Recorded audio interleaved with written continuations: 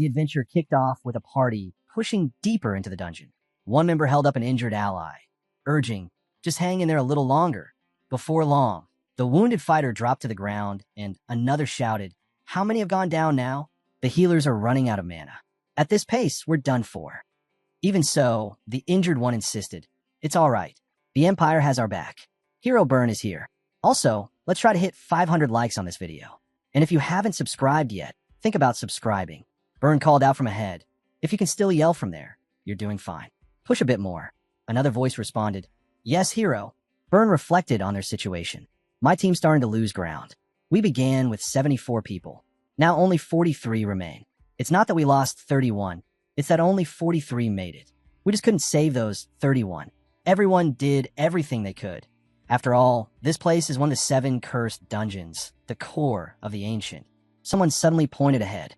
Sir Burn, over there. Burn refocused. They had reached it. The final chamber, the heart of the ancient core. After everything they had given up, this was the end of their path. Countless treasures were said to rest here. Maybe even one of the legendary 36 virtuous masterpieces. And, of course, the lair of the dungeon's master. A low rumble echoed around them. Burn gave the command. Formation. Shields and blades up front. Mages, bring up the light. We need visibility first. The rumbling cut off, and a mage whispered, I'll brighten it more. Stay sharp. Light spread across the room, and a massive creature stood before them, staring straight at the group. Its jaws opened wide, as if ready to swallow them whole. Burn didn't hesitate. Retreat. We can't win this. Sometime later, a skeleton named Patrick spoke up. So let me get this straight. A bunch of humans stormed in while you were asleep, and you still fought them even though you were already worn out. Sounds like you handled plenty. That about right? The dungeon boss, Swallow replied, pretty much. I had to deal with humans and my exhaustion together. Patrick added, all right then. Try to relax for a moment. Patrick burst out, calm down? How am I supposed to calm down right now? You're the boss monster, yet you slept so deeply that humans marched right up to your face. And you greeted them with a yawn? How does that make sense? This is a mindset issue.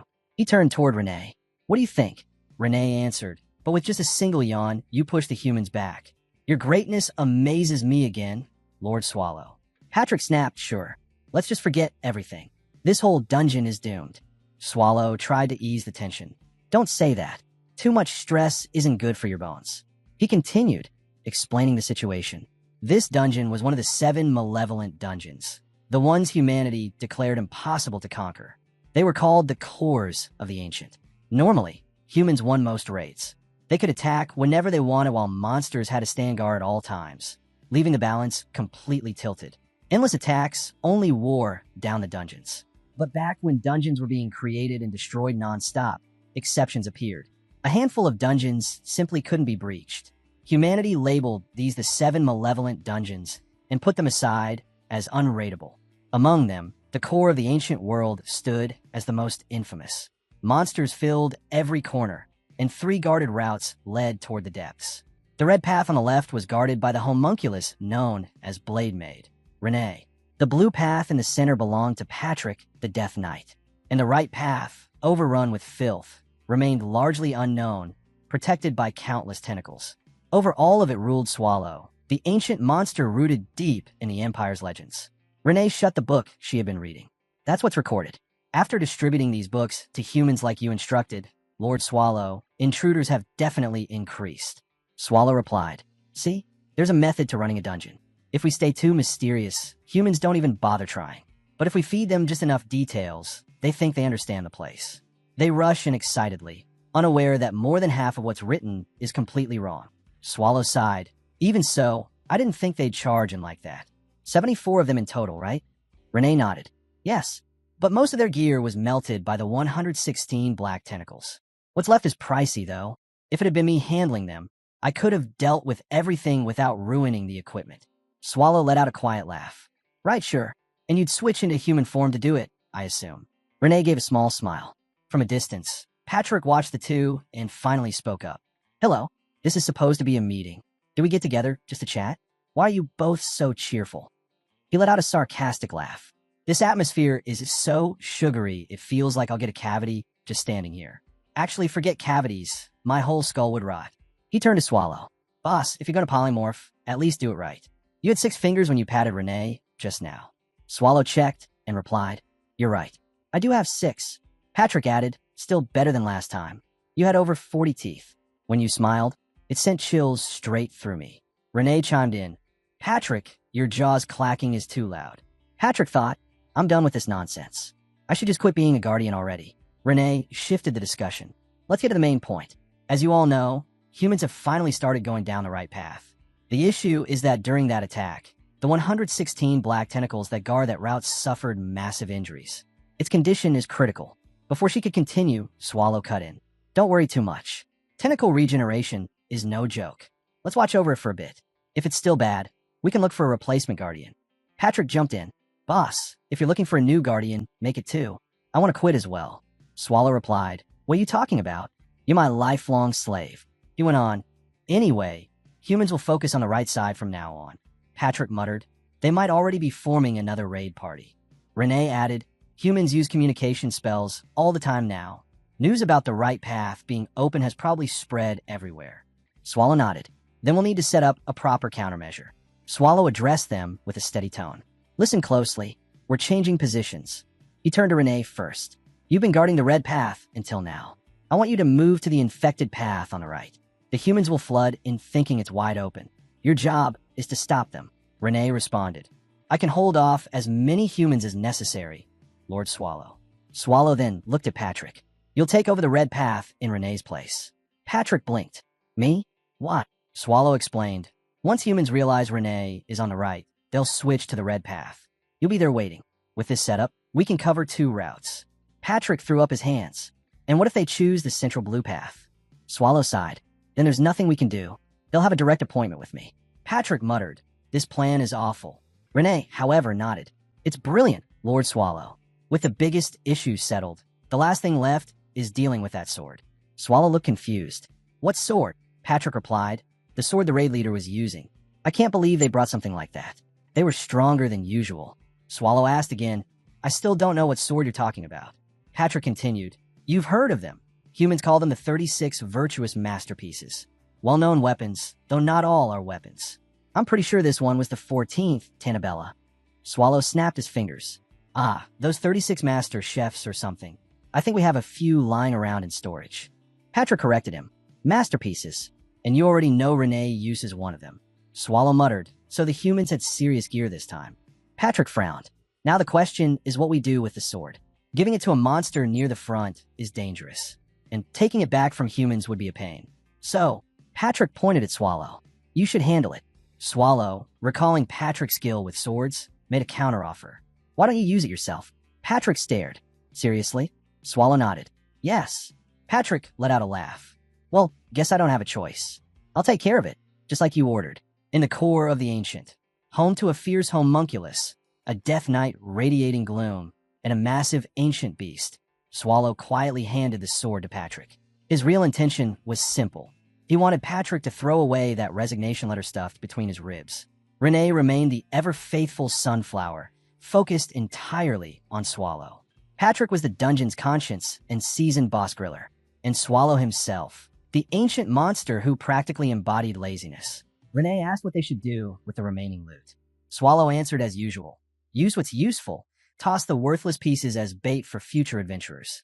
Renee promised she'd sort out the distribution. Swallow accepted the plan. Renee then pointed out a problem. None of the dungeon's monsters needed magic items at the moment. Selling the mana stones would bring good money instead. Swallow wondered aloud if that meant he should visit the human village. Both Renee and Patrick froze at the idea. Swallow asked what was wrong. Patrick explained, "It'd be better if Renee goes. You're terrible at human transformations, and your tail keeps showing." Swallow nodded. "All right, bring back lots of tasty things." The next day, Renee stepped out into the clear weather, heading for the Adventurers Guild in the nearby town. A clerk looked at the mana stone she presented and said, "We can't buy these." Renee asked why. He explained that the stones were larger than a mana stone, something an average commoner would need 10 years to afford. Only imperial magicians or high-ranking tower mages could handle stones like hers. Renee briefly considered heading to the capital or a magic tower, but decided she'd only go to a tower if it were for Lord Swallow. Finally, she announced she would be leaving. "Take care, kiddo," the clerk said. Then he noticed a stone she left behind. "Hey kid, you forgot one." Renee replied, "That's a tip." Thank for the information, human. He muttered. Strange brat. You're human too, you know. When she arrived at the Magic Tower's wing, a representative greeted her. So you're here to sell mana stones. In that case, the guild master is the one you should speak with. I'll take you to the office. Please follow me. As Renee walked behind him, she observed the layout. So the head of the tower stays at the very top. Renee compared the Magic Tower's structure to a dungeon in her mind, but her thoughts stopped when the guide said, this way. Inside the office, the guild master greeted her warmly. Thank you for coming all this distance. I'm Graumitz, head of this branch of the tower. And your name? Renee noted the strong mana coming from him. I'm Run, she replied. Graumitz continued. I was about to dismiss you because you looked like a kid, but the guard told me you brought mana stones. You know our tower's reputation, right? I assume you brought stones suitable for high-ranking magicians. Renee simply said, see for yourself. The moment Graumitz inspected them, his mind raced. These are A-rank stones, and the quality, they're at the highest level. A child shouldn't be carrying this. Who is she? He glanced at her silver hair and remembered one of the Empire's 8 great houses. Could she have run away from that family and brought these stones with her? That would explain everything. A noble lady in disguise.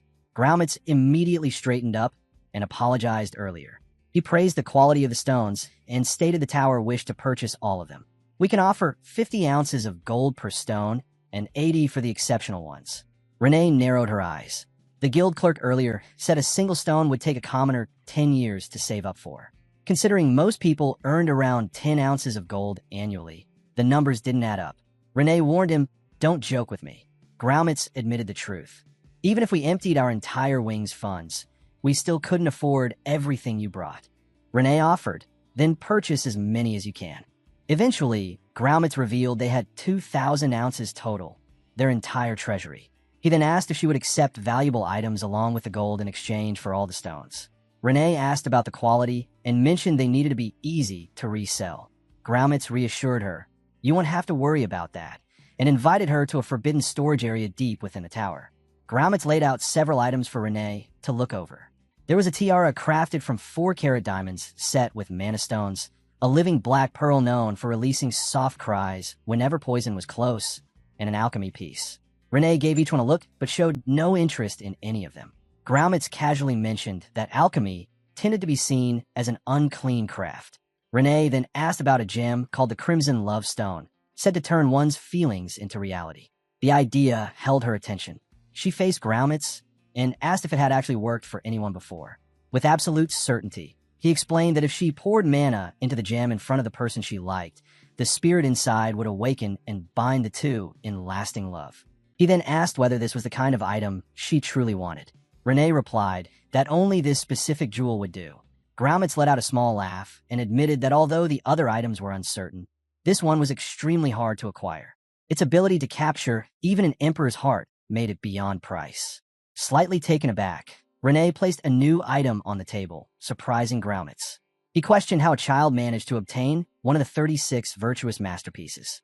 Renee ordered him to gather every mana stone shown earlier, combine them with a masterpiece, and hand over the jewel. After Renee left, a green-haired man with glasses hurried to Graumitz, the guild master of the Magic Tower, speaking through her armor. He was alarmed that she had allowed the heart gem to be taken, insisting that letting the girl walk away with it could cost her life. Graumitz continued examining a jewel through a monocle and brushed off the warning. She cared nothing for the noble girl who made the trade and focused solely on the gem's worth. She coldly stated that both the girl and the one she liked were doomed, and that the curse would erase any trace of wrongdoing. The story then moved to one of the 7 dungeons Renee despised. A castle stood beneath a sky streaked red and black, with ash drifting through the air. Jagged towers overlapped like stacked blades, giving the place a threatening shape. Inside, a red woman armed with scissors and a comb prepared to cut Renee's hair, noting the damaged ends before trimming a small piece away. Renee apologized for arriving without notice and thanked her for the help. The woman, Ursabet Bathory, ruler of Chait Castle, responded that neighbors should support one another. She said she enjoyed having Renee around. Ursabet praised Renee's appearance, leaving her without a reply. Ursabet picked up a comb and casually denied the idea that a homunculus could stay youthful forever. Standing with Renee in front of the mirror, she drew her in and took a moment to appreciate her unchanged appearance. Renee returned the compliment, pointing out Ursabet's fairer tone and gesturing toward the many beauty tools and blood-filled containers in the room, each one hinting at the effort behind her upkeep. Renee then asked what Ursabet thought of how she looked. Ursabet told her she was the most striking girl she had ever seen and labeled her as level A. The words lifted Renee's mood. Ursa rested a hand on her shoulder, tapped her cheek, and told her that no one would be able to turn her down like this. Renee let out a light laugh. Curious, Ursabet asked why Renee was grooming herself so carefully, joking that she might be getting ready to confess to someone. Renee looked into the mirror, holding a heart-shaped ruby, and admitted she intended to confess. Startled, Renee spun around with a bright grin, clearly ready for it. Ursabet froze for a moment, suspecting she was teasing her. When she pushed for the name and heard Lord Swallow, she could hardly believe it. Still doubtful, Ursabet asked if this was some unusual homunculus humor. Renee insisted she was serious. Trying to understand, Ursabet asked what Renee even saw in Lord Swallow. In her mind, he was an unpleasant, messy man who picked his nose. But Renee described him as grand and strong, listing the qualities she admired. She didn't deny that he was lazy, oversized, greedy, and disorganized, yet none of that lessened her affection. At the same time, Lord Swallow lay collapsed on the ground, snoring and drooling, matching every flaw she mentioned. Even so, Renee said those issues didn't matter next to how much she liked him. Ursabet listened and slowly realized that Renee truly meant every word. Renee confirmed it again. Ursabet placed a hand on her shoulder and told her she hoped things worked out, though she also hinted Renee deserved someone better. She gave a small wink, offering herself as an option if Lord Swallow refused her.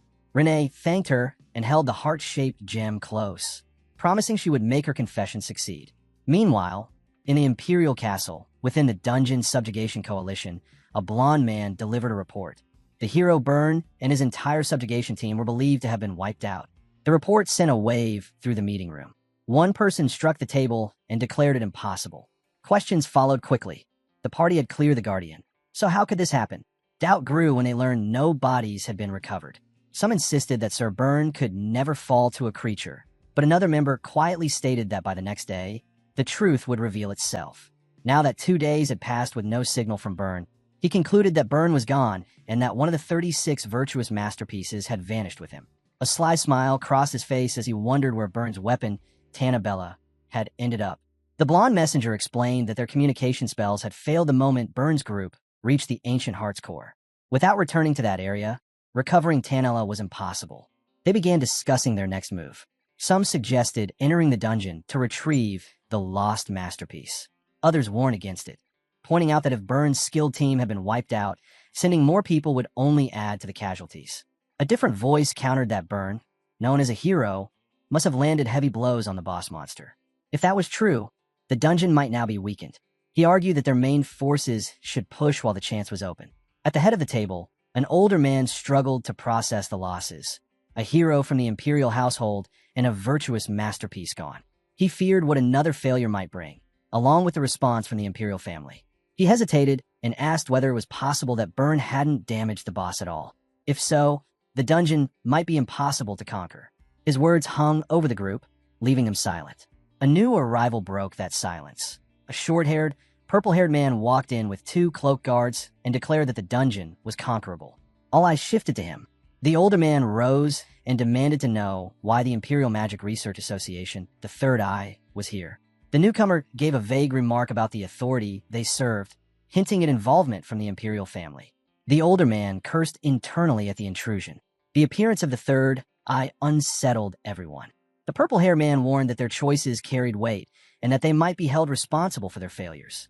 With a sharp glare, he condemned the old man and the others for their incompetence, accusing them of causing Sir Byrne's death and losing one of the Emperor's treasured virtuous masterpieces.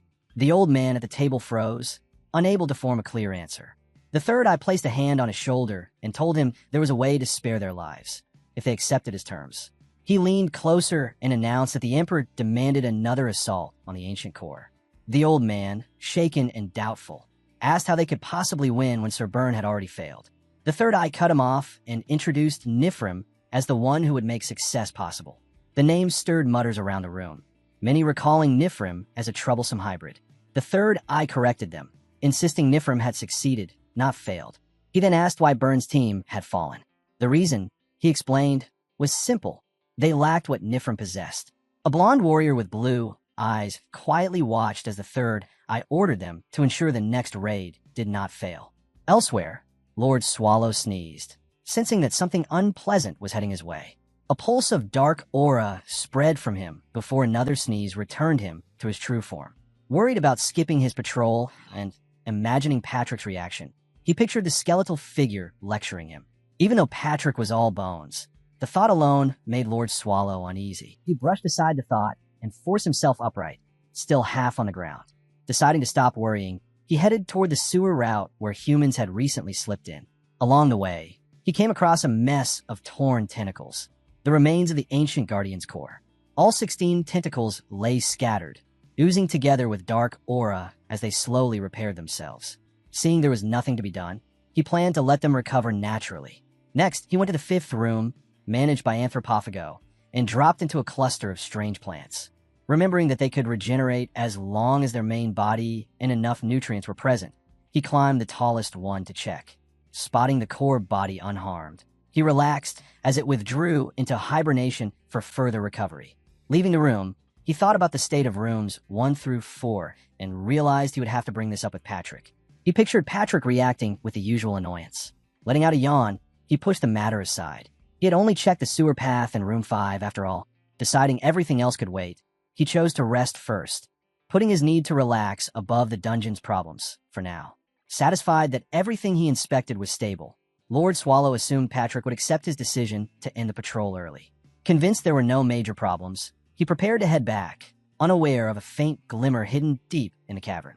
Just as he turned away, a weapon shot past his cheek and buried itself in the wall. Swallow reacted instantly, releasing a wave of demonic aura as he prepared to counterattack. A voice rang out, dripping with hatred toward humans. A figure stepped from the shadows, a young girl carrying several knives, her hair charged with energy. Swallow faced her head-on, ready for a fight, until he realized it was Renee. His aura faded at once. Renee apologized, but Swallow waved it off and pointed out that she looked different today, noting her outfit as she posed lightly. Renee was delighted he had noticed and asked what he thought. Swallow, caught off guard, told her she looked dressed for something important. Privately, he worried she might be quitting, since she wasn't in her uniform. Playing with her hair, Renee confirmed it was indeed a special day and asked if he had a moment. Swallow agreed with a heavy feeling, hoping she wasn't about to deliver bad news. Renee guided him to a hidden corner of the lair where she had set up a small table with 2 chairs. She invited him to sit while she fetched something for him. Swallow, tense about the unknown reason for all this, sat down carefully. Inside, he begged for this not to be a resignation. Renee poured him a cup of smutty tea. Swallow, still braced for the worst, took a sip as she told him this spot used to be her private hideaway, but now it was something they shared. He nodded awkwardly, nerves running high. Then Renee shifted the topic and mentioned that it had been 8 years since he first brought her in. This pulled his thoughts away from his fears. He remembered the chaos of the dungeon raids and how she had risen in rank over the years. He asked about her right eye, showing real concern, relieved that she still hadn't said anything about leaving. Renee told him she was glad she had been able to protect him all this time. Swallow suddenly realized she had spoken in the past tense and panicked, taking it as a sign that she was about to say goodbye. Renee stepped closer, and Lord Swallow's worry surged as he braced for a resignation. Instead, she quietly confessed her feelings. The directness of her words stopped him cold. Unsure if he heard correctly, he stared at her in disbelief. Renee repeated herself, explaining that she had cared for him for the past 8 years. The weight of her confession, paired with the dangerous lives they lived, made Swallow rise to his feet, his tail fidgeting behind him. He acknowledged her feelings, but reminded her of the constant threat surrounding them. He hinted that forming such a bond could bring loss and isolation. Renee trembled at his response, but said she had expected this possibility. She explained she could no longer keep her feelings hidden and that silence had become unbearable. Terrified of rejection, she acted out of desperation and revealed a heart-shaped gem, something she had obtained from the guild master of the Magic Tower. She held it out as her solution to secure his affection. As she stepped toward him with the jewel, Swallow urged her to slow down. Renee hurried to explain the gem's ability, but as soon as Swallow sensed the mana inside it, anger overtook him. Believing the jewel carried harmful intent, he shifted into his shadowed, demonic form and demanded to know why she would use something dangerous on him. Startled, Renee dropped the gem. It hit the floor, shattered, and unleashed a violent curse. In the present, Patrick praised Lord Swallow, reaffirming his loyalty and friendship. He joked about Swallow's ability to scare off humans and mentioned the respect between them. But then Patrick, the skeletal warrior, expressed disbelief at Swallow's recent actions. He questioned how Swallow could drive Renee away and mocked him for treating her no differently than anyone else. Patrick couldn't believe that even Renee had ended up on the receiving end of Swallow's fury. Still in his demonic form, Swallow brushed off Patrick's rattling jaw and asked what he should do now. Patrick pointed out that Swallow had brought this problem on himself. Looking over the broken remains of the red gem, Patrick admitted the blame wasn't entirely on Swallow, but he had contributed heavily to the disaster. Crushing the shards in his bony grip, he confronted Swallow with his share of responsibility in what had happened. Swallow, still disoriented, insisted he didn't remember anything. Patrick offered to help him recall, and the scene shifted back to the moment things spiraled out of control. In the flashback, Swallow was lost in rage. Patrick stepped in just as Swallow was about to strike Renee. Wrapped in a chaotic mix of human and monster form, Swallow lunged, but Patrick grabbed hold of him and tried to restrain him. One look at Swallow's unstable state told Patrick how serious the situation had become. He turned to Renee, who was in shock and unable to think clearly after seeing the ruby's effect. Patrick tried to get her to leave, but she couldn't understand his words. Realizing she was too unstable to move on her own, and that her presence only worsened things, he made a swift decision. He drew his sword and blasted her away from them, sending her flying and knocking her unconscious. It was harsh, but necessary for everyone's safety. With Renee out of immediate danger, Patrick faced the frenzied Swallow. Caught between his demonic instincts and scattered thoughts, Swallow accused Patrick of trying to kill him too. The flashback showed the chaos that had unfolded, leading to Swallow's current remorse and confusion. Back in the present, Patrick finished his recounting. Swallow winced at every detail. Patrick asked if he truly didn't remember. Swallow hid his face with his hands and admitted he felt responsible and confused. Patrick nodded, understanding the weight of it all. They looked at the shattered remains of the ruby. Patrick stated that they needed to find Renee. He reminded Swallow that she handled nearly everything that kept the dungeon running. Monster diets, financial records, general oversight, and that losing her would hurt the dungeon more than losing Swallow himself. The realization hit Swallow hard, and he admitted he hadn't known how much she did. Patrick told him to go after her, lower his pride, apologize, and convince her to return. As Swallow slowly shifted out of his transformed state, he accepted the advice. Patrick stressed the urgency, adding that if it came down to it, Swallow should be prepared to kneel and kiss her shoes to bring her back. Understanding the seriousness, Swallow agreed to fix what he had caused. As he prepared to leave, Patrick handed him a bracelet called Demura, used to steady mana. The bracelet held a green emerald that immediately drew Swallow's attention. Patrick explained its value and warned that, because of Swallow's intense mana reflux and the unusual number of fingers he had, the effect might not work at full strength. Patrick explained that the Demura bracelet might help stabilize Swallow's polymorph state and prevent major mana surges. Curious about how prepared Patrick seemed, Swallow asked, half in jest, if Patrick had predicted the disaster. Patrick replied that he simply found the Demura dropped on the floor and reminded Swallow that the item was delicate. Swallow slipped the bracelet onto his wrist and promised he would take care of it. He also told Patrick to look after the dungeon while he was gone. Patrick corrected him immediately. Swallow wasn't heading out for leisure. He needed to return within 5 days. With humans expected to come back soon, Patrick stressed that he couldn't defend the dungeon alone for long, but he could hold the place for at least that 5-day window. Swallow agreed to keep the deadline in mind.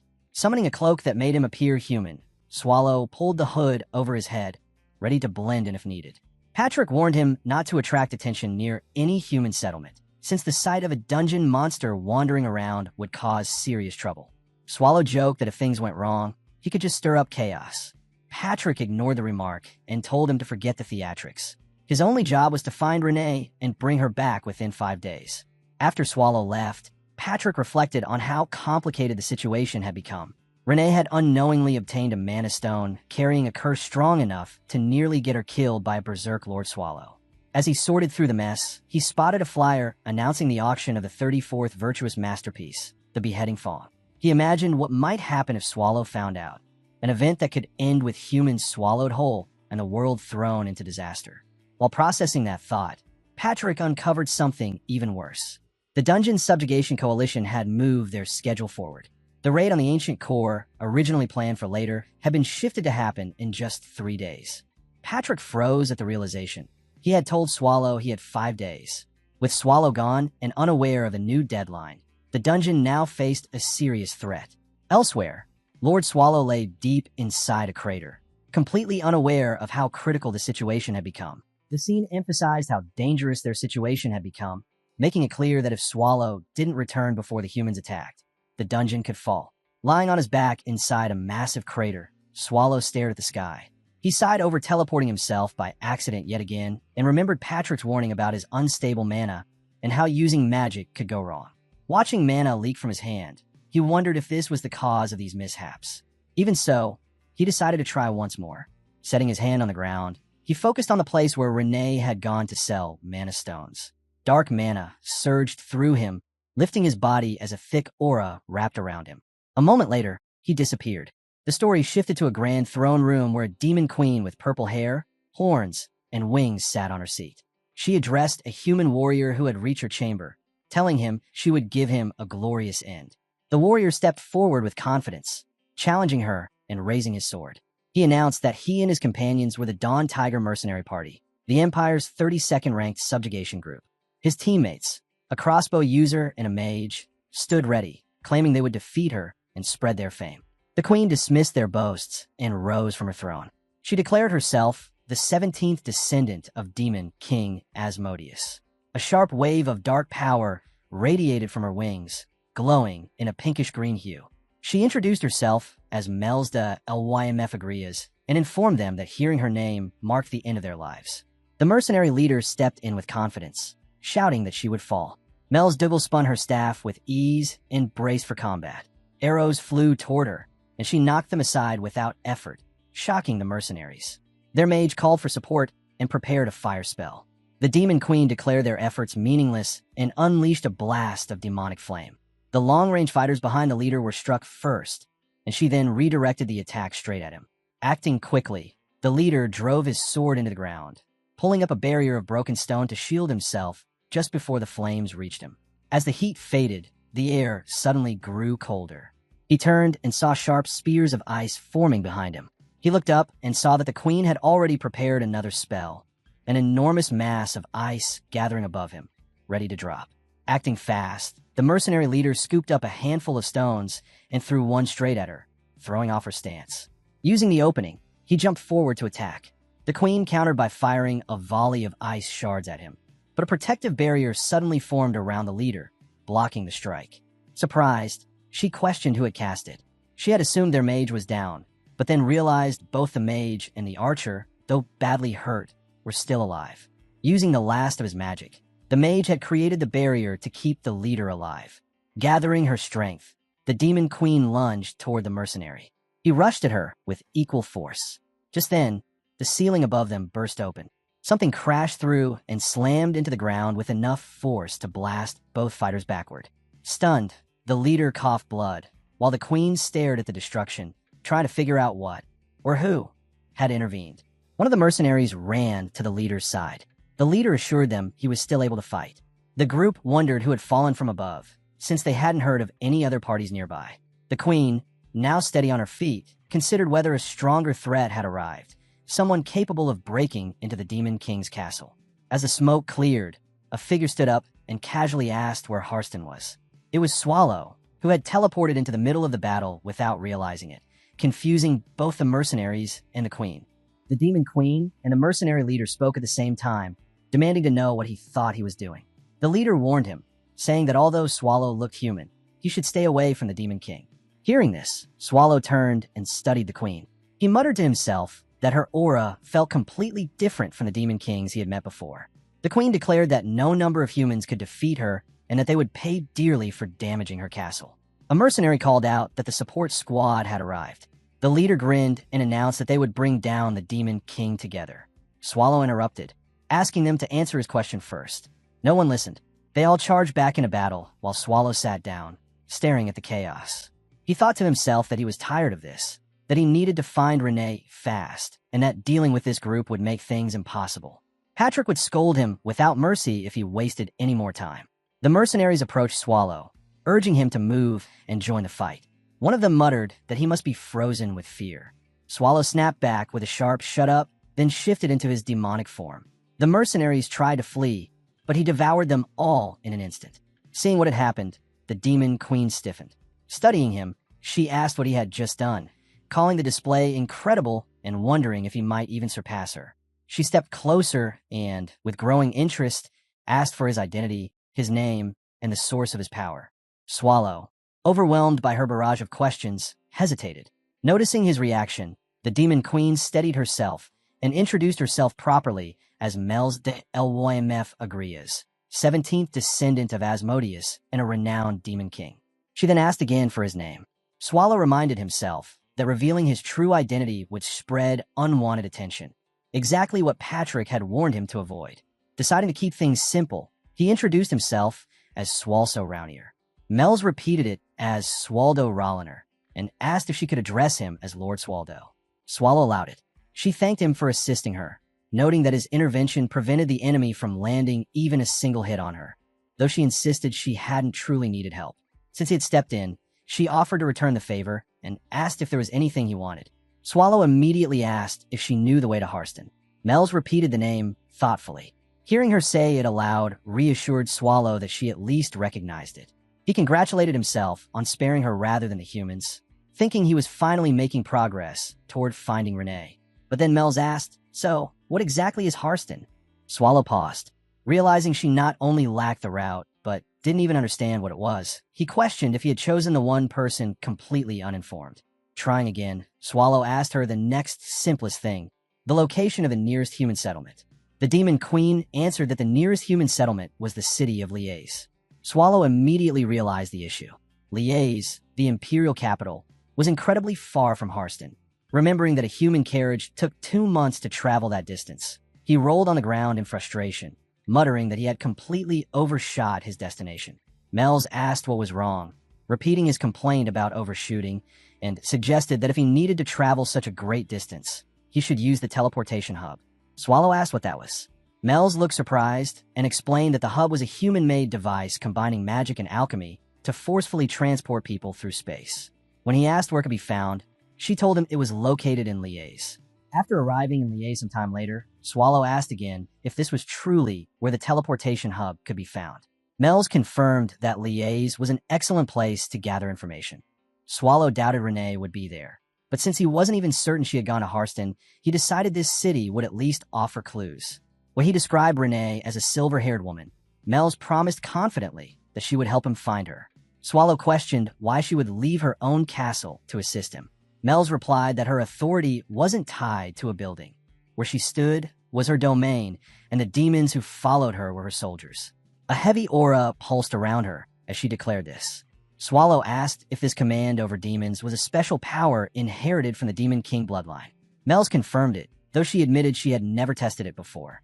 She remained confident she could match her father's capabilities. She casually added that her father's castle, now partly destroyed, was the reason she wasn't bound to it. Swallow apologized for damaging it, but Mels brushed off the structure's importance, complaining about the repeated trouble caused by humans. As they moved through the alley, an unusual partnership began forming between them in their shared search for Renee. Swallow remained unaware that Mel's eagerness to assist him also carried a personal motive. Later, inside a lively tavern filled with noise and celebration, Swallow and Demon Queen Mels sat together with 2 mugs of beer. Swallow studied the full mug in front of him, thinking over their situation, while Mels enjoyed her drink and commented on how refreshing it was. Swallow, unsure why they were wasting time, asked why they had come to a tavern in the middle of their search. Mels finished her sip and explained that human pubs were gathering points, places where adventurers and villagers shared news, rumors, monster reports, equipment tips, and raid updates. She said the trick was listening carefully and choosing the right conversations. As Swallow looked around, trying to understand what she meant by picking and choosing, something caught his eye, a wall covered in flyers. When he went to inspect it, Mels joined him and explained that this was an information board. Swallow examined one of the sheets, and Mel pointed out that it listed subjugation parties active in various dungeons. The system prevented multiple groups from entering the same dungeon at once, since it caused fights over rewards and payment. Swallow took in the information, beginning to see why Mels had chosen this place. Mel then commented on how strange humans were, risking their lives for money, and added that they had little chance of success unless they cooperated. Swallow muttered that this worked out better for them. Mel's paused at the word us and asked what he meant. Swallow stiffened. Mel's leaned in, suspecting something unusual about him. She questioned how he, as a dungeon demon, could freely travel outside when she herself was normally confined to her own castle. The contrast struck her as strange. Trying to avoid the topic, Swallow said it was complicated and asked her not to push for details. Mel sensed that he was hiding far more than he was willing to explain. She let the matter drop and chose not to pry further. Swallow then noticed a new flyer, one referencing his own dungeon. He was relieved to see no active subjugation party listed yet, meaning he still had time. Mel's, teasing him lightly about his height, demanded to see the flyer too. Annoyed but cooperative, Swallow handed it to her. Her excitement rose as she read the posted raid notice for the 7 malevolent dungeon cores of the Ancients. Swallow asked if she actually knew that dungeon. Mel's replied confidently that she did. She explained that it combined the strengths of every dungeon into one, and even humans, foolish as they were, couldn't ignore its power. Swallow told her to hold on and asked if she was even allowed to talk about it. Mel sat down with enthusiasm and announced that it was the ultimate goal of every demon. Among the 7 malevolent dungeons, she said, the core of the Ancient was the strongest, and its ruler, Lord of Creation, the guardian who judged fear, stood above all other core monsters. She named this ruler as Lord Swallow. Swallow wondered to himself if he wasn't more of a landlord constantly dealing with troublesome tenants. Mel's continued, saying the core of the Ancient was her favorite dungeon and that she wanted to grow stronger so she could one day meet Lord Swallow. Hearing this made Swallow sweat, considering she was already sitting right next to him. She said the dungeon's strength was unmatched and that she wanted to become like it. She added that her father had been a true demon king worthy of the throne, unlike her, though even he had been surpassed by certain humans, specifically a young hero named Byrne. Swallow asked if she meant the hero who defeated the demon king. He muttered that Byrne was someone he had no desire to approach, remembering that he had once swallowed that same hero with a single yawn. Mel's explained that she didn't want the same life her father had lived, managing dungeons endlessly. She wanted her demons to build their own and planned to become stronger for that purpose. She asked Swallow if that wasn't a great dream. Swallow smiled and thought to himself that youth had its own appeal. Long ago, farther back than he could properly recall, he had been the same. He once led armies strong enough to dominate the world. He had tried to master every piece of knowledge in existence, more intensely than anyone else. He had spent time with humans he once looked down on and even allowed himself to care for them. For a time, he had given everything to that path. But in the end, he realized it was meaningless. Now, his only ambition was to sleep as much as possible. While he was reaffirming this goal, Mel's had already drifted off under the effects of the alcohol and fallen asleep at the table. Mel's snoring echoed through the tavern, leaving Swallow unsure if she was truly asleep in such a noisy place. She gave no response and continued resting without pause. Nearby, he overheard a man asking his companion if a new subjugation request had arrived. The companion confirmed it, saying he had forgotten to post it the previous day. The first man scolded him, asking how he expected to put up yesterday's notice now, and another asked which dungeon it involved. While holding the sleeping Mel's and asking the waiter where the rooms were, Swallow listened as the man posted the overdue request on the board, telling the crowd to see for themselves. His friend teased him again, warning that he would get fined if Imperial inspectors caught him being careless. The man insisted he was changing it right now. Everyone gathered as the flyer went up. It listed the 7 malevolent dungeons core of the Ancient, an underground limestone cavern in the Great Nia Forest, west of the Empire near Harston. The notice stated that only subjugators formally qualified to clear an Imperial S-rank dungeon or its equivalent were permitted to enter, warning of extremely high danger. The listed party was the Fimor subjugation group of Fimor du Belly, 31 members under leader Nifim, with a completion limit of 72 hours from the date issued. The next morning, in a rented room, Mel sat up with a sore head and yawned. Swallow asked if she was awake, and she admitted she couldn't remember anything. He said he had expected that, then suddenly fell backward in disbelief. She demanded to know why he reacted that way. Swallow stared and wondered aloud if his vision had deteriorated, asking why she looked so small. Shocked, she yelled that she wasn't child. He asked if she had gone through some sort of rejuvenation. She responded by repeatedly striking him and demanding to know why he would say something so rude. Swallow asked who told her to suddenly appear younger and insisted that it had startled him and hurt. She continued hitting him, shouting that she hadn't become younger at all. Covering his face, he begged her to stop. Once she calmed enough to speak, she clarified that the appearance he saw yesterday was her version 2, a form she used so humans wouldn't underestimate her. The one he was seeing now, she explained, was her version 1. Swallow repeated her explanation back to her, confirming that her true appearance wasn't the one from yesterday, but the one he was seeing now. She agreed and then asked why he looked that way, accusing him of eating a late-night snack without her knowing. Swallow only stared at her. She went on, shouting that transformation magic was meant to show a user's potential future form. In other words, when she matured, she would eventually look like her splendid version 2 self. Swallow answered with a plain, okay. She demanded to know if he understood, and he replied, okay, again. She insisted his response lacked any sincerity. Swallow said they should probably start by getting new clothes. She told him to stop treating her like a child. He answered, all right, but she declared she wouldn't forgive him so easily. The scene shifted to the Harston estate, where tension had begun to build. A subjugation group from Liège, led by Nifrim, arrived at the gates and announced that they were there to subdue the core of the Ancient. Inside the mansion, someone asked who had sent the official documents. The butler reported that they had arrived yesterday, signed by the Third Eye under the name of Harston's lord, Earl Cursed. Everyone knew the Third Eye operated directly under Imperial authority. For a B rank or higher dungeon, formal permission from the local lord was required before entry. Yet the papers seemed to bypass that entirely. The Earl wondered aloud whether it was even a request at all, or simply a command. Because it came from the Imperial family, he realized he could not refuse them. Earlier, he had asked his butler whether she believed the subjugation party could truly suppress the core of the Ancient. She shook her head. The Earl agreed. The group was far too weak for such a mission. And as for their leader, Nifrim, he had never heard of him. He questioned what the Third Eye was thinking. If the party recklessly tampered with the core of the Ancient, it would be his territory that faced the consequences. He considered bringing in a stronger subjugation party instead, but he needed one he could trust. His butler hinted that the solution might be closer than he realized. The Earl immediately knew she meant the Magic Tower's wing division. If the wing was involved, then it could work. He recalled hearing that even for a rising A-rank tower, attempting to suppress the core of the Ancient was madness. But if the rumors about their capabilities were true, there was a chance. His thought made him grin. The Earl also knew that in the right corridor of the dungeon, where even the Guardian had been defeated, the only monster remaining was the boss who had faced Hero Burns' party, Swallow.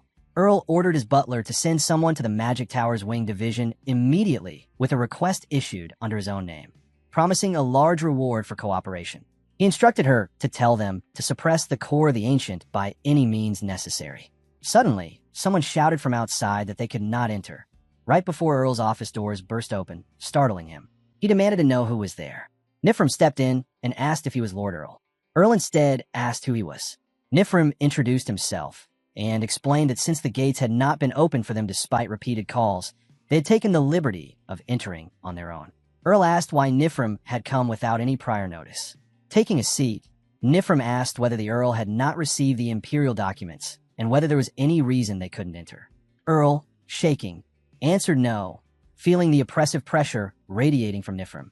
One of Nifrim's companions spoke up, reminding Earl that they were guests and questioning why he looked so tense. She told him to smile and demanded something sweet, tea, snacks, and chocolates, so he should provide them immediately. Clenching his fist, but unable to protest, the Earl ordered his butler to prepare the refreshments. A moment later, the Earl asked Nifrim why he had come to see him. Nifrim replied that they were here to crush the core of the Ancient. The Earl pointed out that it had only been a day since the official papers arrived, and noted how quickly they had moved. He asked when they planned to depart. Nifrim said they had intended to go today, but something had come up, so they would likely go tomorrow. He asked if that was acceptable.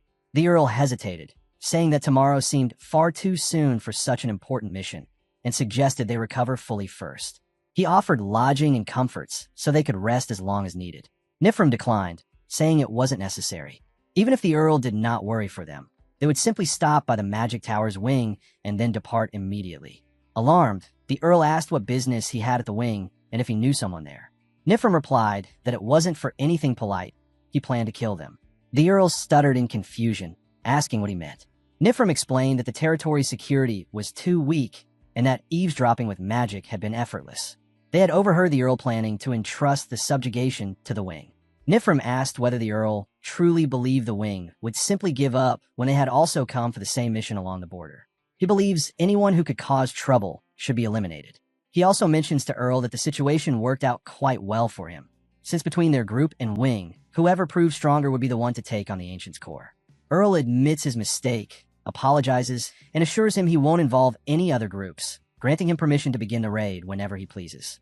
With a faint grin, he picks up a cookie, asks Earl to confirm, then takes a bite, saying that it's an honor to be favored by Earl Atark. Meanwhile, deep within the core of the ancient dungeon, stone figures shaped like humans stand motionless. Patrick cuts through their necks effortlessly, knowing the others will be arriving soon. Elsewhere, in Liège, Swallow and Mel stroll down the street. Swallow spots something ahead, finding it oddly familiar. Mel's points ahead, saying that it must be the place. Swallow approaches a guard and asks for directions to the teleportation hub. The guard informs him that if he means the hub, it's still quite far. What they see now is only the entrance. The hub itself is inside a castle located just outside the Imperial Palace. To reach it, they need to pass through 3 more castle walls. Swallow asks how long that would take. The guard replies that if they walk, it'll take about a week. Both of them are stunned, leaving the guard puzzled as he asks if something's wrong. Swallow realizes time is running out. At this rate, he'll never find Renee before Patrick escapes again. Mel's quietly suggests they use flying magic, but Swallow refuses, warning that releasing mana would alert the humans. He isn't sure what might happen if they're discovered. Just then, a voice interrupts, saying they seem to be in a bit of trouble. An old man steps forward, apologizing for overhearing and asking if they're headed to the hub. Mel's confirms and asks who he is. The old man introduces himself as Belver, the flying coachman. She asks what he means by that, and Belver gestures to a large object nearby, something with wings. He explains that it's an abandoned 4th-generation homunculus, a relic from the Empire's old artificial angel creation project. He says he gets it, while Mel's eyes the creature and quietly thinks it looks awful. Belver continues, explaining that the thing is sturdy, obedient, and capable of flight, but it was discarded because it failed at its original mission, the downfall of the Church. Mel's then asks if human homunculus experiments have finally stopped. Belver shakes his head, saying the Empire would never let go of such power, and rumors still circulate about homunculi being produced somewhere on a massive scale. Swallow asks if they aren't usually grown in huge flasks. Belver answers that those were from long ago, the method used for the 1st generation around 150 years back. That makes Swallow pause, realizing just how long it's been since Renee was born. Mel's climbs into the carriage, noting that it looks sturdy enough. She believes Belver's story and asks how long it'll take to reach the hub if they ride it. Belver says the flight is 3 hours and inspection takes 1 hour, so 4 hours total, since every castle wall requires mandatory checks even for flying transport. Swallow asks the price, and Belver tells him it'll be 8 ounces of gold for both of them. They're stunned. 8 ounces of gold equals 800 ounces of silver. There in the night before cost 8 ounces of silver. This ride was 100 times more expensive than their lodging. Mel's apologizes, saying she doesn't have that kind of money. Swallow tells her he doesn't either, until something clicks in his pocket. He pulls out a folded sheet. Inside the letter, Patrick calls him their clumsy boss and says a day will come when he'll appreciate him. Along with a note, several gold coins spill out. A short while later, they're already seated inside the flying homunculus. Mel's calls his name, and he asks what she wants. She asks who gave him that much money. He yawns and says it must have been someone from the dungeon who slipped it to him without saying anything. She studies him, then asks how a dungeon monster like him can walk around so freely. He jokingly asks if saying he got kicked out would satisfy her. She then asks if the one he's searching for is also someone who got thrown out. He says it's something like that. Mel's admits she's the bit envious, because even after leaving the dungeon, he still looks after his companion. She wishes she had someone like that too, someone to care for, and someone who'd care for her. He simply responds, asking if that's how she sees it. In the District of Gold and Entertainment, Swallow asks the attendant if he's really saying they can't use the teleportation hub right now. The man confirms it and apologizes for the trouble. Mel's admits she never expected this and feels embarrassed. The attendant explains that if their business isn't urgent, they should return around 8 p.m. The hub is shut down today to protect the security of the auction. Once the auction ends, VIPs will be using the hub, so the higher-ups might permit access if they show the paper he hands them. Swallow asks if they're closing the entire hub for a single auction. The man replies yes. He adds that a very rare item is being displayed this time. The beheading fong, which had been missing for years, suddenly appeared a few days ago. To prevent anyone from sneaking into the auction house through the hub, they shut it down for an hour. Mel's nods, saying she understands, and compliments the drawing on the flyer. Swallow, meanwhile, stares at the illustration of the beheading fong, certain he's seen it before. Then it clicks, his associate used the exact same weapon. The attendant asks if he's sure, and Swallow insists it's identical. He asks if it's the type that transforms into a huge blade when gripped tightly. The man says he isn't sure, but believes Swallow must be mistaken. There's only one beheading fong in the entire world. Hearing that, Swallow freezes. If only one exists, then it has to be Renee's weapon. But why would humans have it? It doesn't make sense. Not even the bosses of the other 7 malevolent dungeons would dare cross Renee. Humans shouldn't stand a chance. She's powerful enough to be known as Blade Maid Renee. His body gradually shifts back to its original form as he pieces things together. He remembers Renee leaving without a blade. She wore frilly clothes with nowhere to hide a weapon. She even threw a blade at him when she mistook him for an enemy. Now, he wonders just how many weapons Renee still has left. Renee never fought humans with fewer than 5 weapons. Swallow knows Patrick is powerful even without a blade. He only becomes stronger with one. But Renee is different. Take the blades from the Blade Maid, and there's nothing left for her to fight with. Mel's calls his name, frightened as his body shifts back into its original form. But he doesn't hear her. His thoughts spiral. Did mere humans actually kill Renee? If a human killed her, then he should wipe out whoever was responsible. He mutters, asking Renee if she wouldn't agree with that. Mel shouts for him to calm down. She grabs his arm, trying to pull him back to his senses, demanding to know what's going on. With a harsh, steady tone, he tells her he'll ask only once. Is there truly only one beheading fong? The one among the 36 virtuous masterpieces? Sweating, she says that according to everything she's learned, yes, only one exists. She asks why he's suddenly bringing it up. He replies that he's been searching for it because it belongs to his friend, and he must find it. He pulls his arm away, telling her she doesn't have to help him anymore. Short as their time together was, he thanks her for it. Then he says he knows the way back to Harston and can go on alone. It's best for her to leave quickly.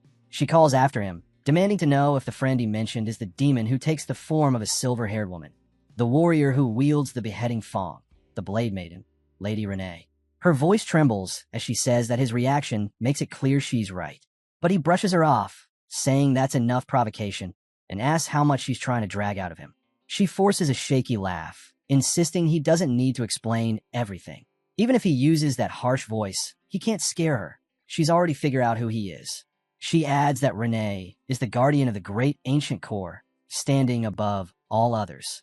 If Swallow calls Renee his friend, then, by that logic, he must be the master of the ancient core, the great Lord Swallow himself. The realization hits him, and his anger evaporates. He admits it, and Mel says she already knew. He lets out a sigh, though inside he feels nothing but discomfort. She laughs, telling him to look at himself. She caught him perfectly, but he shouldn't worry because her deduction skills are flawless. Then, in a shy tone, she says she can guess exactly what kind of reckless thoughts were running through his mind. Because of that, she's going to help him, and he has no right to refuse. He asks if she's really basing everything on such flimsy reasoning, especially when he's only ever claimed to be on par with a Demon King. She answers that it isn't logic that becomes a Demon King. It's the Demon King who decides the logic. He sighs again, thinking she's taking things way too far. She calls him Swall, saying that just moments ago, he was terrifying. Strange things were shooting from his back, but now that he's calm again, she's relieved. She declares she'll be assisting him from now on, so he shouldn't worry. Then she makes him promise never to use that voice to say things like that ever again. Later, on the day of the auction, nobles file in through the main gate. At the same time, in the back entrance, a guard waits. Nothing shows up, and he wonders why he's even posted there. Then he hears a greeting. Mel's, and a refined version of herself. Step forward. She tells the guard they wish to enter the auction through this entrance and asks if that's allowed. Stammering, the guard says they may pass, but first he needs their names. She introduces herself as Mel's of House Agria and the man behind her as her attendant, Swallow. The guard asks them to wait while he checks the list. After a moment, he apologizes. Her name isn't on the guest list. Mel's comments that it's odd and asks Swallow if he happens to have the invitation with him. The guard, confused, asks what invitation they're talking about. Swallow steps closer, saying he has it right there. But the guard tells them that no invitations were issued for this event. Swallow suddenly drives his fist into the guard's face, knocking him out. He calls it the guard's invitation to the afterlife, then turns to Mel's and asks if she couldn't have picked a different outfit. She fires back, asking why. Was he scared he'd fall for her dazzling self? He tells her she's a kid and should dress like one. She erupts, yelling for him not to call her that. He shrugs and says fine, they should move, but she keeps shouting, demanding he take it back immediately. Meanwhile, inside Chait Castle, Renee lies on a bed, thinking she can never return to the ancient core again. The scene shifts back to 80 years earlier. The region near the forest of Grapenia burns. Swallow apologizes to Grapenia, stunned that humans dared start such a blaze. He wonders if the forest will recover and if its joy will return, especially since they took vengeance on the humans. Earth spirit Grapenia, the owner of the forest, sits on the ground, furious, holding the severed head of the human who caused the fire. Swallow considers the ancient core that lies beyond the forest and thinks about staying on Grapenia's good side. He asks if all the humans responsible are dead and assumes Grapenia's fury will fade in time. Yet he can't help being curious. If a homunculus, something humans created but not truly human, witnessed everything, should it be killed too? He turns to the homunculus and tells her that her master's final words were that she was free to leave if she wished. He makes it clear he won't help her escape. Whether she dies inside the burning forest or outside of it is her choice. The homunculus, named Lello, listens silently. Swallow mentions that Lello's master had been searching for a maid named Lello, and since there were no other maids present, it must be her. But his moment of mercy ends there.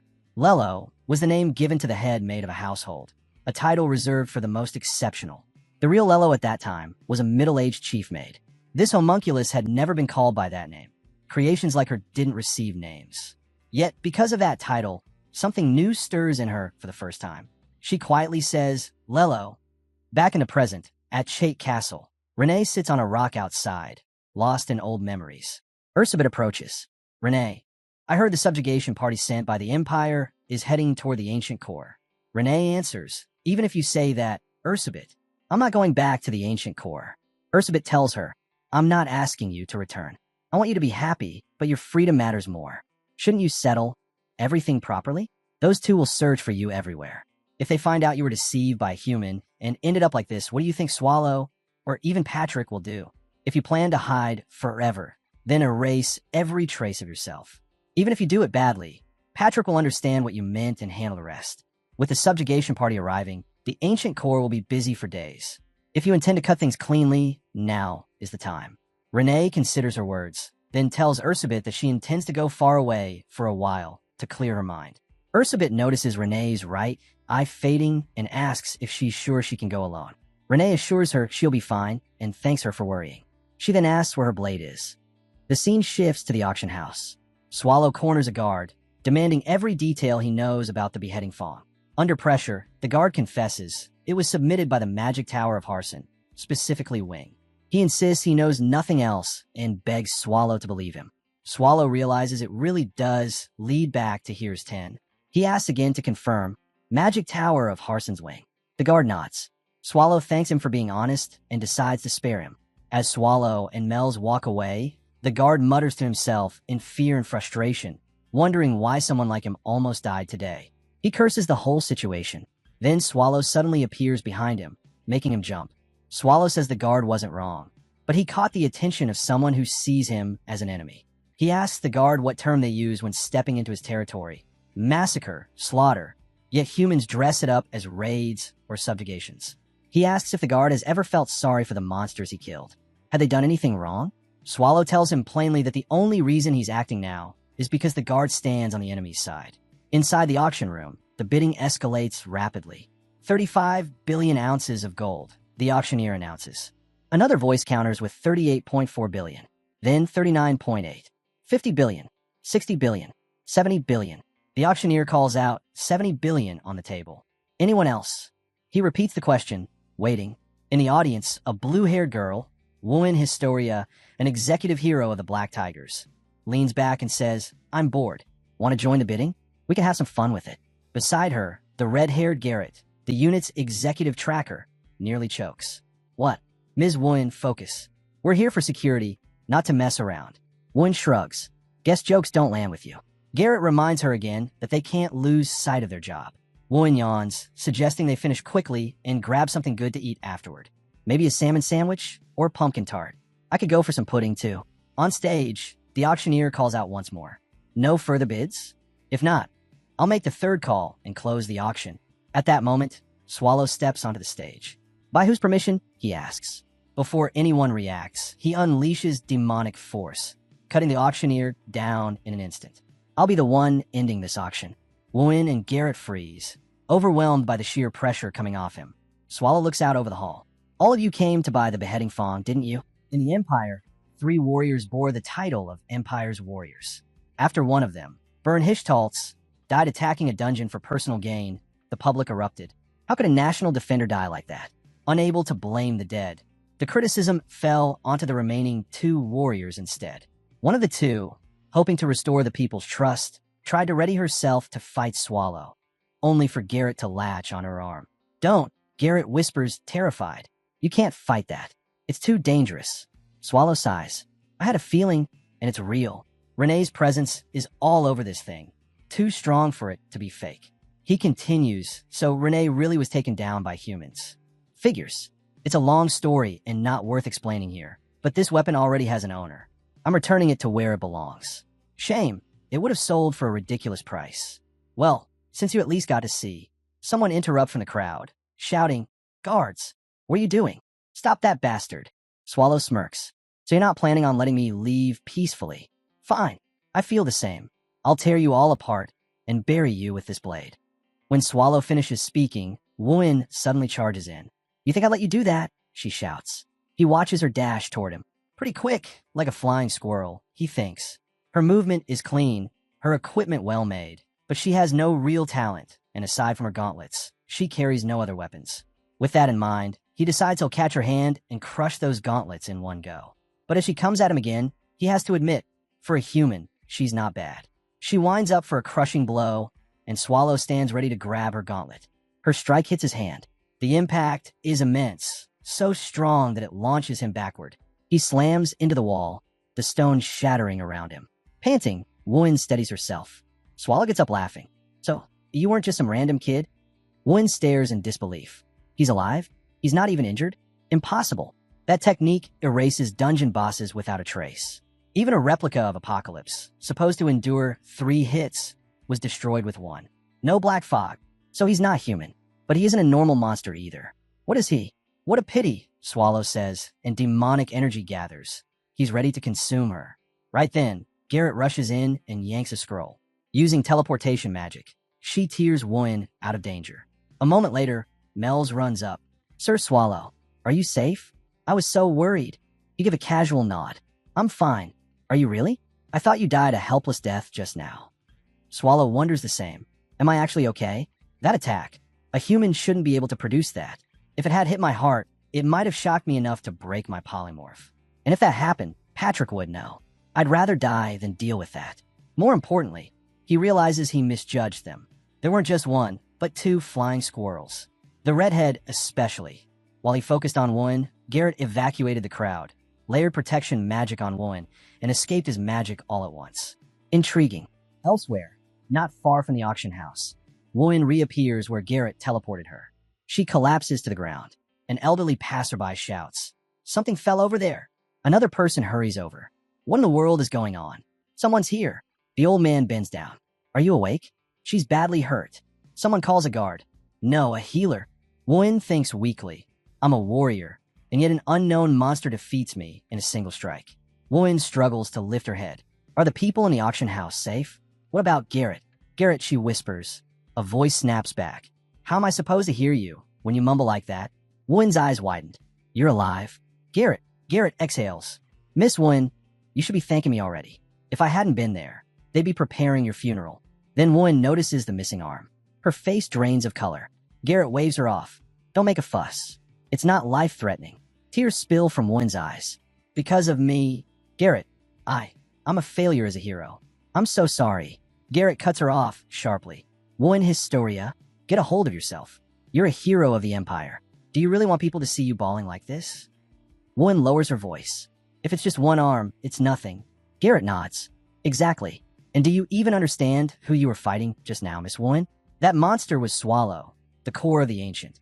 Wun stares at her. What? Don't joke. There's no way that monster would come here. Garrett replies, serious and unwavering. I'm not joking. I don't know why he's here, but I'm certain.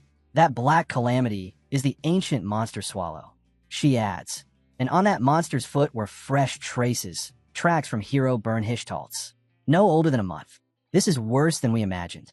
If this continues, the Empire may collapse. Wun gasps. If he's really Swallow, then we have to stop him.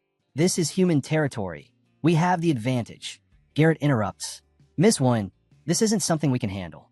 You felt that power firsthand. We can't win. Not like this. She continues. We need help from the Demon Subjugation Coalition and must report this to the Imperial family. I'll move ahead first. In my condition, I can't teleport both of us. She places a hand over her wound and whispers a weak healing spell. Whispers of light, cure. A faint glow settles on Wun. This won't heal you fully, so don't move around. Stay here and wait for me. But we don't know when that monster will attack again. Wun protests. Garrett pleads, please wait. Just this once. And with that, she teleports away, leaving Wun alone with the echo of her fading magic. Inside the ruined auction hall, Swallow weighed his options. So troublesome. Do I chase the ones who got away? Or head straight to Here's 10? Removing risks might be smarter, but I've already secured the beheading fawn. I should leave it at that. And more importantly, I still need to find Renee's body. He turns to Mel's. Let's get ready. She answers quietly. Okay. He studies her. What's wrong? Nothing, she says. It doesn't look like anything. She hesitates before speaking. Sir Swallow, you really are strong. I thought I understood that when I saw you at the Demon King's castle. But the more I learn, the stronger you seem. You said you were Ms. Renee's friend, but you're far stronger than I imagined she was. Am I wrong?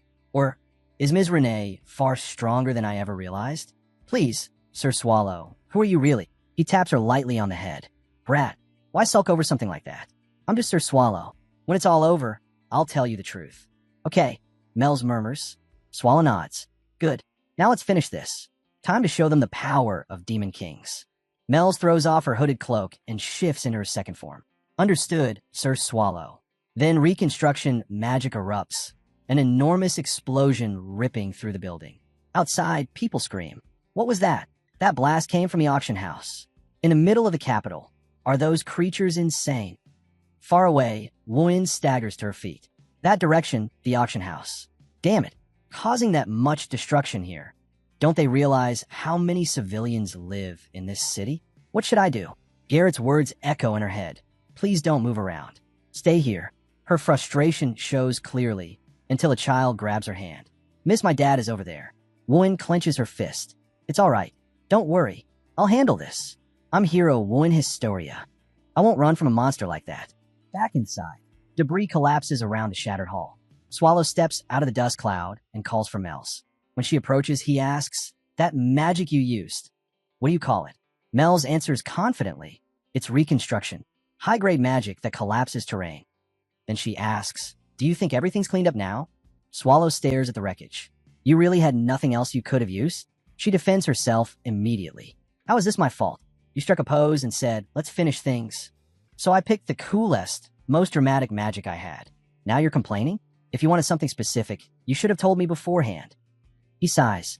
I trusted you to use your best judgment. She laughs awkwardly, and Swallow thinks this is getting troublesome. Then he asks, you remember the path to that hub, right? She nods. Perfectly. Good. Humans will gather there for sure. Handle it. I'll leave the preparations to you, so I could go to Here's 10 the moment I arrive. Got it, she says, then asks, Sir Swallow, you keep saying Here's 10. Where is that exactly? Swallow turns to her. You know where the core of the ancient world is, don't you? She brightens. Of course. I always say it. My favorite dungeon is the ancient core. He cuts her off. It's the town closest to that.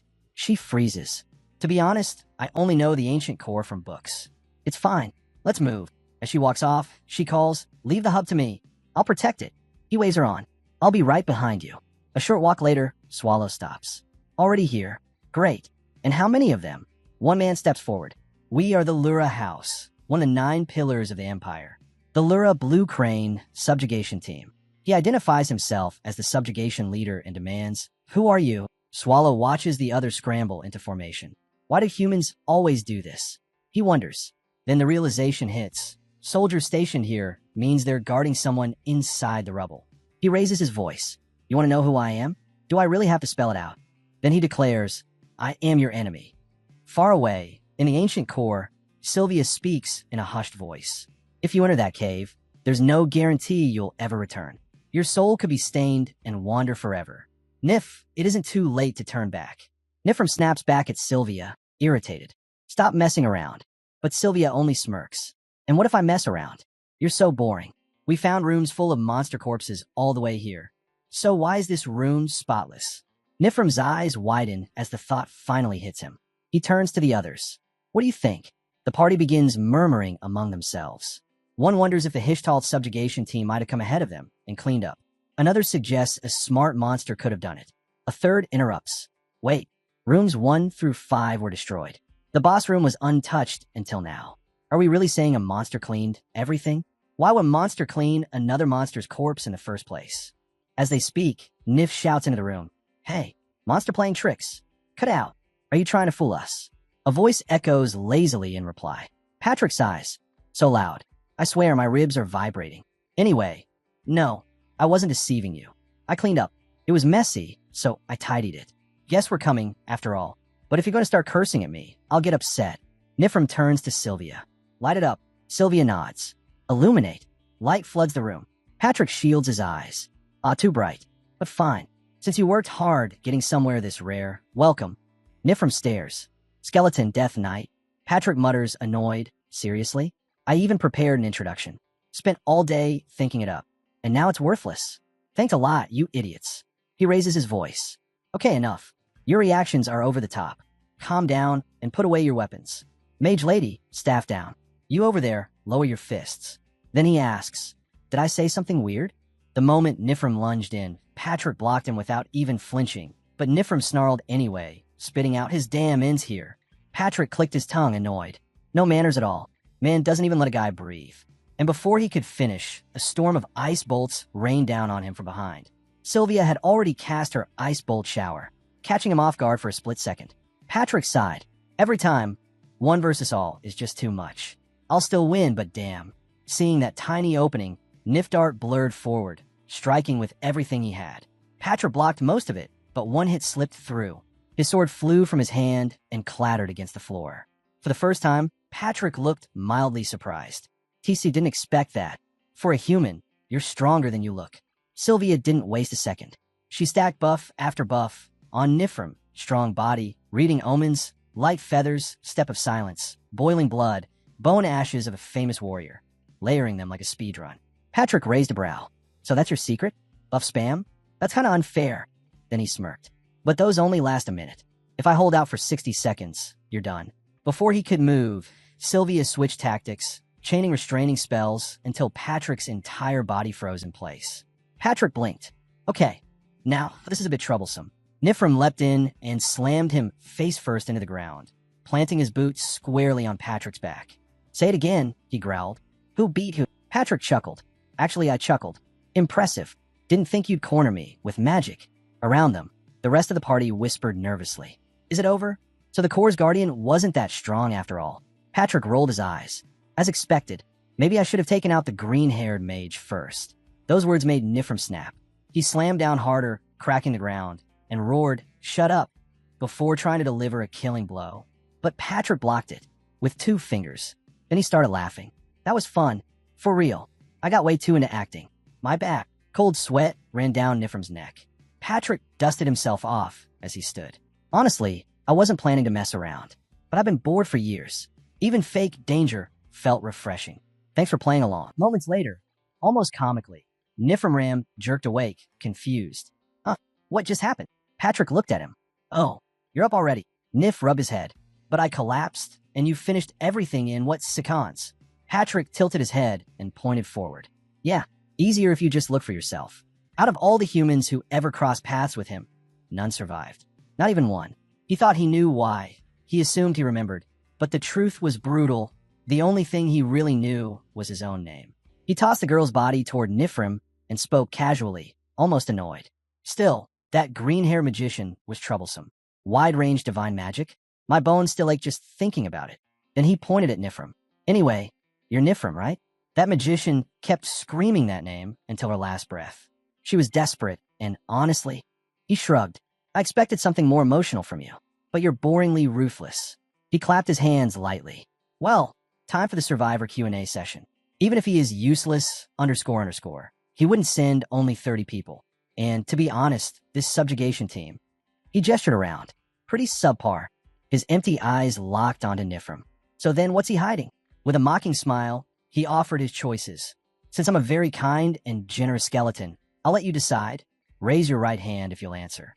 Raise your left if you won't. Nifrim moved. A wise choice, the skeleton said. Tell me everything, and I'll give you a clean, painless death. Nifrim lowered his head. I can't believe I'm cursed like this too. The skeleton nodded. I respect your decision. So, please die slowly. He stabbed Nifrim through the back and walked away without even watching him fall. When am I ever going to finish cleaning up all of this? He muttered. Still better than last time. A little while later, he stopped walking. Is he gone? He turned towards Sylvia's corpse. For a moment, he almost looked remorseful. Sorry, but I still need to live. Then he began consuming her body, bones cracking, flesh tearing, each sound echoing through the battlefield like something out of a nightmare. Hidden in the shadows, Patrick grimaced. What an unpleasant noise. He'd suspected something was off from the start, and now the truth was right in front of him. Did eating corpses make the skeleton stronger? Did it heal him? Did it stack with every body he consumed? Was it limited to humans? Was it magic? Alchemy? Something else entirely? While Nifrim continued devouring everything in sight, Patrick stayed still, analyzing every detail. With this many corpses, he could take his time, test theories, observe patterns. But even as he watched, his mind drifted. Where's the boss anyway? Hopefully he's not doing something weird in some ridiculous place. The scene snapped to the capital, Liège, where Swallow stood alone atop hundreds of lifeless bodies. A mountain of corpses beneath his feet. When Woon approached, her face stiffened. What is this? Swallow slowly turned toward her, eyes empty. Are you here to die too? She shook her head. No, I'm here to win over Historia, the hero. He raised a brow. I never asked who you are. Then, almost amused still, I like your spirit, but you can't defeat me. Woon didn't hesitate. Even if that was true, she had to stop him. She launched a crushing blow, but this time he caught it effortlessly. With an exhausted sigh, he said, You'll only get one attack in. His fingers tightened around her gauntlet. Go on, try to break free if you can. Woon clenched her teeth. She knew she couldn't beat him, but could she buy time? He smashed her into the ground. The earth shattered. Blood spilled from her lips. But even as her body trembled, she held onto her conviction. She was a hero, and a hero protects. Swallow lifted her by the collar. Is that it? Still coughing, she forced out her answer. My name is Woon Historia. I won't lose. I will protect my people from you. She swung again, and her attack did absolutely nothing. Being a hero means protecting the innocent, she said, breath shaking. Swallow nodded slowly. Then congratulations. Your sacrifice wasn't meaningless. I'll remember your name. Oh, I'm not sure for how long. He admired her stubbornness. And then, almost kindly, I'll give you a painless death. Before the final strike landed, Shing, an attack slammed into him from behind. Woon fell free. Swallow paused. And who are these sausages popping up one after another? A woman stepped forward, bowing slightly. I apologize for the rude method, but I had to save Ms. Woon. Swallow gave her a deadpan stare. Oh, and would you forgive someone who says sorry after smacking you on the back of the head? Ignoring his mockery, she introduced herself politely. Please accept my belated greetings. I am Arl Ethelbria's Arl Livison, member of the Black Tigers. It is an honor to meet the almighty Lord Swallow. Swallow blinked. Did you just call me Lord Swallow? How do you know? She smiled too confidently. I have a talented subordinate. They recognized you. Something about that smile felt off. Swallow rolled his shoulders. Fine, but I'm in a terrible mood right now, and you're wasting my time. If you plan to attack after spouting all that nonsense, then hurry up. Arlives shook her head. You misunderstand. We wouldn't dare challenge you, Lord Swallow. They made it clear they weren't here to fight. They came to offer a deal. Swallow stared at them, bored. A deal? With me? I've got nothing to regret. Better watch your mouth. Insulting me won't earn you an easy death. Arlives swallowed nervously. She knew this was a gamble with the entire Empire's survival on the line. So she revealed her hand. The original owner of the beheading Fong is still alive. Swallow's eyes narrowed. She continued carefully. I assumed you didn't come all this way just to pick up a legendary artifact, Lord Swallow. We came to help you achieve whatever you desire. He tilted his head. And what if I told you I don't need anything? Still willing to assist me? A pause. Sweat. And what? He added with a cold smile. If I came here out of boredom, what if my real goal is to wipe out every human alive? Her face drained. So, your plan is destruction after all? Then, is it even worth helping you? Swallow stepped closer. You want to avoid destruction, right? Then find out where the owner of that relic is. She immediately bowed. Understood. She signaled someone behind her. Garrett stepped forward. Garrett approached respectfully. Yes, Lady Arlives. Lord Arl. She reminded Swallow. He might have met me once before. To locate someone, I must track the traces they left behind on objects. So, with your permission, may I inspect the beheading Fong? Swallow's voice dropped to a threat. Fine, but if you try anything stupid, you won't lose just one arm. Understand, she said quickly. Garrett placed his hand on the Fong and concentrated. Then his eyes widened. Someone left an overwhelming amount of traces on this. They're too far to pinpoint, but they're heading west, opposite of Lyre's Imperial Palace. West, Swallow muttered. That's toward Harston. That was enough. Renee, you're still alive. For the first time in a long while, he exhaled in relief. Thank you, he said quietly. I owe you. Arl bowed. It was an honor. Swallow turned and began walking toward the teleportation hub. Move, he ordered anyone in his path. When he arrived, Arlive spoke up behind him. Sir Swallow, you're a little late. He stopped. A sea of corpses lay piled in front of the hub. She gestured around. Look, I kept my promise. She had defended the teleportation hub, and the carnage proved it. With the battlefield finally quiet, Arlives wiped the blood from her cheek and exhaled. With this, I think it's fair to say I've returned your favor. Swallow nodded. Yeah, that's enough. You worked hard. Thank you. He turned to the teleportation hub. Let's see, how do I use this thing? The coordinates were set for Here's 10. All he had to do was infuse mana.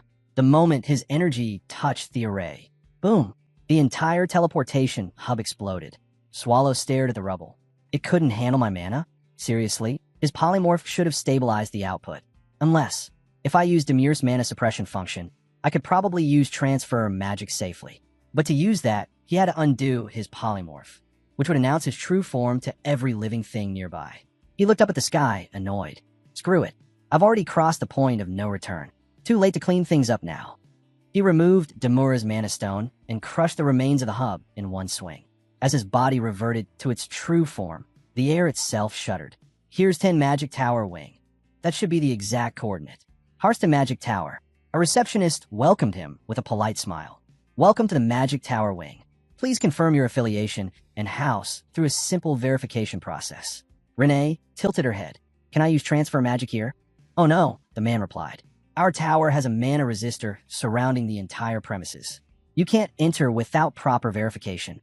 She smiled sweetly. Then it looks like you can't escape death.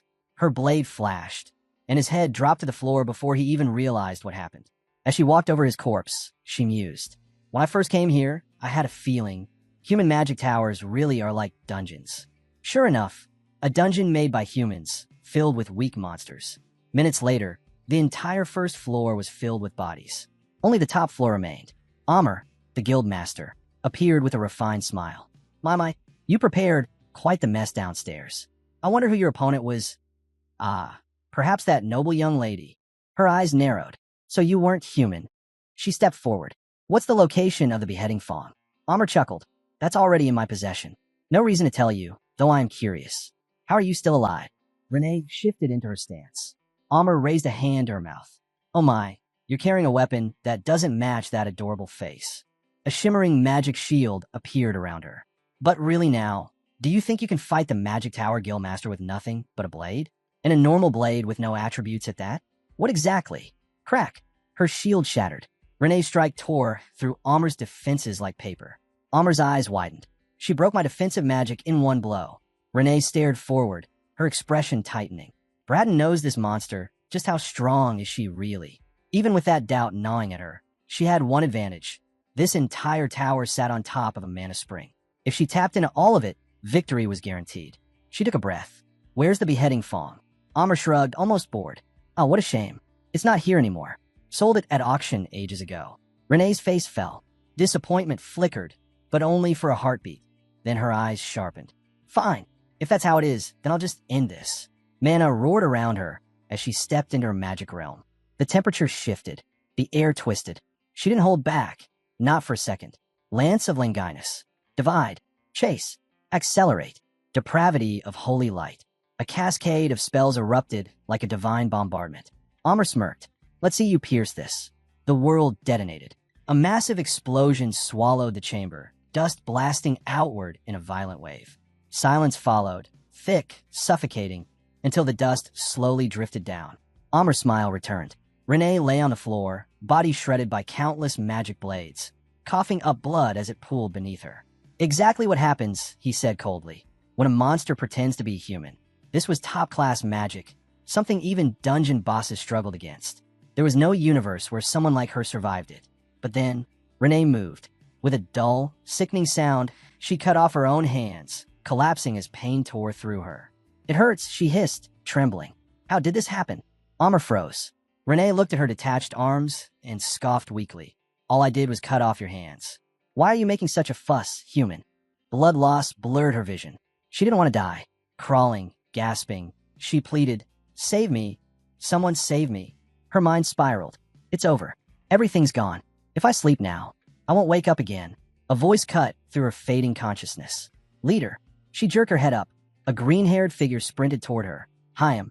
Leader. What happened? Hold on. It's Hyam, right? She whispered. Just stay with me.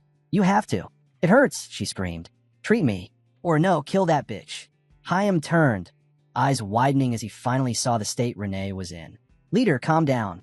You've lost too much blood. He held something up. Do you see this? I can't. It's blurry. It's a mana stone. High rank.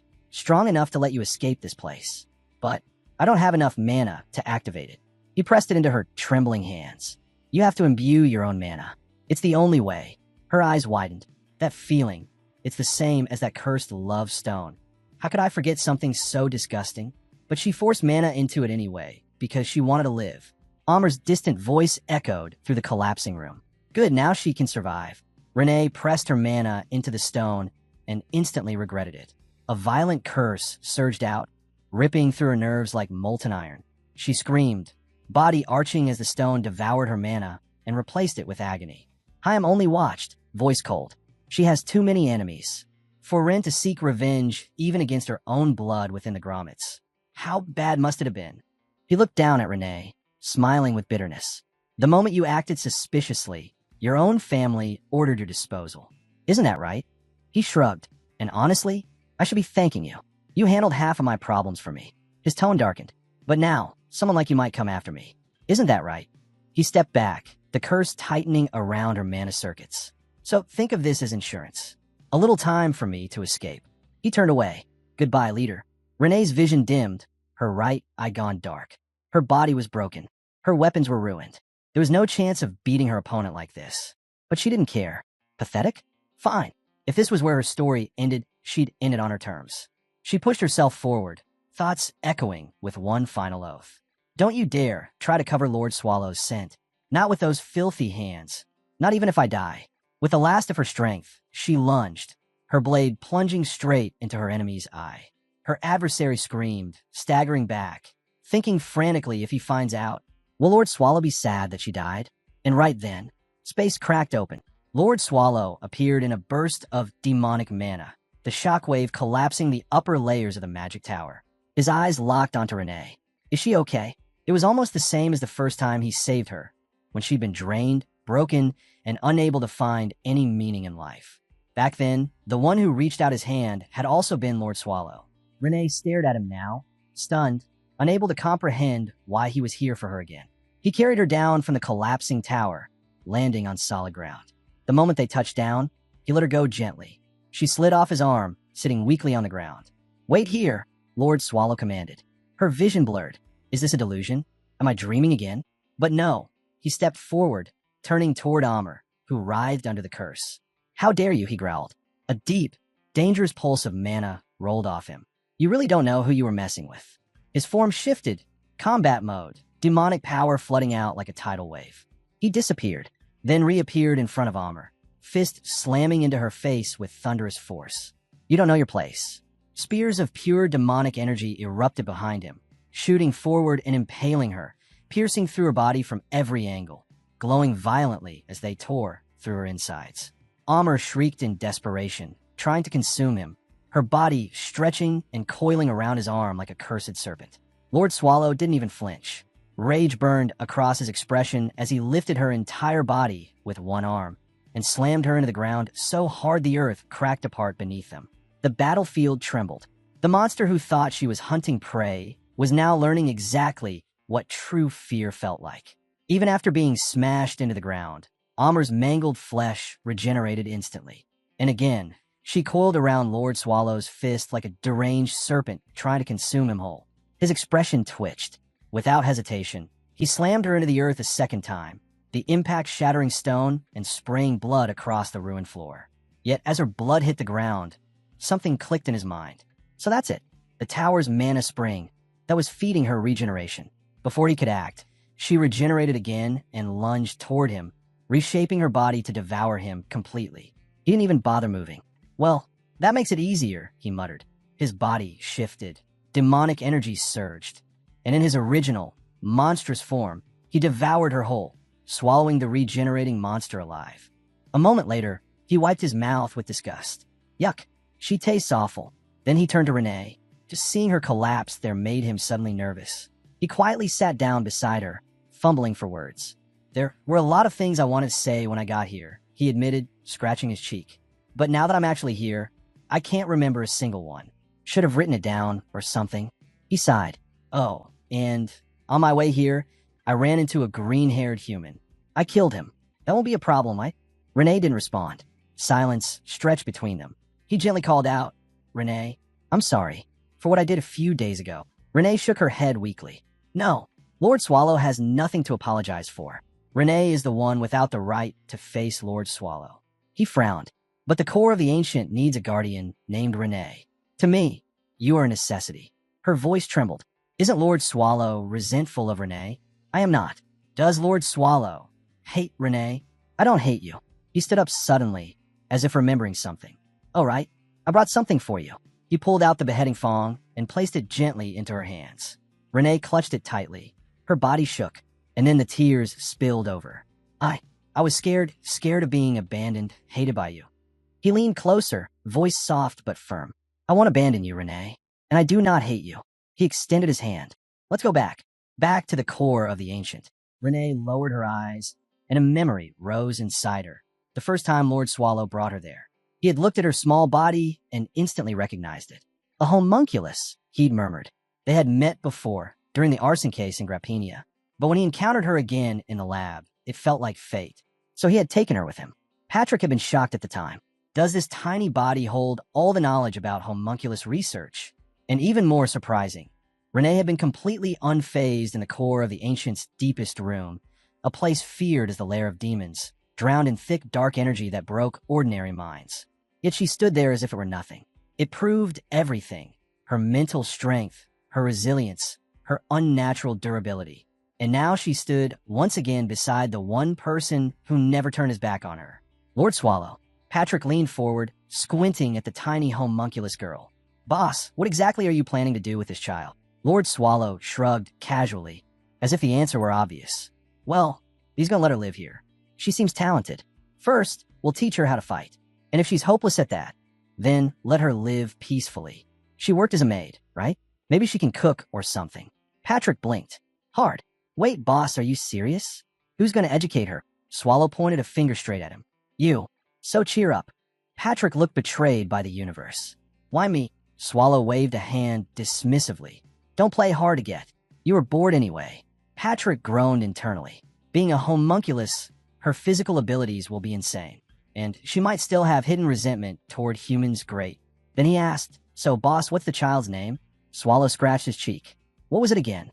I definitely heard it when we first met. Renee tried to speak, her tiny voice trembling. Lelo. Patrick frowned. Lelo? Is that her entire name? Nothing else. Swallow tilted his head. Do I need more? Patrick sighed. Boss, you're a master. Why not give her a proper name? Swallow thought for a moment, then nodded to himself. Renee. How about Renee? Patrick snapped his fingers. Nice. Then, Renee Lelo. And just like that, Swallow fell asleep, standing up. Patrick threw his hands up. Damn, boss, fine. Renee, let's start with the basics, like learning how to smile. Back to the present. Patrick slowly turned his head toward the shaking ground. Is he smiling right now? In this situation? What did he even do at Heron? Dance wildly in the middle of the village? Swallow answered calmly. Monsters always have an exception in their lifetime. Patrick pointed at Mel's. So what's that exception supposed to be? Swallow sighed. Well, that's also a long story. Patrick cut him off immediately. Hold on, boss. Did you just kidnap a child? Swallow scoffed. Does he really think I'd do something that troublesome? Then where's Renee? And why bring this kid instead? Swallow replied. He saw Renee at a human village. Patrick's eyes widened. So you didn't meet her. Was she injured? Swallow shook his head. She just looked exhausted. Probably being restricted, limited. Patrick glared at him. No, if she rejected you, just say she rejected you. Why are you describing it like a tragic poem? Swallow blinked. Well, from now on, he'll have to wear a maid costume and manage the dungeon. Patrick let out a tired groan. My resignation letter is always ready, boss. He rubbed his face before asking, so what are we doing now? Swallow exhaled deeply. Nothing. Just wait here. He doesn't know when Renee will come back. Patrick nodded slowly. He understood the situation. And he also understood that when the boss was in this state, it was wiser not to poke the beast. So he stepped back, letting Lord Swallow sit in silence, waiting. It was painful to watch, depressing even. But after a while, Patrick's eyes widened. Boss, she's here. Lord Swallow blinked. Who? Patrick stared at him like he'd lost his mind. Who do you think? The one you've been waiting for the most. And then she appeared. Renee walked toward them, her movements careful, her expression soft. Lord Swallow, have you eaten yet? If not, shall Renee prepare something for you? Patrick turned and froze.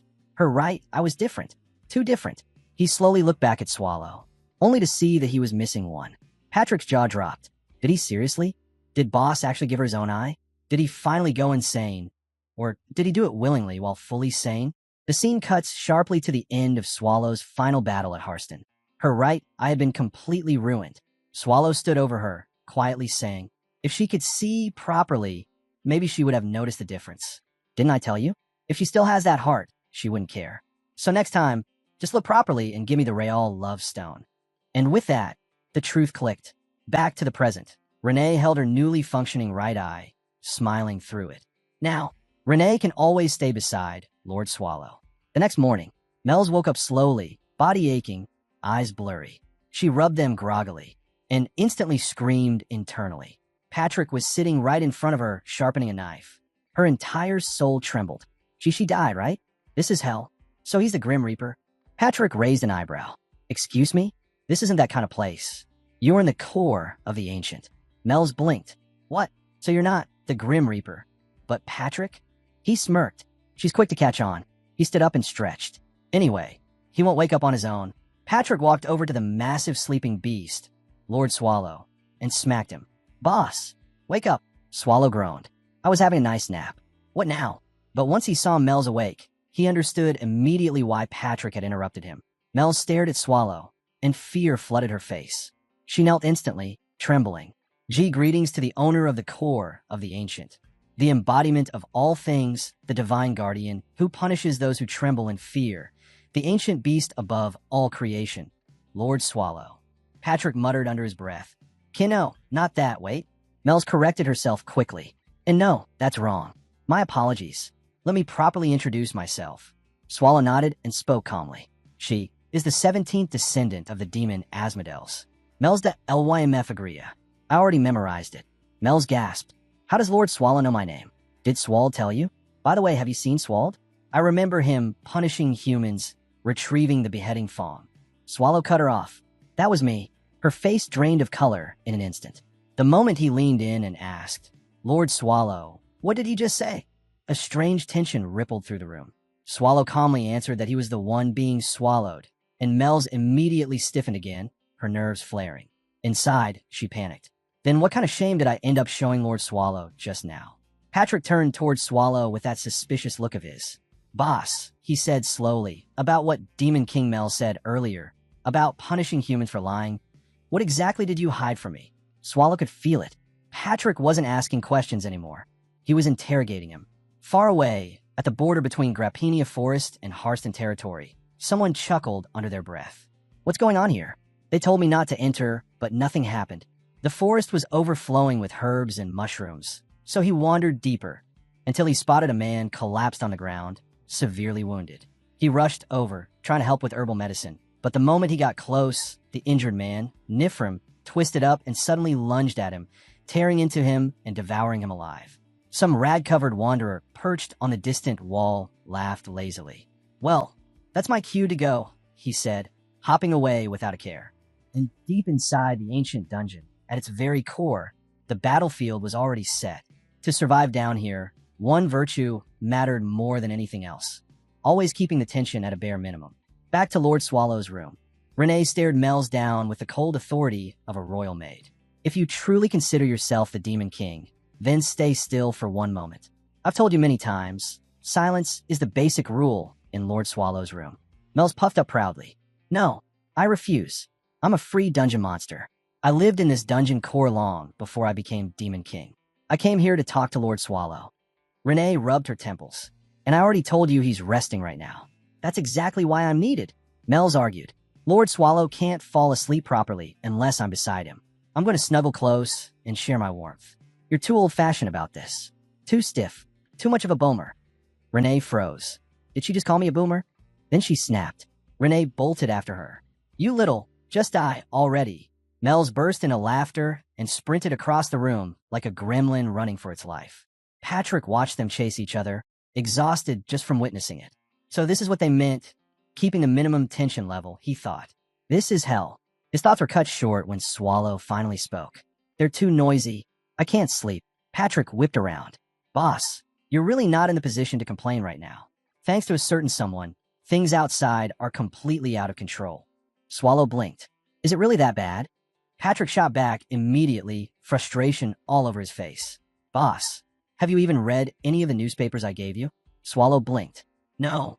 Patrick groaned. Because of the troops being forcefully pulled back to reinforce Imperial capital Leah, the border villages are being overrun by monsters. Completely devastated. He didn't stop there. And the Lord of Harston, he committed suicide. Harston is now totally paralyzed. Swallow tilted his head. "That does sound serious." Patrick slapped the folded stack of papers against his palm. "I've searched every human newspaper for the past 3 weeks. Guess how many articles mention Harston?" Swallow shook his head. "I don't know." Patrick's voice dropped into that quiet, controlled anger. "Boss, do you even think before you talk? I swear, I have my resignation letter ready at this point." Swallow flinched. Sorry." He let out a huge yawn right after, which only made Patrick glare harder. Swallow then asked, "So what do you think is happening?" Patrick exhaled. "I'm not sure. There's no information at all. From what I can guess, Harston has been completely cut off from the outside world. Probably because someone destroyed an entire village." Swallow looked away. Patrick remembered the destruction he caused. The silence after such a disaster. It wasn't a good sign. But the ancient dungeon's core relied on Harston. If they kept watch there, they'd know the size of the subjugation party, and when the humans planned to strike. A sense of urgency hit him. He needed to go. Waiting any longer might be dangerous. "I'll head to Harston right away," Patrick said. Swallow nodded and replied gently, "Be careful, and don't push yourself too hard." Inside, Swallow whispered mentally, "Yes, go. If he leaves soon, I might finally get some sleep." Patrick added, "I'll return as soon as possible." Swallow perked up, his tail wagging just a little. "He's going to leave quickly? Perfect. I just have to tell him to go, and finally, I can rest." But Patrick crushed that hope instantly. "But I don't think I should go alone. It'll be tough. It's better if someone accompanies me." The Swallow froze. He slowly turned around to choose someone, only to see Renee and Mel's locked in a full-scale brawl, screaming and clawing at each other. Mel's was his first pick, but he immediately rejected the idea. She was basically walking with explosion magic. If she used even half of what she used back in the capital, Harston would disappear from a map. Then he looked at Renee. She was calm, composed, and extremely competent. And also, in his mind, far more dangerous than explosive magic. If she went, something horrifying would definitely happen. If she stayed, the world would be safer. "Please, just stay still," Swallow begged internally. Patrick noticed the hesitation. "So, boss," he said casually, "how about you come with us? Since we don't know how long the mission might take." Swallow's eye twitched. His plan for sleep evaporated instantly. Swallow realized it the moment Patrick looked at him like that. He'd walked straight into Patrick's trap. There was no escape. It felt like he was being dragged away by invisible chains. Trying to salvage the situation, Swallow mumbled, "Well, I guess I will be the best option for this mission. But Sadly, I can't use polymorph right now, since I broke the Dame Lara something bracelet. Patrick froze, then nodded. Oh, without the bracelet, you can't travel with me. Swallow's eyes lit up inside. It worked. Yes. I don't have to go. I can finally sleep. But a little while later, Swallow reverted to his human form, looking absolutely miserable. I'm gonna die painfully. Patrick, in full-plated armor, laughed from behind his helmet. You already died once, boss. And after all that effort I put into cursing you, you'll be fine. Swallow narrowed his eyes. So you do have that side to you. Patrick crossed his arms. Didn't you say earlier that you couldn't go because you didn't have the Demer bracelet? Meaning, if you did have it, you'd be able to come immediately, right? Swallow snapped. That's not the point. You freak. Arrival at Harston Village. Patrick lifted his visor. We're here. Harston Village. He scanned the ruins and sighed. You really outdid yourself, boss. The damage is worse than I imagined. He then raised a finger like a veteran instructor. There are 4 simple ways to tell if a human village is active. Swallow blinked. What are they? Patrick began listing them out. First, check the market. A lively village always has crowds. Swallow looked around. Empty. Not a single soul. See? No one. Let's go back. Patrick ignored him. Second, check the chimneys.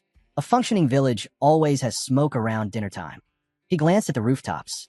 Nothing but cold, dead air. We're too late for dinner, so we missed it, Patrick said. Swallow nodded vigorously. Great. Since we missed it, can we go back? Again ignored. Third, check how many adventurers or mercenaries are gathered at the subjugation request board. Patrick shrugged. Harston doesn't have one. So, moving on. Swallow pleaded. Let's just go back, please.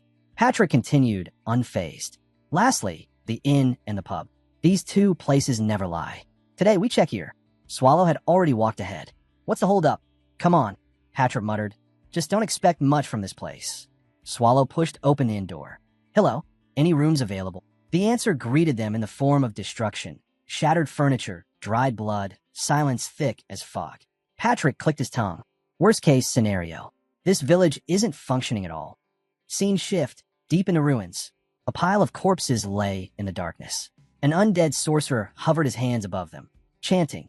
Green light burst across the bodies as they jerked, twisted, and slowly stood up, reanimated. The sorcerer grinned. You've all worked hard. Once we break through Harston, we head straight to the Empire's capital, the heart of our enemy. Humanity is at its weakest under the Black Calamity. There will never be a better time to erase the Empire. At the inn in Harston, Swallow froze for a moment, eyes widening. This is serious. I didn't think the place would be this empty. Patrick scanned the hollow-looking building and nodded. Harston looks completely isolated now. A man approached, and Patrick asked, Who is he? Someone answered quietly, The owner of this inn. The owner's tone hardened as he asked, For what reason have you come? Patrick stepped forward. He's a knight from the Patarian Black Dog subjugation team of Natch Range. We only need a simple meal and a place to rest. That's all. But Patrick could already sense it. The guy thought they were suspicious. The innkeeper bowed slightly, awkward. Sorry, but we don't have any food left to serve a knight. And truthfully, it's not just here. There's nowhere in this entire village where he'll find a meal. Patrick narrowed his eyes. Is it because of the Black Calamity? The owner blinked, surprised he knew. Yes, so I trust you understand. And we don't even have a room prepared. Forgive us. Patrick sighed internally. In times like this, even water costs more than a night's stay. He flicked a gold coin through the air. Take this. The moment that gold hit the owner's palm, everything changed. The man straightened instantly and bowed. Please, right this way up the stairs. Patrick smirked. See, Swallow? But the owner's eyes drifted past Patrick. Sorry, but who is the one behind you? Patrick didn't even blink. He's my slave. Even though he's a slave, he's extremely helpful. That's why he treats him well. So he'll be staying in the same room. The innkeeper nodded repeatedly. Of course. And the room for you and your slave is right here. Swallow stepped inside and lit up. This is way better than I expected. This bed is mine. And honestly, this is way better than the dump I stayed at with Mel's and Lies. Patrick laughed. Right? It's a good room. Swallow sat on the bed, thinking, Wait, slave, that was all you could think of for me. Patrick shrugged, like it was obvious. Of course, boss. The clothes you're wearing right now are the most comfortable you own. If you kept walking around in those ragged things, people would treat you like a beggar. And beggars get into trouble fast. Anyone can pick a fight with them. He leaned forward. But a slave? A slave is someone's property. Nobody can touch you without thinking twice. And since you can't be bothered to change clothes anyway, this was the safest option. Aren't you the one who wants to move as little as possible? Swallow blinked, then nodded slowly. Now that actually makes sense, Master. Patrick stretched his arms and said casually, Boss, I'll step out for a bit. You get some rest. As he moved toward the door, Swallow frowned. I don't recommend pushing yourself this hard on day one. Patrick waved it off with a grin. No need to worry so much about me, boss. It's nighttime, plenty of places to wander without trouble, right? A little later, Patrick stood alone at the city square, staring at the empty space where the black calamity had descended. His mind drifted. So that's why the Imperial family threw a fit. They needed someone to blame for their repeated failures in subjugating the Ancient's core. Someone to sacrifice. And before the Imperial hand could tighten its grip, Harston's lord, Count Etar, died. Patrick tilted his head. Then who's the new lord now? He'd been wondering about that since arriving. The royal family clearly missed their chance to seize control. Their fury would probably fall on the Count's remaining family. But would his descendants actually inherit Harston Castle? Patrick smirked. Well then, let's go see this new lord's face. He approached the castle entrance, then immediately stopped. Security was far tighter than he expected. He could kill them or knock them out without much effort, but that would only turn into a massive headache by sunrise. He exhaled. No need to rush. There's another place I came for anyway. Humans couldn't sense it, but he could. The thick, rotting stench of corpses lingering somewhere nearby. It practically called out to him. Let's start over this way, he muttered and slipped into the shadows. Meanwhile, back at the inn, Swallow stretched across the bed with a satisfied sigh. A cool dungeon bed is nice, but this isn't bad once in a while either. Just then, knock knock. Swallow groaned internally. They never let me sleep in peace. The owner's voice rang out. Sir Knight, are you inside? Swallow answered no. Master went for a night walk. I see, the owner replied. Then please come downstairs. I prepared a meal. It's a bit earlier than usual, but starving a customer is unacceptable. And since Sir Knight paid so generously, I must repay his kindness properly.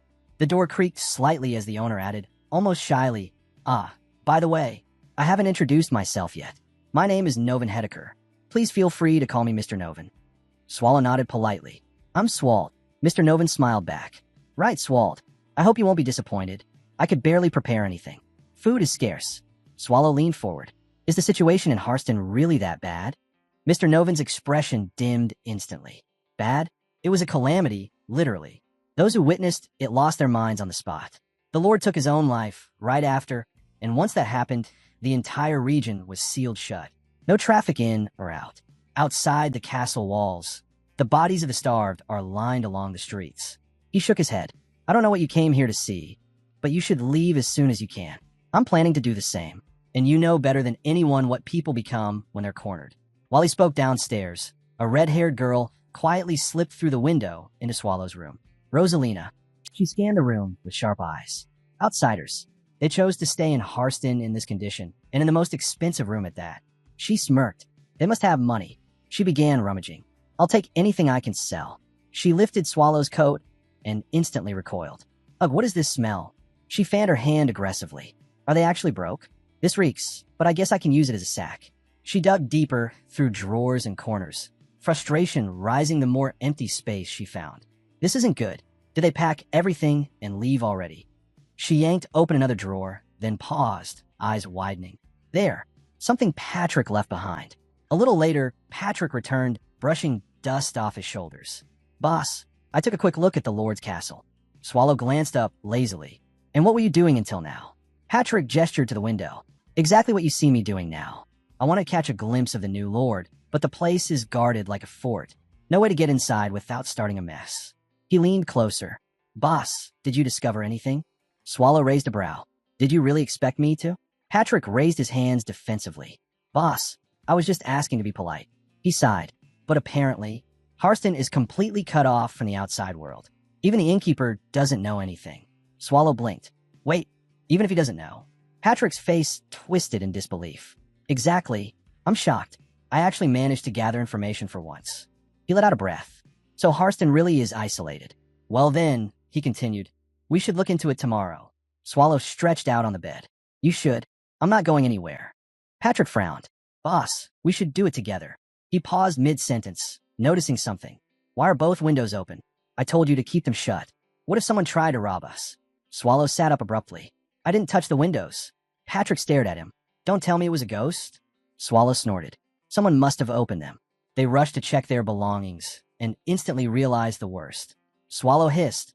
My coat is gone. Renee made that for me. Patrick checked his bag and froze. My rib. Someone stole my rib. Meanwhile, deep in a narrow back alley, Rosalina finally stopped running and caught her breath. Okay, this should be far enough. Just then, Rosalina. She turned around, startled. Toph? What are you doing here? Toph crossed his arms. What you're doing is the real question. Wandering around at night? Are you trying to get killed? She defended herself immediately. I had a reason. It's for everyone's sake. Toph shook his head. It's pointless. You only end up hungrier every time. Just open the coat first, she muttered. Before he could argue again, another voice cut in. That's enough. Both of them straightened instantly as their boss stepped out from the shadows. He looked at Rosalina firmly. Thieves shouldn't fear the dark, but leaving without a word is different. You need to think before you move. Your actions can hurt others. Rosalina lowered her head. He continued, softer this time. This isn't our old home anymore. They took you in warmly, but our situation now isn't the same. Okay, I'll be careful, boss, she whispered. I hope so, he said. Now, what did you bring? Rosalina brightened. Wait, look at this. The boss raised a brow. You stole it. Yes, boss. I just wanted to carry my own weight, too. And where did you get it? She pointed behind her. From the inn on the main street. The super fancy room. Everything was clean. This was hiding deep in a drawer. So it has to be something expensive. Maybe even an artifact. The boss held the bone up to the light and spoke calmly. This is the rib of a human. Rosalina's eyes went wide. Wait, this is a human bone? She looked genuinely horrified. I didn't know. Toph narrowed his eyes. You didn't rob a grave, did you? She puffed her cheeks. No, of course not. The boss shook his head. It's not from grave. If it was, you wouldn't be waving it around so proudly. Oh, that makes sense, she muttered. He continued. This kind of bone is either used as part of someone's twisted hobby or magic. Dark magic. Toph shuddered. Is there seriously anyone who collects human ribs? The boss replied coldly. This world is full of scum who cut off slaves' limbs and turn them into ornaments. So yes, it's possible. This might be a human rib, or the rib of someone who used to be human. Rosalina and Toph fell silent. And if the owner practices necromancy or black magic, the boss added, then you've brought back something extremely dangerous. He turned the coat over in his hands. And these clothes, they look shabby, but the fabric is top tier. Someone spent a fortune on this. As he lifted the coat, a clinking sound came from inside. The boss clicked his tongue. Brad. She was so out of it she didn't even check the pockets. He reached in and pulled out gold coins. Rosalina gasped. Huh, how much is that? The boss glared. Fools, this isn't the time to be celebrating. But boss, I went through so much trouble to find it, she protested. At least this time I stole from the right place. The boss exhaled sharply. That's the problem. Anyone staying in a luxury room in a collapsing village should have stood out instantly. He held the rib and coat tightly. A human bone, expensive fabric, and this much gold? You've stolen from people we should never have touched. And at that exact moment, a voice echoed from the shadows. Well, looks like my precious items are doing just fine. Patrick stepped into view with a lazy smile, Swallow right behind him. Hello there, Patrick said cheerfully. We're here to collect our things. The thieves froze, completely caught. Patrick stretched his neck. Good to see you all alive. Honestly, I expected worse. Swallow sighed in relief. Oh good, you're safe. Patrick looked at Swallow. Those clothes were a gift from Renee, right? A chill crossed his eyes for a moment. If I'd left this hole in her heart again, who knows what would have happened? He nodded to himself. We avoided disaster. Patrick stepped forward, letting the pressure settle over the alley.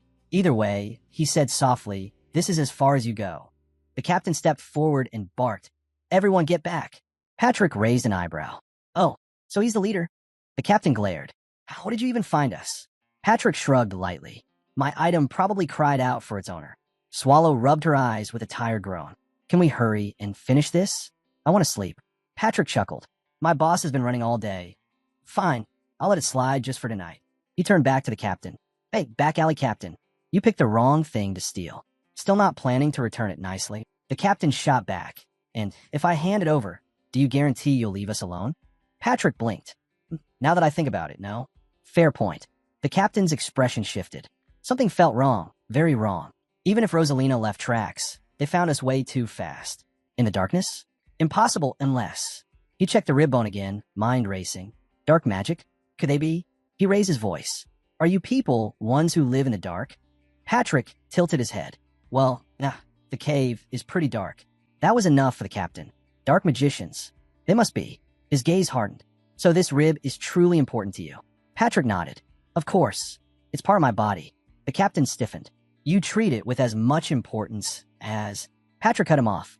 No, you misunderstand. It is a part of my body. Stop stalling and give it back. The captain hesitated, then suddenly flung the bones high into the air. Tough. Rosalina, get the injured out first, he shouted. Patrick's eyes widened. My ribs. He sprang forward with explosive speed, leaping at full stretch to snatch the bones midair. But a shadow moved. A hidden attacker lunged from the darkness, smashing a weapon down on Patrick's skull with full force. The weapon shattered instantly. Patrick slowly looked over his shoulder at the attacker, more confused than hurt. The man stumbled back, horrified. It didn't even scratch him. Swallow glanced over, yawning. HM? Was that a rock? Wow, this place really is falling apart. Another attacker crept up behind him and stabbed with a dagger. The blade snapped the moment it touched Swallow's skin. Without even turning, Swallow grabbed the man by the neck and lifted him effortlessly into the air. Oh, so they do have decent weapons. What do you want me to do with this one, Master? Patrick dusted off his hands. Boss, wouldn't now be a good time to drop the act? Swallow tightened his grip slightly. Hey, stay still. Patrick shrugged. Well, how about we knock them all out first? Swallow raised an eyebrow. So, you want to let them all live? Patrick shook his head. I never said that. I'm saying we should treat them all the same. Swallow shrugged, barely awake. Whatever. I'm so tired, I don't even know if I can control my strength right now. Patrick sighed. Well, wouldn't it be fine if you just try? Meanwhile, deep in the core of the ancient dungeon, Renee fiddled with her fingers. Do you think Mr. Swallow is doing okay? Mel's didn't even hesitate. Of course. But it's already been over half a day since he left, Renee murmured. Mel's blinked. Half a day? That's nothing. Renee lowered her voice. Nothing should have gone wrong, right? I mean, is it okay for just the two of us to relax while Mr. Swallow might be starving somewhere? Mel sighed hard. Renee, you are overthinking again. Why would someone like him ever skip a meal? And how many times are you going to bring this up? Renee flushed in embarrassment. Why, yeah, you're right. I'm worrying too much. They're just in a human village. Nothing dangerous could possibly happen. Mel's buried her face in her hands. Please, just stop. You're talking about the ancient monster, the ruler of all things, and the Death Knight of Death itself. And you're worried they're hungry. Back in Harston, Patrick rubbed his forehead. Boss, this is getting more troublesome than I expected. Swallow, on the other hand, he happily slipped back into his reclaimed coat. Finally, Patrick let out a low whistle. Not bad. A human actually managed to surprise me for once. I thought thieves would at least carry a map, but looks like I overestimated them. He stretched his neck. No point dragging this out. Might as well end it quickly. He turned toward Swallow, then froze. Boss, don't lie down already. Swallow waved lazily from the ground. You should try it too. It's cozier down here than you think. Their conversation was cut short by a trembling voice. I'm sorry. I'm the one who stole it. Please, take me instead. Just don't involve the others. Patrick and Swallow turned. Rosalina was kneeling, her whole body shaking. Toph stormed up behind her. Get up. Do you think he'll let us off with just that? The captain. Toph, she whispered desperately. The captain. They're not going to spare us. Not even a little. Swallow let out a slow breath. So they know. He looked at Patrick. Take care of it. Patrick nodded and stepped forward, his presence shifting instantly. All right, he said as he approached them. Let's settle this. Toph stepped forward, trembling with fury. Don't come any closer. I'll kill you. Patrick didn't even slow down. He kept walking, eyes locked on them. Rosalina panicked and yanked out a pendant. She clasped it tightly and began praying. Mana spiraled around the pendant in a sharp whirl, glowing eerily in the dark. Patrick's expression changed. Just for a moment, he trembled. He rushed forward, grabbing her wrist. Where did you get this?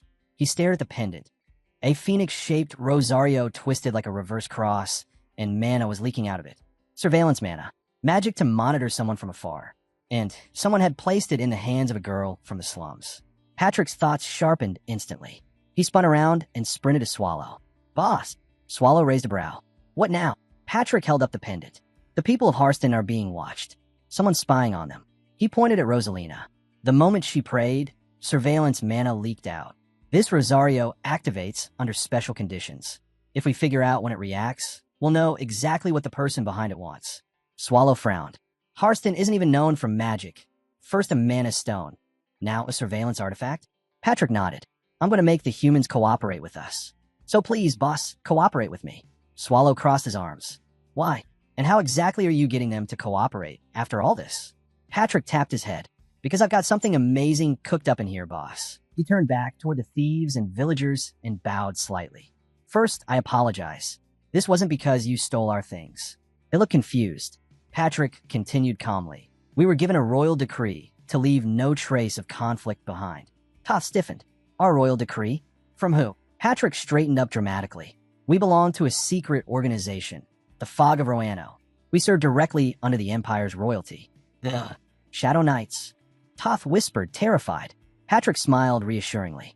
Don't worry, we're not here to hurt anyone. Toth swallowed nervously. Then why are you here? Why come to Harston? Patrick spread his hands. To save the city. He walked between them, voice steady, confident. I went against the royal decree because I refuse to kill innocent people. I need information. I need to know what's happening here. If we understand the situation, we can send the supplies and manpower needed. Patrick extended his hand toward Toth. I need your help to bring peace back to Harston. For a moment, silence hung over the alley.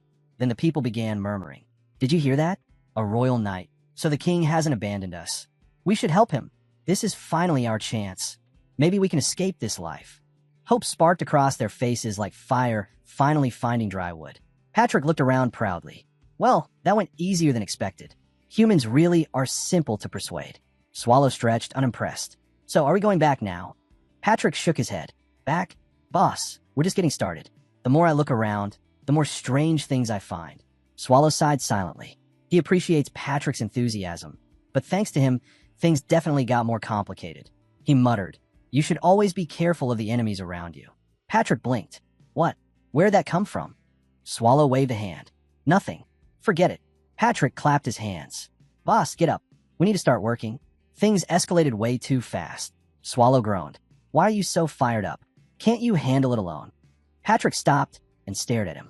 Are you serious? He rubbed his temples. Fine. I'll keep an eye on the captain. He's the most suspicious. As for you, boss, stay with the people. Get close to them.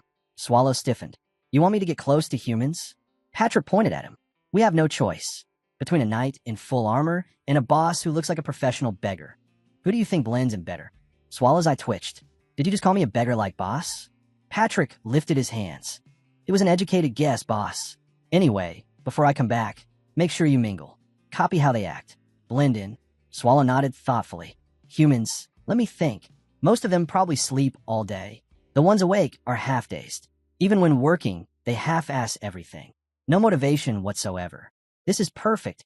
I just have to act exactly like I always do. Patrick stared at him. I'm not sure how you reached that conclusion, but it won't be that easy. And remember, we need to investigate the religion that hands out those rosarios. Swallow sighed. So, you want me to squeeze every bit of information out of these humans? Patrick nodded firmly. Exactly. The faster we finish, the faster we go home and rest. Swallow placed his hand on his chest. Yes, master. Oh, and one more thing. Patrick pointed at him sternly. Keep your composure. Even if the humans are rude, getting close to them won't be easy. A little later, as they began mingling with the villagers, someone stepped forward nervously.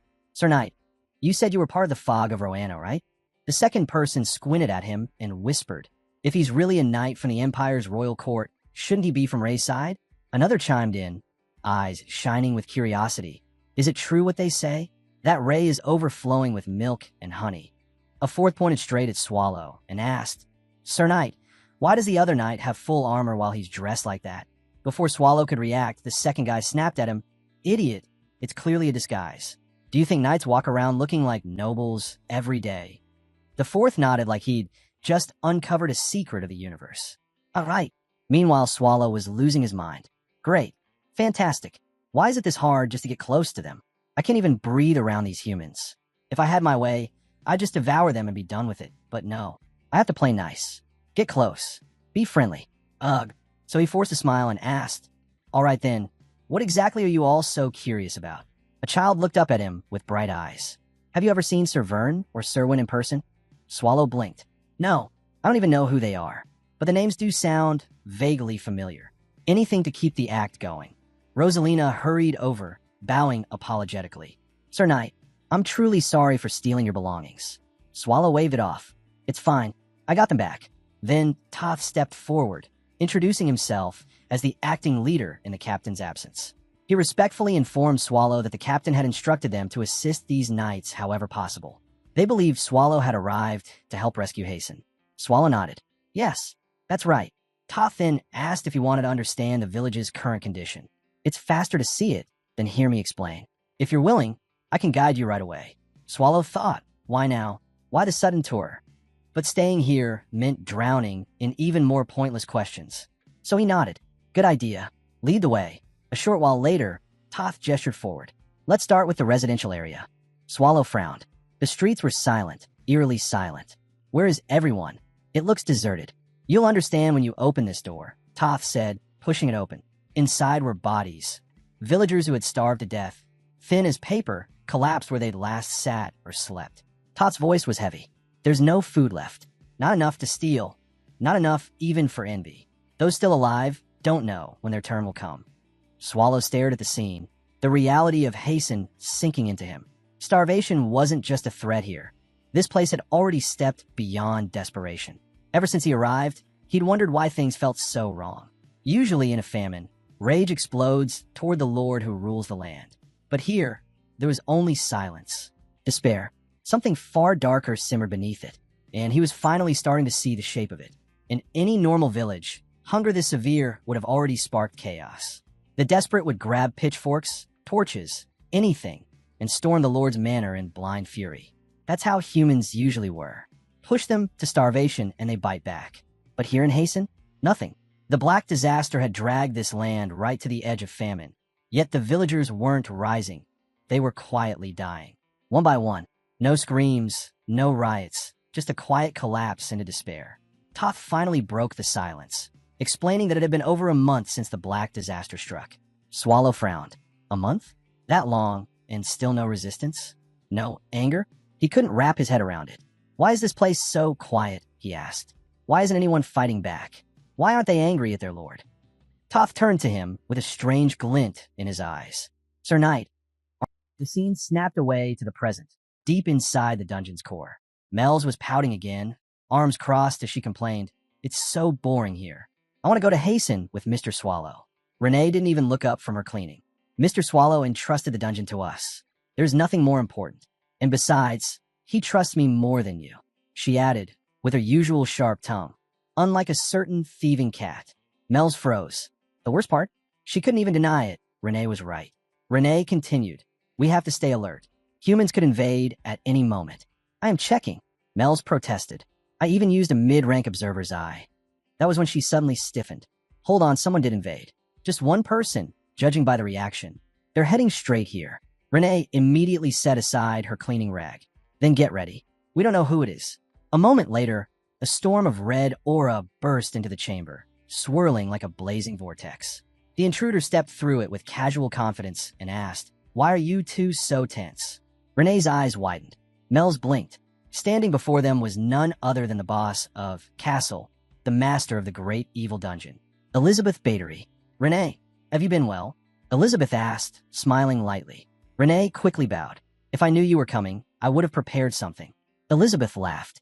Oh, if you really want to prepare something, you could give me some of your blood. No, Renee replied instantly. A shame. Elizabeth pouted before turning her sharp gaze to Mel. And who might this be? Someone new. Mel's puffed up proudly, hands on hips. I am the ruler of the monsters, the 17th descendant of the Demon King. Asmodeus. Mel's degree.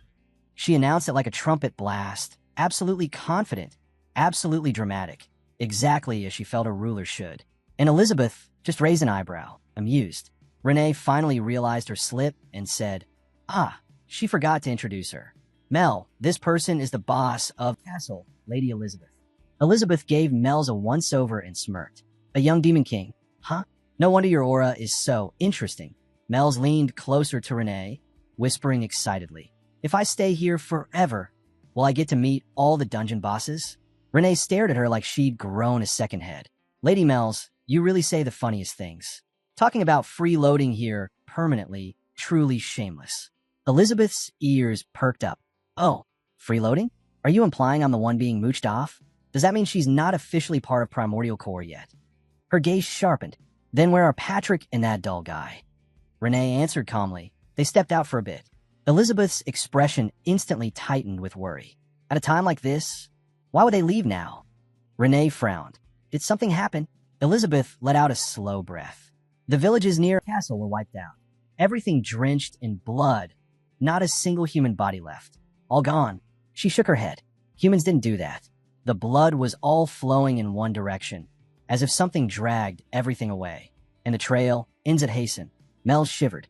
All the corpses disappeared. Could it be the undead? Possibly, Elizabeth admitted. But only high-tier undead could pull off something like this. Regular ones lack intelligence. The ones who can are titled elders. Her voice dropped. An entire army moving as one means someone is leading them. And the most suspicious is the Lord of the Undead, Immortal King Irivos. Mel slapped a hand over her mouth, trembling. King Irivos. Elizabeth crossed her arms. I can't prove it yet, but this is bad. Patrick needs to hear this immediately. Do you have any monsters that can send long-distance messages? Renee shook her head. No, the dungeon is empty right now. There must be something you can use, Elizabeth pressed. There isn't, Renee replied simply. But Mr. Swallow's judgment is absolute. I trust him. Elizabeth looked away, thinking to herself, trusting someone like that. How unfortunate. Still, she sighed. Good thing Patrick is competent. Someone has to warn him. What should we do? Renee asked. Mel's puffed up her chest dramatically. Obviously, it's time for this great one to take action. She placed a hand over her heart, nodding proudly. It can't be helped. I shall step up. Back in Harston, Toth continued guiding Swallow through the silent ruins as he explained how everything began. The Black Disaster. That was the spark that burned this place down. Right after the disaster struck, someone set fire to the fields. Fields full of crops ready for harvest. The flames swallowed everything in minutes, leaving only scorched earth behind. Then came the rumor, the one that killed this village faster than starvation ever could. People started whispering that the crops exposed to the Black Disaster were cursed, that anyone who ate them would suffer unimaginable pain. And just like that, Harston was branded a forsaken land. When word spread that even the Emperor had abandoned them, the villagers' last bit of hope finally snapped. But out of that despair came a single ray of light. A wealthy commoner couple stood up and began distributing their own untouched crops to everyone. People praised them, trusted them. Some even suggested putting the couple in charge, hoping they could lead Harston into something better. But that tiny spark of hope died overnight. The couple was found murdered in their own home, brutally, violently. And when panic spread, everyone assumed the worst, that someone starving had killed them out of greed. After that, trust evaporated. No trust meant no cooperation. And without cooperation, the village turned on itself. Everyone hoarded what little food they had, fighting alone until they withered and died. Only the people in the back alleys managed to scrape by, thanks to the same rumors that ruined everyone else. Swallow quietly asked, but those rumors were false, weren't they? You all ate the crops, and nothing happened. So far, yes, Toth admitted. Swallow's thoughts hardened. There's no way crops that never even touched me could be contaminated. Someone intentionally spread those lies. Someone wanted this village to collapse. Toth motioned for him to follow. Let's move on. A little while later, they stood before something far worse than the burned fields. A mass grave. Dozens upon dozens of bodies piled together inside deep pits. At first, Toth explained, everyone believed the disaster would pass quickly. But when corpses started piling up, they worried about insects, diseases, so they dug holes and threw them in like this. Swallow stared grimly. They don't burn them? Toth shook his head. Many families couldn't let go. Others just didn't want to deal with the burden. Swallow glanced at him. Couldn't they assign someone to handle it? Toth hesitated, then lowered his voice. I didn't mention this earlier, but the couple who was killed had a daughter. Swallow turned sharply. And that daughter is Rosalina. Her parents are somewhere in this pile. Swallow exhaled slowly. I see. His gaze shifted to the soldiers standing stiffly in formation nearby. Do those soldiers stand guard here all the time? Yes, Toth said. 2 shifts, day and night. Guarding the dead? Toth's expression darkened. Not guarding, controlling. And with that single word, everything about Harston's eerie silence made a lot more sense. Swallow narrowed his eyes at the soldiers. Controlling the gates at a time like this, they're not protecting anything. They're following the Lord's orders. His thoughts sharpened. Yeah, the Lord of this place is definitely suspicious. The scene snapped away. Patrick stood atop a hill, hands on his hips, proudly admiring his own genius. There's no better way to meet the Lord directly, he thought. If I try the normal approach, they'll never show their true intentions. So, simple solution. He held up a stolen egg. A harpy egg. The harpies will come after this. Then the Lord will show up to get rid of them. Perfect plan. Brilliant plan. Truly. Patrick nodded to himself. I must be a genius. A few minutes later. Okay, this was the plan, he muttered, staring at the sky that was now swarming with harpies. But damn it, I didn't expect this many. Before we could see the disaster unfold, the scene cut sharply to a young girl's voice trembling. No, this can't be happening. She was watching her brother, lifeless, hanging before her. His last words echoed in her ears. Lala, you have to survive. Don't forget, you must live. She jolted awake, gasping. My lady, did you have another bad dream? Her maid asked softly. The girl rubbed her eyes. She was Lala Sinavira Itark, the new Lord of Hasten. No, it's nothing, she whispered. Would you like to rest a bit more? I'll take some fresh air. As she walked, she clenched her trembling hands. It's only been a few weeks since I inherited this position. I can still see that day clearly. After her brother's death, her remaining family took the money and ran, leaving Hasten to rot. In this ruined land, she had only one path to survival: restore Harston at any cost. Later, in the throne room, she turned to the man standing before her. What about the salvation you promised? She demanded. The man, Hummel, smiled calmly. Of course. I haven't forgotten. She gestured at the window. Then look outside. Is this what you call salvation? I keep my word, my lady, Hummel said without wavering. Soon, I will put all of Hasten's problems to sleep. Every last one. You need only wait. Lala bit her lip. He never explains anything. He never gives details, but right now I have no one else to rely on. Hummel bowed lightly. Everything is proceeding according to plan. Just continue living comfortably, as you have been. Soon, all troubles will vanish. Fine, she said quietly. I'll trust you a little longer. Just then, her maid rushed in. My lady, there is urgent news regarding the security of Hasten. Lala straightened. What is it? According to the guards, the maid said breathlessly. A group of harpies assaulted the gates, but a knight appeared out of nowhere and defeated them all in a single strike. Lala blinked, stunned. In one hit? Who is he? And which knight order does he belong to? And somewhere outside, a certain armored idiot was probably flexing for dramatic effect, completely unaware of the storm he just walked into. The northern gate guards questioned him, the maid reported, but he did not answer. Lala's expression hardened. Then I'll ask him myself, where's the knight now? We've guided him to the castle's reception room, my lady. Her maid stepped forward anxiously. My lady, please reconsider. We cannot rule out the possibility that he is an assassin pretending to be a knight. Lala shook her head. Suspicious or not, he protected Hasten. I cannot ignore that. Rewarding such a deed is the responsibility of the Lord of Hasten. She lifted her chin. Bring the knight to me. Moments later, Patrick entered with exaggerated elegance. The wandering knight greets the Lord of Hasten, he declared. Though these long travels have worn me down, seeing such a noble lady alone before me makes it all worthwhile. Lala blinked, flustered but maintaining her composure. I was told Hasten survived thanks to your bravery. On behalf of all my people, I thank you. Patrick bowed. Blessing, truly a blessing. But wow, she's clearly not fit to be a lord. Definitely the previous lord's younger sister. So, Lala asked, which noble family do you serve? Patrick remained silent. She frowned. Then what of your name? Again, Patrick shook his head. Forgive me, my lady. I cannot reveal that either. I ask that you understand. I see, she murmured. You hide quite a lot. Will you also refuse if I ask you to remove your helmet? Patrick placed a hand on his helmet dramatically. My face is ruined from past battles. Half the skin on my cheek was sliced away. It is unpleasant to look at, but if you can endure the sight, I shall remove it for you. Lala quickly waved her hand. Forget it. I'll let it go. She steadied herself and continued. I cannot offer you much in Hasten's condition, but I still want to reward you. Is there anything you desire? Patrick didn't hesitate. Then food. He watched her closely. Food is the most important resource in Hasten right now. Her reaction will reveal everything about this castle's true situation. But Lala simply nodded. That won't be a problem. She turned to her maid. Prepare a proper meal. Yes, my lady. Patrick bowed again, hiding his shock. Oh wow, she answered instantly, without fear or hesitation. That means the castle isn't short on food at all. Then why? Why are the people starving outside? Why let them die while the castle stays full?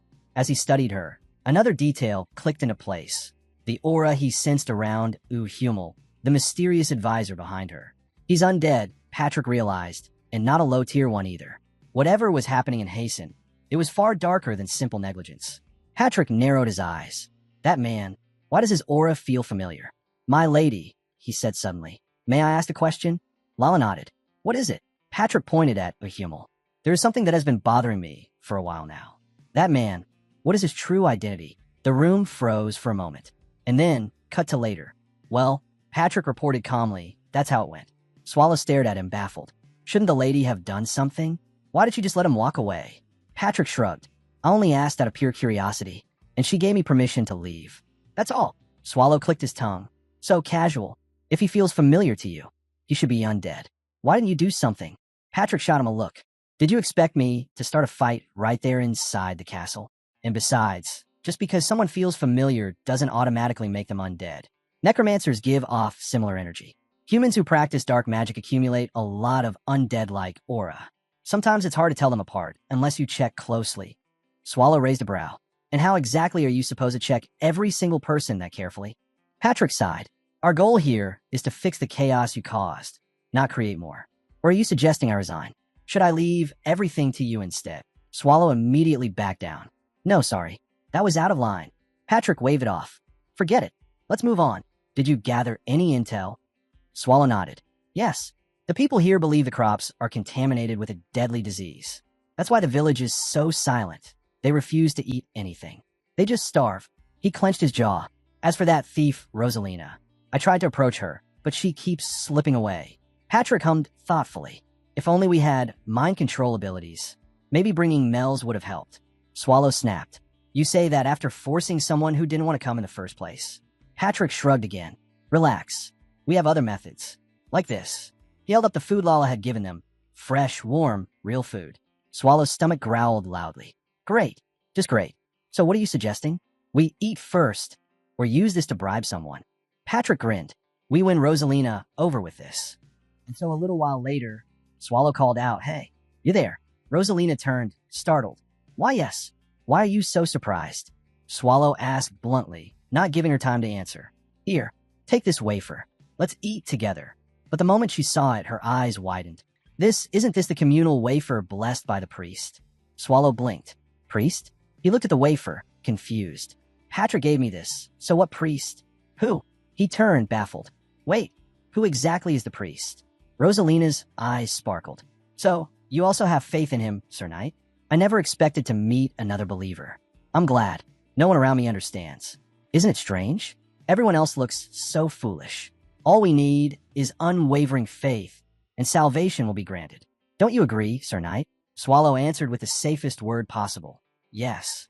Rosalina nodded happily and led him forward. We've arrived. Be careful. This place always feels eerie. It's dim, so watch your step. Swallow followed her into the gloomy hall, listening as she continued, almost reciting. The priest said the calamity that struck Hasten is a test from above, a punishment for humanity's wickedness. But that exalted one, he has the power to save us. As believers who earned his favor, we're blessed. Chosen. She gestured. Please sit. Around them, the gathered believers murmured in agreement as the priest raised his voice. Never forget the divine message bestowed upon you. Today again, we shall partake in the blessings gifted by the Savior. Swallow watched quietly. Nothing extraordinary, it just feels like indoctrination. Suddenly everyone rose at once, startling him. Rosalina chuckled softly. Perfect timing. It's time for the Eucharist liturgy, and that is where the priest distributes the wafer. Swallow's gaze sharpened. The same wafer Patrick got from the Lord's castle. Why would this be there? Rosalina leaned close and whispered, Sir Knight, this is a secret just between us. When the Savior of Hasten arrives, true believers will receive eternal happiness. Eternal happiness? He asked. She nodded earnestly. Yes, he will draw near to us. And then an even greater blessing will be given. What kind of blessing? Swallow pressed. Rosalina looked embarrassed. I'm not sure, but surely something far greater than a wafer that looks like meat. The priest approached them, sensing her presence immediately. Ah, Lady Rosalina, he greeted warmly. She bowed her head. Priest, thank you for today's blessing. He placed a wafer into her hands. Then he glanced at Swallow. A newcomer? I hope you will join us regularly, Sir Knight. Swallow smiled politely. We'll consider it. The priest's eyes glimmered coldly as he infused mana into his words. Please do. The Savior will appreciate your dedication. Swallow felt it instantly, the push of subtle manipulation. A small illusion technique. He muttered under his breath. What a cheap trick. What exactly are you trying to achieve? The priest froze and dropped the wafer, eyes widening in fear. Swallow leaned in, voice low and sharp. Your illusions may fool humans, but not me. Don't overstep. Stay out of my affairs. I'll tolerate your little games. His eyes narrowed. But don't test my patience. The priest trembled, realizing he'd just tried to manipulate something far beyond his understanding. The priest trembled violently, his voice cracking. Why you? You're not human, are you? Swallow leaned in, whispering softly, almost kindly. Your memory might be faulty, but you will remember me. The priest went pale. Rosalina hurried over. Sir Knight, are you all right? Swallow straightened, his tone instantly calm. It's nothing. I was simply thanking him for the meal. Let's go. Rosalina nodded gratefully. Thank you for today. Get home safe, Swallow replied. As he walked away, his thoughts sharpened. Too many suspicious signs. At this point, I don't even need solid evidence. A cult leader suddenly appears in isolated Hasten, using strange mana to brainwash villagers, carefully observing them all. And on top of that, an undead-like aura sitting right beside the Lord. Everything fits together too perfectly. Someone big is behind all of this. A little later, Mel's appeared beside him, tilting her head. How did you know? As expected of the great Lord Swallow. What's wrong? She added when she noticed his expression twisting. Swallow sighed. My annoyance is getting worse. Mel's grinned sheepishly. I was wondering how bad it would be, since you literally said you destroyed it. But honestly, the view up here isn't even that bad. Swallow pinched the bridge of his nose. You didn't come here just to look at scenery. Why are you here? Mel's puffed out her cheeks. Lady Ursabit came to the primordial core. She said, Harston will face the undead soon. Swallow turned sharply. Ursabit said that. That's right. Mel's continued. Mel's wasn't finished. She also said the most likely culprit is Erivos. Swallow frowned. Erivos? That's her guess, right? No confirmation. Mel's nodded vigorously. But I thought about it seriously. Isn't it normal for places taken over by undead to be swarmed, completely overwhelmed, by numbers? Probably, Swallow agreed. And Hasten is already in terrible condition, right? It would have been easy. She crossed her arms. So, why didn't he choose numbers? Why this slow, sneaky method instead? Swallow narrowed his eyes. What are you implying? Mel's pointed at the ground beneath them. If my guess is right, he used a flow of mana. She activated a low-rank spell. Mana detection. Her expression hardened. I knew it. It's exactly as I suspected. At that same moment, far away, the priest approached the massive pile of corpses.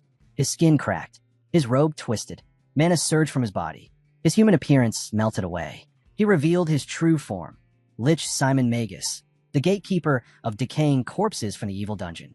Dark mana billowed from him like smoke. It twisted, condensed, shattered, then burst into a flock of black crows.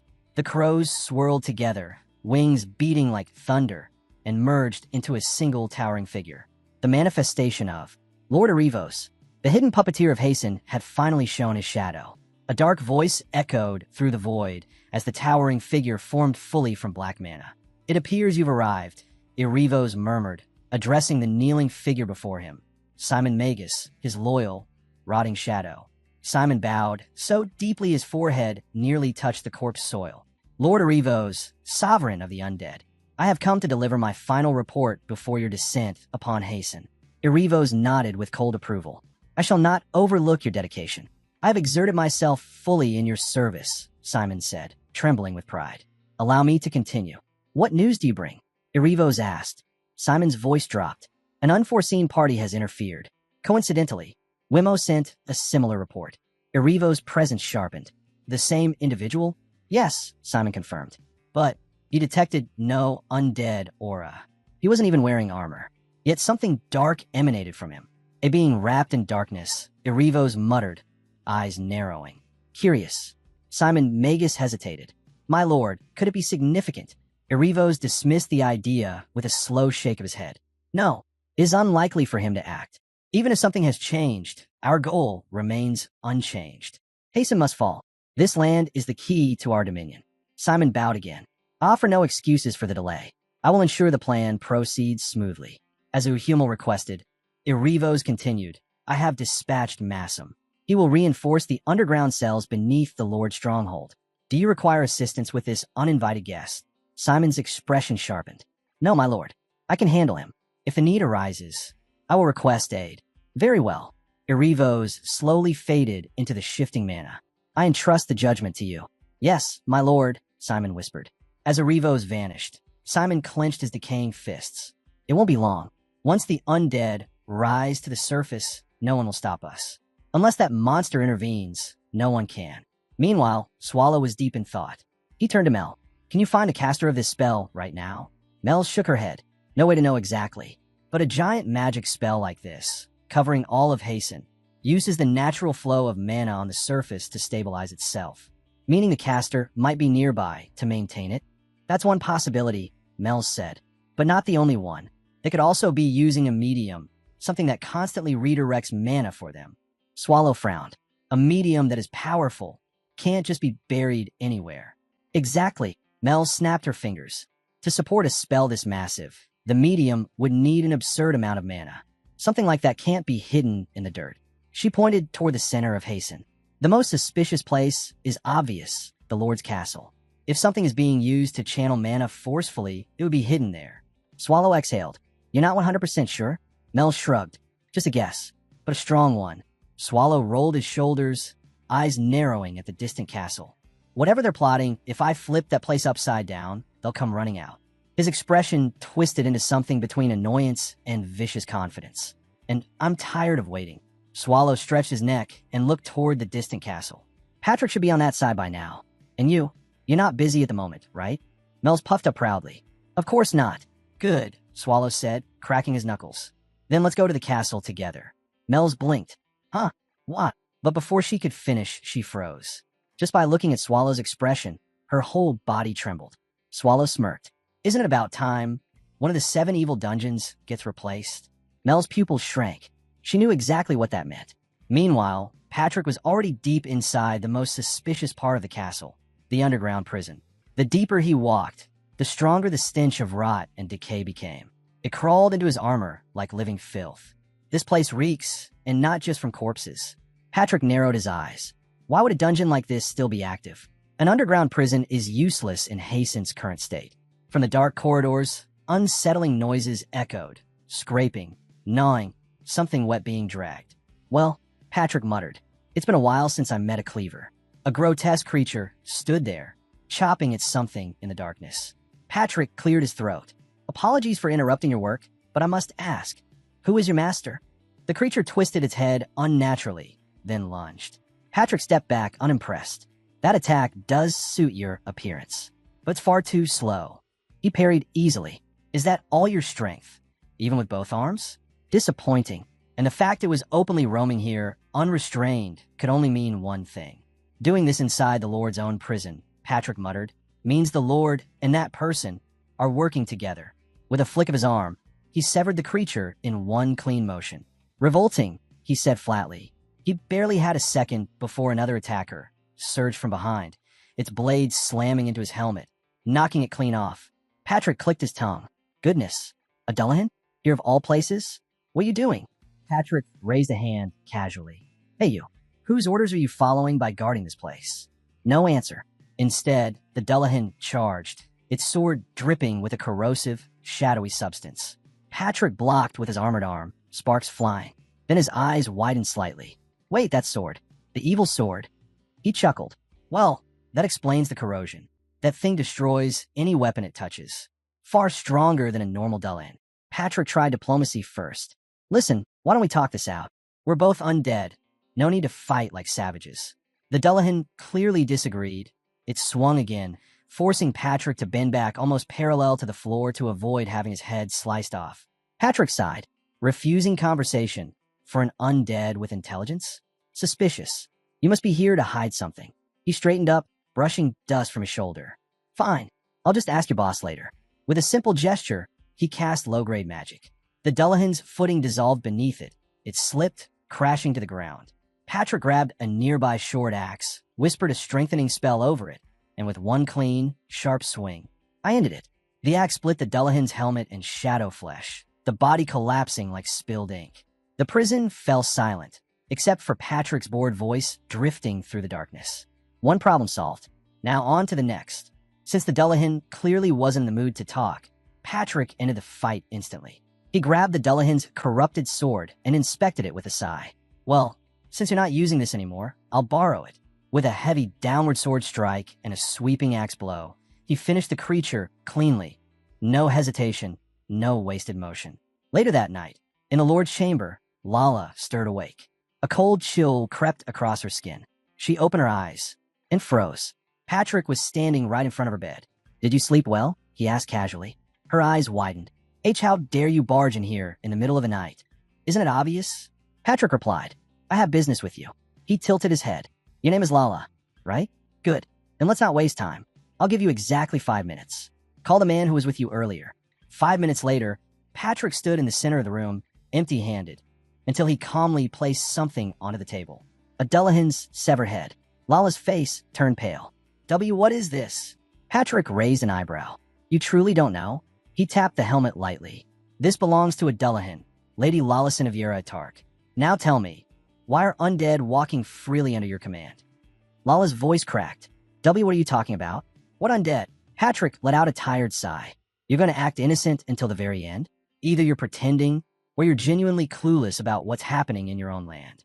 Honestly, neither option makes you look like a fit lord." Hummel, standing beside her, stepped forward sharply.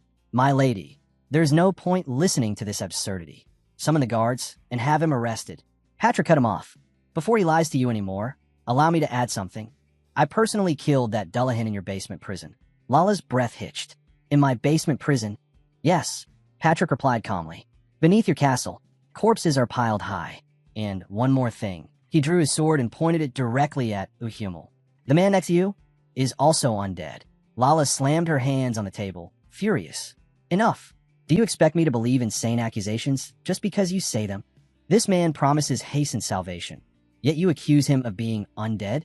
You endanger us more than anyone." Patrick chuckled. "Oh, so you do know someone has been endangering Hasten. Interesting." Hummel raised a hand. "Both of you, calm yourselves. Sir Knight, you said this helmet belonged to a Dullahan. But Dullahans are not creatures one encounters so easily." Patrick's eyes lit up, almost sparkling with excitement. Yes, I know. I was shocked too," he said, practically vibrating. "Even I doubted myself when I sensed such a high-level undead in this miserable place." He paced slightly, gesturing animatedly. "But that Dullahan, something about it was off. Elder undead are supposed to speak, think, and command. But this one? Silent, empty, and its movements were wrong, lagging, twisted, like its mind wasn't even its own." He lifted the corrupted armor piece he'd taken. "So after burning its soul, I checked its gear, and guess what I found?" His tone dropped. "A mind control magic circle, engraved on the inside of its armor, along with a name. Massam." Lala stiffened. Patrick continued. "Massam, vice captain of the raid force. 30 years ago, he and the Harda brothers led a raid against a brutal undead. A terrifying one. People said Massam was one of the strongest knights of that era." He tilted his head, and then he vanished. Patrick's eyes narrowed.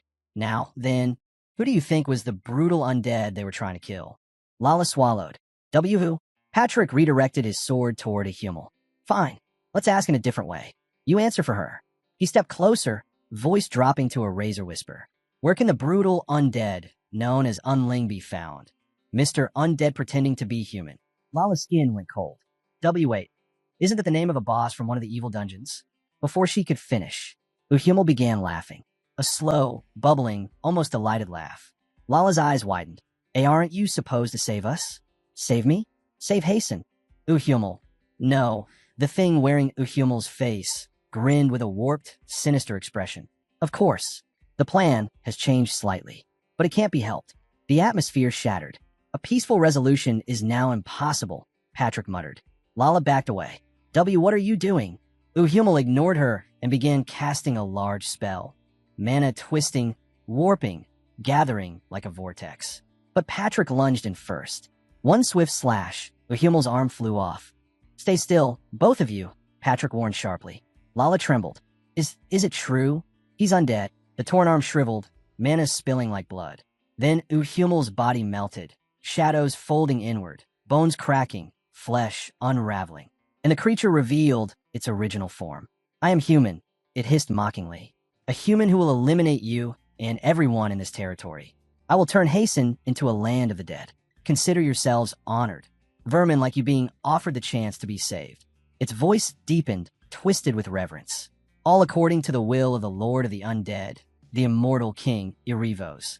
Patrick's jaw tightened. Never in my life did I imagine undead invading like this. Not hordes, not chaos, but organized, strategic, coordinated. This is on a different level. The monster smirked. I was intrigued the moment I saw you. You exceeded expectations by defeating Massam. Patrick snorted.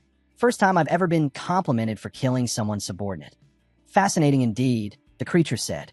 You're undead just like me. Why don't you serve Lord Arivos? Lala's head whipped toward Patrick in shock. Wait, he's also undead like you?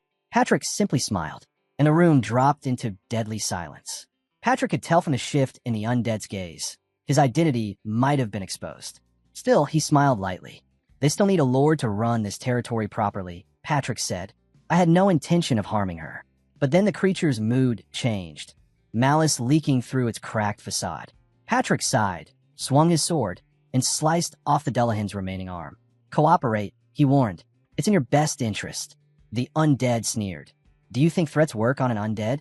Not on an undead, Patrick replied calmly. But on a human? The consequences should be clear. He pointed his blade. Especially when the person with me is far, far stronger than you. Strong enough to crush your entire plan by accident. Uhumel's eyes flickered with amusement. Oh, that could pose a threat to humans as well. Patrick rolled his eyes. We're not on the human side either. Stop wasting time and talk. Now, what about your superior? Uhumel tilted his head. Before I answer, a question. Do you know how an undead elder is born? Patrick pressed the sword closer. Just talk. Don't try anything clever. Uhumel finally spoke. Becoming an elder is rare. Impossible without a miracle or overwhelming hatred. Those who succeed can fight 1,000 zombies alone. Lord Arivos can create elders using magic. Patrick narrowed his eyes as Uhumel continued. Hasten's isolation, the religion, the repeated weakening of human will, all of it serves one purpose, creating more elders. Humans with weak souls make perfect seeds. A broken spirit becomes the foundation for undead evolution. Religion accelerates it. Patrick muttered, so that's it? I finally understand. But why, he asked. Are there so many corpses in the underground prison? Uhumel smirked.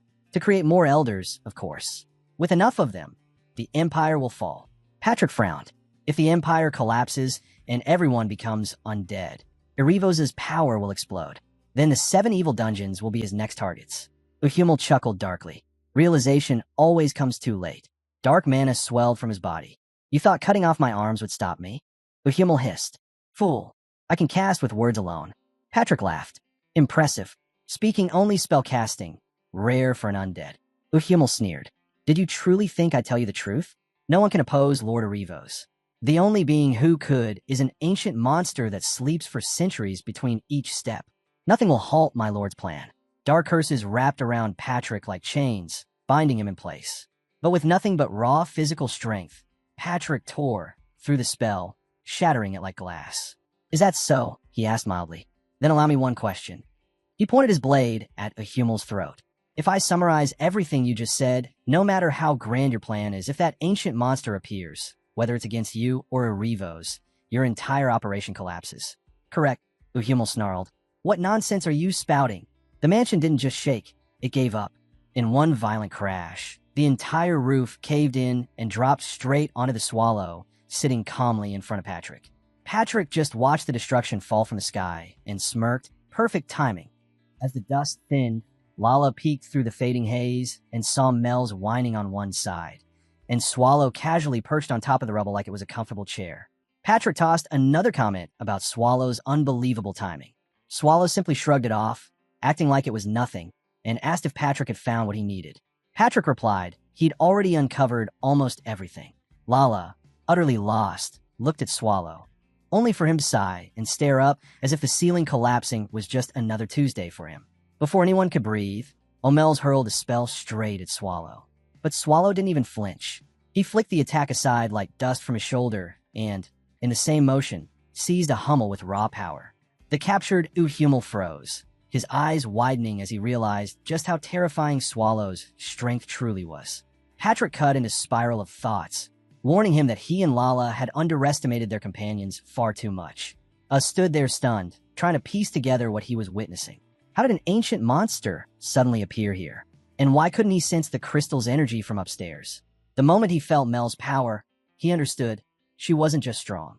She was Demon King level, backed up, deciding he needed to delay them and report everything to Lord Arivos immediately. Another Uhumal stepped forward, muttering nervously about ancient monsters resurfacing, about the old rumors of one hiding ever since the incident at Lazier, when suddenly something struck him hard enough to trigger a violent explosion. When the dust cleared, a human figure lay on the ground coughing. He glared at them and rasped, "You guys are already too late." Mel's rolled her eyes. He sure talks a lot. Then she aimed her spell and fired directly at his soul. Even as his spirit began to fade, Swallow tilted his head. "Huh, would you look at that?" He's still laughing. Mel's frowned. Maybe because he's undead? He's annoyingly stubborn. Right before his soul disintegrated, the man managed one last cry. "Worship him. Their lord has already descended upon this land." Patrick blinked. "Boss, does he even know what that means?" Swallow let out a breath. Yeah, he definitely saw it. And whoever's coming is putting a lot of effort into that entrance. Far from the collapsing mansion, in the quiet outdoors, two people playing chess noticed the sky twisting in strange patterns. One nudged the other. "Hey, doesn't the sky look weird to you?" "How weird?" the other asked. At that same moment, Rosalina was sprinting, constantly glancing over her shoulder. Thoth spotted her and called her name. She gasped and asked if he was awake. Thoth frowned. Shouldn't he be the one asking where she had been? Rosalina admitted she'd gone for a walk at Jarbet Plaza to clear her mind, then immediately regretted naming a place known for its pollution. She apologized in advance, bracing for him to scold her. But Thoth didn't get angry at all. Instead, he told her the captain and the others had decided to leave for Hasten the next night. The captain didn't trust the knights anymore, and Thoth promised to explain everything along the way. Later that night, they arrived at a barren place where dead bodies were piled high like a forgotten graveyard. Thoth stared quietly at the mound, remembering Rosalina's parents resting somewhere beneath it. He told her calmly that once they left Hasten, there would be no coming back, so the choice of what to do now was hers. Rosalina lowered her eyes, saying he already knew what this place meant to her, but she still couldn't understand why the captain wanted to abandon Hasten. Could the city still be saved? Shouldn't they wait just a little longer? Thoth shook his head gently. He wouldn't try to sway her with talk of religion. Everyone chooses their own belief. What bothered him was the uncertainty of waiting for a miracle while her parents remained trapped in this miserable state. He told her salvation didn't belong to one God. It came from actions, not prayers. That question, what could she do to bring salvation, hit her harder than she expected. A spark lit inside her. She tightened her grip, took Thoth's torch, and stepped forward with new resolve. She was ready to burn the bodies and set her parents free. But just as she moved, a familiar voice echoed through the dark. Simon Magus, someone they knew well, a priest, stood behind them, demanding to know what Rosalina was doing out here at this hour. Thoth asked who he was, but Simon ignored him completely, his eyes locked only on Rosalina. When she asked why he was here, he didn't answer, just stared in that unsettling, unreadable way. She tried to stop him from approaching, but in her nervous grip the torch slipped and brushed against his robes, instantly setting them ablaze. Thoth urgently told Simon to drop the burning cloth. Rosalina begged him to extinguish it, but instead Simon shoved her aside. Thoth caught her just in time as they both fell back to the ground. And then something horrifying happened. Simon didn't scream. He didn't panic. He just burned. The flames peeled away the illusion of life, revealing dead, rotting flesh beneath. Thoth's breath caught. Simon Magus wasn't human anymore. He was undead. Simon hushed them with a chilling gesture, then uttered a spell. All around them, the corpses began to twitch and then move. Rosalina staggered back, confused and terrified. What's happening? Thoth didn't hesitate. Run. They sprinted for the nearest structure, slammed the entrance shut, and barricaded it with whatever they could find. This should buy us some time, Thoth said, catching his breath. But Rosalina suddenly collapsed, her legs trembling. I can't move. Thoth turned to her sharply. We don't have a choice. Staying in here is safer than outside, but the first floor won't hold for long. We have to get to the second floor. Rosalina agreed weakly, but admitted she couldn't move her legs at all. Thoth knelt immediately. Then get on my back. We're going. She wrapped her arms around him, whispering a tired thank you, and worrying he might exhaust himself carrying her. Thoth didn't answer, His attention snapped to the window as he checked their surroundings. Can we really make it out alive? The thought crossed his mind, heavy and grim. Rosalina winced at a sudden stench filling the room. This smell, is it the corpses? She covered her nose, anxiety growing. Are we even safe now? Felth shook his head. Not yet. It's still dangerous. If you want to survive, stay focused. She blinked, confused. What do you mean? Felth didn't say a word. He just stepped over to a nearby corpse, dipped his scarf into the blood, and slowly dragged it across the fabric. Rosalina's voice trembled as she asked what he was doing, but he kept ignoring her, walking toward her with a weapon he'd taken off the dead body. He raised it, forcing her eyes shut. But when she opened them again, Thoth wasn't attacking. He was gripping his pendant, the glow reflecting his eyes as he finally spoke. He said he should have told her sooner, that something had been bothering him for a long time, and from now on, she needed to put her faith in things that actually made sense. Her voice cracked. Why hadn't he warned her earlier? The fear in her eyes said everything. Before he could answer, a loud crash ripped through the room. The door had given out. Rosalina panicked, asking what they were supposed to do. Thoth only replied with a calm, almost cold, "What else can we do?" She rushed to look for anything she could use as a weapon, but he didn't help her. Instead, he walked straight toward the broken door. She grabbed at the air behind him, asking where he was going. Thoth turned, gave her a small, gentle smile, then stepped out of the room. He wrapped his blood-soaked scarf around the doorway, sealing it as best as he could. His thought was simple. If the stench of fresh blood covered the area, the zombies might not detect Rosalina at all. She froze. What are you doing? Don't leave me. Please, don't leave me here. Thoth sighed. How long was she going to rely on others? She'd been a burden for far too long. He told her to listen carefully. No matter what she heard, she must not make a sound, must not move without thinking. Rosalina slapped both hands over her mouth instantly. Good, he murmured. She's finally listening. To him, this was better than dying together. Then he burst forward toward the incoming zombies, whispering an apology for teasing her all this time, before the hall filled with a sickening, bone-shattering crack. Outside, Simon Magus raised his hand and ordered his followers to attack. Meanwhile, the people of Hasten gathered in groups, marching toward the Lord's mansion under a sky stained in eerie red. They muttered among themselves. This had to be because of the new Lord. She hadn't shown her face in weeks. Something was wrong. The heavens must have been furious. Their chatter was cut short by a scream. A man stumbled toward them, warning them that it was dangerous, but his words were slurred, broken. People crowded around, asking if he was injured, if he needed help. A blue-haired young man stepped forward, offering to take a look. Someone recognized the crest on his cloak and asked if they were from the Magic Tower. He nodded, explaining he was a trainee from the tower's wing guild. The trainee began to cast a healing spell, only to stop midway, eyes narrowing in shock. He whispered, "He's not bleeding, not from any wound." The trainee's eyes widened as he realized the blood on the injured man wasn't even his. Before he could say anything, someone at the front yelled, "Guys, more are coming." Another voice behind him shouted that anyone who could still move should have already gathered by now. So who were these new arrivals? The injured man suddenly jerked upright, panic twisting his voice as he screamed, "The undead are coming." Everyone at the front stiffened. Their faces drained of color as they watched the first undead shamble into view. What is that thing?" someone whispered. They didn't get time for answers.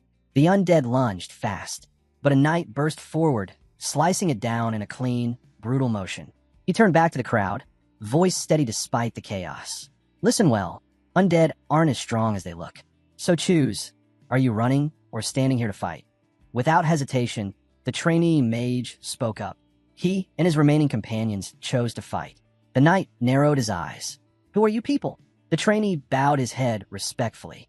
"We were trainees of the Magic Tower's Wing Guild. On the day of the Black Disaster, we were on assignment outside the tower. We survived by chance. Even if we're late, we want to be of use now." One by one, others stepped forward, agreeing to fight the undead. The knight's voice boomed out as he took command. "All who can fight, weapon in hand, front line. The rest of you, start building a perimeter defense. We defend Hasten, to the last man." Time passed, just enough for the tension to coil tight in everyone's chest. Then the knight froze. Footsteps, lots of them. "They're coming," he barked. "Mages, prepare your spells." The air crackled as magic circles flared to life. And with a unified roar, the mages unleashed their spells. The blast shook the ground, an explosion bright enough to light the bloody sky. From afar, Novin clenched his teeth. "Damn it, what's happening out there?" His eyes scanned the area desperately. Thoth! Rosalina, where did you two run off to at a time like this? Then he saw her. Rosalina slumped against a wall, trembling. He rushed to her side instantly. Rosalina, are you okay? What happened? Her voice broke. Thoth, he told me to stay put, but I couldn't. I was scared. I ran. And now, Captain Thoth is dead. Because of me. Novin shook his head firmly. Did Thoth resent you when he died? Of course not. He isn't that kind of man. She looked at him with wet eyes, unable to speak. You survived because of him, Novin continued. Remember that. Not the guilt. Then her expression twisted with urgency. Captain, those things weren't normal undead. We need help. We need the knights. They're probably still at the Lord's castle. She faltered, noticing him rummaging through his gear. Captain, what are you doing? She whispered. You barely have the strength to stand, Novin replied, pulling out a small vial. Drink this, then get moving. You need to reach the knights. What about you? Novin tightened his grip on his sword, resolve written all over his face. I'm the captain, he said quietly. I can't abandon my comrades in the middle of a fight. Rosalina, go. Bring those knights, Novin said, pushing himself to his feet as the distant screams grew louder. We'll hold the line here. The inner castle should still be safer than this place. He clenched his fist. Thoth, he'd sacrificed himself to protect her.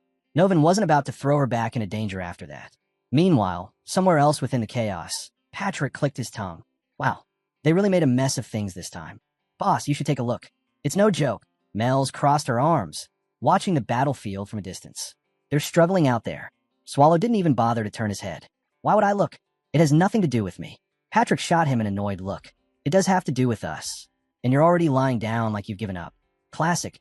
Trouble pops up, and you immediately lose motivation. He glanced back at the battlefield.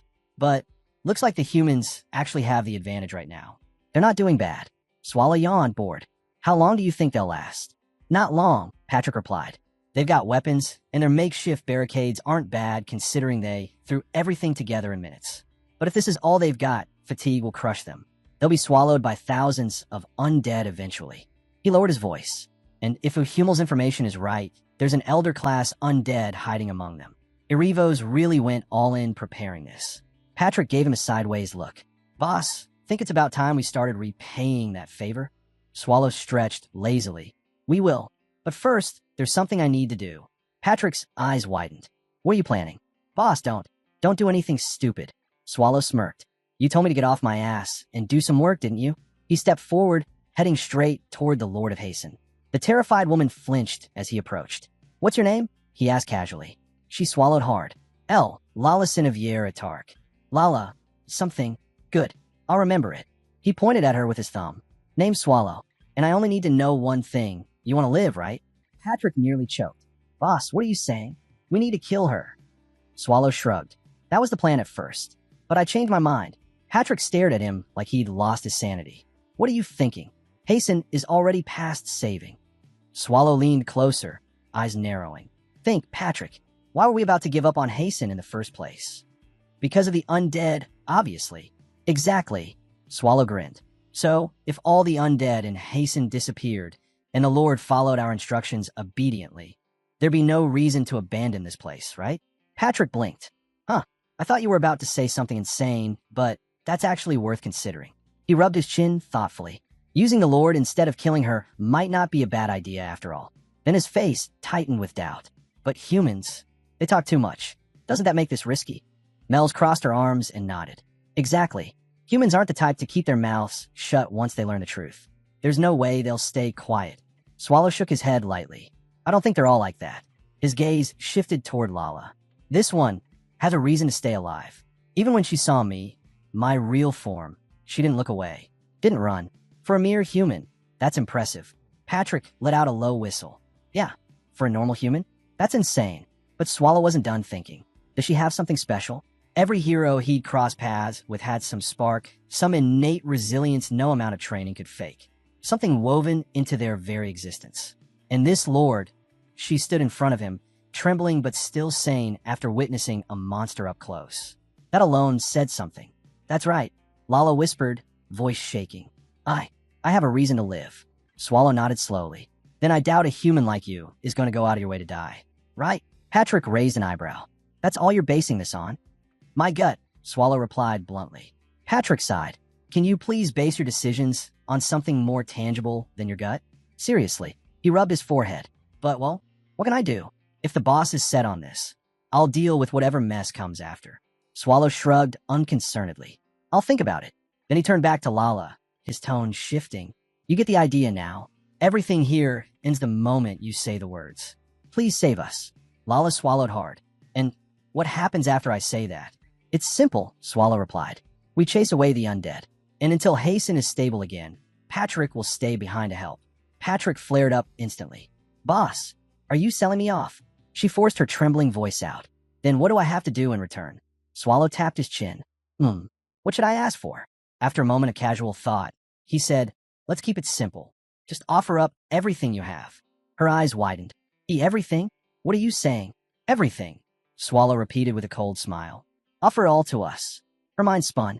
If she refused, she would die, either ripped apart by this monster standing before her or torn to pieces by the undead outside. If she accepted, she would lose everything she ever owned, every right, every shred of control. Would her brother have taken his own life if the Black Disaster hadn't happened? If he had lived, would he be standing here as the Lord of Hasten instead of her? Would she even be in this nightmare? Her silence hung heavy. Patrick finally sighed and turned away. All right, she's not answering.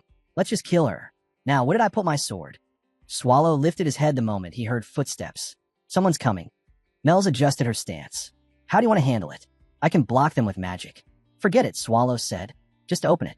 Got it. Mel's flicked her fingers and the gate creaked open. Rosalina stumbled in, eyes red, breath shaking. Yet she still managed to force out the words, They're really here. Please help us. The village is overrun by undead. Everyone is fighting with everything they have, but it's too much. We need your help. Thoth, he died. And the captain, he said he would be waiting for me.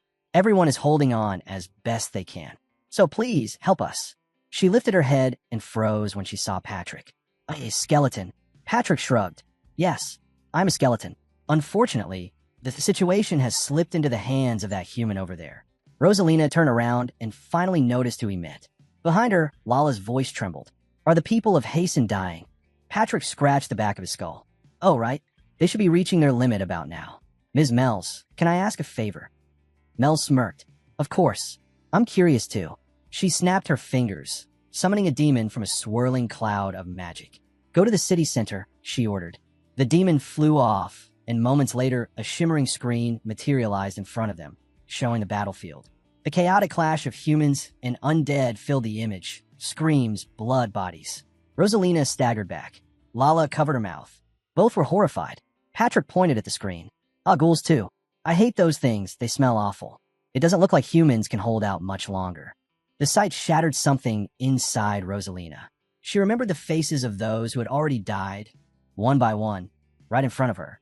Tears streamed down her face as she screamed. How can you just stand here when you have the power to stop this? Aren't you strong? Please kill them all. Please save us. She spun toward Lala. And you? What were you doing while everyone was dying? Lala's shoulders trembled as she stepped forward. Swallow, please save us. Please save those still alive and hasten. Swallow sighed, hands in his pockets. Fine. It's not like it's hard. Why not? He motioned for the others to move out. On the battlefield, a wounded man collapsed, exhausted. Damn it. Who said these things were weak, he thought. We're dropping like flies. Is this really how I die? An undead raised its claws to tear him apart, and Mel's landed on its head with a loud, sickening crunch. She grimaced. Ugh, that was disgusting. I should have landed on the roof instead. More undead immediately swarmed toward her. Annoyed, she raised her hand and summoned a blazing spell that incinerated them instantly. The man stared at her with awe. Are you an angel? Mel's froze. Then her eye twitched. Bad choice of words. She kicked him across the street without hesitation. You useless human. What nonsense are you spouting? If you value your life, get lost. The man scrambled away, tripping over his own feet as Mel's glared after him. How dare he compare me to an angel? She hissed. Damn humans. Can't believe I ended up helping them. Before she could complain further, a voice slithered up behind her. You aren't human at all, Simon Magus said, appearing like a shadow rising from the ground. A demon wearing a human form. And to hold that much mana, you must be either a demon king or a dragon. So why side with the humans? Mel's whipped her head toward him, annoyed rather than alarmed. I'm doing whatever I feel like doing. And an undead like you shouldn't open his rotten mouth in front of a king. Simon Magus laughed, a disgusting, echoing rasp. He'll figure everything out once he rips off your flesh. You are a fool. Throw away your humanity, become an undead, and maybe you'll evolve into a strong variant. What do you think? Mel's blinked at him. I have no idea what you're rambling about, but you might just be the most annoying undead I've ever seen. Simon hissed back. I serve the commander of Undead Darkness, one of the 10 evils. Do you think I, Simon Magus, would lose to a demon king like you? Mel smirked. Oh, you misunderstand something. I'm not the one fighting you. Simon paused, then felt it. A presence behind him. A hand clamped down on his shoulder. I found you, you bastard. Swallow's voice dropped like a hammer, followed by his fist. He hauled Simon forward and smashed him into the ground so hard the earth cracked beneath the impact. Swallow dusted off his knuckles. Told you I'd remember you. Not a bad feeling at all. He studied the crumpled undead. If I'm guessing right, this guy's the gatekeeper of the undead army. One of the gatekeepers of the 7 great dungeons. Then he nudged the fallen corpse with his foot. Hey, you're not dead from one punch. Get up. Mel stared wide-eyed. Taking down something like that with just a punch? And he was holding back. Did I see that right? She walked closer. You seem to have a grudge against him. Someone you know. Swallow thought back to earlier. A few hours ago, he tried to peek inside my mana without permission. He shrugged. I just don't like him. Might hit him a few more times. He looked around the burning town. Anyway, we shouldn't linger here. Nothing good will come from hanging around. He turned to Mels. Do you think Arivos is in this village? Probably not. Mels replied. That barrier isn't meant to keep enemies out. It's meant to trap everyone inside. Swallow squinted up at the sky. So that thing really is a barrier. I just thought the sky turned crimson. Mels crossed her arms. The caster's probably outside. No idea what they're planning, but I doubt I can break something like this. Swallow sighed. Figures. Guess I'll handle it myself. In the meantime, can you take care of the extras? She blinked. Extras? You mean the undead? Yeah. Minimize the casualties if you can. It might be a little late, but this village still needs a functioning population. Mels stretched her fingers, magic crackling between them. It won't be perfect, but if it's only that, I can handle it. As expected of our demon king. You're amazing, Swallow grinned. I'll tidy things up and then go have a one-on-one with Arivos. Mel snapped to attention. Leave it to me, sir. She looked out across the sea of undead and asked, Sir, how long will you be gone? 15 minutes. 20 max. She smirked. If it's only 20, I can hold out just fine. Reliable as always, Swallow said. Have a safe trip, sir, she replied, bowing slightly. Swallow turned toward the town center. All right, let's wrap this up. Behind him, Simon Magus slowly rose, eyes narrowing. I have my suspicions. Are you an ancient monster? Swallow shrugged. Who knows? You're halfway right, Simon hissed. Then who are you? Swallow pointed a thumb toward himself. Probably Patrick's slave. Simon sputtered. What nonsense? Ancient monster or not? Did you think I'd sit around unprepared? I am Simon Magus, one of the pillars of Lordo's forces. I have never failed Lord Arivos. I'll use this chance to reach him. But the moment he faced Swallow again, his confidence shattered. Swallow cracked his knuckles. This guy, he keeps getting on my nerves.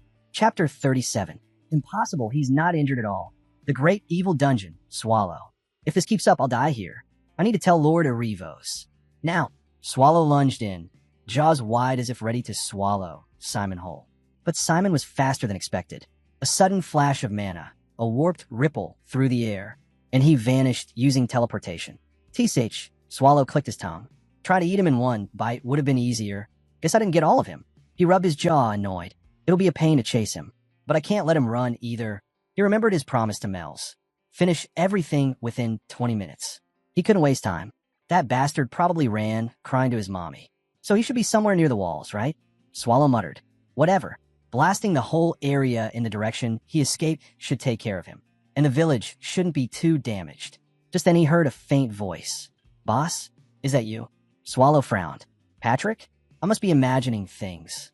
He walked forward and spotted a body. A corpse. Then paused. Wait, can I still call a corpse if it was already dead before I killed it? Swallow lifted the corpse by the collar. Well, whatever. Because of him, the whole village is in ruins. What does he expect me to do about it? He tossed the body aside. And what? Don't blame others? Please. If he didn't like it, he should have stayed alive. He can explain everything to Patrick himself. He turned his attention to the shimmering crimson wall ahead. So this is the barrier? Even Mel's couldn't break it alone. Must be pretty strong. He placed his hand against it, twist. The barrier warped his fingers unnaturally. Stronger than I thought. But Swallow smirked. Still breakable. Just gonna take a bit of effort. He checked the magic tool strapped beneath his clothes. If it shattered, he wouldn't be able to maintain his polymorph. And if that happened, Patrick would chew him out for sure. Well, if something goes wrong, I'm blaming you, he said to the corpse on the ground. I'm counting on you. Corpse. He scanned the area. Good. No humans nearby. Then his body warped and expanded, bones shifting, muscles twisting, skin tearing and reforming, as he transformed into his original form. A monstrous presence shook the air. And then, boom, he crashed through the barrier in a single devastating charge. Outside the city, undead swarmed like insects. There sure are a lot of you, Swallow muttered. They rushed him, and he casually blasted them away with a single sweep of his power. That's not the right way to greet your guest, he sighed. The elder undead stepped forward, ordering his minions aside. The horde instantly obeyed. That's better, Swallow said. Should have acted like this from the start. He extended his hand. Here, a little present I prepared for you. We got a lot to talk about. Erivos, cold, ancient, and brimming with hatred, stared at him. Ancient monster, he muttered. Are you suggesting it's acceptable for my race to be oppressed by humans? Humans, prideful, filthy, greedy creatures. Even after building their own comfort, they always want more. They invade our lands. They take and take. Swallow groaned loudly. Oh my god, he talks too much. Get to the point. Erivos ignored him. Humans must disappear. I have the power to destroy the Empire. For generations, we believed the Empire could never fall. Not until the Black Disaster struck Rise. If we had only spoken of wiping out humanity sooner, every demon would gladly sacrifice themselves for the cause. Swallow rubbed his ear. Why do you talk so much? Just keep it short. Erivos' eyes burned. I'm saying that if you weren't so passive, so many demons wouldn't have died. We could have exterminated the lowly humans. So you're saying you did all this because it's my fault? Swallow asked. That's right, Erivos hissed. You are the root of all of this. Swallow raised an eyebrow. So, you're planning to wipe out the humans, and you want me out of your way. That's what you're trying to say, right? Before Erivos could answer, the ground split open, and a colossal undead monstrosity surged forth, dripping rot and abyssal hatred as it charged at Swallow with explosive fury. Meanwhile, Mel's was surrounded on all sides. So many, she muttered. She whispered an incantation, flames of retaliation. Every undead foolish enough to rush her ignited instantly, burning into ash as she moved through them. With them spread out like this, she thought, looks like I'll have to move a bit busier than usual. She glanced up at the sky. The barrier covering it shimmered like a divine dome, close to god-class magic. As expected of Sir Swallow. Not even 3 minutes since he said he'd go deal with Rivos real quick. Then she felt something behind her. She turned, Captain Novin, barely standing, injuries rotting as the curse gnawed at him. Miss Mage, is everyone safe? He asked weakly. Mel shrugged. If you're talking about the humans, most of them are burning in that fire over there. Novin flinched. Are you a companion of the Knights? Companion? Me? Mel scoffed. No way. I'm just a servant. I can't be compared to their greatness. Oh, so you know them. Then you must be with them, Novin said with relief. Good. Rosalina made it in time. Thoth didn't die in vain. Hasten will be saved. He breathed out heavily. I'll turn into an undead soon. His voice trembled. I know I'm in no position to ask, but can I request a favor? He looked closer and finally realized she wasn't human.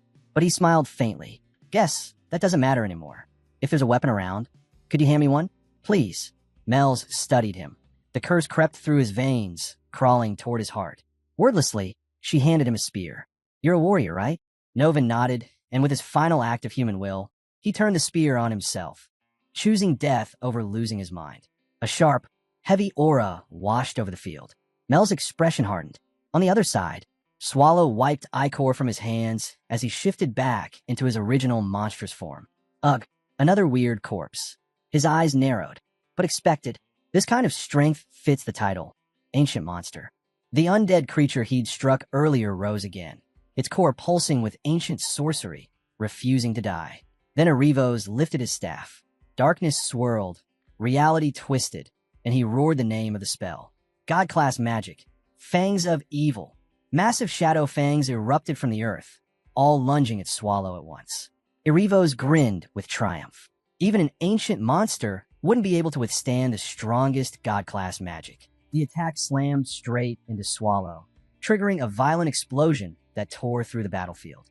And when the dust finally settled, there he was, Swallow, standing still, skewered by 4 massive fangs of pitch-black magic. Watching this, Erivo's grin widened. Finally, he truly believed this would be the moment he erased that ancient monster for good. Then, once the beast was gone, he'd flood this land with undead and rise as a transcendent ruler over all things dead. Driven by that twisted dream, he summoned another god-class spell, Fangs of Evil, to deliver the finishing blow. He even had the audacity to tell Swallow he should feel blessed to die here after wandering thousands of years. But just as the spell was about to hit, Swallow moved. Darkness erupted around him, raw, crushing power, and he shattered the god-class fangs like they were cheap toys. Erivos froze, unable to process what he was seeing. Swallow just groaned, clutching his chest. Damn, that hurts. It hurts so much I'm not sure how long I can keep letting you hit me. That one line snapped Erivos back to reality. Letting him hit him? No way was he intentionally taking the attacks. He panicked, slamming his fist into a nearby tree. The entire trunk snapped and crashed to the ground. Swallow glanced over, annoyed. Why are you taking it out on the tree? He sighed. Anyway, that was your strongest magic? Really? Nothing stronger. Now only 2 fangs remained. And on the other side, Erivos was spiraling. Did he let me hit him just to test the power of god-class magic? I need to retreat. I came in too fast. I need distance, space, anything. But Swallow stomped on his panic before it could turn into a plan. Hey, I'm talking to you. Don't get weird ideas. If you got something stronger, use it. If not, I'll assume this is all you've got. Swallow flicked the last 2 fangs aside like dust. Desperate, Erivos used the distraction to cast another spell, chains of restraint wrapping around Swallow's body. Swallow rolled his eyes. Why do all of you act the same? Like you're following some script. I hate this spell. Is this supposed to be another one of those god-class whatevers? And why is this thing so stupidly sturdy? Before he could break free, a massive monster lunged at him. But Swallow instantly shifted into his polymorphic form, slipping past the attack without a scratch. That's disgusting, he muttered. But if it's this big, guess I should get a little serious. He reverted to his true form and devoured the monster in one bite. Erivos watched, horrified, as Swallow casually wiped his mouth. Maybe it's about time to replace one of the 7 great evil dungeons, he remarked like he was choosing where to put a new sofa. Meanwhile, inside Lord Castle, Patrick stared out the window, muttering under his breath. What are you even thinking, boss? How excited are you this time? You do remember you're a walking disaster, right? Or maybe that's why you're the boss, he sighed. It wouldn't hurt to tone it down a bit.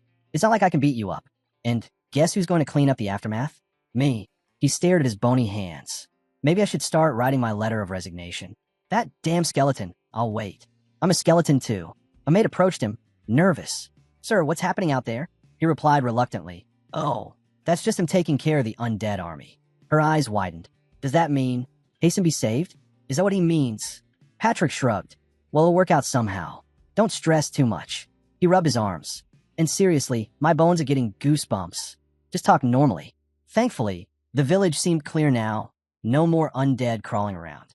Just as expected from the Demon King, Mel's. And right on cue, Mel's teleported in, stretching her arms with a tired sigh. That was exhausting. Patrick perked up immediately. Perfect timing. Mel's brushed her hair back. I finished everything I needed to do. It's been a while since I used that much mana. Patrick nodded. You've worked hard, Lady Mel's. Honestly, if you weren't here, I can't imagine how this would have ended. She tilted her head. Isn't Sir Swallow doing most of the heavy lifting? Patrick shook his head. No, I'd say you've done a better job today. Mel's frowned slightly. Is he still not done? Patrick let out a long breath. As you can probably feel, the boss is still in the middle of fighting. Mel's glanced toward the battlefield. His power really is something else. Yeah, Patrick muttered. Especially when you remember the aftermath that always comes with it. Every time, without fail, he makes more work for me. A normal guy would stomp them a couple times and wrap things up. But him? No, he drags it out. No consideration at all for the poor skeleton who has to clean his mess afterward. Patrick turned to Rosalina. By the way, your name is Rosalina, right? She nodded softly. Yes. Patrick crossed his arms. Well, the Territory Lord is the only one we promised to keep alive, so I should clean things up here first. There's no point keeping anyone else alive besides the Lord. Lala's eyes widened. Wait, Sir Patrick. She's also one of my lady subjects. Patrick waved a hand. Relax. I'm not actually going to kill her. She's harmless. Those back alley thugs are already dead anyway. And with her mind in this state, she couldn't do anything even if she tried. And if harming her affects the Lord somehow, that'd just cause us trouble. He shrugged. Anyway, let's say everything on this end is handled. Now, Patrick glanced at Mel's. Lady Mel's, can you put someone to sleep? Mel's raised a brow. That's easy. Who do you want out? I'd like to speak with the Lord alone. With a flick of her finger, Mel's cast a gentle sleep spell over Rosalina. She collapsed softly, slipping into a peaceful slumber. Patrick exhaled. All right, now that that's done, time for your part. Mel's blinked. My part. Patrick gestured around the devastated village. As you've seen, we've done our part saving Hasten. Now you keep your promise. First rule, you don't leak anything you've seen today. Not a word. But I'm pretty sure you already understand that. He stepped closer, voice lowering into something solemn, almost theatrical. Now listen carefully. I'm going to tell you a story about a heroic territory lord who endured every insult imaginable just to protect her land. Patrick began spinning his tale, painting the Lord of Hasten as a completely different person than the trembling woman standing before him. He spoke of a lord who realized the undead were about to swallow her entire territory and still chose to stand firm. She had almost no soldiers left. Undead eyes were on her every move. Reinforcements were nowhere in sight. But despite all of that, she stayed in place to protect her people. And while the citizens were dying, terrified, and desperate, they turned their anger toward her. They screamed, cursed, blamed her for everything. But the Lord endured it all, holding her ground until, after what felt like a century, the Empire's reinforcements finally arrived and wiped out the undead threat. She wasn't some coward hiding in a corner, Patrick said. She was a lord who willingly threw herself into danger to save her people. Rosalina stared at him. Are you telling me to lie to my own subjects? Patrick didn't flinch. You said you wanted to live, didn't you? Then listen. Go hand out every last supply stored in this castle. Help whoever survived. Aid from the other cities will arrive soon. She hesitated. How can you be so sure aid will come? Patrick shrugged. I'm not. I'll make it happen. After all, we're planning to turn the young Lord of Hasten into a hero. He glanced toward the battlefield. Things had gone quiet. That silence means the boss is done. Let's head over. Lady Mel's, could you teleport us? Mel's raised her hands helplessly. Sorry, my mana's bottomed out. I can't cast anything right now. Lala, still uneasy, stepped closer. Sir Patrick, may I ask something? Why are you going this far to save Hasten? Aren't you dungeon monsters? This can't be because you care about people's lives. Patrick glared at her. You said you wanted to live too, didn't you? Then know your place. And don't dig too deep. Meanwhile, back on the battlefield, Swallow dusted himself off, letting out a low sigh. Well, it's about time to replace one of the 7 great evil dungeons. I kind of feel bad for you. If you had just stayed quiet somewhere, you could have avoided all this. But no, none of you ever leave me alone. He scratched his back. Ugh, I've been stabbed so many times everything itches. Irivos trembled. An ancient monster. He still couldn't grasp the scale of the power in front of him. Swallow didn't even acknowledge the fear in the man's eyes. I don't care about that. Let me ask you something. Why Hasten? Why did it have to be this place? If you hadn't attacked it, I wouldn't have had to bother coming out here. Irivos swallowed hard. Hasten is the most efficient location to invade the Empire from. Swallow narrowed his eyes at Irivos. No, I'm not talking about invading strategies. I'm saying you came here knowing this land was my territory. Irivos let out a distorted laugh. Oh, and what do you think the reason is? He tried to cast another spell, but before he could even finish the first gesture, Swallow's darkness wrapped around him like a vice. A violent shockwave erupted, and in the next instant, the undead Immortal King's head hit the ground with a dull thud. Swallow paused, staring at it. What's this? So you weren't trying to teleport after all. He clicked his tongue. Well, whatever. You were going to die anyway. His attention shifted to the ruined surroundings. Great. This whole place is useless now unless someone fixes it. Before he could think further, he heard Patrick's voice behind him. Stop right there. Don't move. Swallow stiffened. Patrick marched up, arms spread dramatically. I came all the way out here to find you. I missed you. You missed me too, right? Swallow thought one thing. Yeah, I'm dead. I'm absolutely in trouble. Elsewhere, Rosalina crouched under the rain, shivering. Her mind was a storm. Her friends, her people, her home, all gone. There's nothing left, she whispered. What kind of help is this? I'm the only one left. Whose fault is it? Who killed everyone? Back in the dungeon. The moment Swallow and the others stepped inside, Renee greeted them with a bright smile. She'd been waiting calmly, cleaning every corner spotless. You all worked hard, she said. Swallow nodded. You did well. Mel's collapsed flat on the floor. I'm really tired. Patrick groaned beside her. I feel like dying. Renee approached Swallow, eyes sparkling. Mr. Swallow, you must be exhausted. Would you like dinner first or a bath first? Swallow answered instantly. I'll drink the bath water. Patrick's soul left his body for a full second. What the hell? What has he been teaching her while we were away? Ursabet Bay stepped forward, uneasy. So, did everything go well? Swallow waved her off. Can I go? I want to leave. Patrick sighed. Well, if you count the humans who starved and the ones eaten by undead, we're sitting at around 3,000 deaths. Oh, and don't forget how our boss here blew up the whole town. Other than that, things went pretty well. Ursabet blinked. What exactly did he do out there? Patrick shrugged. He cleaned up the undead. She pressed on. He only cleaned up the undead? He cleaned them up perfectly. She stared, unimpressed.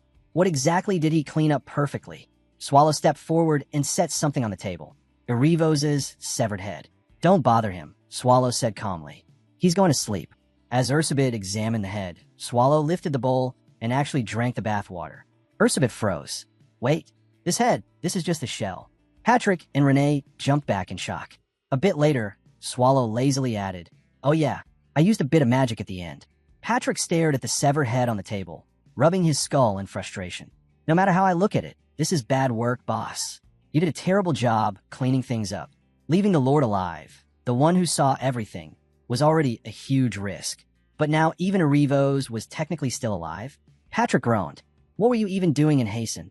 Swallow lazily muttered. Ursabet said Erivos probably lost 70% of his life anyway. Patrick nodded. Yeah, sure, but that doesn't change the fact that now the great evil dungeons might butt heads again. You really need to be more careful. Rivos won't be able to move for a while, so we're safe for now, but don't get complacent. He crossed his arms. As I've said 100 times, even if you handle the mess at Hasten, accepting new monsters into the dungeon is something you need to do. So stop slacking already. He turned around. Are you even listening? Swallow was already asleep. Patrick let out a dead, skeletal sigh. Meanwhile, Rosalina made her way through the village ruins, where survivors huddled under makeshift shelters. The air was heavy, filled with murmurs of grief. A green-haired man spoke first, voice hollow. 3 days of rations, and what's the point? My wife and kids are gone. I don't care about food. A blue-haired man snapped back. What? You want us to praise the Lord for this? Are things fine just because we're eating? Green hair clenched his fists. Better to join my family in death than suffer like this. Blue hair retorted, fine, but at least eat before you die. Then they noticed Rosalina standing nearby. So, are you giving up too? He asked. At least fill your stomach before you leave. Rosalina shook her head slowly. Where would I even go? Her voice trembled, but she didn't back down. Of course I'm suffering. I want to run. But why do we have to be the ones to run away? What did any of us do wrong? Why do we have to die? The crowd went silent. She glared at them, tears forming. Think about it. Who was really at fault? Who slaughtered everyone? This is unfair. So unfair. Don't aim your hatred at the wrong target. She stepped forward. There's no point in dying meaningless deaths. If we're going to die anyway, then we should take our revenge on the one who put us here. Their eyes widened. What do we have to do? They asked. Rosalina answered without hesitation. We kill the undead. All of them. Meanwhile, in the king's palace, the scene shifted to a grand, towering hall draped with banners. Royal guards stood lined up, unmoving. Arl Ethelbria's Gal Livison knelt on one knee before the throne. The king finished his long speech and looked down at him. Edalus Givine, even after all that, you didn't zone out. Impressive. Arl bowed his head deeply. I wouldn't dare, your majesty. The king leaned back, gaze sharp. Good. The lives of the entire raid force rest on your shoulders. I expect great things from you. Arl didn't hesitate. I will meet those expectations. He left the throne room with measured steps, accompanied by Garrett, an executive tracker from the Black Tiger Order. The moment they stepped outside, Garrett spoke. So, did you receive full authority to lead the dungeon raid? Arl nodded. Yes, and the arrest warrant for Paymore has also been issued. Garrett clicked his tongue. He's running, but with his wealth and old noble connections, he probably has people backing him. The warrant won't be as effective as we'd like. Arl responded calmly. That doesn't matter. Its existence alone is enough to keep him on edge. As they walked, he glanced over the troubled city streets and reflected on the past month. The black disaster that struck Royers had shaken the Empire's upper nobles to their core. Heads rolled from mishandling it. Entire families lost power overnight. A lot has changed since then, he murmured. Before long, they reached their destination. Garrett reminded him, Sir, you have a meeting in 2 hours. What should I do if you're running late? Wait for me, Arl replied. Then he paused. What about the woman? Where is she now? Garrett answered, she should be inside. Arl's lips curved into a bright, almost cheerful smile. Without hesitation, he slammed the door open. Inside, Woon sat at a table, happily munching on donuts. With a warm smile, Arl asked, Have you been resting well? She looked up in surprise, her expression softening. Arl, meanwhile, deep inside the primordial core, a small 3-man exploration party cautiously stepped into the dungeon's depths. Their leader raised a hand. Stay sharp. The moment we sense a monster, we retreat. Understood. Both members nodded nervously. As they approached the first room, the leader muttered, I hope our intel wasn't wrong. He peered inside. No monster. Looks like it hasn't returned since his Hut raid force came through 2 months ago. Good. There should be something valuable left. Let's go deeper. The third member grinned, rubbing his hands together. We're gonna get rich. But the second room was empty. And the third room, also nothing. The second member frowned. Is our information wrong? Maybe other raid forces already cleared this place out. There's nothing, absolutely nothing. The third member shook his head violently. No way. The core shouldn't be empty. The second member looked ahead uneasily. Are we even in the primordial core? We've come all this way and haven't found a single thing. The leader pointed toward the next chamber, lowering his voice as the walls grew tighter around them. The fifth room. That's where the anthropophag should be. An ancient plant-type monster, covered in thorny leaves and vines. According to rumors, if you treat and forge its body the right way, it becomes harder than, or just hauling one corpse back would cover all our expenses. The second member frowned, anxiety rising. What if the room's empty, or worse, full of monsters? We're just a C-rank raid force. Even the weakest creature here could kill us. The leader snorted. So what? Are you planning to leave empty-handed? He glared at the group. Anyone who wants to run can go. But don't expect to join any profitable ventures with me ever again. With that ultimatum hanging in the air, they cautiously stepped into the fifth room. Do you see anything? The second member whispered.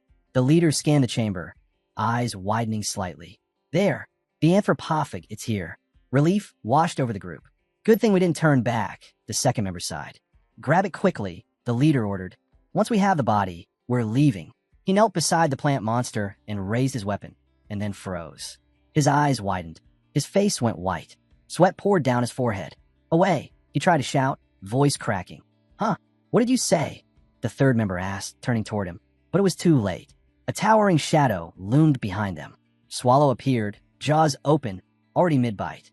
The leader bolted for the exit, screaming for the others to run. They didn't make it far. Moments later, Swallow spat out their remains, equipment clattering uselessly on the dungeon floor. Patrick sifted through the pile, unimpressed. As expected, nothing valuable. Renee crossed her arms, scowling. They died because of greed. Humans really are disgusting. Patrick ignored her gloominess and nudged a piece of gear with his foot. Hey, boss, this one might be worth something. What do you think? Swallow shrugged. They taste better than undead. That's all I can say. Patrick stared at the coat of arms sewn into their tattered clothes and clicked his tongue. West Crantle Kingdom. Not from our empire. That explains the cheap gear. Renee let out a dark little laugh. They came all the way from the west just to die like this. Swallow stretched, relaxed. How convenient. It's like getting a local specialty delivered straight to the door. Patrick shot him a look. And how exactly did you know they were from West Crantle? Then his expression sharpened. We need to reinforce the dungeon. Rumors about this place being safe are spreading way too fast. Privately, Patrick felt nothing but irritation. All these dungeon problems, and somehow he was the one stressing about them, not the dungeon's actual boss. He glared at Swallow. This is your dungeon. Why am I the one worrying? If you don't start taking this seriously, I'm resigning. Swallow jolted upright, nerves immediately kicking in. Okay, I'll treat dungeon security as top priority. Satisfied, Patrick shifted the topic. Anyway, thanks to Lady Mel's detection magic, we can spot intruders faster now. Mel's burst into laughter, brushing it off. Swallow nodded. It is reliable. She catches everything. Renee overheard this and snapped, puffing her cheeks in anger. Hey, I can use magic too. Swallow turned to her with a bright smile. I know. You're awesome. Amazing, actually. Patrick sighed in defeat. Swallow would praise anything that moved. Mel's lifted a hand modestly. I just did what I had to do in the primordial core. Patrick nodded. We're grateful. You saved us a lot of trouble. Mel's, however, looked uneasy. How long? Am I supposed to stay here as a guest? Elsewhere, a three-eyed monster knelt before Ubar and addressed him as Majesty. Preparations are complete. We should move toward Jadika.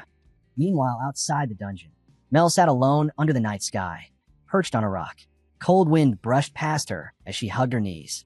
She was a demon king, yet she had no territory, no stable home, barely any money. And in just a couple of days, all demon kings were supposed to gather. She didn't know how to face them. As she sank deeper into her thoughts, Patrick approached. Nice night. The air feels refreshing. Mel's blinked. You're out here for fresh air too? Patrick smirked. That's an undead joke. Mel's didn't laugh. Not even a smile. Patrick cleared his throat. So why are you out here? I just needed air, she said quietly. What about you? I don't need sleep, Patrick replied. So I train during nights like this. Mel's tilted her head. Still training? Don't you have enough skill already? Patrick shook his head. A sword that stops being sharpened just rusts. Same with skills. He paused. This is the first time I've talked to you alone like this. Patrick then mentioned, Mr. Tentacles is almost done recovering. Want to check on him together? Mel's nodded, and they walked inside. Inside the recovery chamber. Mel's frowned. He doesn't look fully healed, Patrick answered. This is probably the best recovery he'll get. Honestly, it's miraculous he made it this far. Renee suddenly dropped down from above. I counted 68 tentacles. His recovery is slow. Don't expect more than 5 to grow back. Mel stared at Mr. Tentacles, heart heavy. Did he fight the His Hut Tall trade union? Patrick nodded. Yes. Your Demon King castle near Ria's. You were involved with them, weren't you? Mel's lowered her eyes. Yes. They're the raid force that killed my father. The weight of her past settled between them, silent and heavy. Mel stared quietly at Mr. Tentacles, watching his slow, strained breathing. He had survived enemies strong enough to destroy entire territories. Yet he was still holding on. He's incredible, way stronger than me, she thought. And in that moment, her doubts resurfaced. The dream of staying in the primordial core forever, hiding away from the expectations of a demon king. She wanted peace, not the life waiting for her outside. Patrick broke the silence. Since he's almost recovered, we should think about recruiting more monsters for our core. Renee shot up immediately. Then recruit only male monsters, like those golems in the storage room, strong and loyal. Mel's opened her mouth to object, but before the argument could break out, Mel stood up sharply. I've decided. I'm going to Jadika. Everyone quieted. Meanwhile, Garrett inspected Woon's bandaged arm. These wounds, if people see you acting too lively, they'll get suspicious. Pretend you're still recovering. Woon grimaced. Fine, but it's annoying. Or I'll check the cupboard. We have snacks. Should I make tea? Woon shook her head. No, I need to prepare for the meeting. Arl blinked. Oh right, the meeting. By the way, has the maid come by today? Woon frowned. I don't know. I left to buy snacks. Arl nodded and turned serious. Garrett, Woon Historia, go to the meeting room first. I'll finish the paperwork and join you. Garrett sighed. Please hurry. The meeting needs you. As they left, Arl asked another question. The maids who handle the tea said, Have you seen them? From the shadows, a figure with glowing red eyes stepped forward. We'll find him soon. Arl lowered his voice. Don't report your progress. Not yet. He glanced at the stack of confidential files behind him. Thousands of sensitive documents, if anyone touched them while cleaning. His expression hardened. Those maids must disappear. 4 days from now, no mistakes. Later, in the meeting room, Arl stood before the assembled commanders. Thank you all for coming despite your busy schedules. Today we discuss the Black Disaster, the threat that endangers the Empire's peace. Squad leader Cardi immediately challenged him. The royal court clearly announced the Black Disaster isn't Swallow. Are you going against His Majesty's statement? Arl answered calmly. That announcement was to calm the citizens. But I saw it with my own eyes. He pointed at Garrett. Swallow fought the heroine directly. Garrett lost an arm that day. Garrett scoffed. Ridiculous. I never heard any report like. Then look, Arl cut him off. Garrett's missing arm. Woon's tense expression. Cardi's face fell. So it's true. Inside, he felt a chill. If Woon couldn't stand against him, then Swallow is far more dangerous than we imagined. Arl continued. That's why we need to prepare. Swallow appeared without warning once, and he can do it again anytime. The room fell silent. Everyone finally understood the weight of his words. After Arl dropped the truth about Swallow and the desperate need for the 36th masterpiece, the entire hall froze. Not a whisper, Not a breath. Everyone felt it, the weight of a disaster creeping toward them. Then Duke Rolthos finally breaks the silence, his voice sharp and bitter. So what's the plan? How exactly do we stop Swallow? Because whatever defenses we've built, they're nothing in front of that monster. Arl doesn't flinch. They're useless, he admits bluntly. Every wall we raise, every soldier we train, it all breaks against Swallow. Only the 36th masterpiece can turn the tide. The Duke exhales, defeated. We've been searching for years. Found nothing. But inside, Arl knows the truth is far uglier.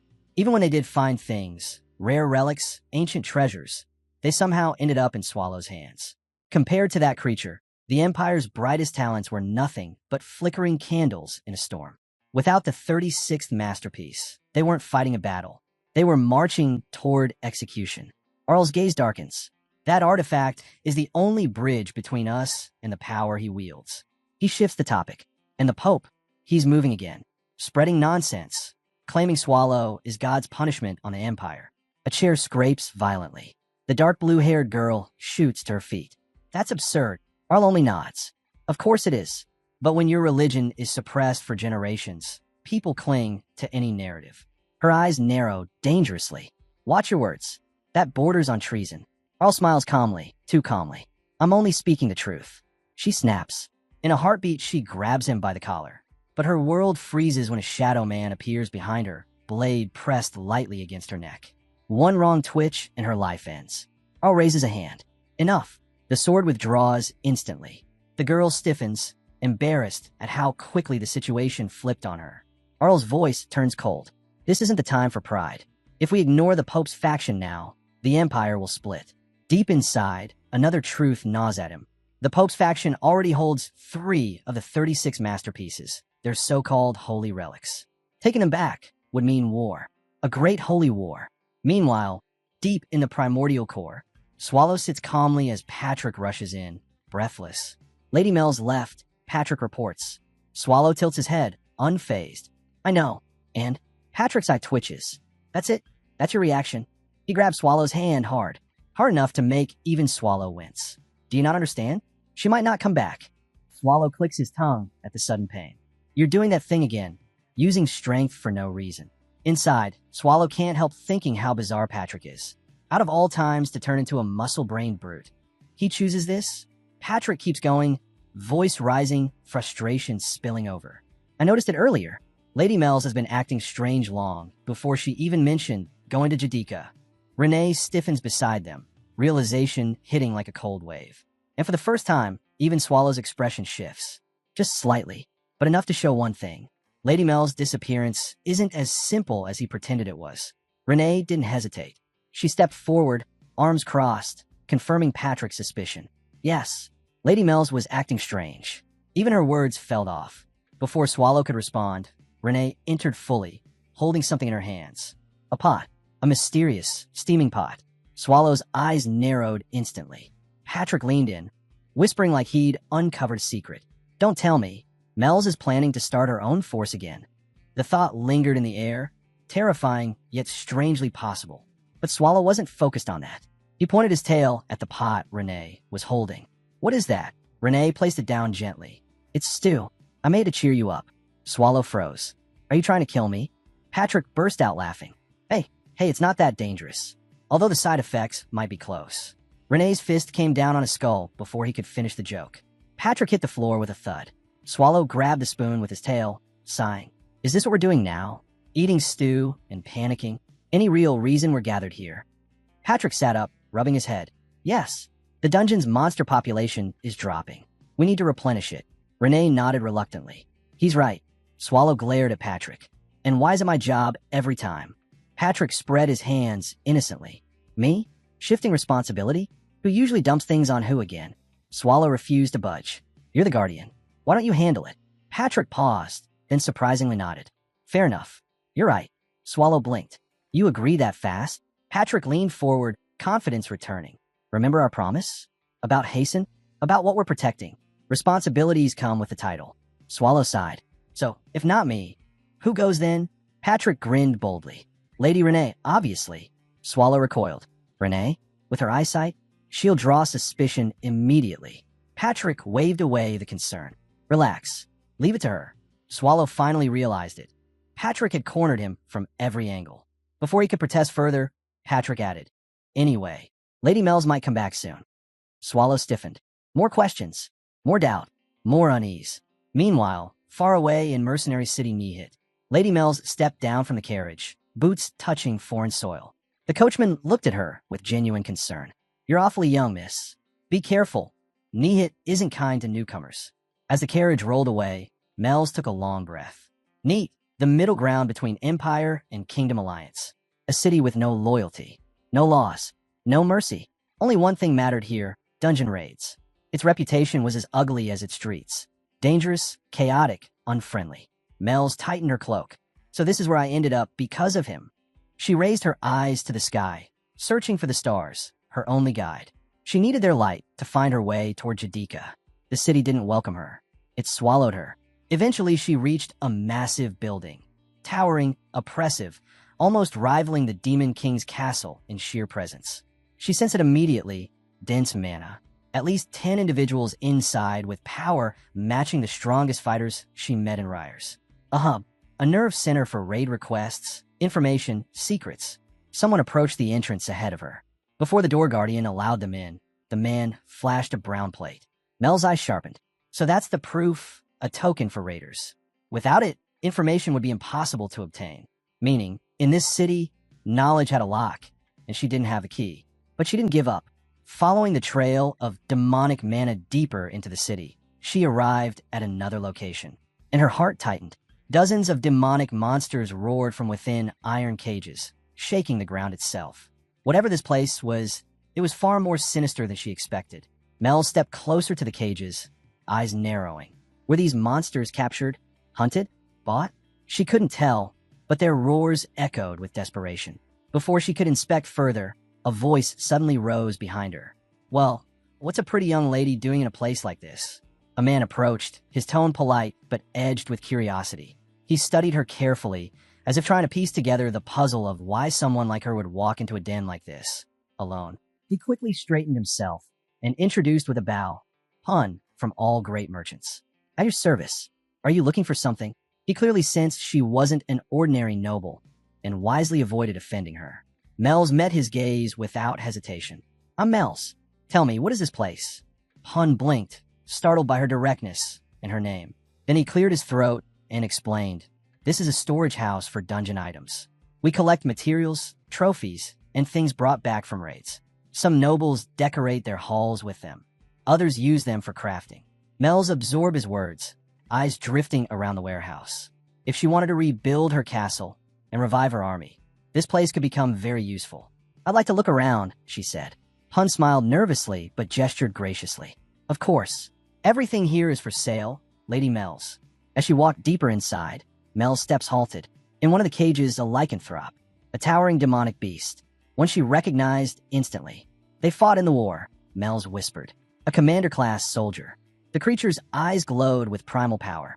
Hun went pale. "You want to buy that?" "Lady Mel's, that monster nearly destroyed our entire expedition. We had to sacrifice 4 B-class raiders just to capture it." Mel's didn't flinch. "How much?" Hun swallowed. 250 ons. Her expression stiffened. She had 500 ons, thanks to Lady Renee. But spending half before even rebuilding her castle, it wasn't wise. She exhaled softly. "I'll look elsewhere." Continuing down the row, she stopped again. Something small, huddled in a corner, caught her eye. "What's that?" she asked. Hun scratched his head. "Ah, that one. We found it during a raid cleanup. Couldn't find the mother. The odd thing is it doesn't attack. Behaves like a big dog, honestly." Mel's knelt in front of the bars. A lost child, wandering without its parents. Her heart tightened. Without hesitation, she reached her arm into the cage. Han nearly shrieked. "Oh, Lady Mel's. It's still a demonic creature. Please." But the creature didn't bite, didn't growl. It simply leaned into her hand. Mel smiled gently. "Don't worry, Pon. If something happens, I won't blame you." Hun sagged in relief. "As still, it could bite." Mel's ignored him, pressing her fingers into the creature's cheeks playfully. It let out a small, confused huff. "I'll take it," she said. Hun choked. "You're buying that?" Mel's nodded.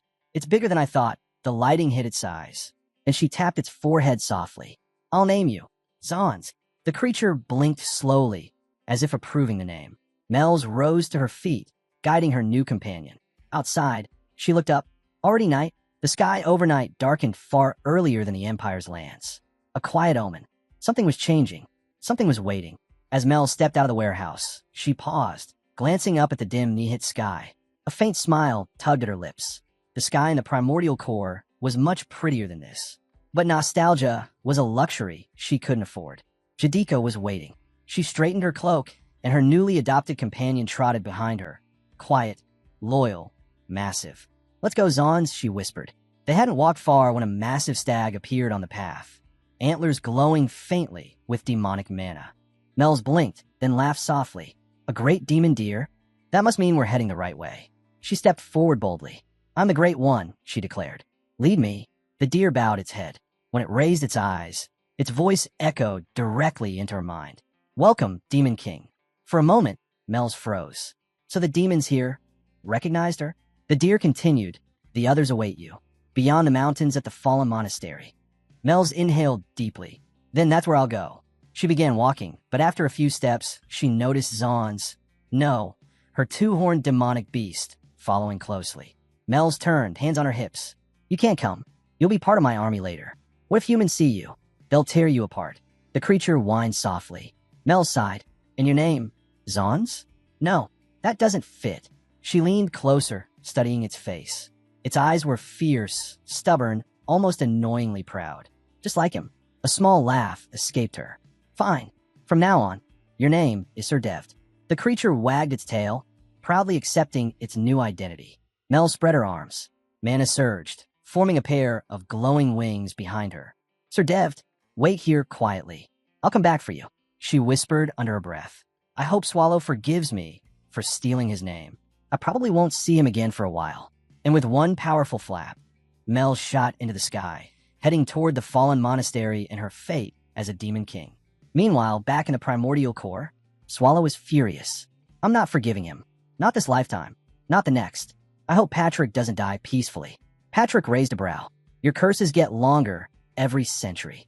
Impressive consistency. Swallow glared. "I hope you get osteoporosis." "Noted," Patrick replied calmly, as if Swallow had wished him a mild cold. Then he tossed something small toward Swallow. Swallow caught it instinctively. "A bracelet. What's this?" "A suppressor," Patrick said. "Helps hide your darkness. Keeps you in human form." Swallow inspected it with suspicion. "How many of these do you even have?" Patrick scratched his cheek. "Last I checked, 30. Swallow's eye twitched. "So all that whining about them being expensive." "They were expensive," Patrick interrupted quickly. "But this one was cheap." Silence. Swallow narrowed his eyes. "You're lying." Patrick smiled innocently. "I mean, use it carefully." Before Swallow could strangle him, Renee appeared out of nowhere, sparkling with excitement. "Swallow, it's like a honeymoon, right? Just the two of us, eating together, traveling together, sleeping together." Swallow sighed. "Fine, let's go." But the next morning, as they prepared to leave, Patrick grabbed Swallow by the hair with a death grip. "Listen carefully. Go. Do your job. Don't cause trouble. And come back alive." Only then did he release him. Outside, the primordial core. As they flew across the forest canopy, Swallow turned to Renee. "So, where exactly are we going?" Renee smiled mischievously, eyes shining with excitement. And the journey into unknown territory began. Renee's eyes sparkled as she answered Swallow's question. "We're heading to Nihit," she said. "The mercenary city. It's overflowing with information and people who know things they shouldn't." Swallow muttered, "Nihit." Behind them, Patrick watched their figures shrink into the distance. He crossed his arms, a deep sigh escaping his chest. Was sending those two together a mistake? He already knew the answer. Trouble would follow them like a shadow, especially Swallow's shadow. But Patrick whispered to himself, as long as they both use their heads, maybe, just maybe, we'll survive this. Even he didn't sound convinced. At the fallen monastery, Mel stepped inside, heart pounding slightly. It had been so long since she'd attended a Demon King gathering. Last time, she stood beside her father, respected, admired, impossible to ignore. But now, as she entered, dozens of Demon King marks flared around her. Eyes sharpened. Whispers spread like wildfire. "Is that her? Did she really come? She looks weaker than before." Mel's clenched her jaw and moved toward the table. She reached for a drink to steady her nerves, and someone slammed into her shoulder. The cup tilted sharply, splashing across her face. Mel's froze. She turned sharply. He wasn't a demon king, not even someone important, just nobody who dared touch her. A cold fury rose within her. You dare? She readied herself to strike, mana flaring. But the man turned back, smiled faintly, and walked away without a word. The smile stopped her fist midair, and like sharks smelling blood, the demon kings around her started laughing. Look at her. She can't even defend herself. Is she really a demon king? Pathetic. Mel's forced the rage down. If she retaliated now, her weakness would spread through the entire realm. Endure. Build an army. Then crush them. Her resolve solidified like iron, until a hand suddenly landed on her shoulder. Mel's temper snapped instantly. Who dares? She spun around and stopped dead. Standing there was a woman with soft emerald eyes and a smile that lit the dusty hall. Marmolia? Mel's whispered. Marmolia nodded eagerly. Yes, it's me. Before Mel's could react, Marmolia threw her arms around her in a crushing hug. You're alive. Thank the heavens. Mel, I thought something terrible happened. We grew up together. How could you disappear like that? Mel stiffened. Hey, let go. Have some dignity. You're a demon king. Marmolia only grinned. Please, we're childhood friends. Dignity is optional. The other demon kings were staring. Marmolia leaned close. Let's talk somewhere else. They're all staring too much. Mel's nodded. For the first time in a long while, she felt a little safer. Meanwhile, neat mercenary city. Swallow arrived at the inn with Renee at his side and Stev trailing obediently behind. I want the best room, Swallow said. The guide took one look at them, at their aura, their presence, their everything, and nearly tripped over himself bowing. All right, away. Please follow me. They were escorted to a luxurious room at lightning speed. As soon as the door closed, Swallow dropped onto the bed like a corpse. Finally, the guide gave a quick tour, bowed twice more, and escaped as if his life depended on it. Swallow sank deeper into the mattress. Perfect, don't wake me. But Renee was having none of it. She hopped beside him. Swallow, we still need to visit the dungeon store. We have monsters to select. Later. No, she insisted. If you come with me, we'll finish faster. Swallow didn't move. Renee stared at him, then sighed. Her mind drifted back to her earlier conversation with Patrick. She'd been preparing something for Swallow when Patrick casually commented, "You two should spend some time alone." Renee blinked. Like a date. Patrick shrugged. It's up to you. That memory made her cheeks warm slightly. She glanced at Swallow, and then she grabbed him by the arm. Patrick's voice echoed in Renee's memory. If you don't want to call it a date, just tell Swallow you'll be going alone a few times. Renee's eyes had lit up instantly. So, does that mean we can go on a honeymoon instead? Patrick didn't miss a beat. Sure. If you want to jump from date to honeymoon, go ahead. Renee had nearly exploded from happiness. And now back in neat. Swallow dragged himself off the bed with a groan. I just wanted to rest for 5 minutes, but fine. Let's get it over with. Renee clasped her hands behind her back, smiling so hard her cheeks hurt. Swallow is coming with me. Swallow is willingly coming with me. It felt like the universe itself had confirmed her importance in his life. If we finish fast, the honeymoon can start sooner, she thought proudly. She let out a small giggle. Quiet at first, then louder, bubbling with victory and excitement. Swallow froze mid-step. Renee, why are you laughing? He began sweating. He knew that laugh. It meant she was planning something. Something romantic. Something terrifying. He swallowed hard. Fallen Monastery. Demon King Gathering. Marmolia walked side by side with Mel's beneath the towering, crumbling arches. Her expression darkened. Your old castle. Humans have taken it, she said. We sent monsters to scout, but everything points to the same thing. It's their territory now. Mel's exhaled deeply. So they've claimed it. I see. There was no anger. No denial. Just acceptance and determination beneath it. Marmolia studied her quietly before asking, And where have you been for the past 2 months? Everyone thought you were dead. Mel's looked away. Wandering, she had no intention of telling anyone about the primordial core, not even Marmolia. Suddenly, Marmolia grasped her hand tightly. I'm just glad you're alive, Mel. Mel's hesitated. I thought, maybe you hated me. Because of our fathers. Marmolia chuckled softly. Our fathers hated each other, sure. But that's old history. You and I, we're demon kings now. We live our own lives. Mel's bowed her head slightly. You're right. Marmolia leaned in. You came to Jadika for help, didn't you? Mel's eyes widened. She hadn't even explained yet. Marmolia smiled knowingly. I already know your situation. And don't worry, I'll help you. Not as a demon king, but as your friend. Mel's chest tightened at the sincerity in her voice. If you put in the work, Mel, you can rebuild everything. She's grown so much, Mel's realized. And compared to her, she felt small. Marmolia reached out and squeezed her shoulder. Come on, let's head back. Mel's nodded. Thank you. I'll rebuild my castle. No matter what. Marmolia smiled warmly. You will. I know you will. Flashback. Childhood. A small version of Mel's pointed at herself proudly. My father is stronger. He's the true descendant of Earth Modus. Marmolia puffed her cheeks. No way. My father is stronger. His horn looks cooler. Even back then, they were fighting. Not because their personalities clashed, but because their fathers spent their lives competing, battling, arguing. Yet somehow, they were friends. And so were Mel's and Marmolia. Then came the day everything changed. Little Mel's magic burst out for the very first time. A single spell, a single spark. The entire castle wall exploded outward, shaking the entire mansion. Every adult froze. Every child stared wide-eyed. That day was the beginning. Of fear, of awe, of distance, of Mel's transformation into someone others looked at differently.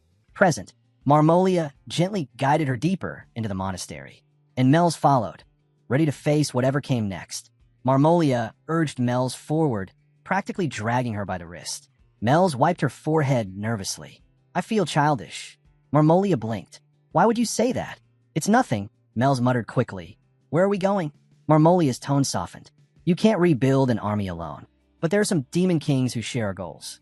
Before Mel's could ask what she meant, they stepped into a large hall. And Mel's heart sank. Dozens of demon kings stood inside, all glaring, all furious. Her breath hitched.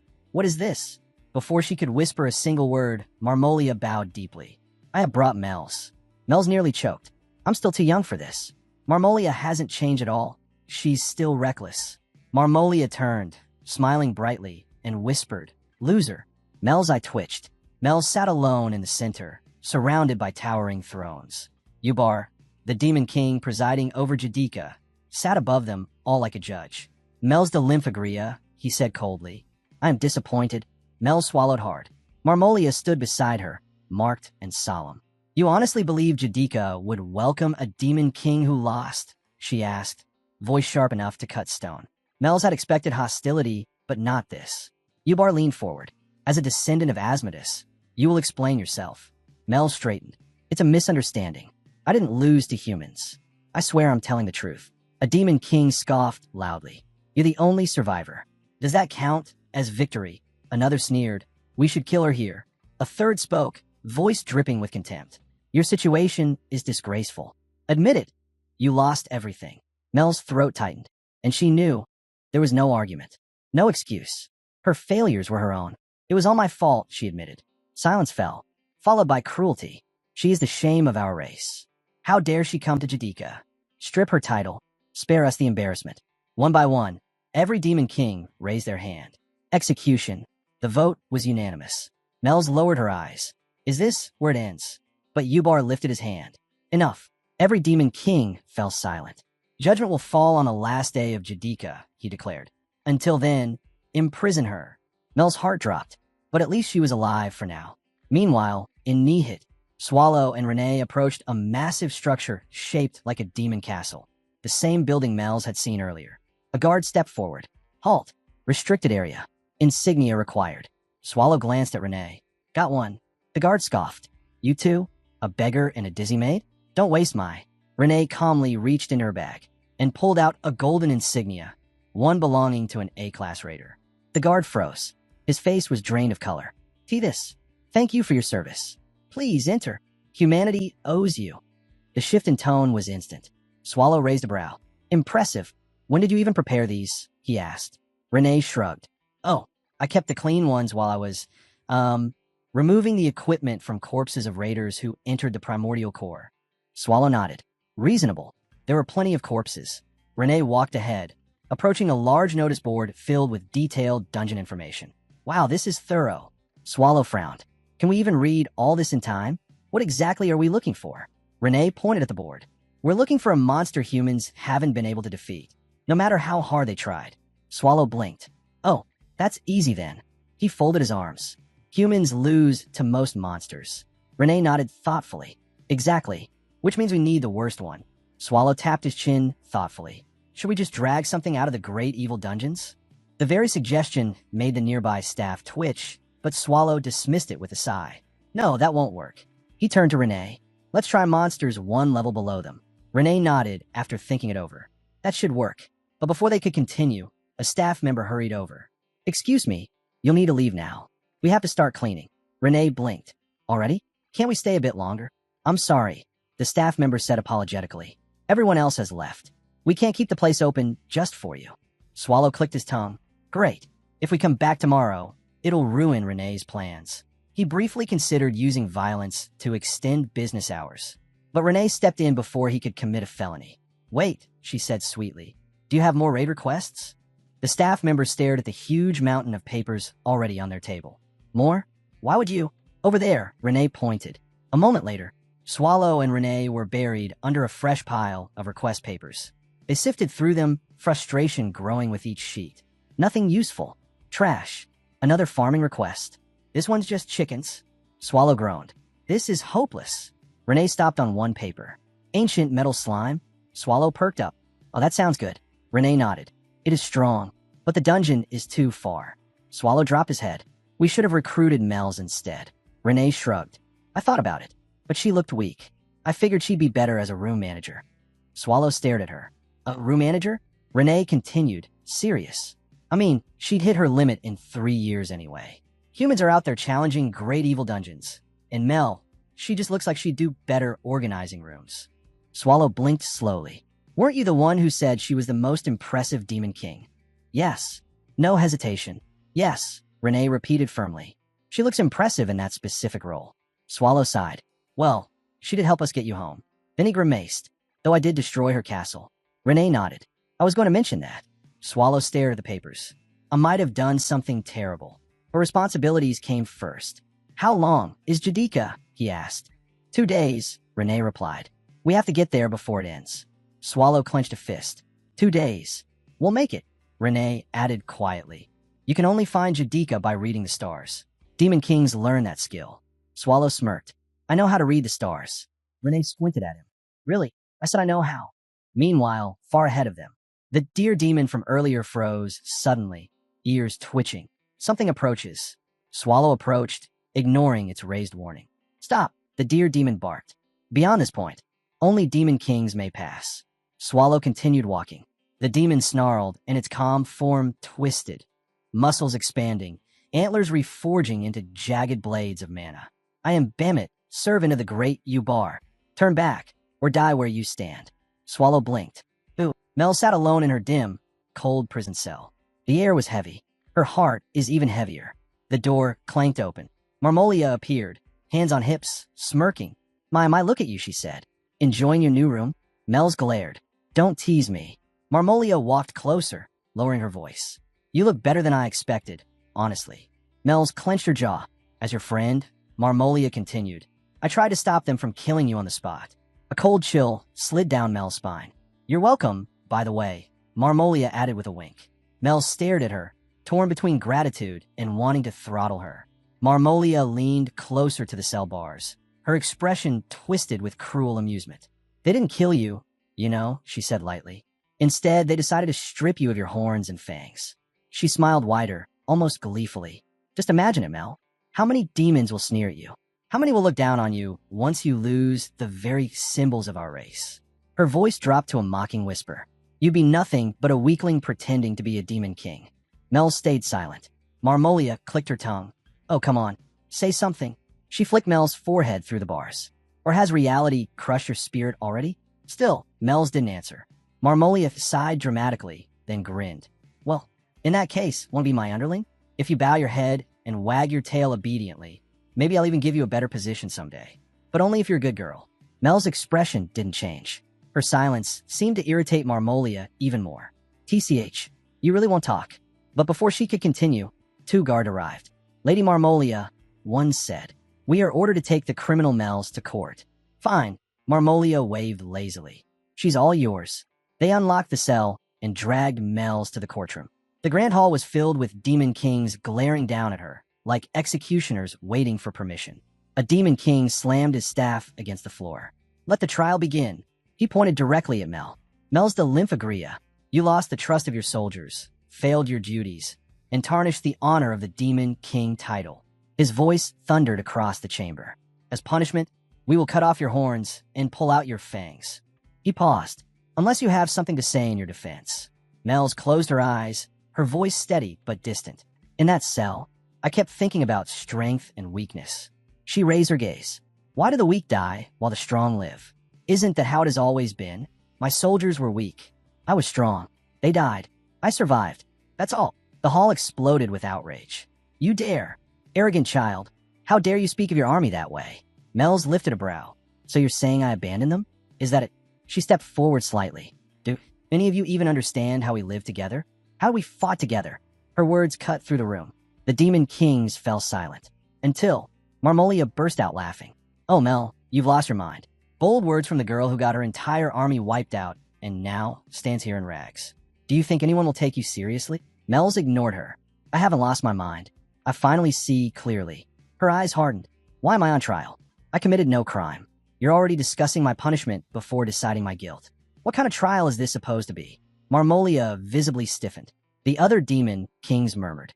Mel's looked directly at Yuba on the throne. Isn't that right, Sir Yuba? The word Sir echoed like a slap. Marmolia gasped. You address Lord Yubar casually? The hall erupted. Disrespect. Cut out her tongue as well. Strip everything from her. But Yubar remained calm, unmoved by the chaos. He looked at Mel's with lifeless eyes. A demon who has lost everything, he said softly, cannot affect me. Mel's shoulders relaxed. Not in relief, but in resignation. So this is what they call demon kings. A faint smile touched her lips. They really don't know anything, she murmured. How laughable. Even with punishment hanging over her head, Mel's felt something unexpected stir inside her. Relief, perhaps because everything had already been taken from her. There was nothing left to fear. The leading demon king slammed his staff. Begin the punishment for her insolence. A brutish demon approached, holding a bladed tool designed specifically for cutting horns. He grinned wickedly. Don't cry too hard, Mels. This will hurt exquisitely. Enjoy every second of it. Mels didn't flinch, but just as the blade neared her horn, a loud noise echoed through the sacred hall. Bow wow, bow wow, dog barking. Inside Jadika, the court erupted in confusion. What was that noise? One demon king shouted. Marmolia crossed her arms, annoyed. Seriously? Dogs? Now, this is Judika, the sacred land. Dogs don't just appear here. The announcer demon trembled. And no dog can enter this sanctified place. It's impossible. But Mel's froze. Her breath halted. No way. He couldn't have come all the way here, right? The thought was ridiculous. Impossible. Swallow had no reason to be here. And yet, her chest tightened painfully. She turned, eyes already wet despite herself. Please don't give me hope. Then, a familiar, lazy voice cut through the hall. Yo, Mel. Mel's heart dropped. Swallow looked at her with mild concern. Are you having a rough time? She couldn't breathe. It was actually him. 900 years ago, the scene shifted. Bodies of demon kings lay scattered like broken dolls. All defeated, all crushed. Swallow stood at the center, dusting off his clothes. And these are supposed to be demon kings? He muttered. Pathetic. Titles really mean nothing. One demon king still twitched weakly on the ground. Swallow tilted his head. Oh, someone's alive. He approached, kneeling down and grabbing the child by the horn. That's a good-looking horn. Pretty well grown. I think. Hard to compare to humans. The trembling demon lifted his head. My name is Wayuba. Swallow grinned.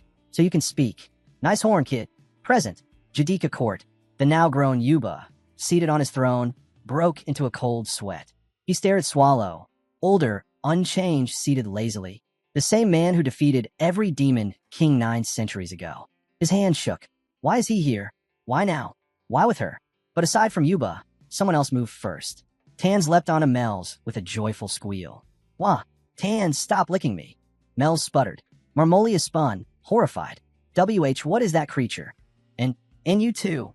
She glared at Swallow and Renee. Which demon king do you serve? Why are you disrupting a sacred judgment? Renee's eye twitched. Who are you calling disrespectful? You fake princess. Know your place. Mana flared around her, but Swallow placed a hand on her shoulder, stopping her effortlessly. Let go, he said. He looked at Marmolia and the others politely. Sorry for the intrusion. We're just travelers passing by. We don't belong to any demon king. Then his eyes sharpened. By the way, why are you all embarrassed by Mel? The room tensed instantly.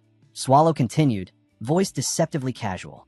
Is it because she lost her army? Because she has no soldiers left? Silence. He raised a brow.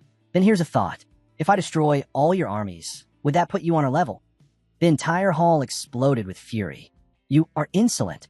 How dare you threaten Jadika? Who do you think you are? Vimin, a towering demon king with surging mana, stepped forward. You've crossed the line, traveler. You insult us, and you threaten Lord Yuba. He pointed his weapon at Swallow, trembling with rage. You will regret speaking such arrogance. The court was seconds away from erupting into war. Vimin's fury erupted like volcanic fire. You insolent worm. I'll tear you apart so completely that not even your corpse will remain. Weapons behind him trembled, then lifted into the air. Spears, axes, swords, and jagged blades hovered like a metallic storm around him. With a roar, Vimin unleashed all of them at once, hurling a murderous barrage straight toward Swallow. The air cracked under the pressure. Demon kings flinched. Even Yubar tensed. But in the center of the chaos, Swallow simply yawned. So loud. Annoying, he muttered. Vimin's weapons closed in. Shatter. A blinding defensive spell burst between them. The entire court shook violently. Vimin was thrown backward, slamming into the stone floor, coughing blood and staring in disbelief. His weapons fell around him in broken pieces. Gasps erupted through the hall. What just happened? Who used magic? Swallow didn't even move. Swallow scratched his cheek lazily. Don't look at me. I didn't do anything. All eyes turned to Yuba. The demon king who once knelt trembling before Swallow now stood with his hand raised, mana fading from his fingertips. Lord Yuba, why did you interfere? Yubar lowered himself calmly. I cannot allow anyone to raise a hand against a being like Sir Swallow. His words silenced the entire hall. Marmolia's eyes widened. Sir Swallow? You mean the Swallow? The one from the primordial core. Whispers spread like wildfire. That's Swallow. The nightmare from the forbidden depths. The being who killed entire armies alone. Vimin, groaning on the floor, lifted his head weakly. Why, Yuba, why? Why stop me? Yubar sighed internally. This idiot. If I didn't stop him, that maid behind Swallow would have killed him instantly. And then, the rest of us. He forced a polite smile. You were about to die. I merely saved your life. Recognition across 900 years. Swallow tilted his head. You look familiar. Where have I seen you? Yubar stiffened. Swallow snapped his fingers. Oh, you're that kid from 900 years ago. Yubar bowed deeply, sweat dripping down his chin. Yes, because you spared my life, I was able to grow stronger and rise to this position. It is all thanks to your benevolence. Sure. You can stand now, Swallow said dismissively. I'm not here for formalities. But Yubar couldn't help trembling, because in his mind, he still remembered. 900 years ago, Swallow appeared from nowhere, killing every demon king in sight with casual boredom, then walking away as if he swatted flies. He'd never forgotten that terror. And now, Swallow looked down at him with the same indifferent eyes. Relax, Swallow said. I didn't come here to cause problems. Yubar blinked. Then what are you here for? Swallow pointed at Mel. I'm here for her. Mel's heart stuttered. And me? Renee stepped in with a bright smile. Yes. After talking it over, we agreed. We need you in the primordial core. Mel's breath caught. Primordial core? Renee placed a hand on her shoulder. Mel's, we want you to become a member of the primordial core. Mel's eyes widened. Me? You mean me? Her voice trembled. For the first time in the entire trial. Not in fear, but in hope. Renee laid it out plainly. Since Mel's had joined the primordial core, she wouldn't just be another member. She'd be appointed as the manager of one of its rooms, responsible for commanding the demonic beings assigned there. Those demons would become her troops, her own demon king army. Mel's blinked, stunned. Room manager? Me? Renee nodded, smiling as if it were the most natural thing in the world. She added that aside from Lord Swallow, the core would do everything it could to gather demons perfectly suited for Mel's temperament and power. Swallow confirmed it himself. This was the real reason they had come. He formally requested Mel's to accept the position, and Mel burst into tears. Through shaking breaths, she accepted. Of course, not everyone was happy. Marmolia shot to her feet, fury twisting her face. How can someone who couldn't even manage her own castle become a manager in the primordial core? Swallow stared at her, genuinely confused by the sudden outburst. Why are you reacting like this? That was all it took. Marmolia exploded with all the frustration she had bottled up. She raged about being compared to Mel, insisting she was the one with the ancient bloodline. She was the rightful candidate. She was far more qualified. And then she went too far. She stepped up to Swallow, reaching out as if she were worthy to touch him. Shrink. Before her fingers could graze him, Renee sliced them off without hesitation. "Don't you dare touch Sir Swallow with those filthy hands." Marmolia screamed, clutching her bleeding hand.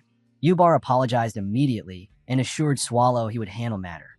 With one command, his servants dragged Marmolia away. Even while being hauled off, she kept shrieking threats at Mel's and Swallow. Swallow just yawned, bored by the commotion. Renee turned back to Mel's with a raised brow. "Do you regret it? Not asking us to punish the Demon Kings? If you had said one word, Swallow would have wiped out every single one of them." Mel shook her head. Killing them all wouldn't benefit the primordial core. Keeping them alive, using them later, that was the smarter move. Renee acknowledged it. It wasn't kindness, it was strategy. Mel's then asked the question that had been bothering her. "How did you even find Jadika?" Renee explained that Swallow reads the stars. They followed celestial signs, even though the gatekeeper refused to help. Eventually, they tracked a demon carrying Mel's scent and found Jadika on their own. Mel's threw herself into Swallow's arms, overwhelmed, promising to serve the primordial core faithfully. But beneath her determination was doubt. Past managers were incredibly powerful. Could she even meet those standards? Renee didn't sugarcoat it. "Honestly, I doubt you'll last 3 years. You might even get rated sooner." Mel swallowed hard, but she didn't back down. If anything, those harsh words pushed her further. She had been chosen by Sir Swallow himself. She would not fail him. Before leaving, Renee leaned in and reminded her quietly, "You still have permission to confess to Sir Swallow. Don't forget that." Mel's agreed wholeheartedly, then asked the question lingering in her mind. Where is Sir Swallow now? Meanwhile, back with the Demon Kings. The atmosphere was suffocating. Ubar sat cross-legged on the cold floor, the weight of Swallow's departure still pressing on the room like a storm cloud. None of the Demon Kings dared breathe too loudly. But Veerman, representing the northern faction, finally gathered the courage to step forward. "Lord Ubar," he began carefully, "Sir Swallow is a being beyond comparison, an ancient creature from the great evil dungeons. But wasn't your handling of things today a bit too extreme? We fear your actions may have tainted the dignity of the Demon King title." Several Demon Kings tried to interrupt him, hoping he would shut up before it was too late. But Veerman kept going, genuinely worried, and tragically unaware of the line he was crossing. Ubar rose slowly. He placed a massive hand on Veerman's shoulder. "I appreciate the concern," Ubar said, voice calm, too calm. "And I take the honor of Demon Kings very seriously." For a moment, Veerman relaxed. Then Yuba's expression twisted. In one brutal motion, his giant hand wrapped fully around Veerman's torso and lifted him into the air like an insect. "You think I look weak?" Ubar growled. "Did you see an opening? Did you think this was your chance to challenge me?" Veerman struggled helplessly. The other Demon Kings dropped to their knees, begging Ubar to spare him. But there was no mercy today. Yuba's grip tightened, bones cracked, and with one final squeeze, Veerman's body fell limp. He tossed the corpse aside like trash. Then he swept his cold gaze across the trembling Demon Kings. "Does anyone else think I showed weakness?" "No, Lord Yuba. We would never. Please forgive us." They all bowed their heads to the floor, terrified beyond words. Ubar snorted and dismissed them. This would serve as a perfect reminder of who held power here. But deep inside, a thought gnawed at him. What exactly is the connection between that Agria child and that ancient monster? At that very moment, the door creaked open. Swallow walked back in. Ubar immediately straightened, forcing calm into his voice. "Sir Swallow, is there something you require?" Swallow sighed. "I forgot something earlier." Ubar felt his soul leave his body. He had already spilled blood trying to appease Swallow. If another demand came, his subordinates might not survive it. But Swallow wasn't looking at the corpses or the trembling Demon Kings.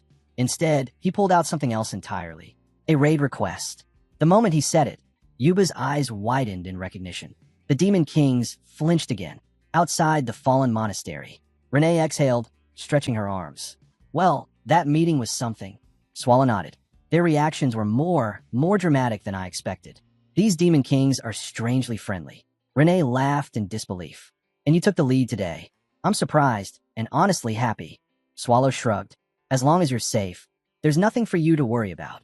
Inwardly, he thought letting the Demon Kings handle certain problems themselves wasn't just practical. It was efficient. Just then, Mel's hurried over to them, standing tall with her newfound determination. "I've finished everything," she reported proudly. "Since I'm now a member of the Primordial Corps, should I carry the luggage? Help with anything?" Renee waved her off with a gentle smile. No need, Mel. We're done here. Do you need anything from this place? Mel shook her head. About everything I need. I'll become a strong demon king once we return.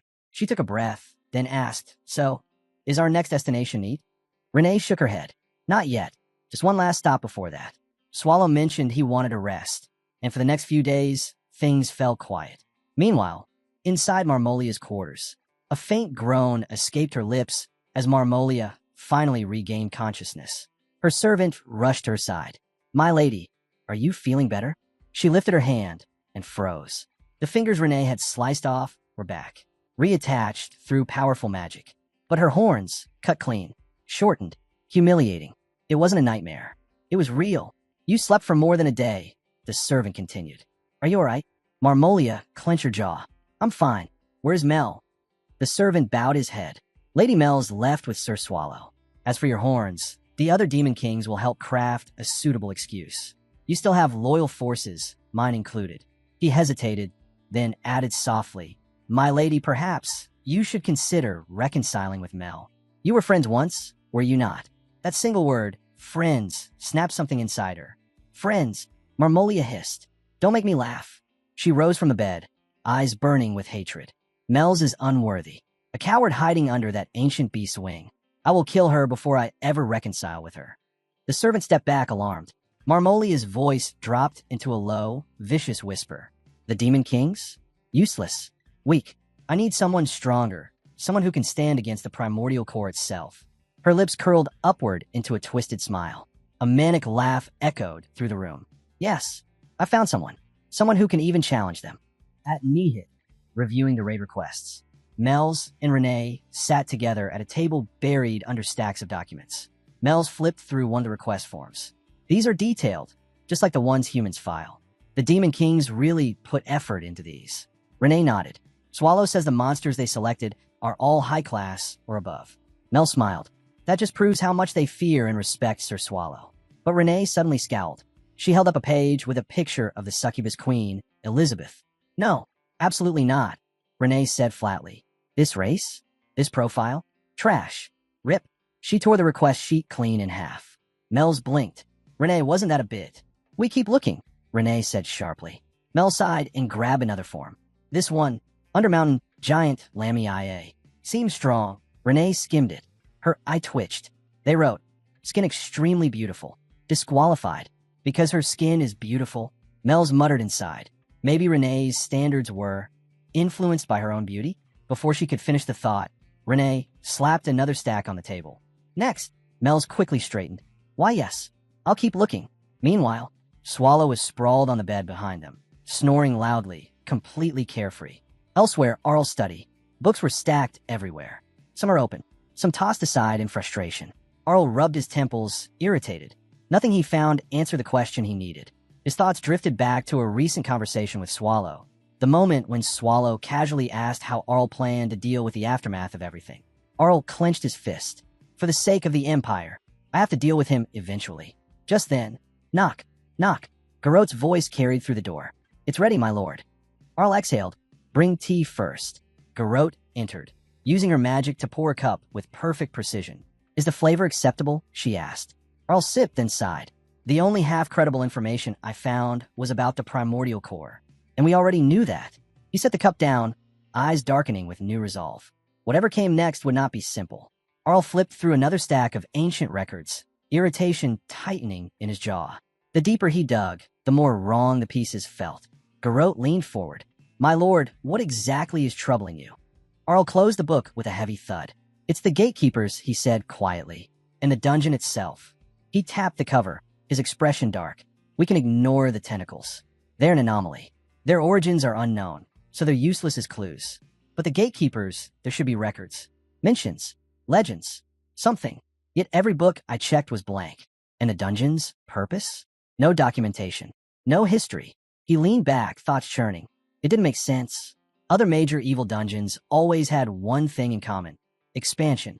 They bred monsters, raised armies, and corrupted land. But the primordial core? Nothing. No expansion. No recruitment. No movement. Just silence. And the worst part, Arl murmured, eyes narrowing, Swallow's goal is completely unknown. Before he could continue, Garrote suddenly raised a hand. My lord, before you say more, I have urgent news. Arl straightened immediately. What happened? Garrote lowered her voice. The third, I sent an emergency message. Demon King Marmolia has requested a private meeting with you. A few days later, meeting with the third eye. Footsteps echoed. Marmolia entered. She paused the moment she saw him. Young, composed, handsome. The human leader looks nothing like I expected. Arl rose politely. Arl, as stated in your message, you were to come without bodyguards. Marmolia smirked. And yet, you didn't come alone either. I can feel them. Hidden. Watching. Before tension could rise further, the third eye motioned to the table. Please let us sit. Negotiations begin. The moment they sat, Arl wasted no time. Let's get to the point. Marmolia chuckled. Humans truly are impatient. But then her smile vanished. If these talks fail, or if you try anything deceitful, I will destroy a village nearby. Rozoid. 400 humans. Garrote tensed instantly. But Arl's expression didn't waver. You speak of suspicion, he replied calmly. But you're the one making threats. As he spoke, Garrote's eyes flicked toward the teacup. Something was off. Crack. Garrote shattered the cup instantly. Arl didn't even look surprised. I'll decline the tea, he said evenly. Let's not waste time with tricks. Marmolia laughed softly. Impressive. I tested you. I sensed no mana or aura from you, so I wondered how careful you truly were. Turns out very. Arl leaned forward. The test is over. Continue. Marmolia crossed her legs, her tone shifting into something cold and calculated. I want you to kill a demon king. Garrote's eyes widened. Arl's didn't. Marmolia continued, unfazed by his reaction. Her name is Mel. She'll be leaving Nihit soon. Do this, and I'll pay you handsomely. The experiments your little rogue scientist needs? I'll provide all the demonic bodies he desires. Arl didn't even blink. No. Marmolia tilted her head. No? Is the payment too small? It's not the payment. Then what? She asked, a smile stretching unnaturally. You must have a reason for attending this meeting. Human leader, what is it? Arl finally allowed his gaze to sharpen. I should be asking you that. You seem desperate. He looked deliberately at her broken horns, at the way her aura flickered instead of roaring. You're injured. Your presence is weak. And you're rushing this meeting. That tells me more than your request ever could. Marmolia's smile froze. The negotiation had only just begun, but the board was already tilting. Arl studied Marmolia's posture. The restless fingers, the flicker in her eyes, the unstable mana. She looked like someone being hunted. That alone made the meeting suspicious. Either this was a trap, or something far more dangerous was pressing in on her. When Arl voiced this observation, Marmolia shot to her feet in rage. You dare look down on me? Arl blinked, genuinely thrown off. You're the one hiding something. He stepped closer, eyes narrowing. This demon king you want dead, Mel. Does she have powerful backing? Marmolia didn't answer. That silence told him enough. Arl turned toward the door. In that case, I have no reason to get involved in Demon King politics. First, we're leaving. Yes, Captain, Garrote replied instantly. Wait. Marmolia shouted, voice trembling. She clenched her fists, then spit out the truth Arl had already expected. There's someone behind Mel's. Arl paused at the door. Marmolia inhaled sharply, then finally revealed the name. It's the ancient monster of the primordial core, Swallow. The moment she said it, Arl spun around, eyes widening before he quickly masked his reaction. Marmolia caught the subtle flinch. So you do know something about him. Before she could pry further, Arl suddenly spoke. Fine, I'll do it. Marmolia froze. What? Arl stepped forward with icy calm. I accept your request. I will kill the demon king Mel's de Lymphagria. Marmolia's eyes flew open. You know her full name? Were you aware of her before this? Arl replied with a tone too steady to be questioned. How could I not know? The demon king staying near Ryers? Don't underestimate human intelligence networks. His expression hardened. And she's leaving Nihit soon. There isn't much time. Marmolia watched him closely. When she had mentioned Swallow earlier, he had reacted. He had felt something.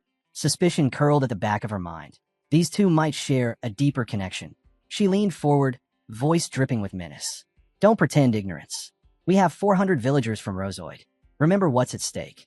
Arl didn't even blink. Kill them. Marmolia stumbled back a step. What? If they die for the revival of the Empire, that is a noble sacrifice. Her rage trembled through her voice. You heartless human. Arl didn't let her finish. Now, the reward. You promised a demonic being for experimentation. He pointed straight at her. And the perfect specimen is already here. Her servant immediately moved to block him.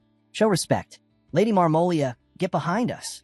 Marmolia clenched her fists, her patience snapping like a brittle twig. First that girl, now a human. Why does everyone insist on provoking me? Her lips curled into a vicious snarl. Fine, if this is how you want it. Kill them all. Meanwhile, knee hit. Renee pushed at Swallow's shoulder. Wake up. It's morning. Swallow's muffled voice rose from under the covers. 5 more minutes. Renee sighed. You said that 3 hours ago. Swallow peeked out with one eye. Does morning even matter for people like us? Renee crossed her arms. The day was already starting, and with everything happening in the shadows, they had no idea how quickly things were about to escalate. Renee's patience finally snapped. If this keeps up, I'm using that spell. Mel's eyes widened. The forbidden one. The one that can erase everything. Renee folded her arms. Yes, we're out of options. Mel's took a breath, lifted her staff, and began chanting. A blinding light burst forth, radiant and scorching, as if tearing open the air itself. Swallow jolted awake, hair a mess, eyes still half closed. Hey, stop. Stop. Why are you casting holy magic? Mel's froze. It's not holy magic. It's called genocide. A radiant spell. Swallow blinked. Radiant or not, why does a demon know that? Before he could question more, Renee smoothly switched gears and held out a plate. Breakfast. Swallow stared at the roasted goat meat and steamed vegetables. Then at the cooking pot. Why does the pot look like a harmonious? Renee frowned. What's a harmonious? Never mind, Swallow muttered. Renee brightened. Oh, and we got a reply from Mr. Patrick. Remember the pigeon I sent after we returned from Jadika? Swallow perked up. What did he say? Renee handed him a small piece of glass. Swallow squinted. What is this? A mirror? Is he telling me to check my face? Mel's leaned over. It's a communication shard. Here, just pour mana into it. Swallow did, and the glass shimmered to life. A face popped into view. Patrick, practically nose first into the screen, shouted. Hello, is this thing working? Swallow stared at the image. Why do your nostrils look so huge? Patrick jumped back. Why do you start with a fight the moment you appear? But he cleared his throat. Good, you can hear me. I contacted you because Lady Renee's pigeon said Mel's has been working hard. So I'm here to help with monster recruitment. Swallow lifted the shard. Where did you even get this thing? Oh, borrowed it, Patrick admitted. It's a fragment from the mirror in Miss Tori's room. Swallow froze. Ursabit just gave it to you. Patrick coughed nervously. Well, she did ask for blood as payment. But I'm a Death Knight. I don't have any. So I, told her she could take Renee's blood instead. He gulped. Is Renee there? Renee's killing intent flooded the room. I am, right? Here. The connection instantly cut out. Then flickered back on. Patrick bowed awkwardly. HLO, this is the real Patrick, not the previous one. Totally different person. Renee unsheathed her blade. You've already sealed your fate. Mel's nodded solemnly. Yes, it might be too late for him. Patrick screamed internally, but continued. Anyway, I reviewed the extermination request you sent. Honestly, the monsters listed were unimpressive. He pulled up another sheet. So I prepared additional monster candidates myself and attached the details. Renee blinked. Attached? I didn't see any. Mel's flipped the letter over. There's something on the back. Renee snatched it, eyes widening. More monsters. Strong ones. One's not in the original list. Her blade lowered slightly. Fine, he's useful. For now. Patrick let out a visible sigh of relief through the shard. Patrick's voice came through the shard again, sounding far too proud of himself. It took some time to compile everything, but the monsters I listed, while unimpressive individually, are incredibly strong when grouped together. They use the cave terrain as if it's their own weapon. I've observed them for quite a long time. Then he started laughing to himself. Swallow narrowed his eyes. A long time meaning before we even started recruiting monsters? Patrick froze. Connection lost. Bye. Click. The shard went dark. Mel's blinked. He really cut it this time. Renee nodded. Yeah, he ran. But Swallow clenched the shard so tightly it cracked. That damn Death Knight. He thinks he can run from me. The room trembled with his anger. Elsewhere, Third Eye Organization. Stacks of restrained monsters filled the underground facility. The Third Eye clicked his tongue. Demons truly can't be trusted. They sent us far too many soldiers, all barely alive. He pointed at one creature, twitching weakly. Sir Arl, may I take that one? It still has a heartbeat. Arl nodded. Do it. Then he turned to Marmolia. Now for your part of the deal. Compensation. Marmolia bared her teeth. If you harm me, the other demon kings will retaliate. Arl didn't even flinch. Oh, thank you. With everything happening right now, this is the perfect chance to eliminate Swallow. Marmolia choked back a laugh. Arl frowned. What's so funny? Marmolia wiped a tear from the corner of her eye, amused beyond belief. You humans really don't understand. Eliminating Swallow? Impossible. You don't grasp what that ancient monster is. The third, I waved dismissively. Lady Marmolia isn't worth the irritation. And besides, this material is invaluable. Arl narrowed his eyes. Can you truly use it? A wicked smile curled across Third Eye's lips. Of course. Using a Demon King as the base, we'll craft the ultimate Harmonulus. High in the mountains, aboard the One-Eyed Demon. A giant one-eyed demon bird, summoned by Mel's magic, carried Swallow, Renee, and Mel's through a cold mountain wind. Swallow stared out at the landscape, expression tense. We had an enemy in our ranks all along. He remembered Patrick's lecture about loyalty, how a lord must personally oversee recruitment, ensure trust, ensure obedience. Swallow sighed. He'd been played, manipulated. Mel's pointed forward. Sir Swallow, we've arrived. Swallow nodded. It's about time. He recalled Patrick's earlier note. Top priority recruitment target. The Guardian Golem protecting their horde. A monster that could regenerate endlessly and gather stone after being destroyed. Perfect for dungeon defense. Mel's gestured toward the rocky field below. This is where the Guardian Golem should be. Renee squinted. So that big lump of rocks over there is the one Patrick mentioned? Mel's nodded. Yes. If it's a magic stone golem, it will regenerate infinitely as long as the core magic stone remains intact. Swallow stepped closer, eyes narrowing with interest. So we just take the core stone. Problem solved. Renee frowned. That's great and all, but even if we take it, can that walking mountain even fit inside our cave? Swallow stared at the towering mass of regenerating stone. Now, that was a very good question. Swallow shrugged at Renee's concern. If I can fit inside the cave, he said lazily, then this rock pile can too. Mel studied the massive Guardian Golem, its stone plates grinding as it moved. It looks incredibly strong. I'll restrict its movement first. Then we can steal the magic stone before it regenerates. She raised her staff, mana gathering at the tip, but Swallow casually tapped her shoulder. No need. Thanks for bringing me here. I'll take care of it. And before she could argue, Swallow jumped. The golem reacted instantly, its enormous stone fist swinging toward him. Boom! The punch connected squarely with Swallow, shaking the entire mountain. Mel's gasped. As Swallow. Renee didn't even blink. He's fine. The golem roared, pressing down, trying to smash Swallow into the earth. But then, crack! Swallow stopped the giant fist with one hand, pushing back as if swatting away a child. He smirked. Not bad. Patrick actually found a good one. Then he drew back his own fist and threw a single punch. Boom! The Guardian Golem exploded into chunks of stone, scattering across the valley like gravel. Swallow dusted off his hands with a satisfied smile. Huh, this is therapeutic. Mel stood frozen, horrified at the sheer, overwhelming force. Renee nudged her. Stop gawking. Find a magic stone before it regenerates. All right. Mel's dashed forward to search the shattered remains. Swallow looked down at his clothes, now covered in dust. These got dirty. Anyway, what's next on the list? The next day, Stone Mountain. Several Cyclops gathered nervously. Did you feel the tremor yesterday? The Guardian Golem of Stone Mount vanished.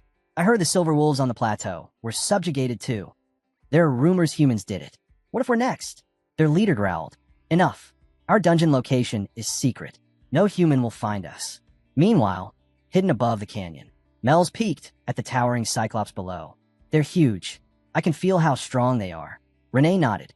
Didn't expect them in this region. Patrick's intel is spot on. Just then, the Cyclops turned, glaring at them. You there? Who are you? How'd you get here? Renee stepped forward calmly. We're here to make a proposal. We want monsters to work in our dungeon. One Cyclops gasped. They're the ones who defeated the others. Another snarled. Unbelievable. More pests. The Cyclops leader cracked his knuckles. We're not so easily defeated. Renee sighed, turning to Mel. Looks like talking won't work on these guys.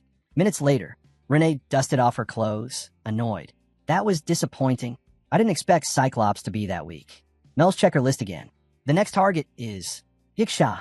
A voice slid from the shadows above them. Welcome. You made it here faster than I thought.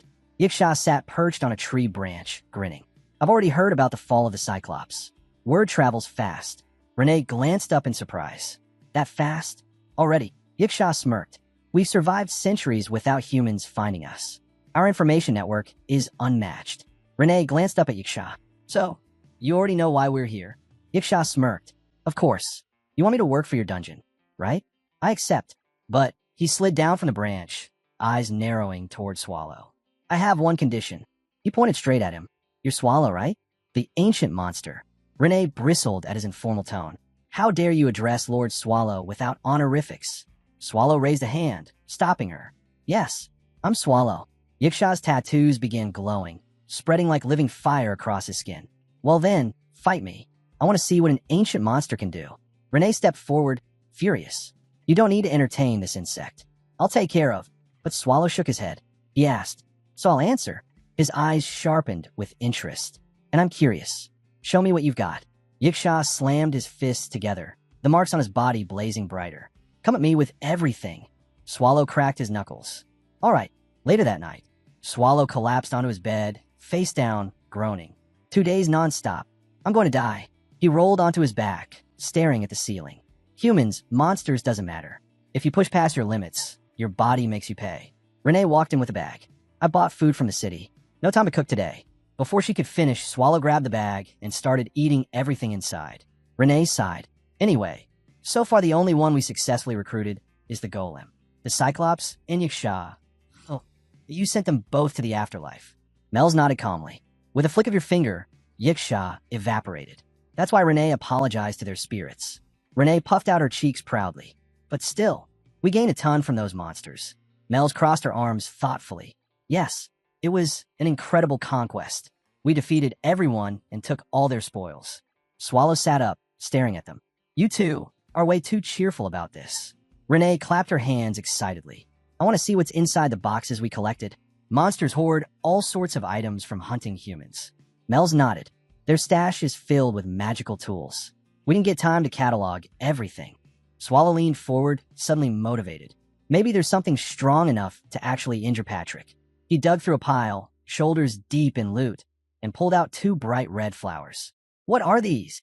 Before anyone could answer. Meanwhile, in the Empire's underground laboratory, the third eye stood before a giant fluid-filled chamber containing a distorted, faintly breathing silhouette. Thank you, Lord Arl. This is an excellent test subject. Arl clasped his hands behind his back. I'm doing this for the Empire. Inside the chamber floated Marmolia, her body partially transformed, eyes closed, drifting in the viscous liquid. The third, I admire the scene. Unexpected. Her body is in far better condition than anticipated. Arl smirked. Appearance doesn't matter. What we want is the result. The third eye nodded. If we were to remove the body now, it would begin deteriorating within 2 days. But for the experiment, this timing is perfect. Arl gave a single approving nod. That's all we need. The chamber hummed ominously, and Marmolia's eyes twitched faintly beneath the surface. The third eye adjusted a dial on the chamber, watching the fluid ripple around Marmolia's suspended form. I'm still not entirely certain the mental suppression will remain stable, he admitted. Arl didn't even turn his head. It doesn't matter. The third eye blinked, then nodded slowly. Yes, whether the suppression holds or collapses is irrelevant. The experiment's outcome will manifest either way. Arl's gaze hardened as he watched Marmolia floating lifelessly. A demon king's body, adaptable, durable, versatile. I've already decided what she'll become. And with that, he left the chamber humming ominously behind him. Swallow held up an odd trinket shaped like a cracked ornament. Mel, is this one also a magic tool? Mel's examined it gently. Yes, but it's dead. Only the preservation spell remains. Whatever power it had is gone. Renee leaned in, admiring the delicate red flower they'd found earlier. It's beautiful. Mel's nodded. It really is. But Swallow suddenly froze, then turned to Renee with a strange intensity. Hey, stay still. Huh? Renee stiffened. What are you doing? Just don't move. Swallow grabbed her head, very seriously, leaving Mel's watching them in confusion. A moment later, he placed the red flower into Renee's hair. There. Looks good. Renee blinked in shock. Swallow studied her quietly, noticing something different about her since they'd arrived in Nihit. How she pushed herself harder, how her gaze lingered on him more often. Maybe she wants something from me, he wondered, and come to think of it, I've never given her a gift before. Mel's beamed. Renee, you look so pretty. Renee's face flushed. Does it actually suit me? Swallow nodded. It does. But if you don't like it, I'll get you something better. Renee shook her head quickly. No, I love it. Really? Swallow stretched lazily. All right then. Our work's done. Let's rest. Renee cleared her throat. Actually, we still have 2 more places to visit. Swallow dropped back into his seat dramatically. I don't want to go. Meanwhile, at Arl's estate, Wu, his Torai, still healing from her injuries, sat restlessly by her window. Arl had told her to rest and not appear too recovered. If the nobles thought her strong again, they'd send her back into battle instantly. His concern touched her, but doing nothing? Sitting idly while people might be in danger? That was unbearable. Just a quick look around the city, she muttered to herself. No one will even notice. She stepped onto the balcony railing. Where do you think you're going? Wu flinched so hard she nearly fell. Arl stood behind her, arms crossed. Why you scare me? Announce yourself next time. I didn't, Arl replied calmly, because I had a feeling you'd try something like this. Wu looked away, cheeks burning. I wasn't sneaking out. Arl raised an eyebrow.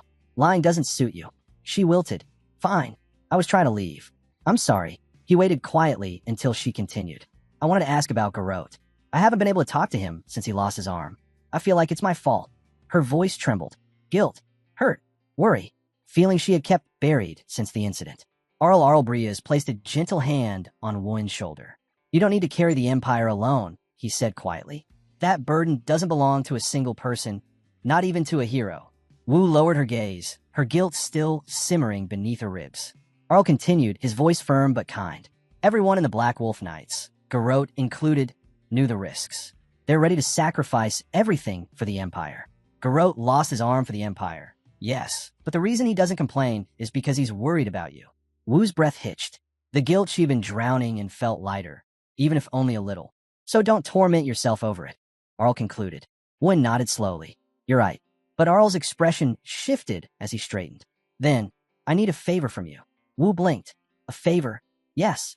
It concerns artificial creatures, the ones the Empire studied years ago. Her eyes sharpened at once. What happened? Arl sighed. They escaped. The entire facility disappeared along with them. Fortunately, the area was uninhabited. Wu immediately grew tense. We must inform the Empire. Everyone should know. Then she paused. Wait, you're handling this secretly, aren't you? Arl nodded. This must be kept quiet. Too many eyes belong to the Imperial family and their allies. If you suddenly reappear on the front lines, they'll flood us with suspicion. Wu frowned. Then what do you want me to do? Arl stepped closer, his tone low. I've already arranged everything with the security division at the palace's Westgate teleportation hub. They have your coordinates.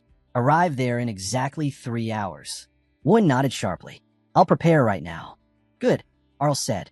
3 hours. Not a minute early, not a minute late. He finished his tea in one gulp and rushed to leave. 3 hours would pass in the blink of an eye. But when he opened the door, someone stood there.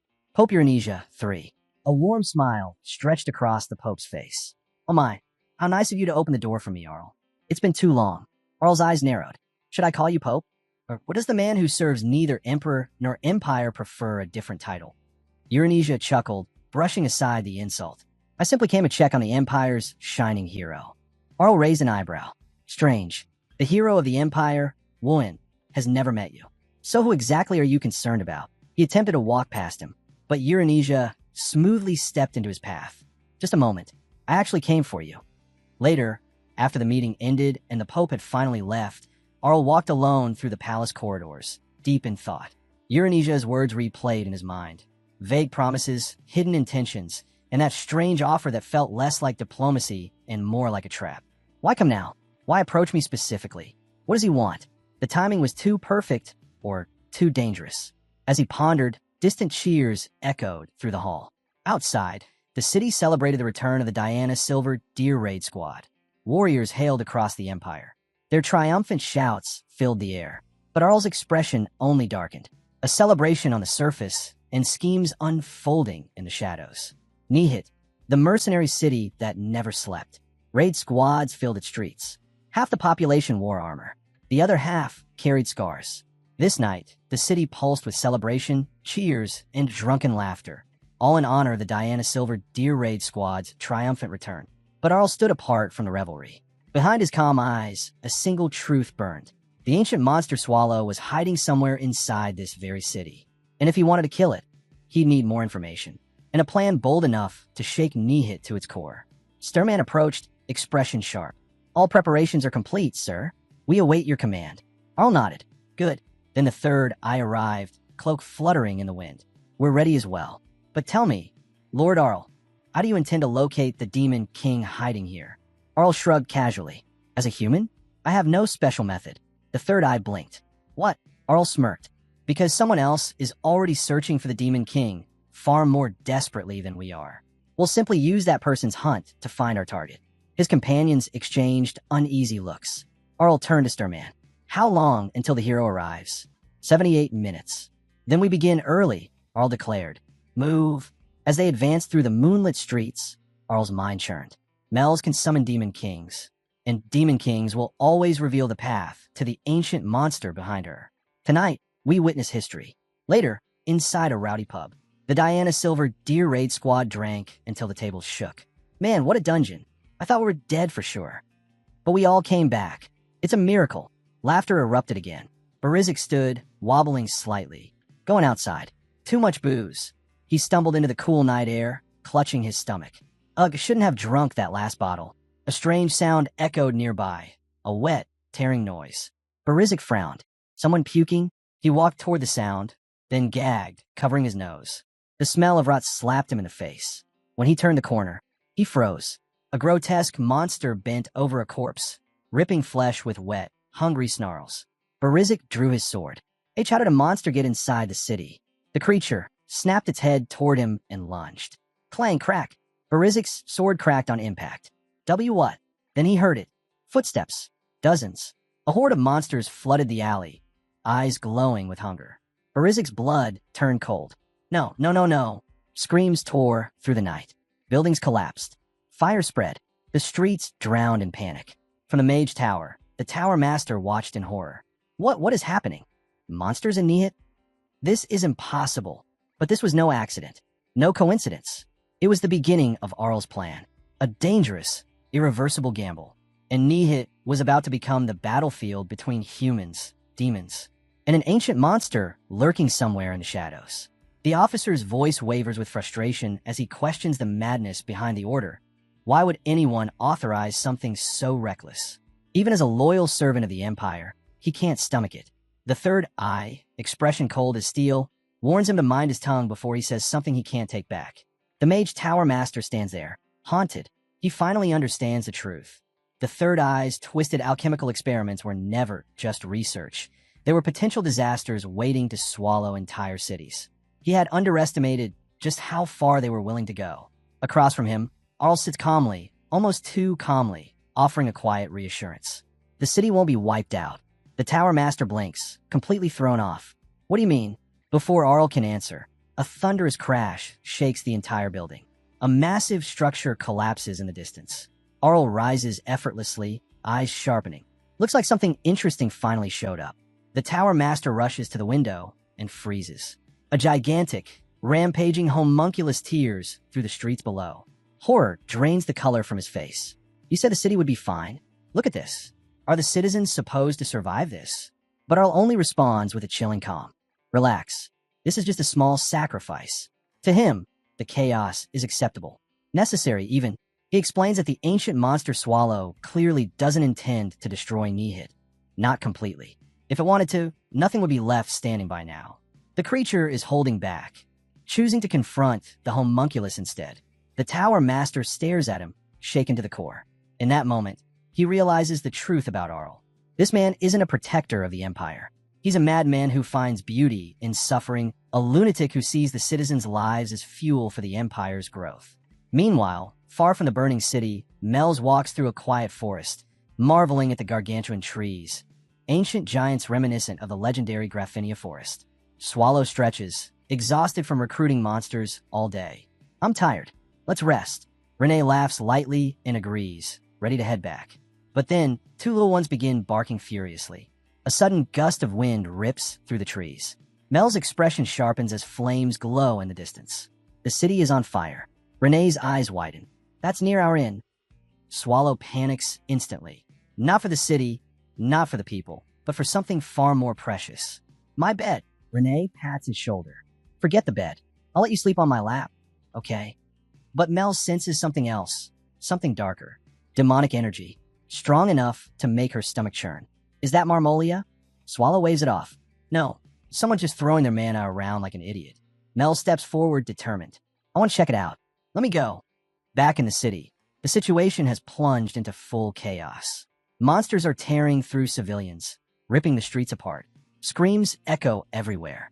Burgess of the Diana Silver Deer Raid squad charges in like a storm, slicing down a monster just before it devours a civilian. He shouts for the man to run and hide.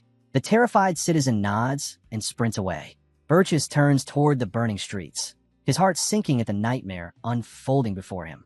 Dozens of grotesque beasts roam freely, tearing apart anything they see. What in the world? How many are there? A warrior from the Ursa's Red Lion Raid force rushes over, panting heavily. Burgess, thanks for backing us up. You're from a raid squad too, right? Burgess raises his weapon, eyes blazing at the chaos ahead, and the real battle begins. Burgess freezes for a moment the second he recognizes the emblem on the man's armor. The Ursus Red Lion, an A-class raid force. Elite among elites. The kind of squad people brag about seeing once in their lives. Their arrival means only one thing. The situation is far worse than he thought. The Red Lion member steps forward, calm and composed despite the chaos swallowing the city. We cleared the perimeter. Got anything on the monsters? Burgess swallows hard. Not much, except that they're artificial. They're nothing like Zephyr, and that huge one. He points toward the towering creature tearing the city apart. That thing is the center of all this. The Red Lion member nods. Yeah, we're headed there too. Burgess immediately stiffens, trying to steady his voice. Then I'm coming with you. I'm an A-class too. But the man's expression hardens. That's exactly why you shouldn't. He leans in. If you get close, you die. Simple as that. He rests a hand on Burgess' shoulder, and Burgess suddenly realizes something chilling. The Red Lion member isn't the one shaking. He is. The man sighs. Listen, on my way here, someone was calling your name, yelling for you. Whatever's in front of us isn't normal. Prioritize your life. Protect the people around you. Leave this one to us. The words hit harder than any monster's roar. Finally, Burgess nods. Fine, I'll leave it to you. The Red Lion member gives a small, confident smile before sprinting toward the colossal monster. And the moment they disappear from sight, Burgess collapses to his knees, exhaling shakily, because now he truly understands just how hopeless this situation is. Meanwhile, the Ursus Red Lion Raid force stands before the massive creature, an abomination towering over shattered buildings. One member rubs his ears. Why is it so damn loud? My ears are ringing. An older member's brows knit together. No, this feeling. Something's messing with our eardrums. Magic. They all stare at the monster, its body pulsing with unfathomable mana. What even I asked that thing? The older member speaks up, voice low and grim. It's the core of this entire disaster. Don't underestimate it just because it looks stupid. Suddenly, magic circles flare to life around the creature, crackling in the air. Back up, the veteran snaps. A high mage steps forward, eyes analyzing the circles. Relax. It's just detection magic, nothing offensive. Detection, someone mutters. It's searching for something. The mage doesn't hesitate. Whatever it's looking for doesn't matter. If we're taking this thing down, we do it fast. He raises his staff. Mages across the squad follow. A barrage of spells tears through the air, and the monster unleashes a bone-shattering scream as each strike lands. The high mage smirks. Good. It's working. Keep firing. Don't let up. And in that moment, the battle between the city's strongest force and the nightmare standing before them truly begins. The Ursus Red Lion squad keeps firing spell after spell, but the older member suddenly freezes. Something's wrong. Their attacks look like they're landing, but the monster isn't reacting. Not the way it should. He opens his mouth to warn them. Everyone, fall BA. Too late. One of the younger members, adrenaline pumping and common sense gone, charges forward with a shout and buries his sword into the beast. And that single reckless strike wakes the monster up. Its head jerks toward the squad. Its aura surges. A heartbeat later, boom, a shockwave tears through the street, ripping the ground apart. The squad is thrown like leaves in a storm. Bodies hit walls, the pavement, each other, blood spraying the debris-filled air. When the dust settles, the old veteran is on the ground, coughing blood, vision shaking. He stares at the carnage and whispers with trembling lips. Humans can't fight something like this. And then, a soft voice cuts through the ruin. Marmolia. The old man blinks, vision blurring, and when he lifts his head, he sees her. Mel. For a moment, in his dazed state, she looks like an angel descending into hell.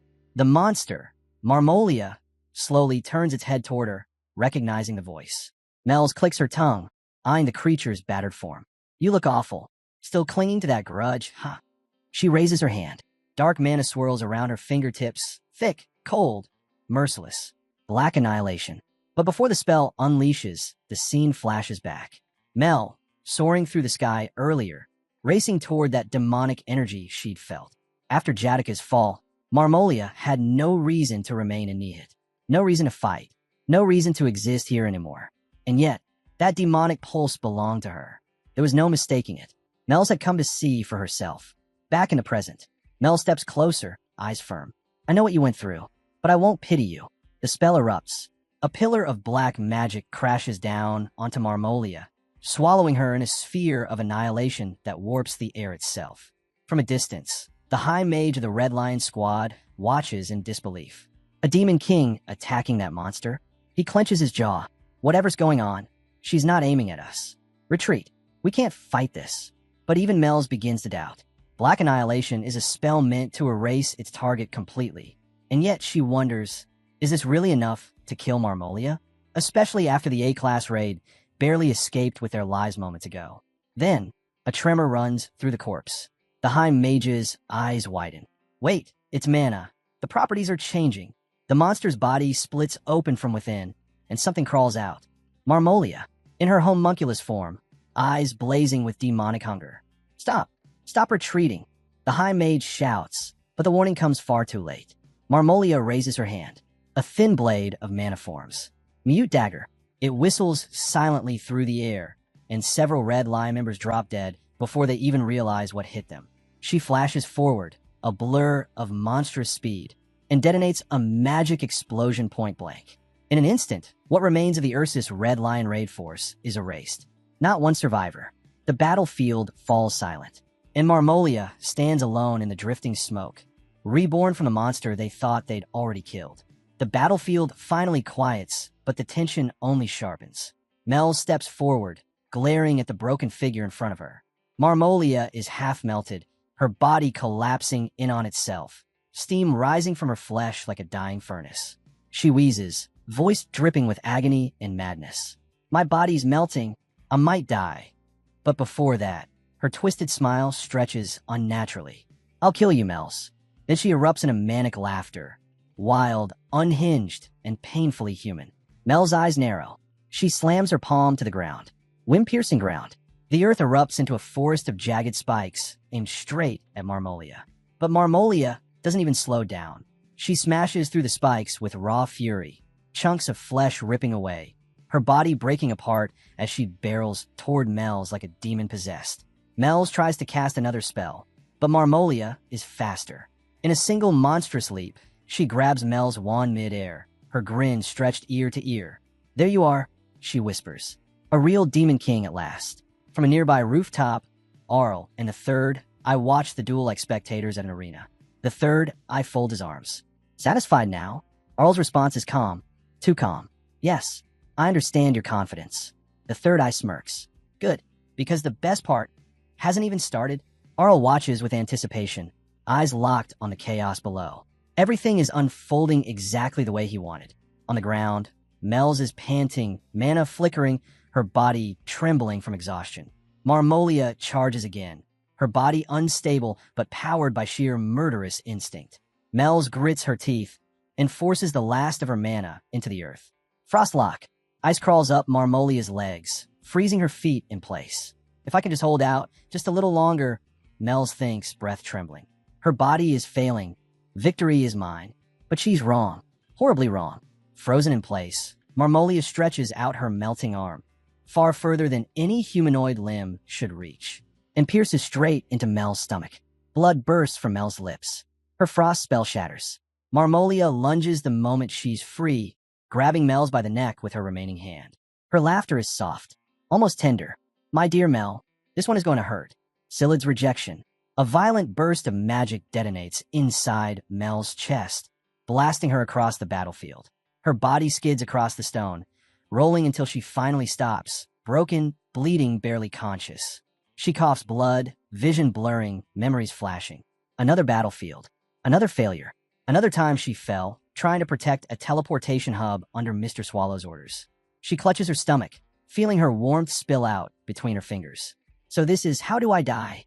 Her voice cracks. I'm sorry, Mr. Swallow.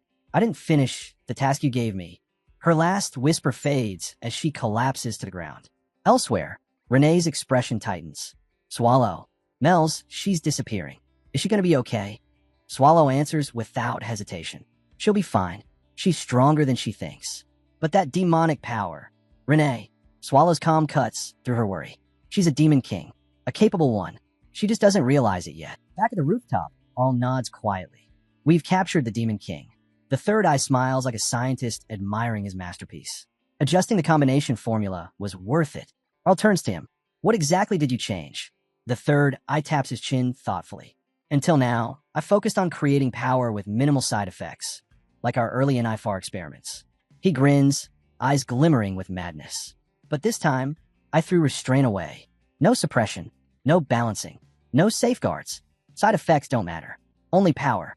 And the result is what you're seeing down there. An unstable monster born from pure strength, even if it destroys itself. Arl watches the battlefield with a calculating glint. This power, this chaos. It was exactly what he needed. A perfect stage to measure Swallow's true capabilities for the subjugation to come. Yet something bothered him. Swallow, he murmurs. Why is he taking his time? And that demon king, Melch, is she tied to him somehow? Another worrying needle at his mind. If things ended too quickly, Wuan wouldn't arrive in time to witness any of this. He needed more. More information. More proof. More Swallow. He was still lost in thought when Sturman suddenly barked. Sir Arl, look. Arl snapped his gaze back to the battlefield. Mel's was awake. Barely, but awake. And floating around her was a dense, swirling aura of black mana.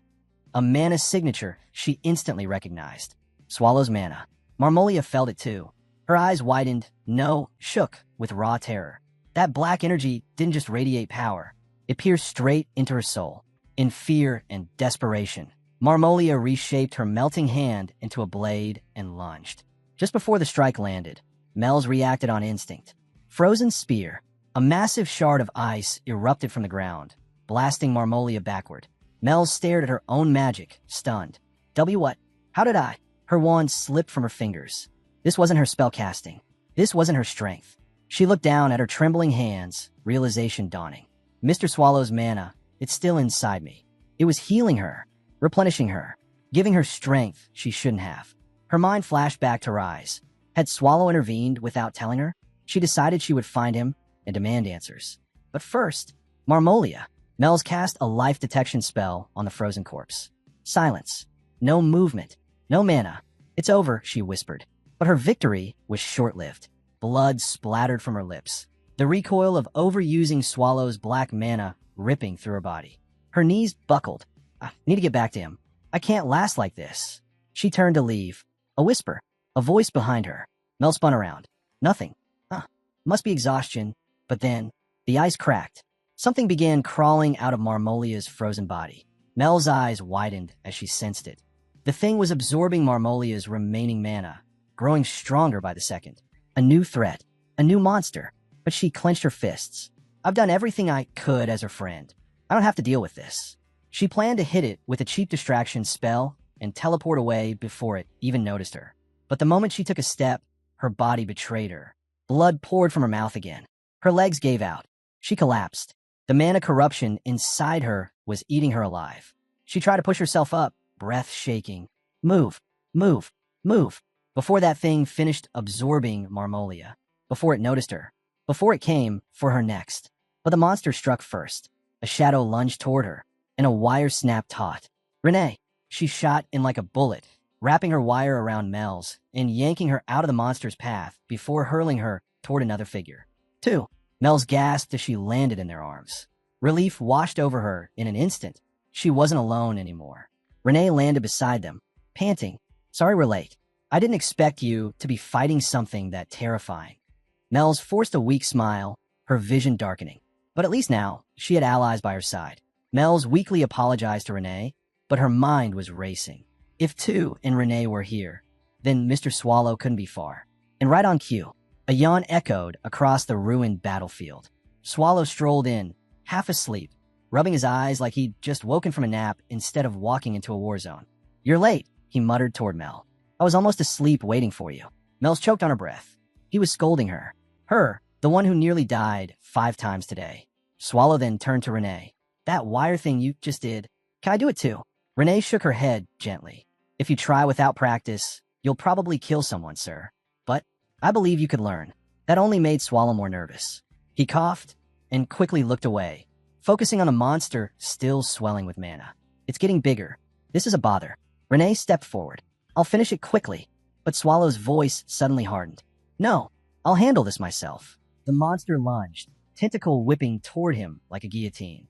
Crash! Swallow raised one hand. Just one. The impact shook the city block, gusts of wind blasting debris away. Swallow stared flatly at the monster's tentacle pressed against his palm. "What? You want a handshake?" The monster trembled. It wasn't fear, it was pure instinct. A prey animal recognizing the apex predator it had challenged. Meanwhile, Renee casually poured tea. She turned to Mel. "Would you like a cup?" Mel's blinked. At a time like this, a maid must always be prepared. Mel's didn't argue, but she couldn't look away from Swallow. Because the real fight had just begun. Swallow grabbed one of the monster's tentacles and lifted it like a rope, swinging it overhead. Then he slammed it into the ground. Boom! The earth split open beneath the impact. Cracks spiderwebbed across the street as he whipped it down again. Boom! Again. Boom! Mel's jaw dropped. "Renee, is this okay? Isn't this cruel?" Renee didn't even look up.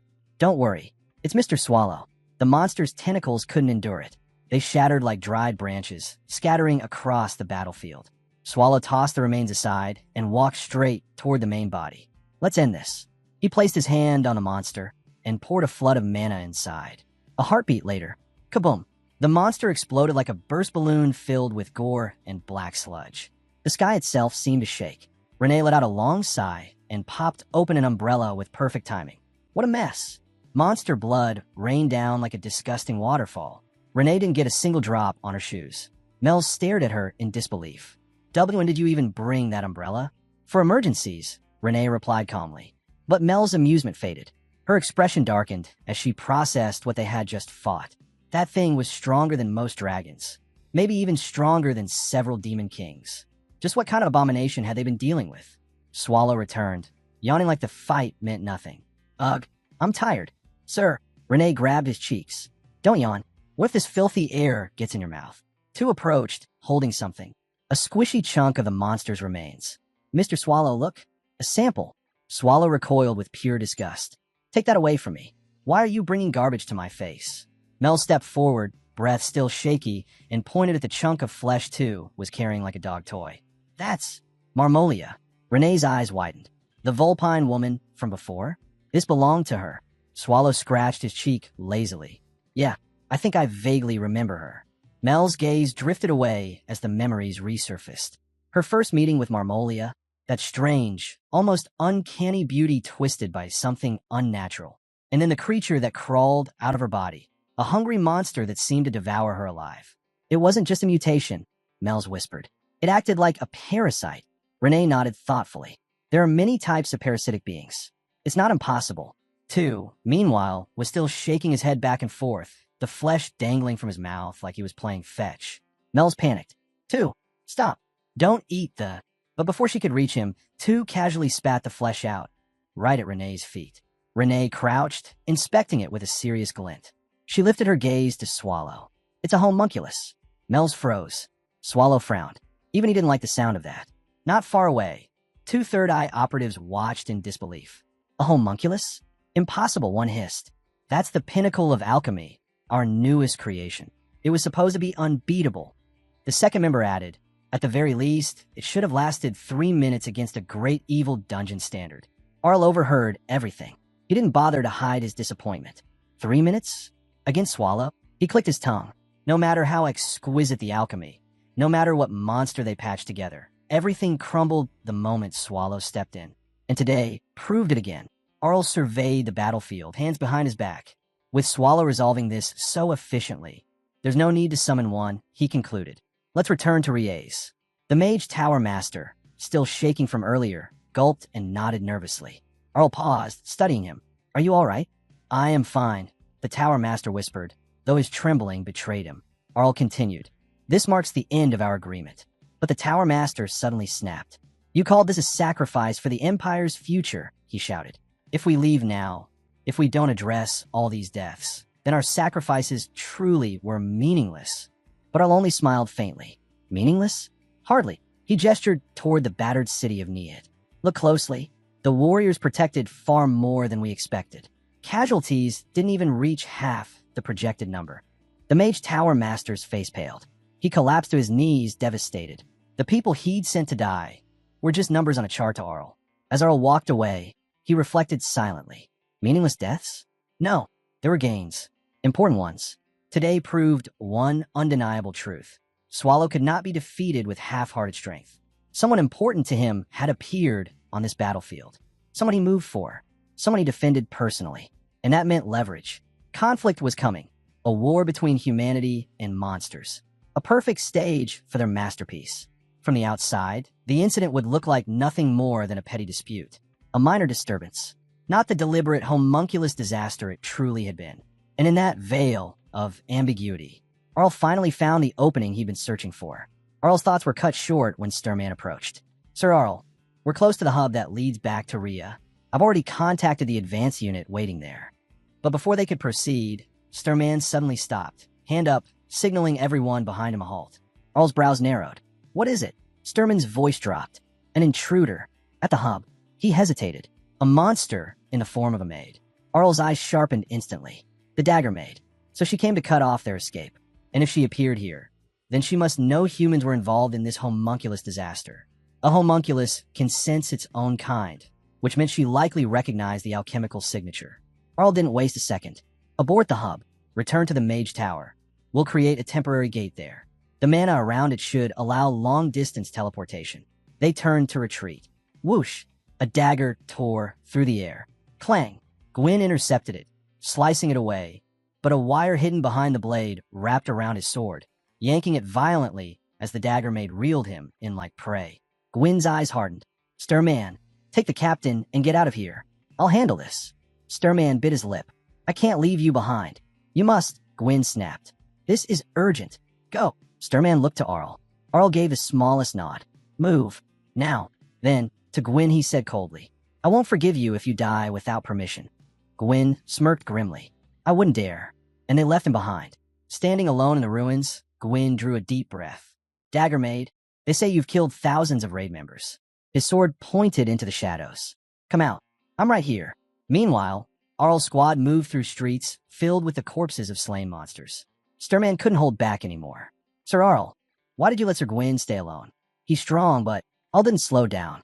"He's not alone." Sturman blinked, then understood. Arl continued.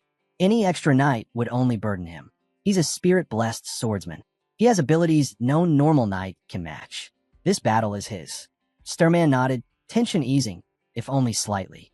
At the teleportation hub, the real storm burst to life. Gwyn versus Renee. Renee moved like a tornado in human form, her strikes crashing through buildings, shattering stone and steel alike. Each missed blow ripped apart the scenery. Dust billowed. Then the dust parted, and she stared directly at him. "My orders are simple," Renee said.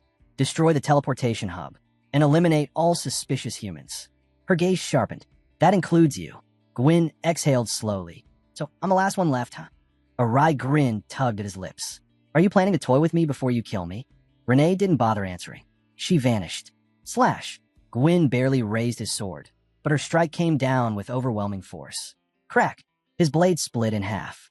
Renee stood before him, expression cold, voice calm. "You should not have run." Renee tilted her head, almost impressed. "You held out pretty well, considering you're alone." But Gwyn only smiled back. A cold, unsettling smile. He raised his hand, and the ground trembled. Greenish mana burst from him like a shockwave, swirling around his body with violent force. Renee's expression shifted immediately. She stepped back. This man was no ordinary swordsman. Gwyn's mana surged higher, twisting upward like a pillar. Fool! Two spirits materialized behind him. One, a blazing rock spirit, molten cracks glowing across its body. The other, a graceful elf-like spirit, wreathed in shimmering blue mana. "Let's begin," Gwyn muttered. The fire rock spirit attacked first, hurling a barrage of burning stones. Renee dodged left and right, weaving through the smaller ones. But the water spirit flicked its hand. The smaller rocks, curved in midair, redirected straight toward her. Renee cut through several projectiles effortlessly. But then, crack! A massive boulder thundered toward her before she could react. It slammed into her, sending her crashing into a shattered wall. Dust exploded around her. For a moment, silence. Then Renee stepped out of the rubble, completely unharmed. Her eyes sharpened as she saw Gwen's spirits forming another attack. A swirling wall of wind and stone closed in around her like a tightening cage. Gwen's thoughts simmered with fury. This is for underestimating humans. Renee's expression hardened. She felt it now, the overwhelming mana saturating the storm around her. He sealed the whole area, she realized. A high-class spell, cast while controlling two high-class spirits at once. Her grip tightened on her weapons. The next exchange would be deadly. Meanwhile, inside Nihit's temporary shelter, Birches stormed into the Diana Silver Deer Raid Squad's tent. A girl immediately confronted him, frustration in her voice. The Ursa's raid force was wrong. You know that. Birches clenched his fists. Wrong or not? Does that mean I just sit here doing nothing? I need to check the city. What can you do alone? She snapped. You're not even healed. Birches opened his mouth to argue, but his eyes drifted to the back of the tent. The captain had arrived. The girl turned to him pleadingly. Captain, please stop him. He's in no condition to go back out. But Birches shook his head stubbornly. I'm fine. The captain sighed, firm but calm. No, we're moving as a unit. There might be survivors. We'll clear a path, suppress the monsters, and move toward the raid site and the magic tower. That's our mission. Birches bit his lip, frustration simmering beneath the surface. Then a shout came from outside. Captain, look! Everyone rushed out. A massive shape towered over the tents, the guardian golem from the Nihit mountain range. A legendary protector brought in by the raid force to help save the city. The girl's eyes shone with hope. With that thing, we can actually push back. But Birches's expression twisted. His teeth clenched. Why is that thing here? The girl blinked. What's wrong? Birches's eyes widened with terror.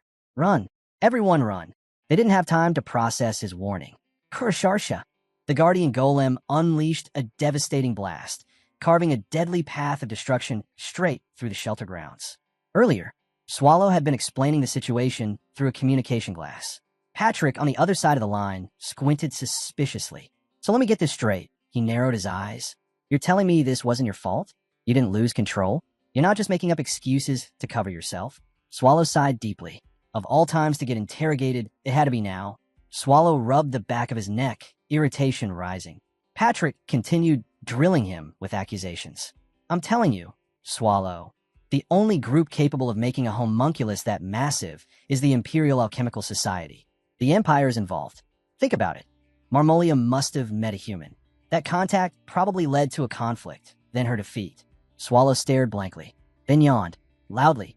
Patrick's explanation went on anyway. You do know what happens when a human defeats a Demon King, right? They send the head to the Demon King's army, or put it on display to boost public morale. Cruel, but effective. Swallow finally muttered. Why would they do something like that? Patrick answered coldly.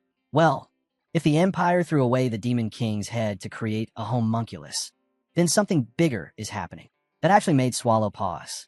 I did see one, he admitted. A flying homunculus. Unlike any I've ever seen. He rubbed his temples. I destroyed the research materials I found. But if they're still continuing their experiments... Patrick finished the thought grimly.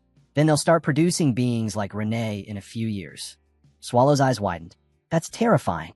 He slumped back, completely exhausted. I give up. Let's just destroy the village instead.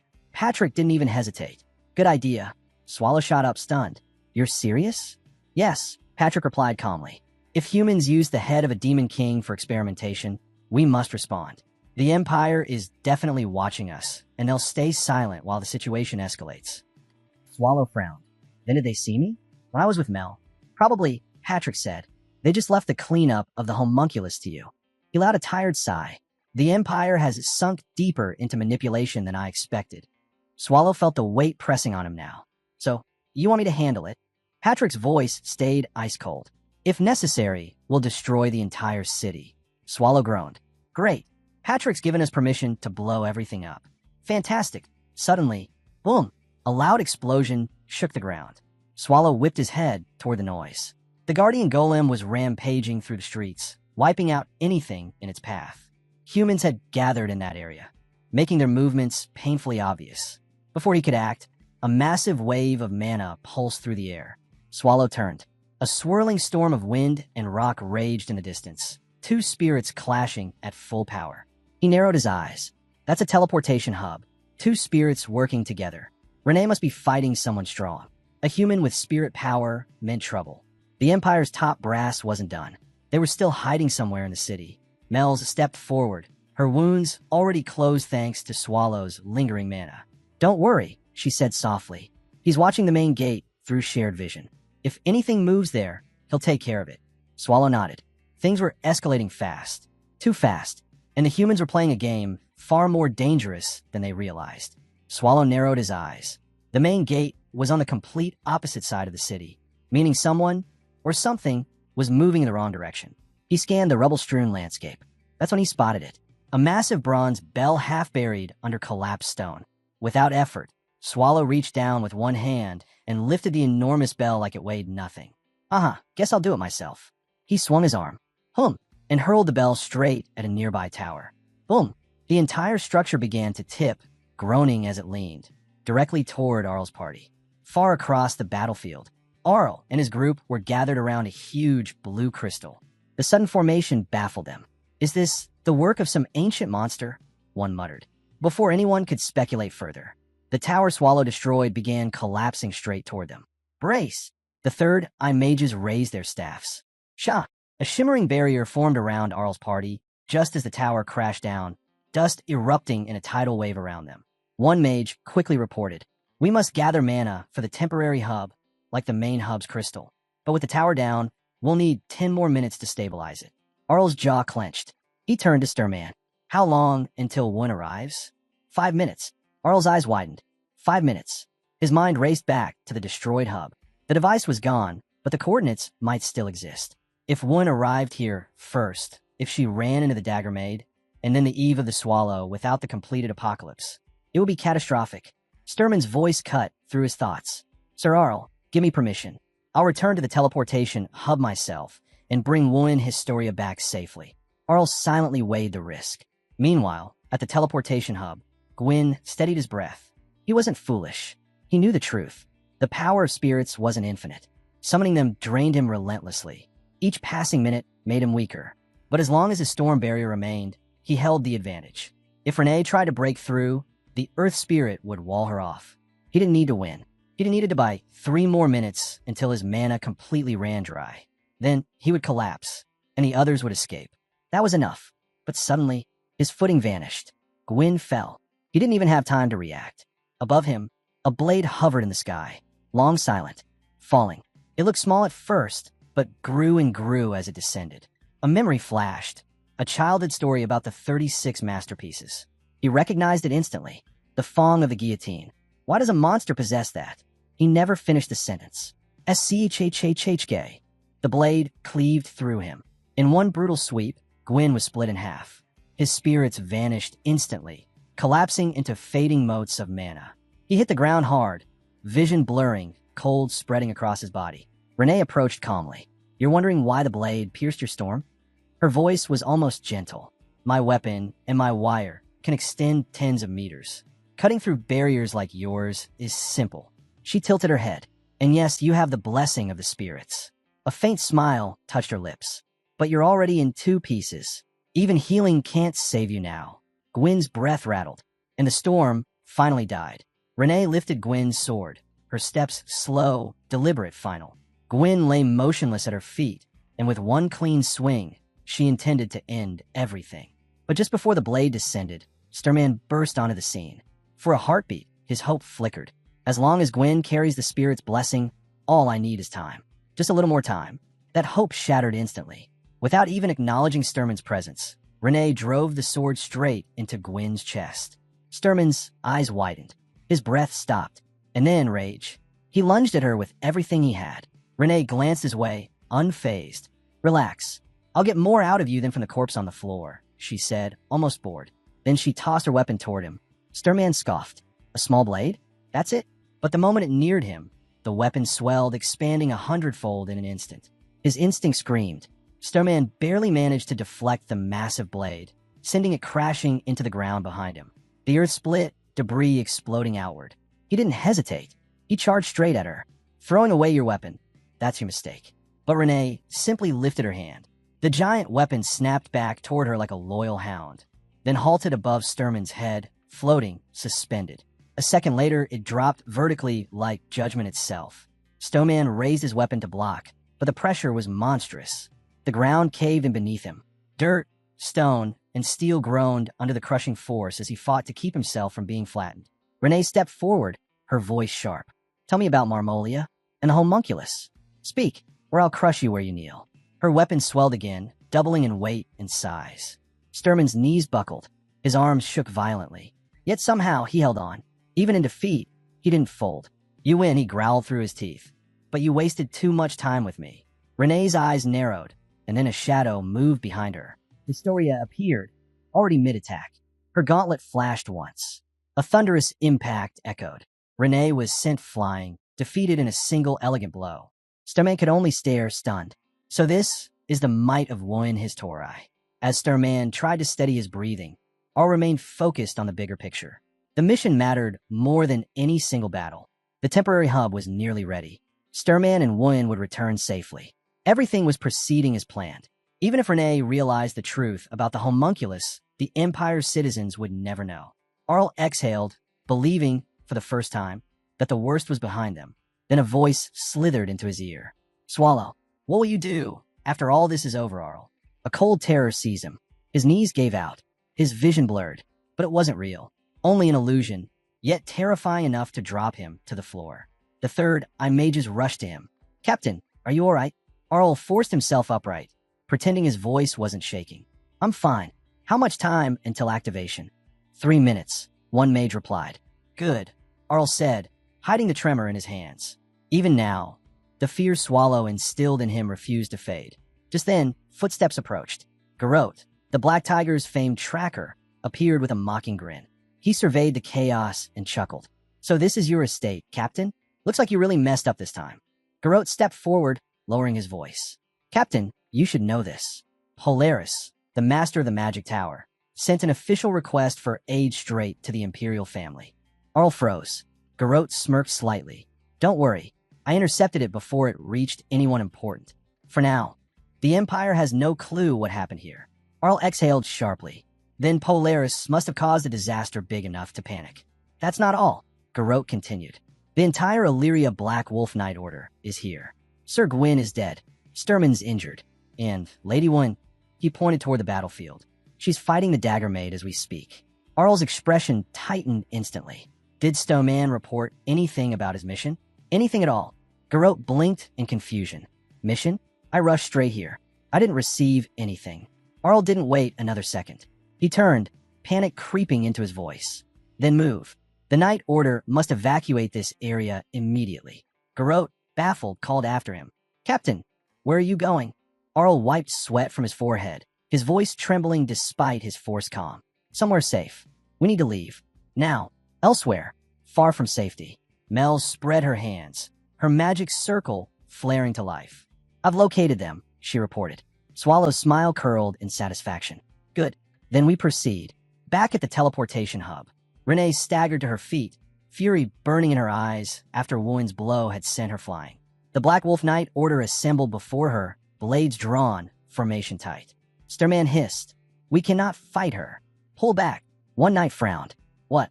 With Lady Woin here? And the entire Knight Order? She's just one monster. Follow the captain's orders. Stoneman snapped, sweat dripping from his jaw. You don't understand. She's not someone we can handle. Before anyone could argue, someone shouted. Lady Woin, fall back. Woin didn't even glance back. Her grip tightened on her gauntlets. I can take her down. Just give me one more minute. She stepped forward, ready to unleash another barrage. But Arl arrived like a cold wind cutting across the battlefield. That's enough. Stop. Woin froze mid-step. Captain? Why? This is our chance. Renee guards the primordial core. If we kill her now. It is a good chance, Arl admitted. But it is not the right time. We retreat. Another opportunity will come. Woin clenched her fists. A few seconds passed. Then she exhaled, shoulders falling. Understood, though the disappointment radiated openly from her eyes. Everyone, to the temporary hub. Arl ordered. But before they could move, a shadow descended. Boom!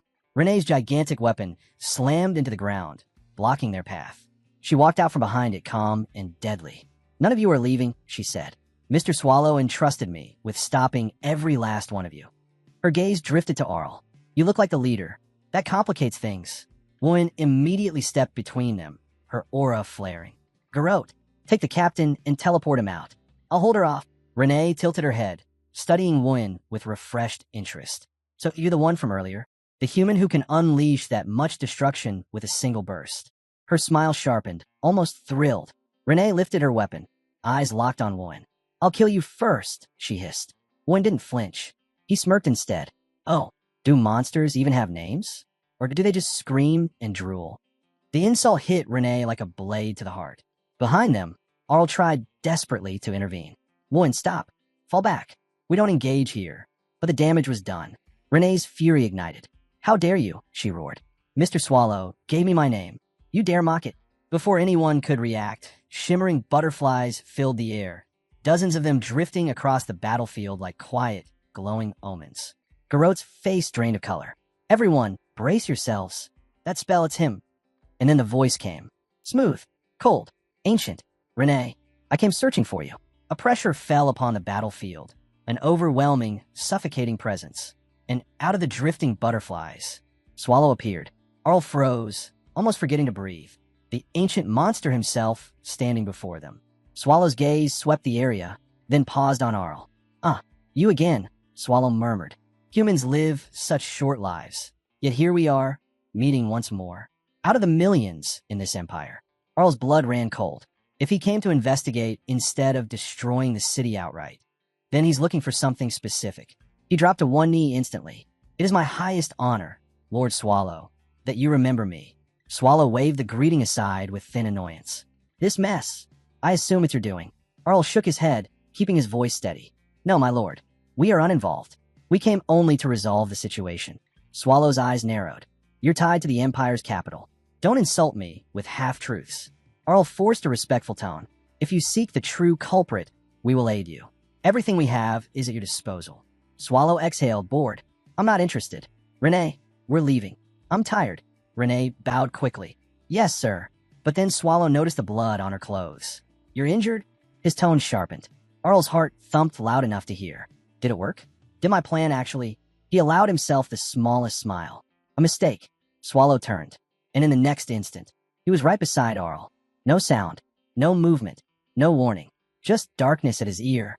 Why? Swallow whispered. Are you smiling? Arl collapsed backward, scrambling with pure terror. How did he move so fast? Swallow released a wave of oppressive power, black smoke curling around Arl like a serpent. You think I'd let this pass? Did you truly believe I wouldn't notice? The Black Wolf Knight order stiffened, panic visible in their eyes. Even Wun clenched his fists. Swallow's aura was crushing. Arl, Swallow growled, don't forget what you owe me for Rise. And now look at you, pathetic. He pointed at the trembling captain, mocking him openly. Just then, whoosh, arrows streaked across the battlefield, fired by one of the Black Wolf Knights. They struck Swallow, or rather, reached him. Swallow flicked a hand. Every arrow shattered midair, but the archer shouted, Lady Wun, now, initiate the plan. Wun didn't hesitate. He dashed forward, grabbed Arl from the smoke, and burst away at full speed. Garrote saw his chance. All units, protect Lady Wun and Captain Arl. Engage Swallow. The knights unleashed everything. Magic blasts, spirit arts, explosive arrows, sword waves, all converging on Swallow. Boom! A colossal explosion swallowed the battlefield. The explosion cleared, and there he stood. Swallow didn't even bother brushing off the dust. His expression barely changed, only an annoyed twitch of his brow.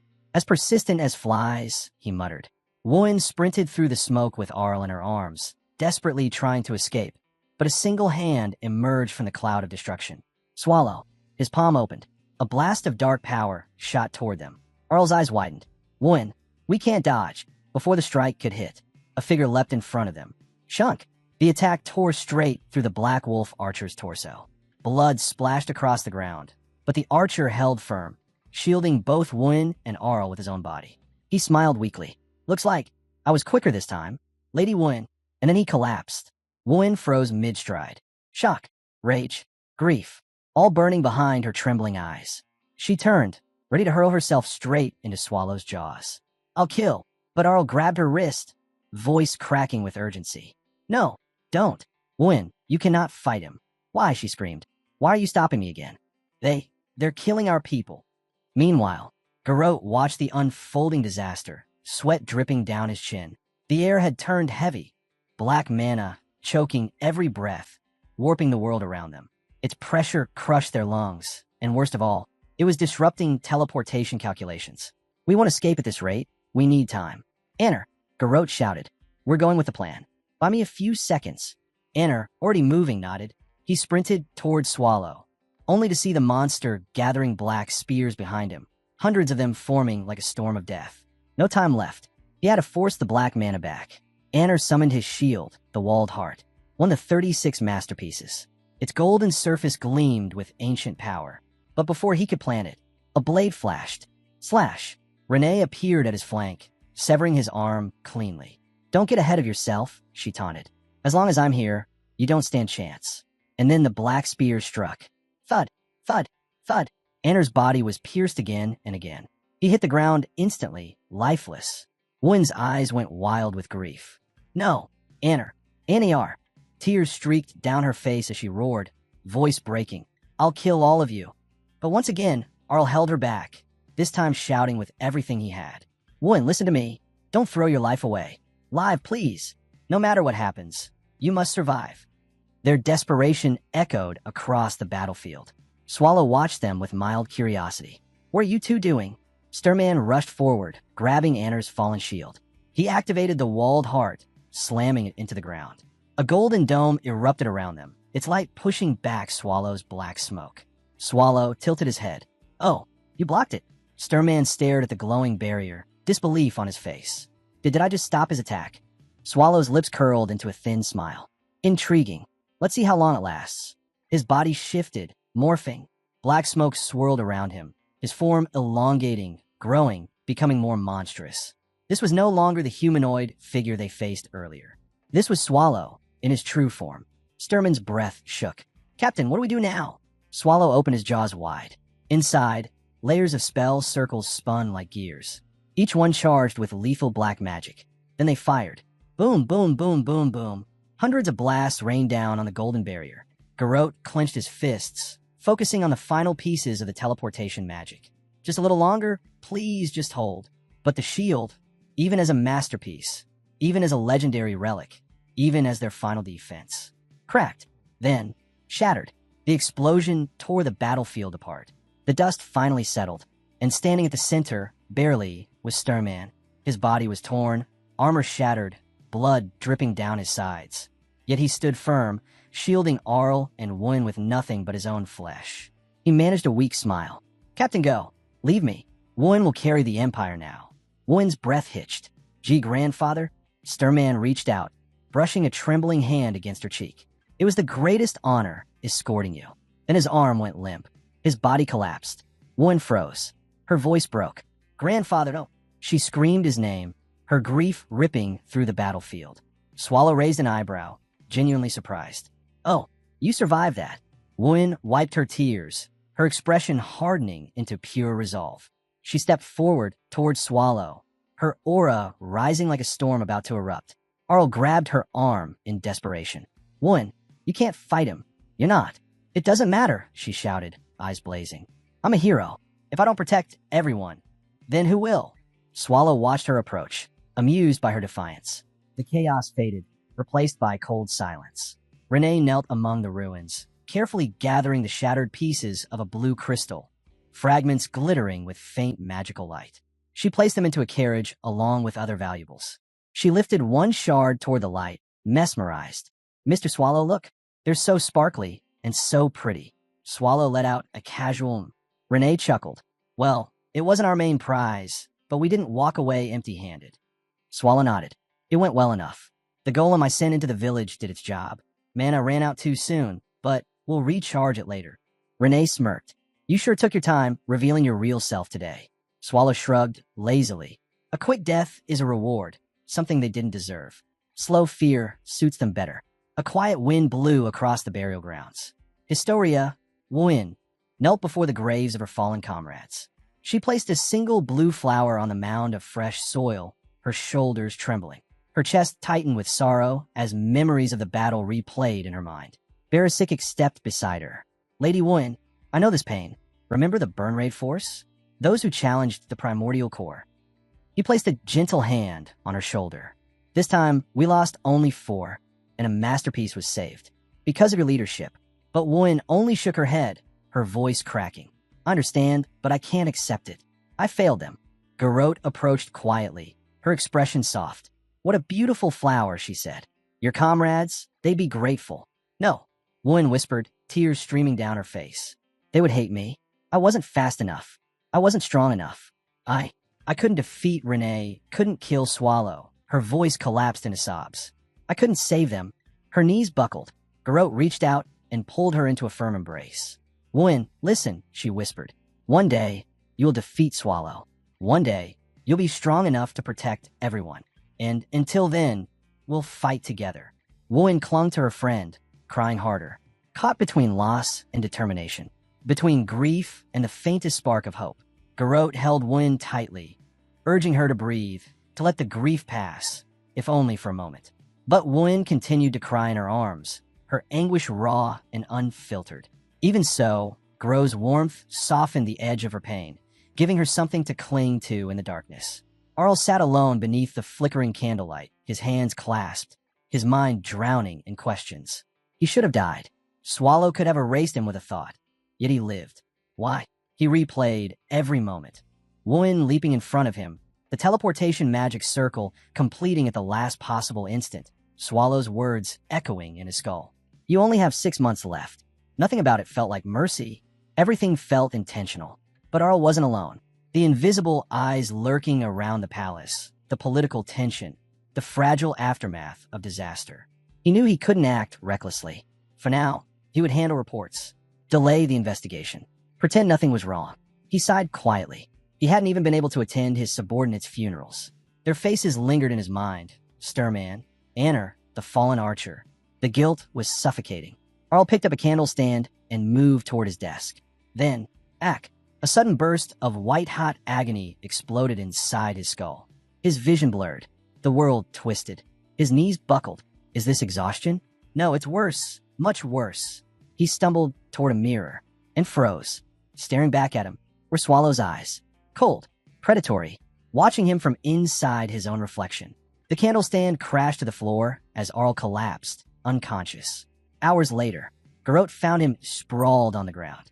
Captain, wake up! Arl blinked himself back into reality, disoriented. How long was I out? Garrote's expression hardened. You're bleeding. She immediately called for the medics. As they tended to him, Arl pieced the nightmare together. No, Swallow didn't spare him. Swallow marked him. 6 months.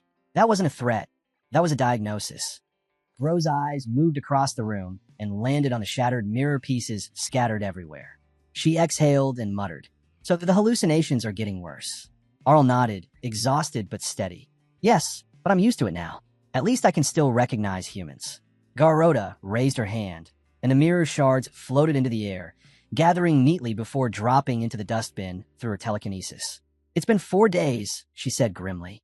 The cure isn't working. The symptoms aren't improving. We don't even know what's causing them. Arl's expression darkened. No medicine can fix this. A being like Swallow, he swallowed hard. This is beyond human recovery. I may not survive it. He straightened himself, voice firm despite the tremor. Grow.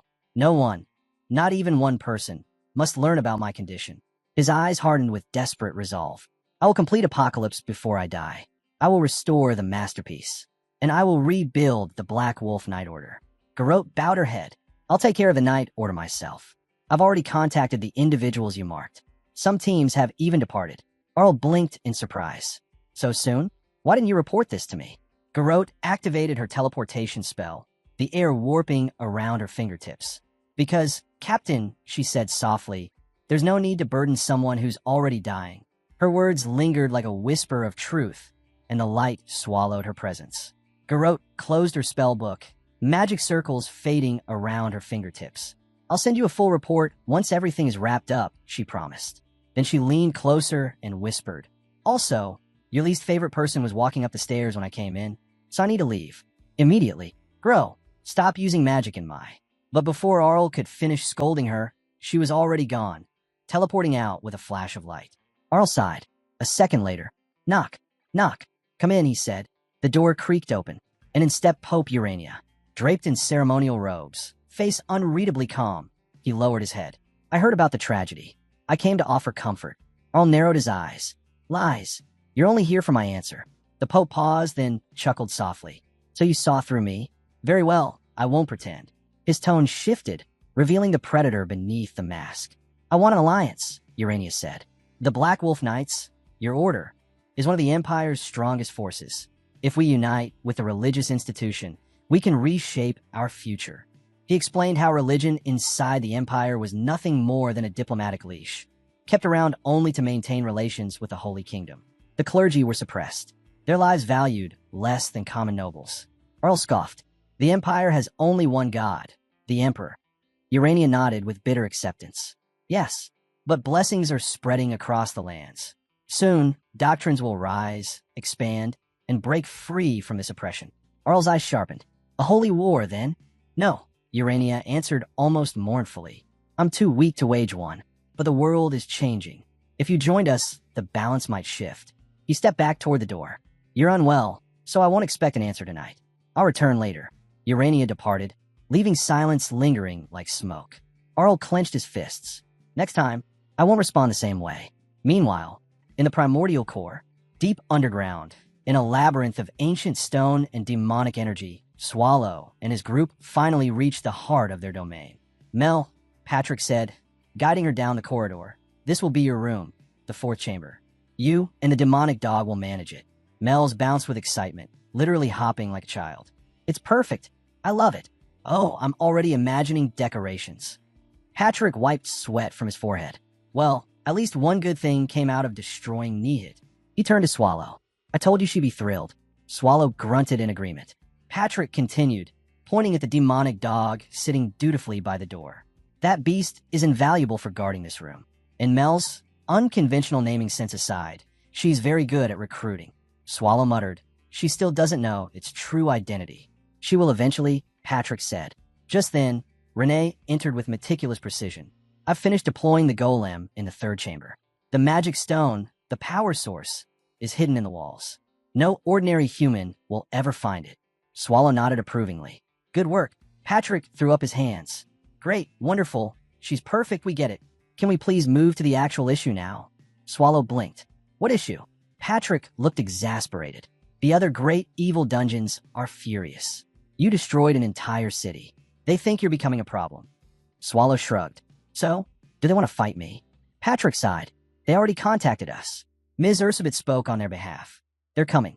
Swallow's expression finally cracked. "When?" Patrick looked him dead in the eyes. "Today." Swallow froze for a second, then shouted, "Seriously?" Swallow, now in his true, monstrous form, slithered back into the primordial core. He stretched, yawned, and murmured with lazy satisfaction, "Home sweet home." That peaceful moment lasted exactly 2 seconds. Thud! A foot slammed onto his face, grinding it into the floor. "Do you have any idea what you've done?" A furious voice snapped. Swallow blinked. "Ursabit." Thud! Thud! She stomped again, harder. Her expression was pure rage as she continued to kick him across the room. "This time of year. Of all times. We're doomed because of you." Swallow only sighed, his relaxed attitude completely at odds with her fury. Meanwhile, Renee quietly scrubbed the primordial core's floor, pretending not to notice the chaos. Patrick furiously typed away at a console, resigned to the madness around him. In another corner, Mel's froze mid-cleaning, her antenna-like hair twitching. "Patrick, do great evil dungeons ever gather like this? Like, is this a festival?" Patrick rubbed his temples. "No, absolutely not. Judicica once tried to unite the Demon King species, sure, but great evil dungeons? We're too different. Gathering us all in one place is impossible." Mel's gasped dramatically. "Then, could this be a historic moment?" Patrick shot her a deadpan stare. "Mel, if history ever records this, it'll be called Swallow's fault." He snatched up an envelope, the unsolicited letter. "First of all, no explanation, no permission. Just a message saying, "We're coming." He tore the letter in half and tossed it aside. No respect. No protocol. They didn't even knock. Mel's flapped anxiously. "So this is bad. This is Swallow," Patrick said. "So yes. Very bad." Suddenly, beep, beep, beep. Mel's detection spells lit up like fireworks. Her eyes went wide. "An intruder?" Patrick pushed her toward the exit. "Inform Swallow and Renee. Now, I'll handle the intruder. If it's who I think it is, we have bigger issues than angry letters." She teleported away in a panic. Patrick marched forward. Long before its doom, the desert had been the primary trade route connecting all 5 kingdoms. A lone carriage creaked across the dunes until the sand trembled. Something massive surged upward. Crack, crunch.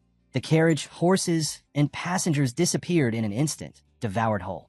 The desert wasn't a desert anymore. It had become a dungeon, a killing field ruled by something colossal. The 5 kingdoms mobilized their elite troops, assuming they were up against oversized insects. They were wrong. When the soldiers entered the dungeon, screams, shadows, then blood. The monsters swarmed with overwhelming numbers, led by a force so terrifying even elite warriors broke ranks. The commander, torn and dying, gasped. It wasn't an army of insects. It was an army, following her. His eyes dimmed. The ruler of the desert revealed herself. Mother of all insects. The devourer. Hexable. A force of nature that consumed hope itself. The desert fell to despair. Back to the primordial core. Patrick sprinted down the corridor. A shadow emerged from the darkness. Calm, towering, and unervingly serene. "Not all of my children have recovered yet," she said softly. Patrick froze. Mother Hexable, boss of the great evil dungeon, Sandhell. She stepped fully into the light. "I assume this visit will be productive." The air went cold, and Patrick realized this was only the beginning. Patrick froze. Something about Hexabel's voice. It didn't sit right. Insect-type monsters could mimic human speech after devouring them.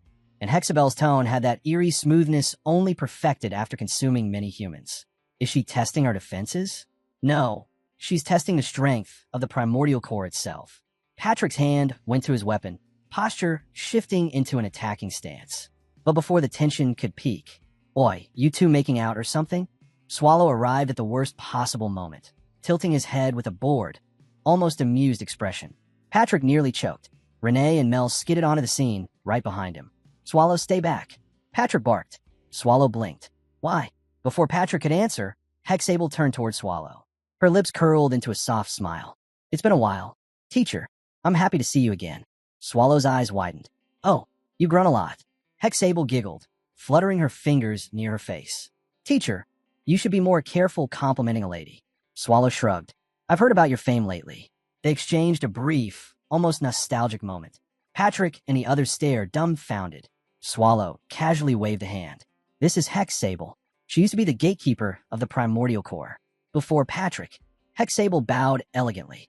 "I was the gatekeeper of the blue path long before Sir Patrick arrived. And earlier, what I said about monsters not being restored yet, it was concern for the dungeon's safety. I hesitated because I was shy." Patrick summarized under his breath. "She was shy." Swallow smirked at her. "So that whole dramatic entrance earlier, that was just your shyness?" "Teacher," Hexable said sternly, cheeks reddening, "please stop teasing me." Patrick snapped. "Swallow, you could have told me she used to work with you." Swallow's reply was immediate. "Oh, I forgot." Patrick covered his face with both hands, muttering darkly. "She's a great evil dungeon owner now. We need to be careful." But Hexable only offered him a graceful smile. "I've heard of Sir Patrick, the Death Knight with unmatched swordsmanship. It is an honor." Patrick stood a bit straighter. "Well, you're welcome to feel at home." He turned to the group, whispering loudly enough for everyone to hear. "She's a fan of mine." Renee's eye twitched. Hexable then shifted her attention to the newcomers. "And who are these two?" Renee stepped forward confidently. "I'm the current gatekeeper of the primordial core." Mel's raised her hand. "And I am Demon King Mel's. I'm not tasty, though. Still growing." Patrick nearly tripped. Renee leaned close to Hexable, squinting suspiciously. "So you're a girl?" "Yes." Hexable answered without hesitation. Renee narrowed her eyes further. "Then you must have been close to Swallow." Hexable blinked. "Close?"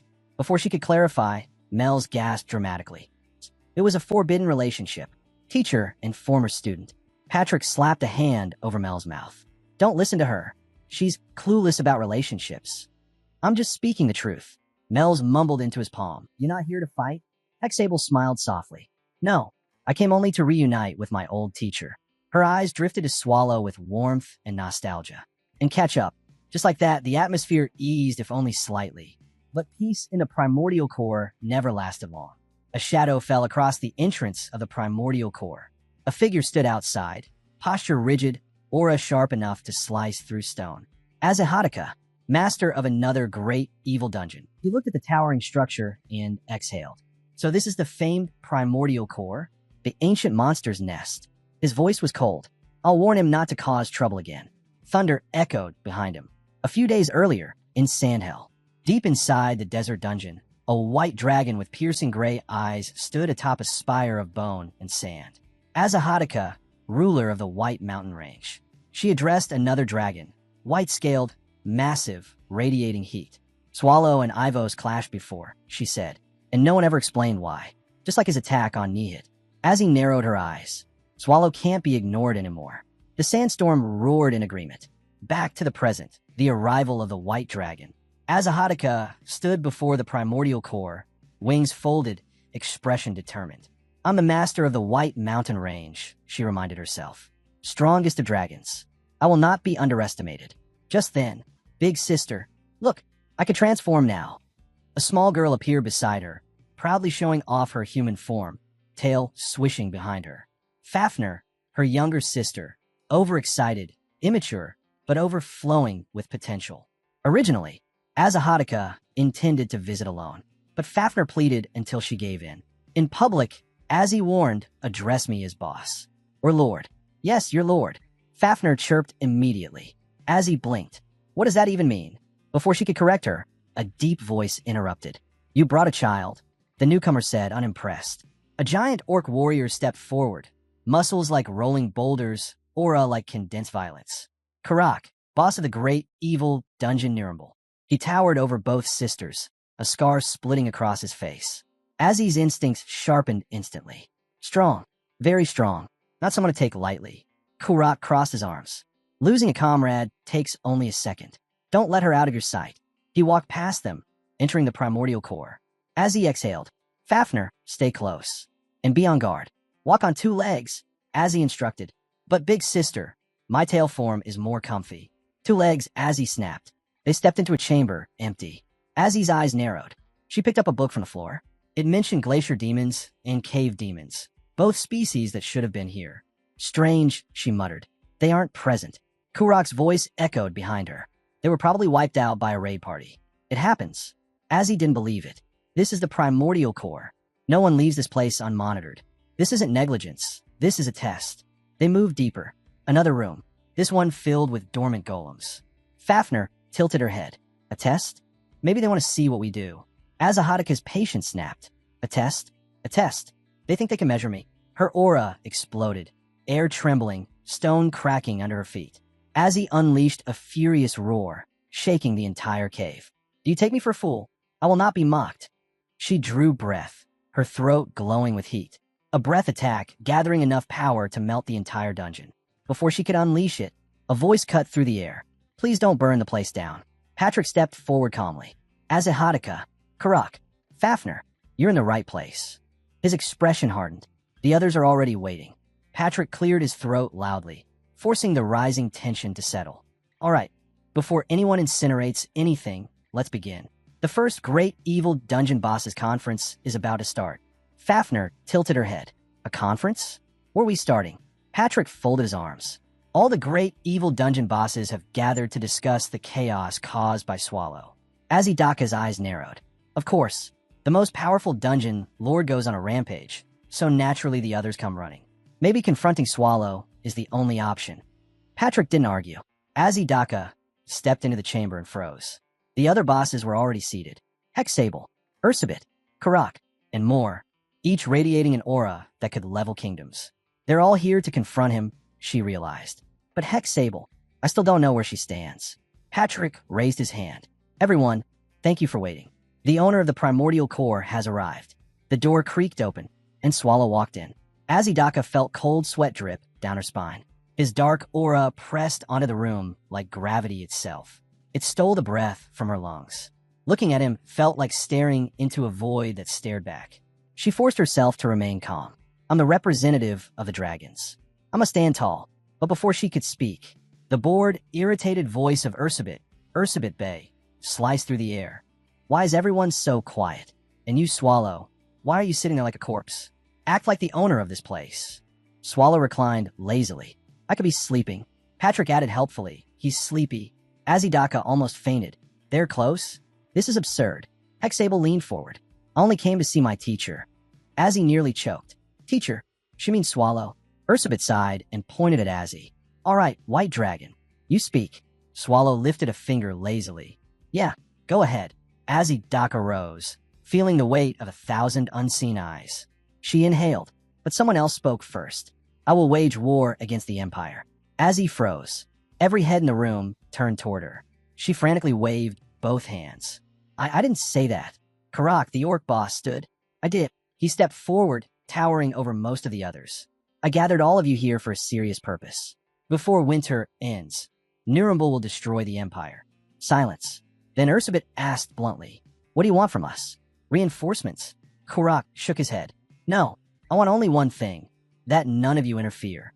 His gaze slid toward Swallow. Swallow stared back. Pressure thickened between them, a silent clash of dominance. Before it escalated, Hexable broke in. If you're planning to attack before winter ends, you don't have much time left. Kurak smirked. 1 month is enough. Nurgle will crush the Empire. Preparations are complete. My warriors are ready. Hexable scoffed. You're confident for someone whose forces will be facing millions. Even a mighty Nuremberg can't outnumber an entire human empire. Kurak's jaw tightened. But the room was only heating up. Kurak's voice rumbled through the chamber. The Empire is already in chaos. Rise has fallen, Nihit destroyed. If we're ever going to strike, this is the moment. The room stirred uneasily, and Kurak added, there's an alliance inside the Empire. Humans who share our goal of tearing it down. The statement landed like thunder. Even Hexable blinked in surprise. But Ursabet, her reaction was instant. A violent red aura exploded around her as she slammed her hands onto the table. You allied yourself with humans? The room trembled. Her aura grew hotter, redder, like a raging inferno ready to devour Kurak whole. Kurak remained unfazed. Ursabet snarled. Are you truly so low you'd sell your pride as a monster to them? Her killing intent crackled, but before she could lash out, Swallow stepped forward. Take it outside. His voice was quiet, but final. This is my home. Don't make a mess. Ursabet clicked her tongue, glaring from Kurak to Swallow. You disgust me, Kurak. Collaborating with humans. She flicked her hair back, aura simmering down. I'm leaving. Enjoy your little meeting. She stormed from the room. Kurak watched her go, then called casually. Ms. Ursabet, see you next time. Swallow let out a long sigh. I knew it would turn out like this. Later, in Swallow's room, Patrick walked in, arms crossed. Well, you managed to send everyone away in one piece. Congrats. Swallow shrugged. I didn't do anything. Patrick sank into a chair. Kurak's confidence, it means the alliance he mentioned is no joke. Swallow yawned. Wanting to topple the Empire isn't new. Monsters and humans dream about it every year. Patrick frowned. Only you would be so relaxed about world-ending war. Swallow waved him off. It's not time yet. Patrick narrowed his eyes. Swallow always knows more. That's what scares me. The white mountain winds swirled around the sisters as they left the primordial core. Fafnir hopped beside her, tail flicking. Big sis, do you really think Karak will try to destroy the Empire? Azzy's expression hardened. Humans push boundaries far too often. Eliminating them wouldn't trouble me. But an empire isn't toppled that easily. She thought back to the meeting, Kurak's steady gaze, the unspoken fire behind his words. There was more to him than he revealed. As they walked, Azzy spotted something in the distance. Hexable and Kurak talking alone. Strange. They left separately. Why are they meeting now? What are they planning? Azzy narrowed her eyes. This was becoming far more complicated than she expected. The sun barely peeked over the rooftops. Inside a quiet restaurant, empty except for 3 people. Woon sat silently, staring at her untouched food. Historia, Barizik, and the girl drowning in her guilt. Barizik tapped the table. You haven't taken a single bite. Why? Woon's voice was faint. I lost my appetite. Barizik sighed. Well, we're the only customers anyway. It's still early. He leaned forward. Not eating won't bring the others back. Woon's fist tightened. Barizik continued, more gently this time. Garot probably sent me because everyone else is searching for Sion. Wun lifted her gaze slightly. Barizik smirked. Or maybe you're curious about him. A second hero, same rank as you. Maybe he's hiding somewhere in disguise. Wun's eyes narrowed sharply. Barizik laughed. Hit a nerve, didn't I? Her silence said everything. Barizik's question hangs in the air. Is it even possible to bring our comrades back? Wun doesn't answer immediately, but the look in her eyes says she already fears the truth. Barizik finally sighs. If we can find them, maybe we can speak to them. But don't get your hopes too high. This mission just got a lot more complicated. Then he points at her plate. And you, don't move from this table until you finish eating. With that, he walks off. Barizik approaches the restaurant's chief. Golden hair, blue eyes, and a calm face that didn't match the tension building in the room. Have you seen this person? He holds out a poster. The chief studies it, then shakes his head. I don't remember every customer.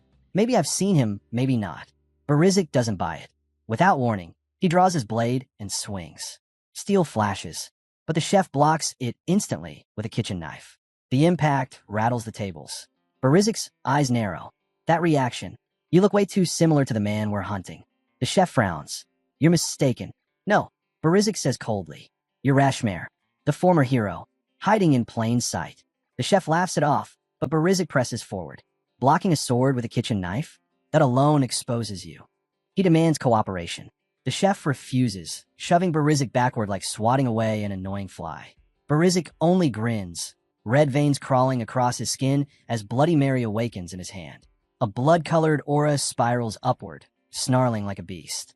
Garot predicted this, he says, voice thick with excitement. Told me exactly what to do if the former hero resisted. Rashmare remains calm, expression unreadable. I said I'm not that man. Bloody Mary screeches, a steel-grinding howl that fills the room. Barizik raises the blade. Barizik of the Black Wolf Knights. Remember the name. The chef exhales, unimpressed. So noisy, I don't even know what that sound is supposed to intimidate. Scene shift. Barizik lunges, but the chef moves first. A single strike, clean, brutal, drives straight into Barizik's stomach. The knight's body folds, then shoots backward like a broken arrow, slamming against the wall hard enough to shake the entire restaurant. Dust explodes everywhere. Rashmare winces. Oops, I really have to control my strength better. Almost cracked the wall. Barizik would have hit the floor, but one Historia flashes in, catching him midair with a speed that even Rashmare's eyes follow in mild surprise. Barizik groans. You don't have to catch me like that. Rashmare smirks. Fast one, aren't you? Woolen steps forward, bowing slightly. It's an honor to meet a hero from the previous generation. Rashmare waves a hand dismissively. Why are kids these days obsessed with old has-beens? Woolen ignores the jab. Her voice sharpens. We came here because the Empire is in crisis, because of the death of Server. Rashmare's expression darkens. The rumors, he finally admits they're true. Woolen steps closer. Then will you join us? Rashmare doesn't answer right away. Instead, he lifts his kitchen knife, the weapon he chose over a sword. I use this now because this era should be peaceful, he says quietly. But the Empire still sends kids to die in dungeons. Meanwhile, Rise prospers more than ever. And you still call this a noble mission? Woolen narrows her eyes. So you're rejecting the Empire's duty? Rashmare smirks. Sharp gaze. What now? Planning to arrest me? Woolen doesn't speak. She simply removes her cloak. Her new gauntlets gleam. If you won't come willingly, she declares, then I'll subdue you and take you myself. She charges. Rashmare casually steps aside. A youth. So much energy. Woolen attacks again. Harder, faster. Yet Rashmare slips around each strike as if she's moving in slow motion. Tables explode behind her from missed blows. Her eyes widen. Why isn't anything hitting? From the corner, Barizik watches, jaw clenched. He's treating her like a kid. Woolen growls, accelerating even further. But Rashmare taps her with his wooden kitchen knife. The impact blasts her backward like she was hit by a cannon. Rashmare sighs. Your attacks reflect your personality. Stiff, predictable, easy to read. That won't work against anyone equal to you or stronger. Woolen freezes. His words stab deeper than the attack. All her past failures resurface at once. Before she can steady herself, a small device on the floor lights up. Her communicator. Arl's voice floods the room. Scene shift. Rashmare glances at the device. Who's that? Arl answers smoothly. I am Arl, acting commander-in-chief of the Dungeon Raid Union. I sent Woolen and Barizik to you. He asks for a private conversation. Wooin silently steps outside. The room falls quiet except for Arl's calm voice. Forgive the intrusion, Rashmare, he says, but I needed to speak with you directly. Rashmare scoffs. I have nothing to say to an imperial subordinate. Arl doesn't flinch. You still resent the Empire. That much is clear, and it has to do with the incident from your past. Rashmare's eyes widen. That's a name he hasn't allowed himself to remember for years. Arl continues, unfazed. Jacob, Brenda, Arnold, Kenneth, Wig, Reinhardt. Rashmare's breath catches. The air in the room turns heavy. How do you know those names?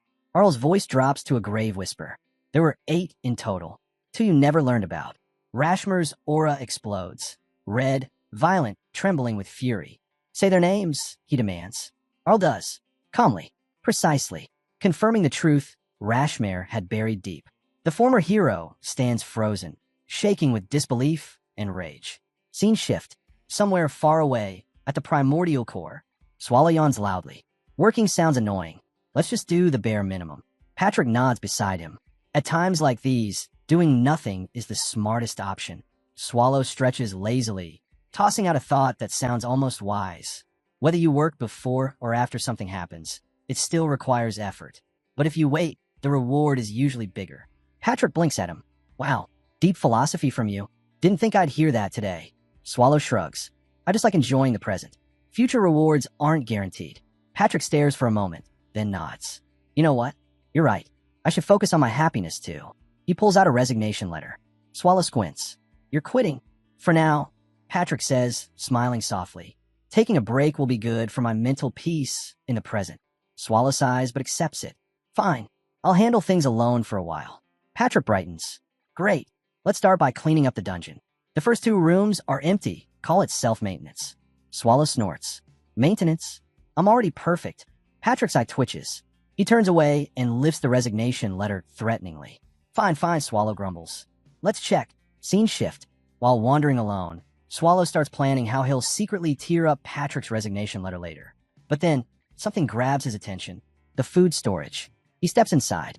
One look at the shelves, and his expression turns pitch dark. Later, Patrick sees him return far too quickly and narrows his eyes. Did you actually check everything properly? Swallow replies in a dead serious tone.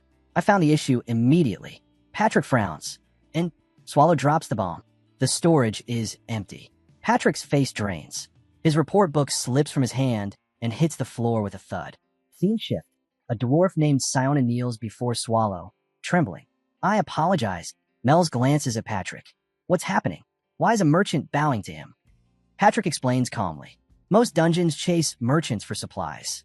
But great evil dungeons have a special relationship with leprechauns. They're not customers, they're partners. Mel's blinks. Partners? And Swallow knows them by name. Specifically North, Patrick says.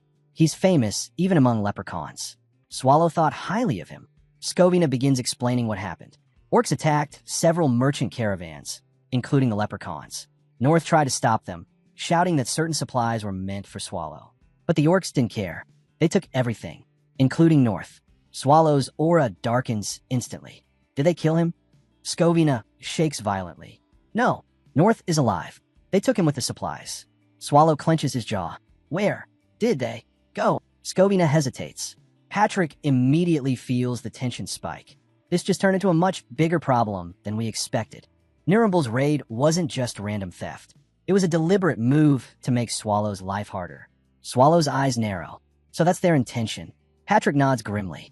This is bigger than a simple supply raid. Swallow turns to Scovina. Fine. You're guiding me to the orcs. Patrick steps forward. Should I come with you? Swallow waves him back. No, I'll handle this alone. They touch my food. That's unforgivable. Scene shift. Inside the orcs' base, the mood is triumphant.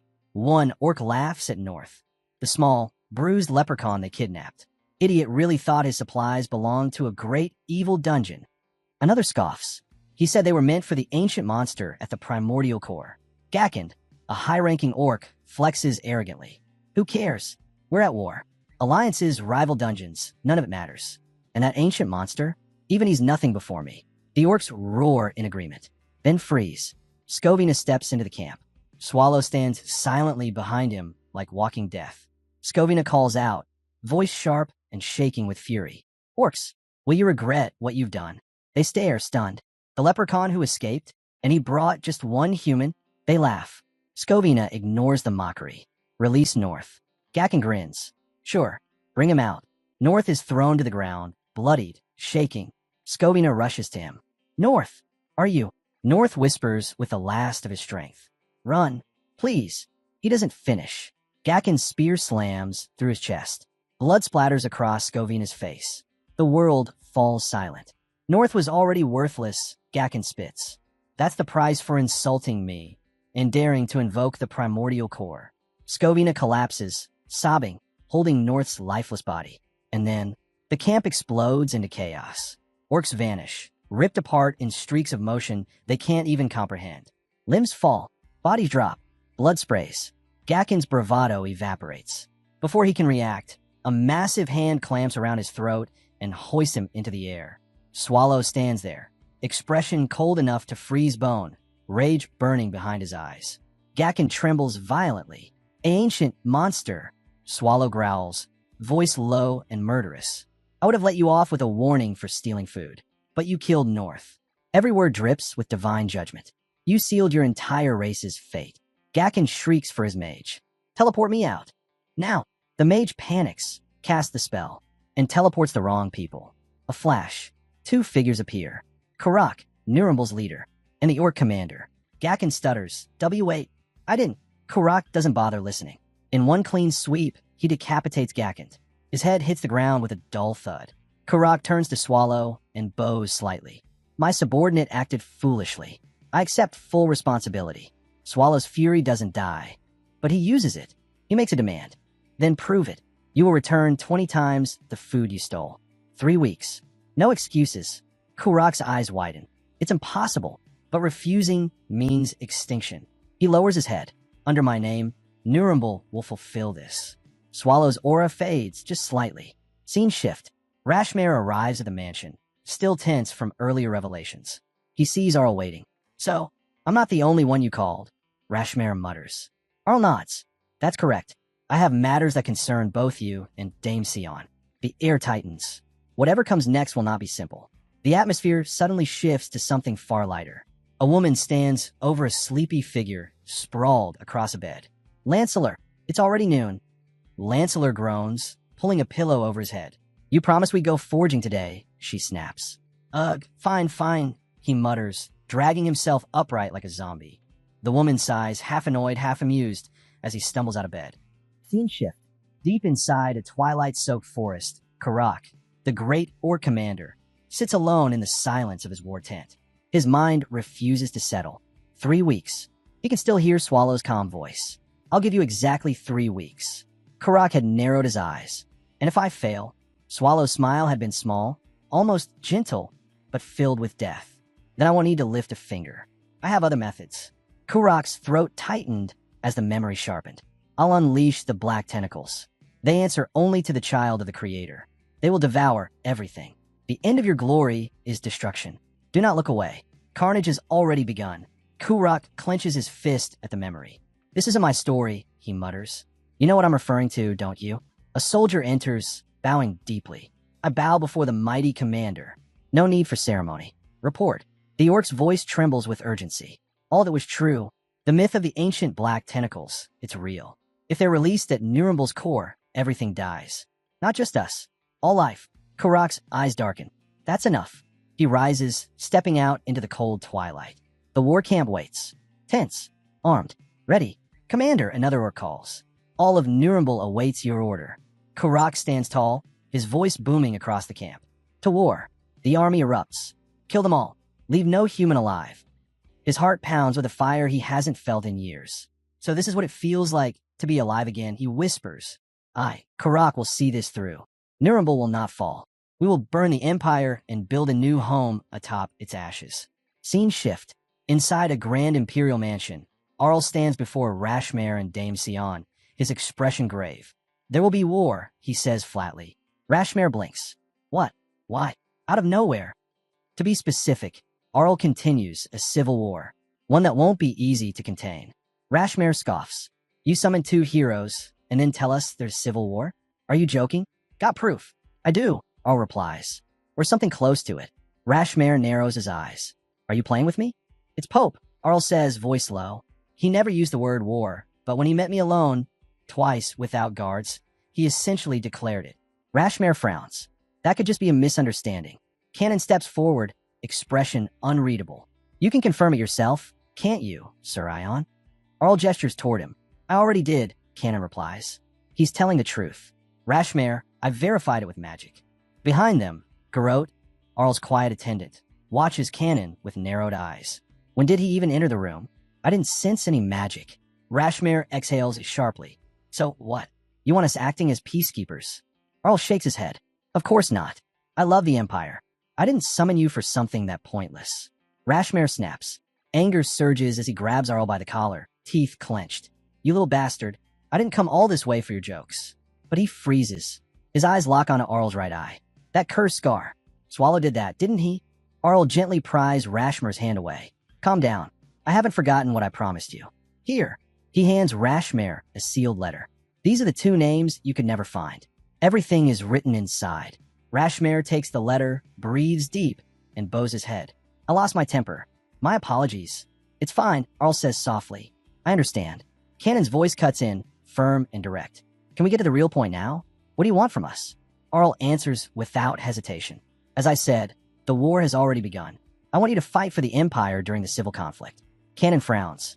But the Pope's faction doesn't look anywhere strong enough to stage a coup. I agree, Rashmare adds. Arl's thoughts tighten. He won't even look me in the eye. Out loud, he continues. He may have outside allies. Based on what we know, most likely the Holy Kingdom. But we don't have solid proof yet.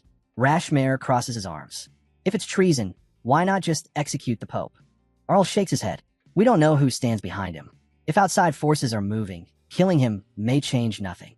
Canon sighs, already done with the conversation. He steps into a teleportation circle. So you just need more firepower.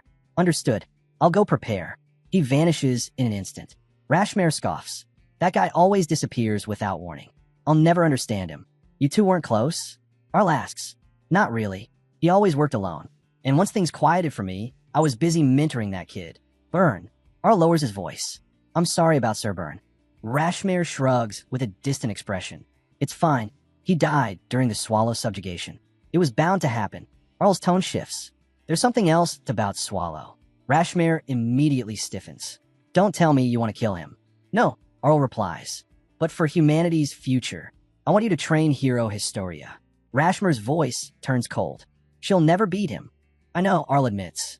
But she still needs to grow. Even if the gap is impossible to cross, she has to try. Because I love the Empire. Scene shift. Later, Arl walks slowly down a narrow hallway, supported by Garrote. In the flickering candlelight, Garrote finally speaks. In the end, you convinced everyone.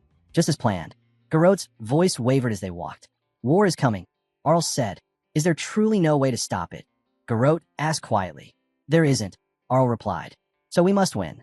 Garrote hesitated. Sir Rashmare got that list too easily. Now that he has the names, will he still help us? Arl shook his head. We have to earn his trust. If we hid the truth, he would have uncovered it on his own. Lies would have destroyed everything. We can't risk that. They stepped into a grand ceremonial chamber, illuminated by towering candles. At its center, a coffin, enshrined like a relic of ancient royalty. Arl approached, knelt, and whispered, Please, for the coming war, for the Empire's future, grant us peace. Scene shift. Patrick stared at Swallow with uncomfortable intensity. What? Swallow asked. I haven't done anything wrong. Yet, Patrick scratched his chin. It's nothing. My ears feel itchy. You don't even have ears. And yet they itch, Patrick insisted. Feels like someone's calling me. Maybe my mana is waking up. Swallow sighed. You already know magic. Yes, but if I could cast huge spells like Mel's, that'd be more fun. Patrick puffed out his chest. I might become the next Avos. Swallow deadpanned. Want me to crush your skull before that happens? Scene shift. A dim room. Metal. Blood. Restraints. A bruised patient muttered through cracked lips. I end your freedom. One doctor leaned in. Did just say something? Probably a hallucination, another replied. Ignore it. Continue. But inside the patient's broken mind, a voice echoed. Do you envy freedom? Who's there? Freedom is beautiful, but it is dangerous. Still want it? I do. Then let's make a deal. For your freedom. The patient, shaking, tortured, half dead, was Nifrim. Nifrim jolted awake, drenched in sweat. I'm going to throw up.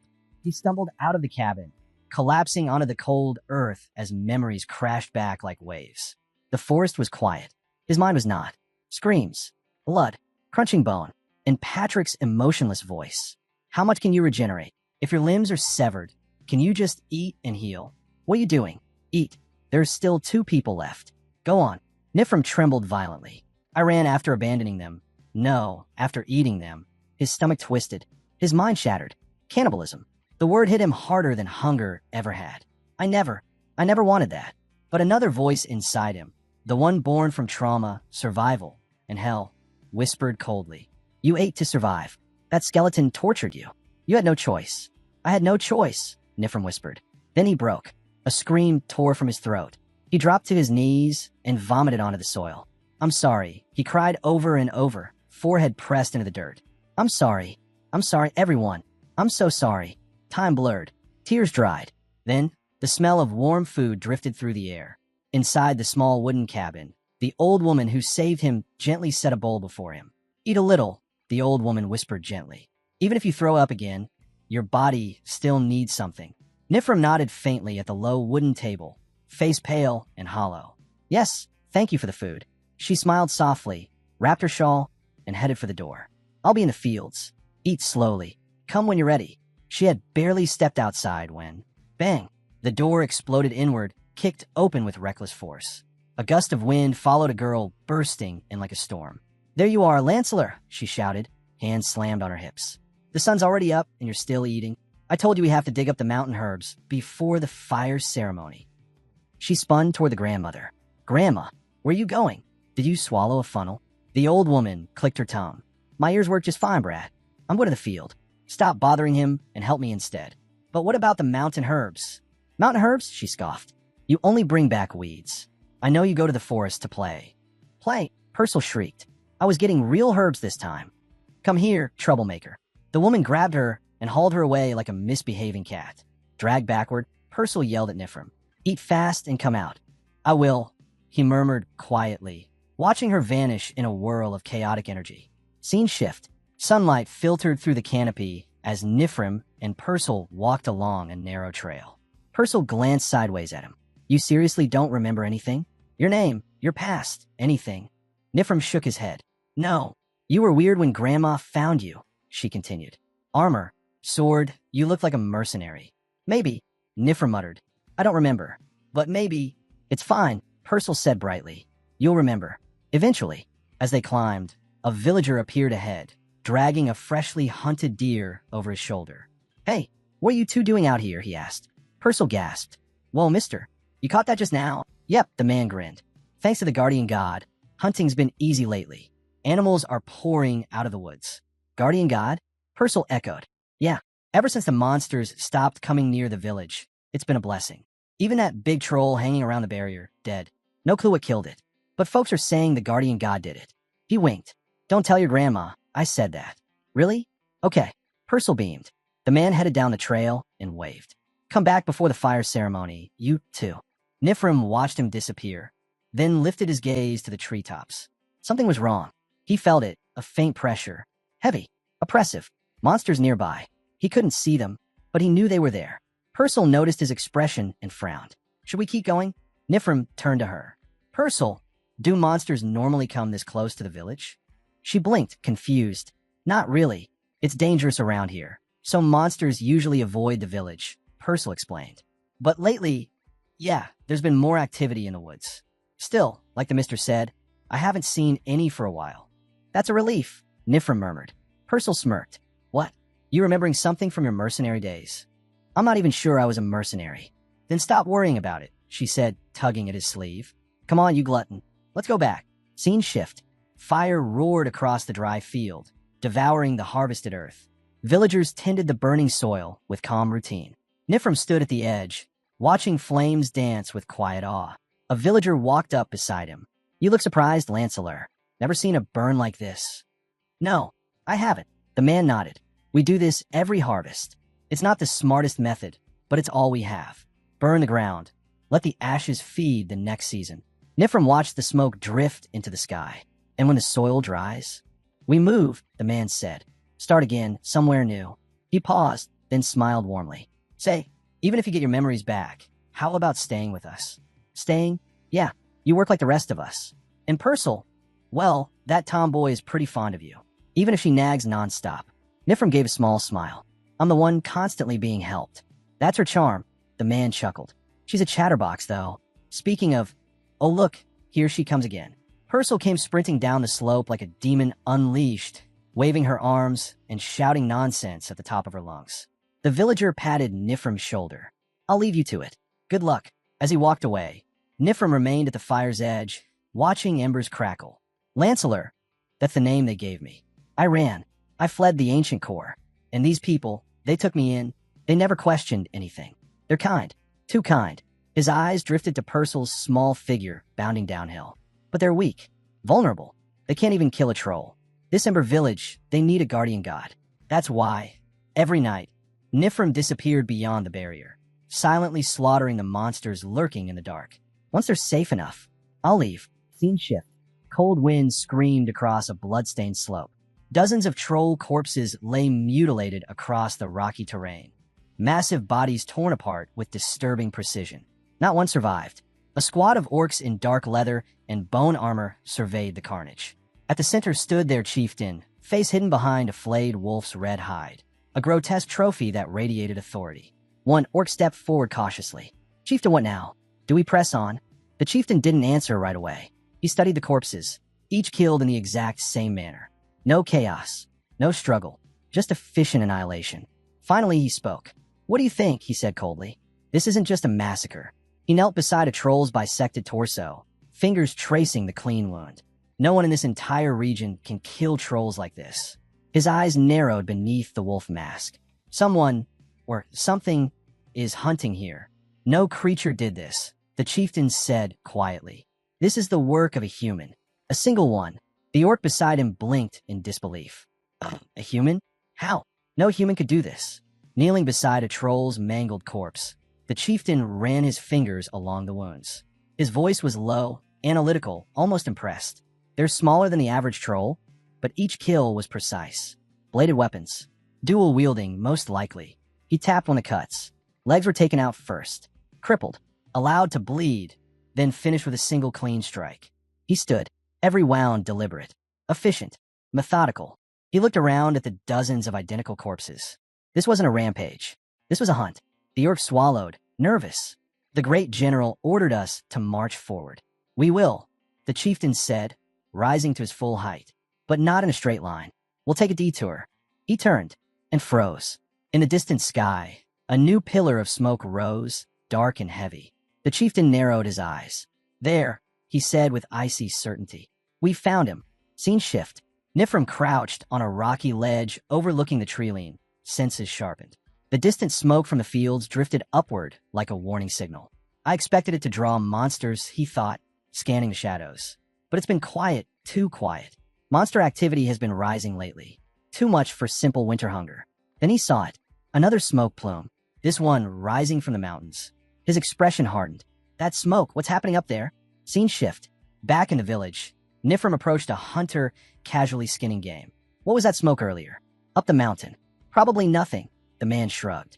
Maybe the village down there. There's another village? Yep. 3 times larger than ours. If they've got that much smoke, it's probably a festival. Before he could say more, 2 villagers lunged in, slapping their hands over his mouth.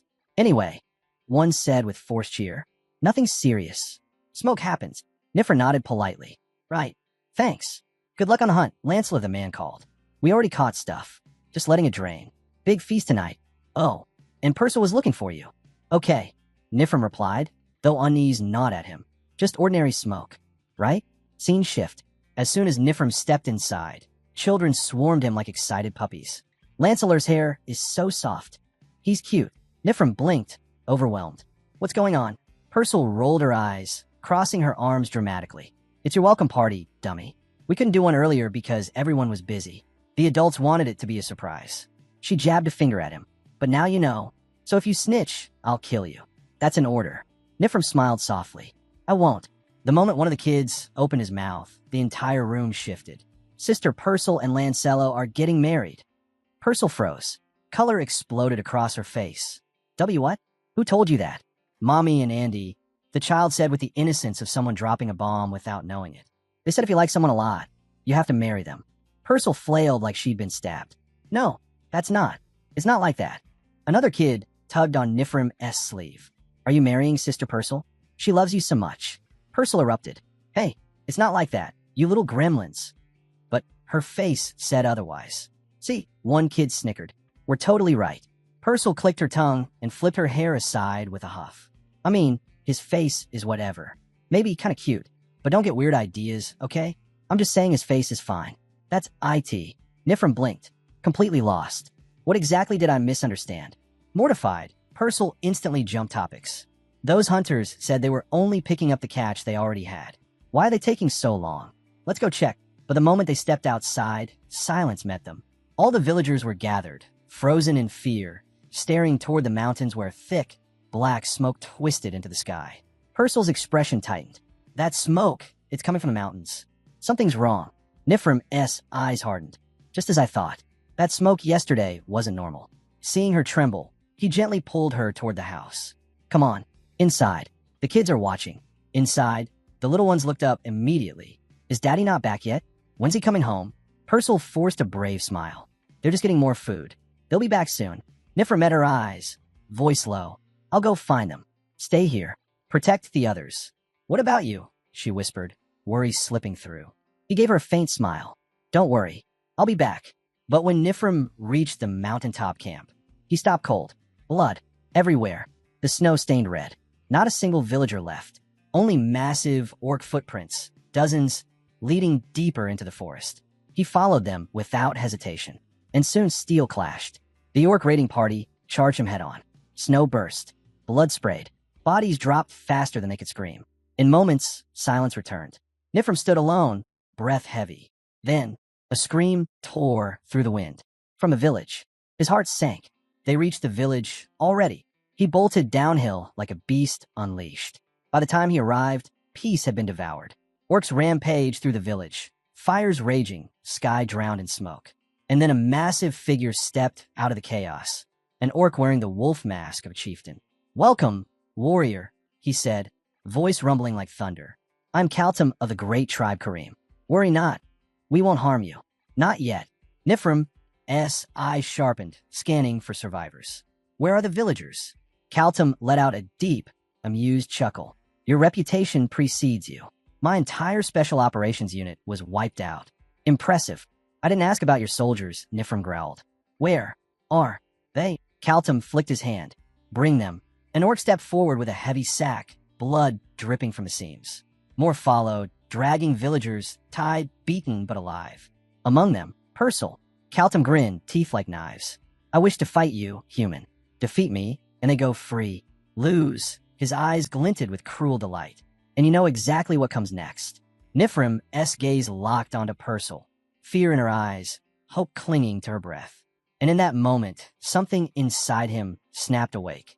Purcell was hurt, but conscious.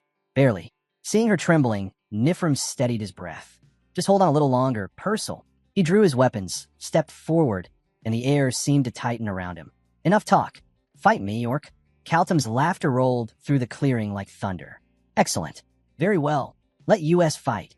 The battle erupted instantly.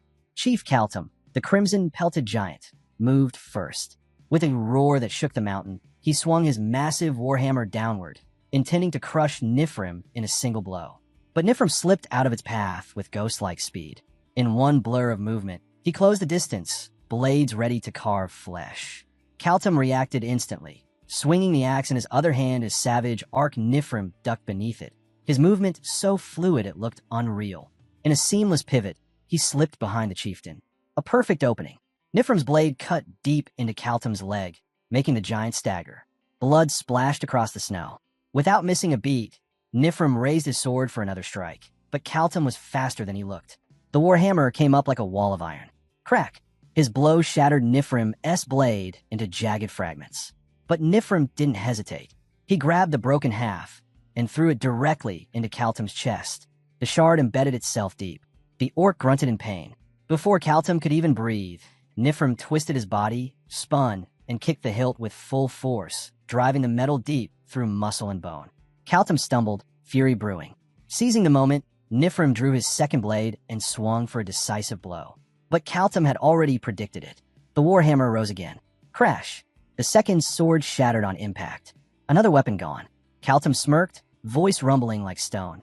Combat must be unpredictable. Victory comes from knowing yourself and your enemy. Hitting rock bottom taught me that. Nifrim clicked his tongue, firing a sharp kick into Kaltum's abdomen to create distance. Damn it, his body's like iron. If only I had a real weapon. But the orc didn't move. Instead, he caught Nifrim's leg. A cold growl escaped him. What's this? Trying to run in the middle of a duel. Before Nifrim could pull free. Boom! Kaltum's punch slammed into his torso, sending him flying like a rag doll. Nifrim crashed into the ground, skidding across blood-soaked dirt. The impact echoed like a giant drum. Blood sprayed in wide arcs. Kaltum stepped forward, pride dripping from every word. Far more entertaining than I expected, human. With this, I stepped closer to becoming the strongest once more. His eyes shifted toward the captured villagers. And now, as promised, I get to kill the rest of them, don't I? Panic cries erupted. Villagers screamed his name. Nifrim, please, get up. But he didn't move. He lay broken, bloodied, vision darkening at the edges. He heard their voices, but his body refused to answer. Kaltum clicked his tongue. Too noisy. He pointed at his subordinates. Kill them. Quietly. There'll be food soon enough. Kaltum turned away from the captives, but as he moved, his left hand trembled. He glanced down at it, jaw tightening. That wound from that broken blade. That human, damn it. He's skilled. I won't be using this arm for a while. Meanwhile, Nifrim tried to move, but nothing worked. His fingers twitched uselessly. His legs felt like dead weight. All he could do was watch. Watch as the orcs began killing villagers, one after another, their screams tearing through the freezing air like knives. His vision blurred. His mind slipped away from the nightmare, back into a memory he kept buried deep. Sylvia's face appeared first, smiling, shaking him gently. You really sleep deeply, even after all those experiments. How do you still sleep like a rock? Another voice chimed in. Hey, what did they do to you this time? Before he could answer, Sylvia cut in with a dramatic pout. His face right now makes me crave chocolate. More laughter, more voices. Suddenly everyone was shouting orders like they were in a tavern, not a torture chamber. Wine stew, fresh bread with fruit jam, roast mountain pig. Then they looked at him. And you, Nifrim? What do you want? Sylvia smacked him lightly. How are you thinking about food after being experimented on, idiot? But he just smiled. Let's eat everything. Together. I'll work harder so we can leave this place. And when we do, let's sit together and eat until our stomachs explode. That promise, that tiny dream, they had held onto it like a lifeline. Back in the present, Nifrim lay in a cage, wounded, half-conscious, clinging to that memory like it was the only thing keeping him alive. Let's do that together. Nearby, an orc guard leaned in, eyes wide. What the? He's still alive? After a punch like that from the chief? You humans are insane. Another orc snorted. Chief Kaltum likes him. Says he'll make a great sacrifice. A third added with a sneer. He's tough. Are all humans in the capital like this? No clue. Someone replied carelessly. But we still have Commander Karak. Good thing we chopped his legs off first. This guy is dangerous. Somewhere else entirely. Deep inside the primordial core, a bizarre scene unfolded. Patrick lounged comfortably on Swallow's massive back, flipping through a newspaper like he was on vacation. Boss, it's starting. Swallow's eyes remained closed. Patrick, what is a war? Patrick didn't even look up. Must you ask that while sitting on me? He kept reading, completely unbothered. Reports from a merchant network. Things are heating up. The orcs are marching across everything. Mountains, rivers, plains, even the sea. Human villages are burning everywhere. Swallow groaned. Why go through all that trouble? So theatrical. Patrick shrugged. Probably part of a bigger strategy. A massive pincer movement, encircling the capital like a snake strangling its prey. Swallow muttered under his breath. Always choosing the hard way. Patrick grinned. Oh, and the best part? This isn't just an invasion. It's a performance. War is more exciting than any bonfire. Swallow rolled his eyes. Spare me. Then his nose twitched. He pointed toward a bag sitting in the corner. What is that awful smell? Popcorn. Yep, Patrick answered proudly. Mel's made it using oil and fire magic. So it's best enjoyed while watching something fun. Popcorn. Yeah, let's eat while we wait. Miss Ursabit should be arriving soon. Swallow groaned. Why the hell is she coming here? This is my house, not hers. Meanwhile, at the battlefront, human soldiers stood in formation, bracing for the incoming storm of orcs. This is insane, one soldier muttered with a bitter laugh. These orcs are making us work overtime. They'll tire out eventually. Another said, though his voice cracked with doubt. A third scoffed. It's not even a dungeon. What the hell are they after? The fourth only grinned. Forget that. Have you seen the paladin? That guy doesn't even seem human. Their unit commander, Bunit, stood firm, defiant like a tower of steel. They may have numbers, but they're still monsters. For the Imperial Army, this is nothing. His expression hardened. The real threat is the dungeon boss, Karak. But if we hold just a little longer, reinforcements will arrive. Victory will be ours. I swear, I won't let those foul beasts step foot in my territory.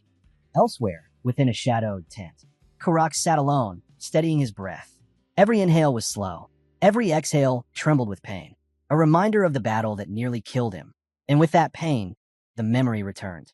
He remembered standing bloodied, barely upright, staring up at the opponent hovering above him. A fairy. She floated with effortless grace, deadly, beautiful, terrifying. Karak spat blood and rasped. Are you next, fairy? The fairy giggled softly. Oh my, what incredible spirit. Her wings shimmered. Even now, standing before me, you can feel the vast difference between us, can't you? Yet you don't falter. She smiled gently, almost fondly. Tell me your name. I'll remember it. But the memory shattered as a voice called from outside. Commander. Karak blinked, returning to the present. Yes. Where were we? He muttered. The orc mage bowed slightly. You seem exhausted, sir. Would you like to rest? Karak waved him off. I'm fine. Report on Keltum. Keltum will join us shortly, the mage said. He claims he's tracking a peculiar human, one he intends to present to you personally. Karak raised a brow. A peculiar human? Forget that for now. What are the provisions? The mage straightened. We raided multiple human villages. Live captives secured for rations. Karak's voice went cold. Slaughter them the moment they arrive. Distribute the meat evenly through the ranks. As you command, my lord. Karak turned his back. Summoned Kadachi. Moments later, Kadachi stepped into the tent, bowing. You called for me, commander. Karak nodded. I have something to discuss. Come closer. The tent flap closed behind him. Far away, at the Empire's military command post in Pelstein Fortress, the Lord stood before a squad of armored paladins. His voice was respectful, almost relieved. Your order's presence eases my heart. When all of this is over, I will personally ensure the Empire repays its debt to the Holy Order. One of the paladins stepped forward, and the air shifted. What serves the Empire also serves the Order, the paladin said, bowing his head. We are honored to lend what strength we can. On behalf of His Holiness, thank you for your kindness. Before the Lord could reply, the command tent nearly burst open. A messenger stumbled inside, pale, breathless. My lord, urgent report from the battlefront. The Lord gestured sharply. Speak. The messenger swallowed. The orc horde outnumbers us dozens to one. Judging by their scale, this is almost certainly their main force. But our siege experts believe their lack of proper siege equipment means they'll struggle to press their advantage. The Lord exhaled slowly, relief flickering across his face. Food stores. Ample. The messenger replied. We prepared for winter. Supplies for soldiers and civilians are secure. Conscription is complete. No deserters. Everyone is furious about the orc raids. Morale is extremely high. Good. The Lord's voice hardened. We must uphold that morale. All we need is 1 week. Reinforcements from Rowan are already on their way, led by the Red Spear herself. He clenched his fist. Let's show these orcs what true human steel looks like. A knight seated beside him scoffed. Do we really need to wait? Look at them. He waved toward the battlefield. That shabby armor. That pathetic formation. They don't stand a chance. Perhaps, the Lord replied, but they might be relying on magic. Intelligence says their sorcerers overpower ours. The knight frowned. But we have paladins. They'll crush any enemy's sorcery. He leaned closer, lowering his voice. Still, doesn't it seem strange? Since when does the Holy Order help the Empire? I trust them less than I trust those orcs. Don't, the Lord snapped. Our enemies are the orcs of Numble. Doubt your allies, and you poison yourself. Understood. Yes, my lord. Suddenly, the knight froze. My lord, something's moving. The Lord narrowed his eyes toward the battlefield. So, that's Karak. But wasn't he supposed to have red hair? Who cares? The knight muttered. That aura, that's him, the leader of the great evil dungeon. No doubt. He rose to his feet, voice booming. All units, stay alert. Orcs advancing. Archers, ready. Mages, prepare to cast. Shields up. Protect the Lord. Kurak marched forward, his presence crushing the air itself. The knight whispered, dread creeping into his voice. My lord, something feels wrong. There's only one orc beside him. Then, the lone orc mage lifted his staff. A spell rippled through the battlefield, not through the air, directly into every human mind. Kurak's voice struck like a hammer. Do you hear me, humans? A wave of pain shot through skulls, soldiers clutching their heads. His voice thundered inside them. Your spirit is admirable, but foolish. You cannot stop our vengeance. The air trembled with his next words. Did you truly believe you could trap us here? Cage us like animals. His tone sharpened, slashing through the minds of everyone listening.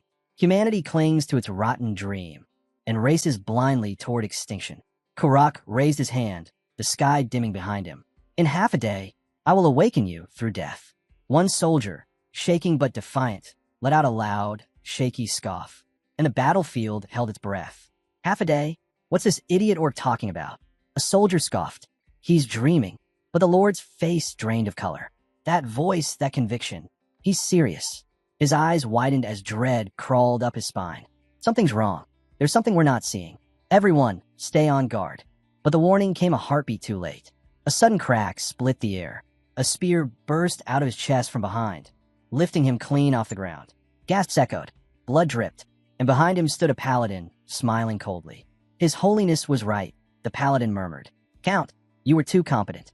Attacking this fortress first was the correct move. The Lord coughed blood, eyes wide with betrayal. You traitors, you dare betray the Empire? The other paladins raised their hands, runes igniting, magic swirling. The dying lord realized the horror instantly. No, stop them. That's teleportation magic. They're bringing the orcs into the castle. One paladin glanced at him and smiled. It's too late, Count. The holy war begins now. Elsewhere, deep in a dungeon cage, Nifrim lay broken on the ground, a shredded heap of blood and bruises. An orc guard sneered from behind the bars. Humans kill each other, but never eat each other. Why? He tossed a chunk of blood-slick meat into the cage. Eat, human. You must live. I must deliver you to the commander. Nifrim glared, even though his body barely moved. You glare in that state? The orc chuckled. I lost my bet. I thought you'd eat. He growled and unlocked the cage. Fine. No more patience. He grabbed Nifrim by the throat and lifted him like a rag doll. Then he shoved the meat toward his mouth. What are you doing? Stop. Please. Nifrim struggled weakly, but the orc forced the meat in. I help you chew. The brute grunted. Eat, human. Eat. Nifrim's body betrayed him. He gagged, then swallowed. The orc dropped him like trash. Eat or die, human. Next time, same. He turned away, and the moment he did, Nifrim's body ignited. Strength surged, skin knitted, bones realigned. His wounds vanished as if they had never existed. He tore off his restraints, and in one blur of motion, snap, he leapt onto the orc's back and killed him instantly. No hesitation, no mercy. A memory tore open. Nifrim pass. He was in a metal chair, strapped down under cold, sterile lights. Scars, old and new, covered every inch of his body. White-coated researchers circled him. Needles glinted. Machines hummed with cruel interest. He felt nothing now. No pain, no fear, just emptiness. Then it happened. A scientist sliced across his forearm for a tissue sample, and the room froze. The wound sealed instantly. Skin, muscle, bone, all rewinding like time reversing itself. A gas tore from one of the researchers. It worked. It actually worked. Another stepped forward, trembling with excitement. Nifrim, tell us, is the regeneration perfect? Any side effects? Anything strange? Still dazed, he stared at his arm, the very one that had been severed, yet now fully regrown. My arm. My severed arm. It came back instantly. Their excitement exploded. Yes, a scientist shouted. This is it. With this breakthrough, we can mass-produce invincible soldiers. A few days passed, but perfection came with a price. They handed him a slab of raw meat, pale, veined with something unnatural. Nifrim stared at it, jaw tight. I won't eat it. The response was immediate. Thud, thud, thud. They beat him to the floor again and again. You damn brat. One researcher screamed, kicking him so hard his ribs bent. Just eat it. Why do you force us to do this? Another scientist slammed a fist onto the steel table. He has to intake it to activate the ability. Don't you get it? For his self-repair to function, he must eat that meat. Blood dripped from Nifrim's lips as he whispered inside his mind.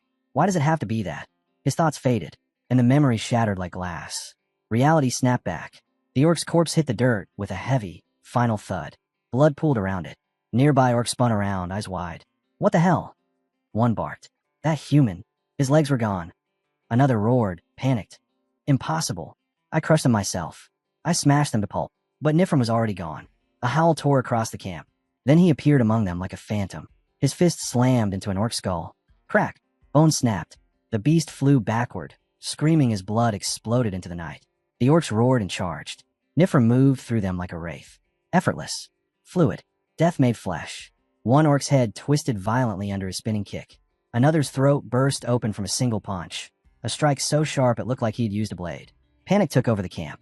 Orc after orc fell, cut down in brutal arcs of motion too fast for the eye. One tried to run toward camp, shrieking for reinforcements. Thunk! Nifrim's dagger buried itself in the back of his skull. The orc dropped like dead meat, never reaching the alarm. From the edges of the massacre, the vice leader of Kaltum's forces narrowed his eyes. He watched carefully. He saw the wounds sealing. He saw the fire in Nifrim's eyes that refused to fade. This is no human, he muttered. That must be an undead. A cursed abomination. No human survives that. He barked toward the mages behind him. Prepare sorcery. Do not waste soldiers. Not without Kaltum's command. The orc sorcerers scrambled into formation, glyphs lighting beneath their feet as they began the incantations. Nifrim exhaled sharply, fists clenching. Damn it, the effect is fading. I couldn't even avenge them properly. The vice leader turned to one of his warriors. What about the humans we captured earlier? All sent, Bork replied. To the main force. The vice leader's expression darkened. Purcell, he whispered. A voice, old, heavy with warning, echoed inside Nifrim's memory. Remember, the head scientist had said, face grave. Never eat the flesh of other demi-humans. Your regeneration responds to the essence of your own kind. If you consume another species, it won't restore you. It'll corrupt you. You won't die immediately, but you'll wish you had. The scientist's warning echoed in Nifrim's mind, just as the vice leader roared. Launch it. The orc mages cackled and unleashed their attack. A barrage of fireballs tore through the air. Flames rained down like meteors, swallowing the ground where Nifrim stood. Boom, boom, boom. Explosions ripped the camp apart. Heat warped the air. Smoke spiraled to the sky like a pillar. The vice leader exhaled in satisfaction. Good. It's done. We can't waste more time here. Move the true. A mage suddenly froze. His voice cracked. He's still standing. The vice leader's eyes widened. Impossible. Through the burning smoke, a silhouette emerged. Walking. Burned. Bloodied. But alive. And chewing. Chewing raw orc flesh. Every bite made his skin ripple. His wounds closed. His muscles reknit. Nifrim's voice echoed coldly in his mind. Well, the scientist wasn't wrong. It doesn't kill you immediately. He wiped blood from his mouth. And that's more than enough.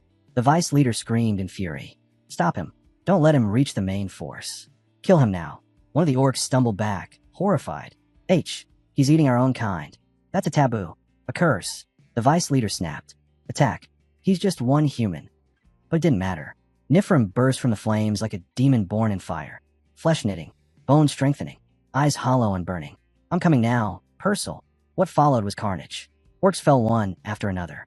Some died before they even understood what killed them. Others gurgled on their own blood, clutching wounds that wouldn't close. Moments later, silence. Only the last gasps of dying orcs lingered in the air. The vice leader collapsed to his knees, trembling as he looked around. His entire unit, slaughtered. No, impossible, he choked. We're the Kaltum clan, strongest among all. How can one human? Nifrim stepped toward him, eyes void of light. The vice leader lifted his hands in terror. Wait, let's talk. What do you want? I'll speak to our chief. I swear. Nifrim lifted the blood-soaked axe.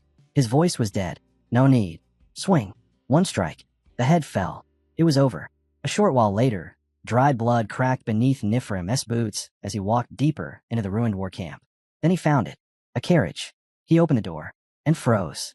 Inside lay the mangled corpses of the villagers, piled like livestock, like food. Nifrim dropped to his knees. His breath broke. Tears mixed with dirt and dry blood. So that's what they meant by humans in transit. His voice trembled. Their food supply. His hands shook violently. I'm sorry. I couldn't save you. I should have been the only one to die. Only me. His voice cracked. I'm sorry, Purcell. A faint whisper answered him. Nifrim. He jerked his head up, heart stopping. There, slumped near the edge of the carriage, bloodied, barely alive. Purcell. Her eyes fluttered weakly. Nifrim. Far away. In a completely different scene. A bustling crowd moved crates and equipment. Mel's watched them with a nostalgic sparkle in her eyes. She sighed theatrically and turned to the creature beside her. Tawns. Do you see that, Tawns? Look at those strapping men hauling things around like loyal underlings. A wistful smile curled across her face. You know, I may look like this now, but once upon a time, I was a demon king, and I had servants just like them, hanging on my every word. Someday, I'll reclaim the glory of those times. Don't you think? Tuan's barked once. Mel's narrowed her eyes. Oh, only one bark. Lately your responses have been so dry. Is that it? Do you see me as a burden now? Tuan's barked twice this time. Mel's frowned deeply. And now you're talking back. Wonderful. Just then, Patrick strolled over as if nothing unusual was happening.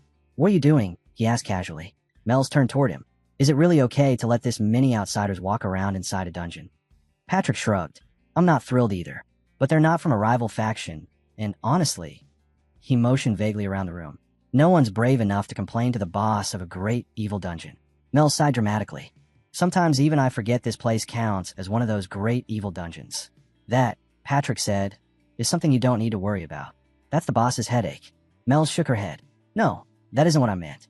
I'm talking about how easily you got your hands on a mythic-grade magical tool. Patrick blinked. Oh, that. Mel's remembered it clearly. The moment she lay on the ground, beaten to a pulp as Patrick leaned over her and said, I'm so bored. I could watch a war. Got any magic tools that let me do that? Still lying flat, she'd replied dryly. Very cruel thing to say after pummeling me. Sir Patrick. Patrick shrugged then too. I found some useful tools in Ms. Ursabit's collection. Mel's raised a brow. Good to hear. I barely stopped you from stealing and using the crystal orb of obscuritas, you know. Second strongest demon king's relic. At that moment, the chamber door opened. Ursabit stepped inside with the confidence of someone who owned the room. You didn't have to trouble yourself coming here, she said smoothly. My servants could have handled the moving. Or were you perhaps here to welcome me personally? Her eyes drifted to Mel. Well, hello there, little miss. It's been a while, hasn't it? Mel's bowed politely. Good to see you, ma'am. Ursabit's smile turned strange. Slow. Predatory. Her tongue slid across her lips. Mel's blinked in confusion. Patrick looked away immediately, muttering, Miss Mel, I'm very proud of you. She tilted her head. Why are you suddenly saying that? Sir Patrick. Ursabit stepped closer, eyes gleaming. My, look at that flawless skin of yours. Mel's felt her stomach drop. Sir Patrick, what is happening right now? Why are you avoiding eye contact? Why are you praising me all of a sudden? Sir Patrick, please say something. But Ursabit moved like lightning. She wrapped her arms around Mel's, pulling her in close. Skin this immaculate must mean what lies beneath is just as refined. Her breath brushed Mel's ear. All right, Patrick. This one is mine. That was the deal, wasn't it? Mel's voice wavered. Wait, what deal? Her eyes went wide. Sir Patrick, please explain what's happening. Wait, what deal? Taking this one, Patrick. Mel's voice cracked between outrage and panic. Ursabit didn't slow down. Just a mirror to the devourer, and the rest of the items go to room 4, she said smoothly. I'll be staying here for a few days. That arrangement should suffice. Patrick nodded calmly. That's how it turned out, Miss Mel. Mel stared at him, betrayed beyond words. But I even made popcorn for you. Ursabit giggled, pulling her tighter like a stolen treasure. And she smells so sweet, too. I'm very much looking forward to these few days together. We're gonna have so much fun. As Ursabit started walking off with Mel's tucked under her arm like luggage, Mel's voice echoed through the halls. You shameless bonehead. Curse you, Sir Patrick. May your whole life be plagued with misfortune. Ursabit called back playfully. Oh, and remember, you need me near the mirror to activate it. I'll be right there, just as soon as I've had my taste of this one. Tuans looked at Patrick with tragic puppy eyes. Patrick sighed bitterly. Don't look at me like that. I'm sad too. A short while later, Ursabit and Patrick entered a chamber overflowing with fluffy popcorn. Ursabit froze. What is this? Popcorn, Patrick said. Ms. Mel's made a mountain of it. She said humans eat this while watching a show. Ursabit scanned the room. And where's your little project? Patrick pointed to a giant heaping pile of popcorn, where a set of hands slowly emerged. Right there. That swallow. Ursabit smirked. You really have it rough, Patrick. From the mound of kernels, a muffled voice grumbled. You again? What are you doing here? Ursabit smiled sweetly. I came because Patrick asked. Swallow shifted in the popcorn. What about your dungeon? Who's protecting that? Ursabit scoffed. You got it backwards. The dungeon exists to protect me. That makes no sense, Swallow muttered. He paused. Though maybe it makes a little sense. Ursabit leaned closer. So you're going to sit back and do nothing? Swallow replied lazily. The Empire's been annoying lately with their raids. And I don't like Karak either, so letting them clash is in my interest. Ursabit narrowed her eyes, analyzing him. I heard you impose a time limit on resolving that Merchant Guild supply raid. What was that about? Swallow responded coolly. Is there anything I haven't told you? I thought it would be more fun. She pressed. Is that really the only reason? Swallow paused. Then, I was curious how far Karak would get. Ursabit still looked unconvinced. Is that so? Swallow turned to Patrick. Where's Renee? Patrick replied. She went to comfort Ms. Mel. Swallow blinked. Comfort her for what? Ursabit internally sighed. I can't read this guy. All that chaos, was that just for fun? Is he really that detached? Or is there something deeper? Patrick broke her thoughts. So, how's the popcorn? Swallow shrugged. It's fine. Smells weird. Then Ursabit's eyes flicked to the large magical screen as it began to shimmer to life. It's starting. She leaned back, attention sharpening. If all of this was set up for something, then what exactly are you planning? Swallow? Swallow muttered under his breath. Let's see how well he's holding up. Ursabit sighed, rubbing her temples like she was done with everyone in the room. Whatever. This is all too much of a headache to think about. Meanwhile, inside the Empire's central strategy chamber, then, the door slammed open. A messenger stumbled in, gasping for breath, panic etched into every line of his face. Urgent report. The situation is dire. Forgive the intrusion, but Palestine has fallen. The chamber erupted. What? It's been less than 5 hours.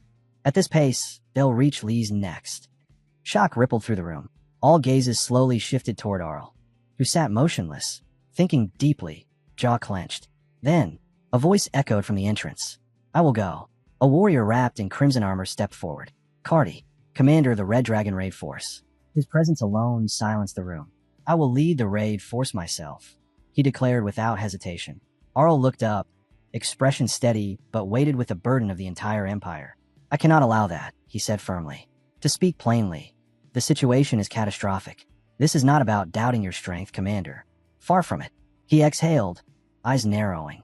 But with the manpower we can mobilize, all you will accomplish is buying time. Even if they are just orcs, they belong to the Great Evil Dungeon's ranks.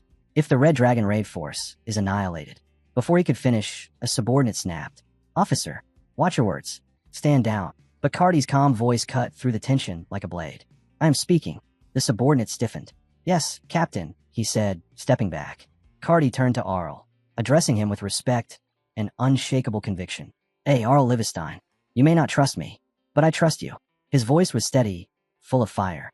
I believe the battle will unfold exactly as you calculated. Arl biased breathed and slowly, then nodded. Yes, very likely. So, Cardi continued, I will go. For the future you envision. Those words hit Arl like a forgotten, wound reopening. He flinched, just slightly, then sighed. You're bringing up something ancient, Cardi. He stood tall. Fine. Dragon Slayer Cardi. I authorize deployment of the Nixer Red Dragon Raid Force. Fire flashed in Cardi's eyes. That's more like it. He turned sharply, cloak billowing behind him as he strode out. Nixer Red Dragon Raid Force. Prepare for battle. Yes, sir. His men roared in unison. The door shut. Arl remained still for a long moment, then whispered softly, Come back safely, Cardi. Sometime later, Arl stood under a hot shower, steam clouding around him. His muscles loosened, but his mind remained razor-sharp. After washing, he settled onto a velvet couch, staring at nothing. Pelstein isn't a fortress that falls in mere hours, not even with overwhelming numbers. That means he must have started moving. His eyes darkened with realization. The Pope. I almost feared he would hesitate. He leaned back, smirking faintly. But no, the stage is now set so perfectly. I almost feel a kind of faith I never believed in. A quiet laugh escaped him. To think he'd willingly step into treason just for power. What a blessing. But why? Why are we still alive? Why is he doing nothing? The questions gnawed at Arl's mind like insects. Then, a voice echoed from outside his quarters. Officer, I'm from the Magic Academic Society. Arl straightened, voice calm again. The door is open. Enter. A man in deep blue robes stepped inside and bowed. Preparations are complete. I've come to escort you. Very well, Arl replied. Lead the way.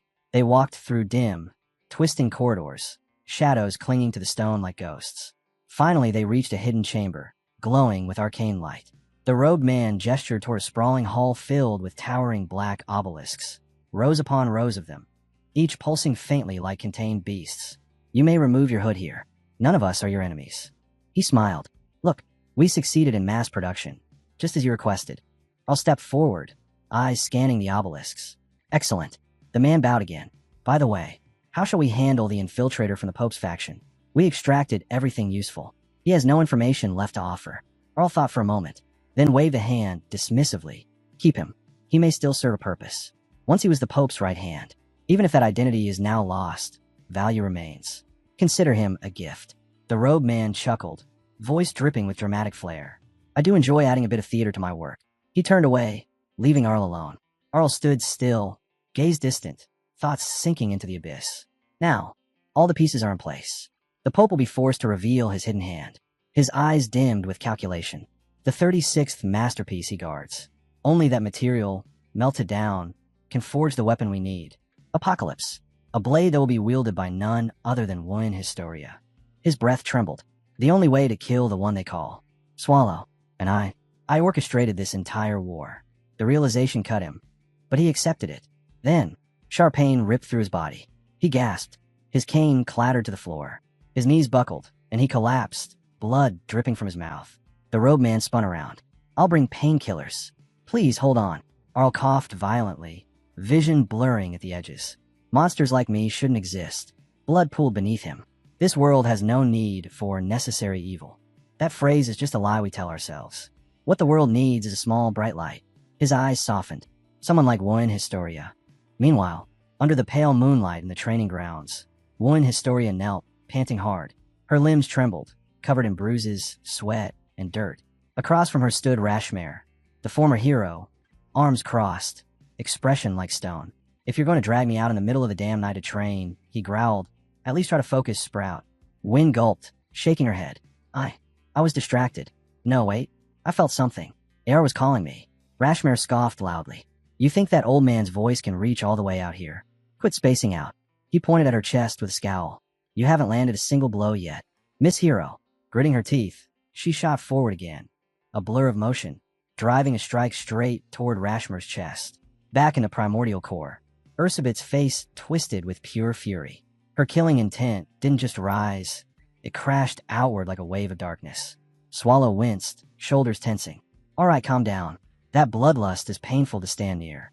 How can I calm down after seeing that? Ursabet hissed back. Patrick stepped between them, voice low. Boss, even you should be angry right now. Swallow raised an eyebrow. Should I? Patrick nodded firmly. He said he allied with humans. Fine. I thought mercenaries or some rogue nation. But not them. Ursabet slammed her fist into the ground. That orc has thrown away every shred of pride a monster should have. Patrick's voice grew grim. Joining hands with the religious order is a disgrace. A line no monster should ever cross. Swallow's gaze drifted forward. Kurok stood there shoulder to shoulder with shining knights, paladins glowing with holy light. Aren't they all just humans anyway? Swallow muttered.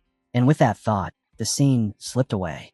In the ice palace deep within one of the great evil dungeons, Azzy D. Haka, the Frost Dragon Lord, returned to her court. Her draconic attendant bowed immediately. Welcome back, my lord. We have awaited your return. Did the meeting proceed smoothly? But Azzy's answer chilled the hall even more than the frozen walls around her. No, a new threat has appeared. Hex Sable of the Sand Tomb has allied himself with Kurok. Her words echoed like cracks forming across ancient ice. On the march toward Pelstein Fortress, the Red Dragon unit pushed forward with swift, disciplined strides. At the front rode Cardi, their commander, clad in dragon-forged armor that gleamed beneath the fading sky. His presence alone steadied the hearts of every soldier behind him. Rainmel trotted up beside him. Squad leader, may I ask something? Cardi didn't even turn. Make it quick. Rainmel hesitated, then asked quietly, what's your relationship with Ethobrius? For a moment, Cardi said nothing. Then, in a flat tone, nothing special. You could call us childhood friends. Murmurs rippled through the soldiers. No one expected that. We grew up in the same village, Cardi added. That's all. Before the whispers could settle, he pointed ahead. Cliff approaching. I'm going straight down.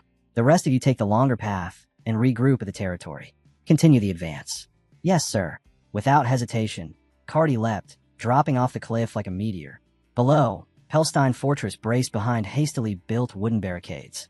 The moment his silhouette appeared, alarms erupted across the walls. From the watchtower came frantic shouting. Movement at the rear, but the orcs should be attacking from the front. Lord Magino sprinted out, confusion etched on his face. What's going on? They should be at the main gates. A guard shouted back. Someone dropped from the sky. Too fast to identify. Magino frowned deeply. Isn't that the direction of Ray's squad? Could it be a messenger from the capital? But another soldier shook his head violently. No, my lord, that's definitely not a human envoy. And as the dust settled, every soldier felt it. Something terrifying had arrived. Magino scoffed. Don't be ridiculous. If it looks human, it's human. End of discussion. But the soldier shook his head, eyes wide, voice tight with instinctive fear. No, my lord, you'll understand when you see him. He doesn't feel human. And then the dust parted. A massive silhouette stepped through, broad shoulders, dragon-forged armor catching the light. Even Magino froze, breath caught in his throat. Cardi. For a heartbeat, the fortress fell silent. Then Magino dropped to his knees, voice trembling with relief. Dragon Slayer Cardi, thank the heavens. We're saved. I thought the rumors were exaggerations, but you truly came. Around them, the soldiers whispered in awe. S-Class Subjugation Force, the Red Dragon himself. We might actually survive this. Cardi stood at the edge of the wall, eyes fixed on the dark sea of orcs below. That their main force? He asked quietly. Magino nodded. Yes. Hellstein fell in 5 hours. We barely evacuated half the residents. Our defenses are improvised. Cardi studied the barricades. Rough logs lashed together, earth mounds, repurposed carts. For something thrown together, he muttered, it isn't bad. But his expression hardened.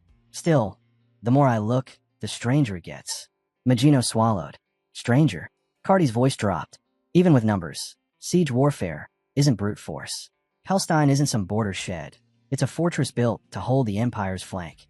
To take in 5 hours? It doesn't add up. He stared toward the enemy camp, thoughts racing. No siege engines, no long-range tools. And Carlyle isn't someone who'd surrender before death. So how? He paused. Magic? No.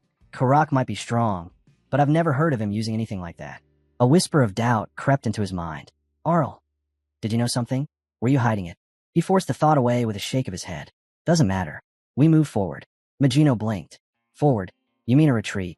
Cardi turned, eyes cold and razor sharp. If you're not planning to fight, then hand full command to me.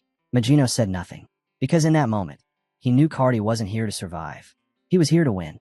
Torches flared. Helmets clicked into place. The Red Dragon unit gathered around Cardi. Tonight, Cardi said, we strike first. Grin spread through the squad. That's more like us. No more waiting. What's the plan, boss? We form a small strike unit. 7 people including me. We burn the enemy's troop barracks and retreat. A soldier frowned. Burning their food could break morale, but it may also provoke a premature assault. Then we focus only on barracks, Cardi replied. We need time for reinforcements. That's our goal. Hands shot up instantly. Volunteers. Eager. Hungry for the fight. Raymel stepped forward.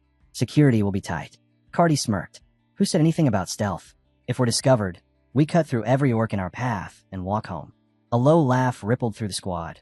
Fearless, reckless, Red Dragon to the core. Cardi and Rainmel crouched on a rocky ledge. Below, the enemy camp sprawled like a living beast. Winged silhouettes drifted above the tents. Summoned beasts, Cardi muttered. These guys raised some strange creatures. Raymel nodded. They aren't a nation. They're a horde. Dozens of species mixed together. She handed him a parchment. Intel scribbled under dim moonlight. And as Cardi unrolled it, the wind shifted. Something was wrong. Very wrong. The night was far from over. Raymel unrolled the parchment. Here's a rough map of the camp.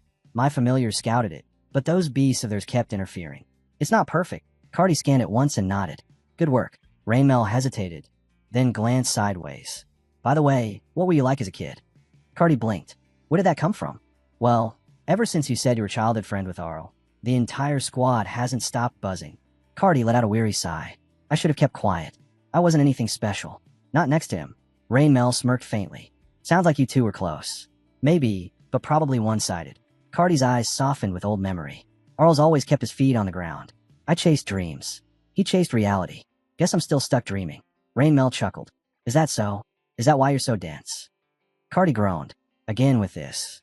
You should try facing reality too. Squad leader, she teased, letting out an exaggerated sigh. Like marriage, for example. Before Cardi could respond, Lord Mino approached with another figure. Sir Cardi, someone wishes to meet you. An A-class subjugation force leader stationed nearby. They've come to assist. Cardi gave a short nod. The newcomer, a silver-haired warrior, bowed deeply. I've heard of your feats, Sir Cardi. Please command us as you see fit. Later, Cardi sat alone in his tent. Something gnawed at him. low and persistent. Too quiet, he muttered. Too still for war. His thoughts drifted to Arl's, to a memory from long ago. The difference between being able to think and not being able to think is vast. Cardi, young Arls had once said. Really? I'm not convinced. Young Cardi replied. I just act. Why overthink it? Because someone has to think, Arls answered. I'm not like you. I don't move without a plan. For the future I envision. I'll do the thinking. You just execute. Cardi closed his eyes, exhaling. Arl, even now, you'd have a perfect plan. The tent flap rustled. The silver-haired subjugation leader stepped inside. Sir Cardi, may I speak with you? Cardi frowned. Who are you again? The one you met earlier. I heard you were resting before the operation, preparing your body and mind. It's nothing admirable. Get to the point. The man's smile sharpened. I overheard your conversation with Lord Magino about the raid tonight. Cardi's eyes narrowed. That's our mission. There's nothing to discuss. Oh no, I'm not asking to join. His voice dipped, too smooth, too calm. It's just that, if that operation succeeds, it would be inconvenient for me. The temperature in the tent seemed to drop. Cardi rose slightly. Inconvenient. The man's tone flipped. Cold. Final. You'll have to die here, Sir Cardi. Cardi didn't blink.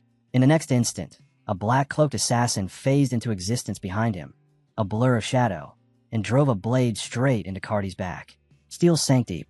The assassin exhaled in triumph, and then froze, because Cardi did not fall.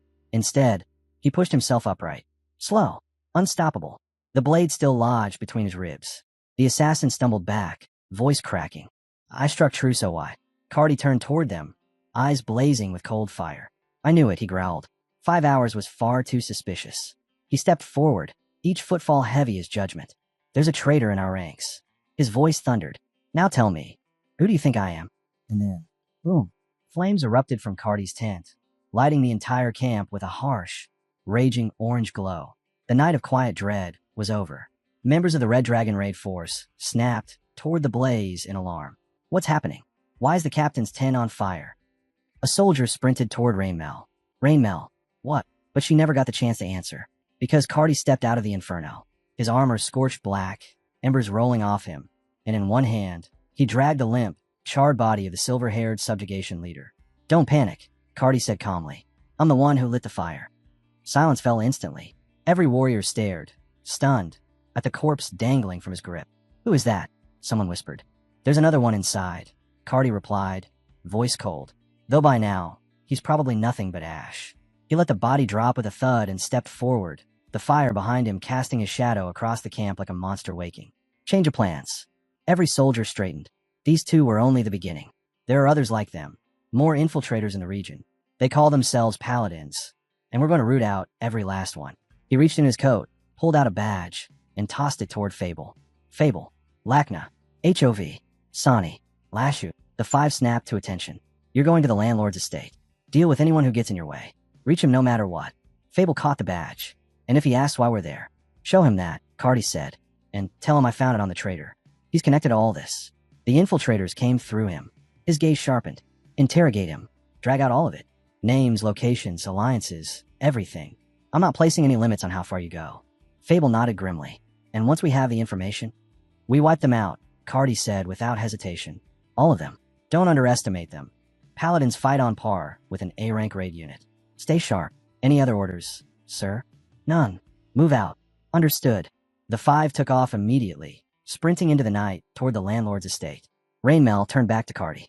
Captain, what about the nighttime raid on the orc camp? Should we cancel? No, Cardi answered. We go as planned. But only the two of us. Rainmel bowed her head. Your order is my command. Good. Spread the rest of our forces across the region. Have them shadow anyone acting suspicious. A raid member stepped forward anxiously. Captain, that's reckless. At least let us accompany you. Cardi looked around, gaze like sharpened steel. The paladins are working with the orcs.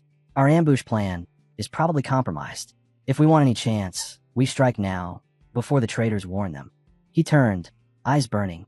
This won't take long. I'll be back in 30 minutes, and I'll make it grand. The squad saluted as one. Best of luck, Captain. Later, Cardi and Rainmel crouched behind a rock, staring down at the camp below. Smoke drifted above crude huts, and a few orc sentries stumbled around lazily. Rainmel whispered, there aren't many guards. This should be more than enough. Cardi nodded. How far can you cast from here? Intermediate spells?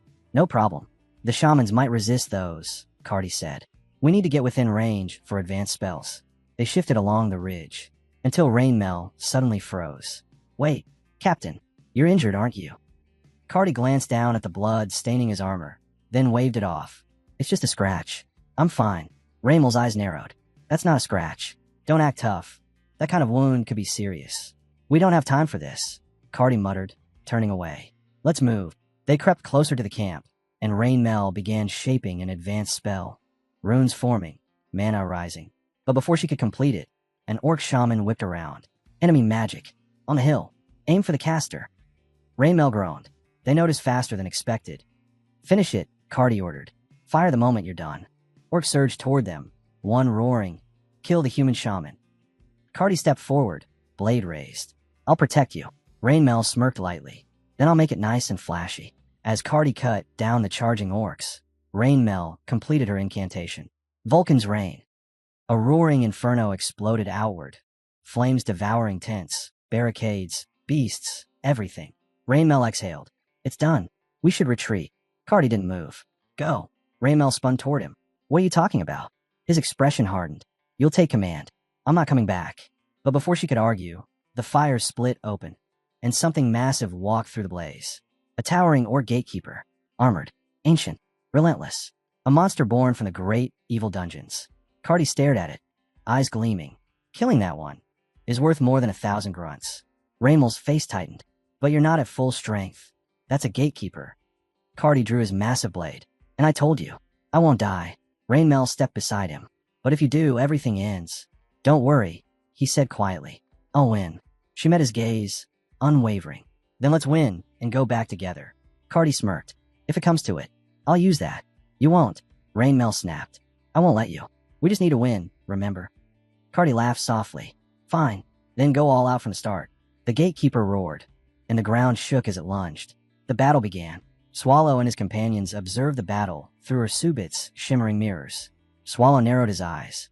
That red-haired human is holding up better than I expected. Patrick nodded. He's skilled. You watching, Mel's? Mel's scowl bristled. Don't talk to me, you traitorous bonehead. Patrick shrugged.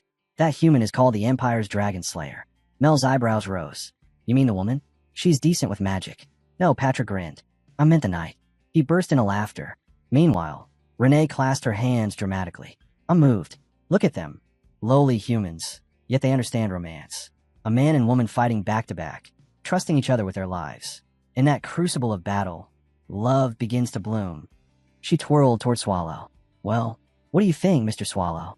The battlefield romance. The burning passion between warrior and mage. Swallow looked horrified. I think I've had enough popcorn for today.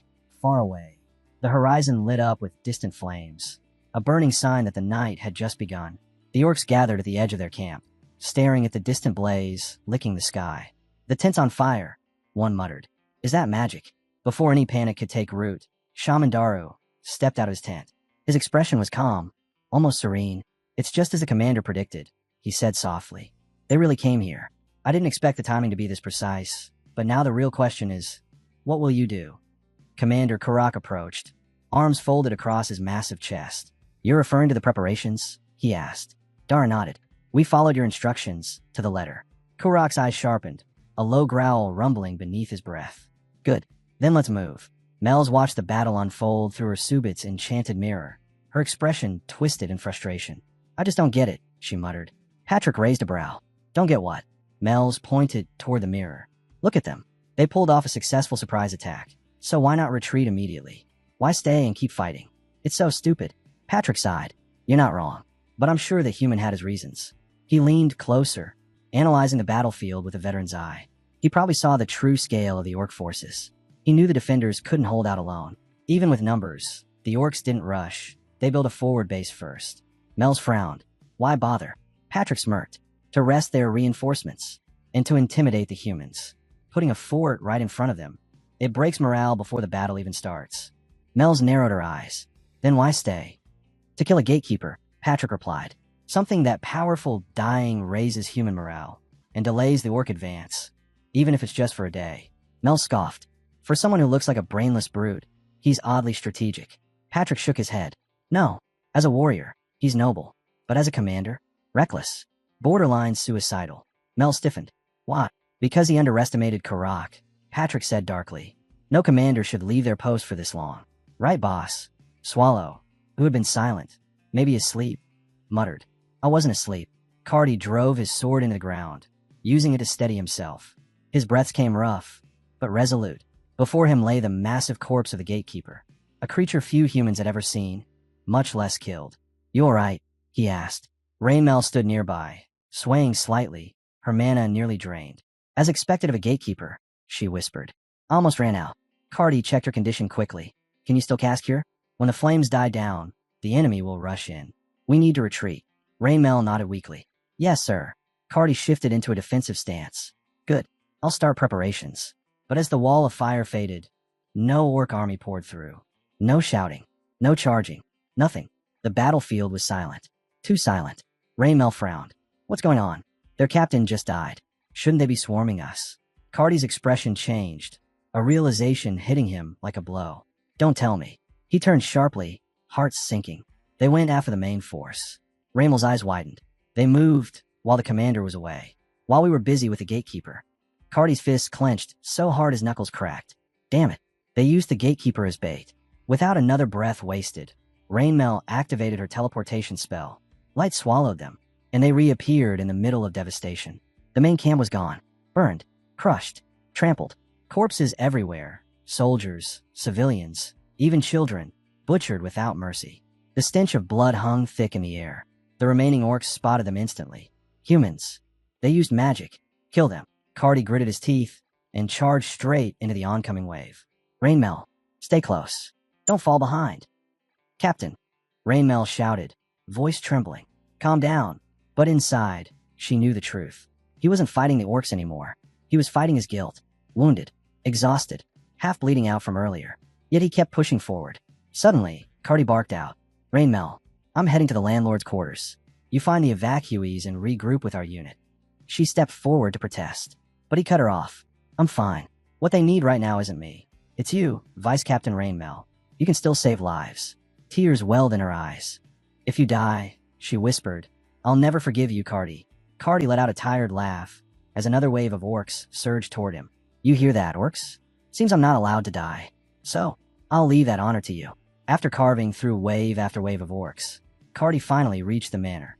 He checked his wristwatch. Only one squad leader signal remained. Only one. The rest fell before they even made it here. A chill crawled up his spine. Something's wrong. Was the night raid a mistake? No. The orcs just responded far better than expected. If someone's to blame. His jaw tightened. It's me. He kicked the front door open with a thunderous crash. Anyone still alive? He shouted. A faint movement answered him. From the shadows, a figure stepped out. A Holy Sea Paladin. You made it, the Paladin said calmly. Shame you're late. The last survivor was breathing until moments ago. He lifted a corpse casually by the hair. A mocking grin stretched across his face. I heard you snap the neck of one of ours earlier, so I returned the favor. Cardi's eyes widened, then ignited with pure rage. You bastard. His armor reacted instantly. Scales unfolded. Plates expanded. Scarlet energy surged across his body. The red dragon armor awakened. The paladin chuckled.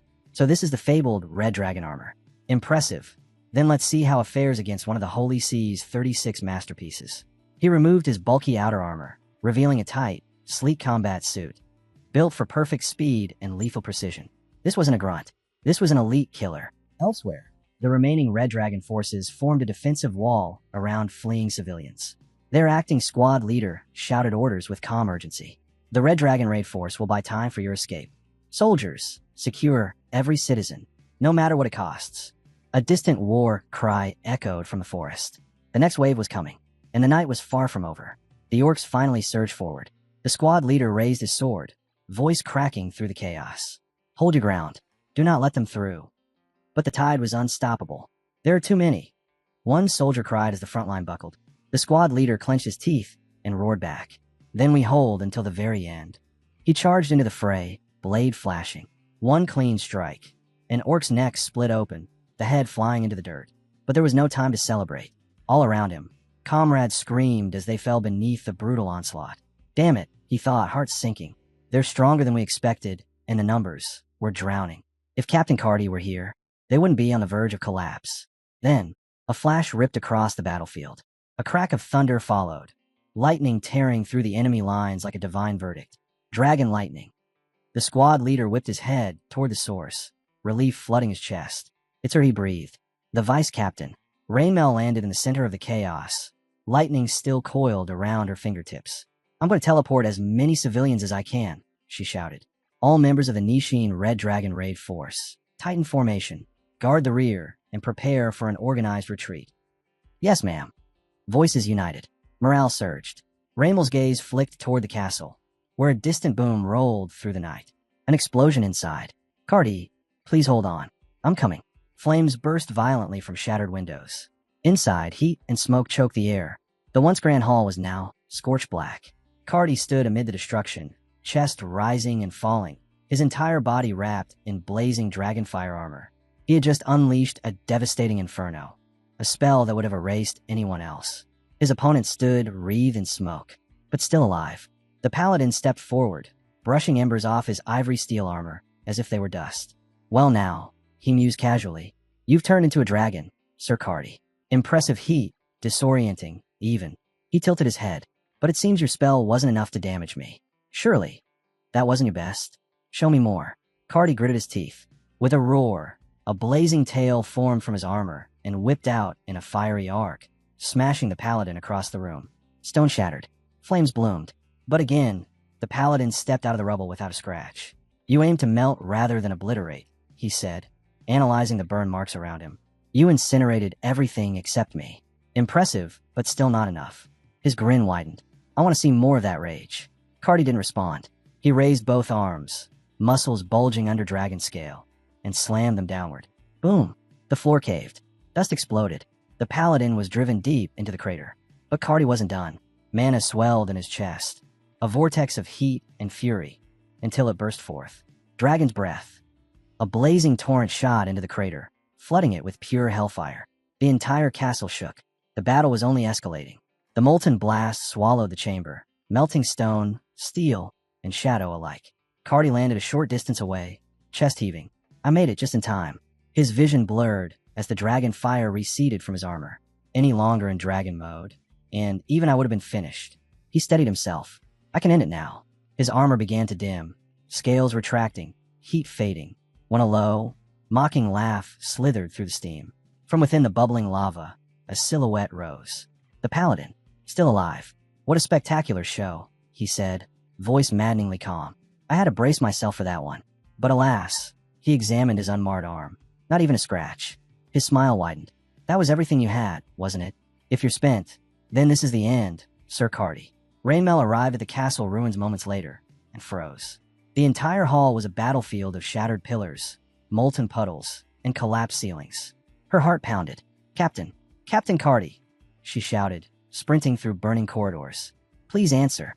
A sudden blast tore through a stone wall. Cardi's body flew out of the explosion, hit the opposite wall, and crumpled to the floor. Broken, bleeding. Cardi, Raymel screamed, rushing to him. Are you okay? Barely conscious, he gasped. Ray, you have to leave. No. Tears gathered in her eyes. No, you need treatment. Let me. Don't waste your mana. He cut her off, voice cracking with pain. I said run. A shadow stepped out of the smoke. The paladin, untouched, unhurried, unimpressed. You've survived 6 fatal blows already, he said casually. Thanks to that little talent of yours. What was it called again? Ah yes, indomitable spirit. A marvelous trait. He smiled. Sir Cardi, the famed dragon slayer. This is quite entertaining. Raymel began to cast a spell, but Cardi grabbed her wrist, his voice turning sharp. You can't fight him. That's an order. Go. Tell Arl what's happening. We're out of time.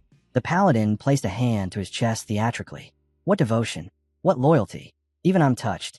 Cardi spat blood, but kept glaring at him. The paladin order. All of you traitors, the Pope's dogs. Raymel, remember this. Take that message back. Prepare the counteroffensive. Raymel ignored his protests and placed her hand over his chest, casting a healing spell anyway. I'll be waiting for you, she whispered. I told you, save your mana, Cardi growled. The paladin chuckled softly. Before you vanish, would you deliver a message from me as well? Raymel glared at him. We would have contacted Reyes after conquering Pelstein, he continued. But those foolish orcs destroyed the transmission devices. Truly an ignorant race. He raised a finger. Anyway, His Holiness has a warning. Your side shall soon face the punishment of God. He leaned in, grinning. And personally, I look forward to seeing what your so-called warriors can really do. Cardi pushed himself off the ground, determination burning through agony. Rainmail go. Then he lunged, grabbing the paladin by the waist and slamming him into the floor with explosive force. To act, he thought, that is my reason to fight. By acting, I eliminate hesitation. Arl, I've done everything I could. Now it's your turn to think. Rainmail, cheeks streaked with tears, completed her teleportation spell, and with a burst of light, she vanished, leaving Cardi alone with death. Meanwhile, Cardi stood tall amid the rubble, bruised, bloodied, barely holding himself upright, yet unbroken.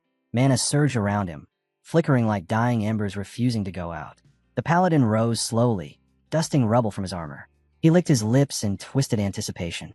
Yes, good, he whispered. Show me that indomitable spirit of yours until the very end. Cardi growled, voice low and resolute. Then we perish together, paladin. One of the red dragon raid mages drove his wand into the ground. Entangle roots. Thorn-covered vines erupted from the soil, wrapping around the legs of charging orcs, dragging them to a halt. He narrowed his eyes, pouring mana into the spell. There are still civilians inside. I have to hold them back, no matter what, even if it costs me my life. But then, a shock wave slammed into him, nearly knocking him over. What? A moment later, a massive explosion rocked the battlefield. His eyes shot wide.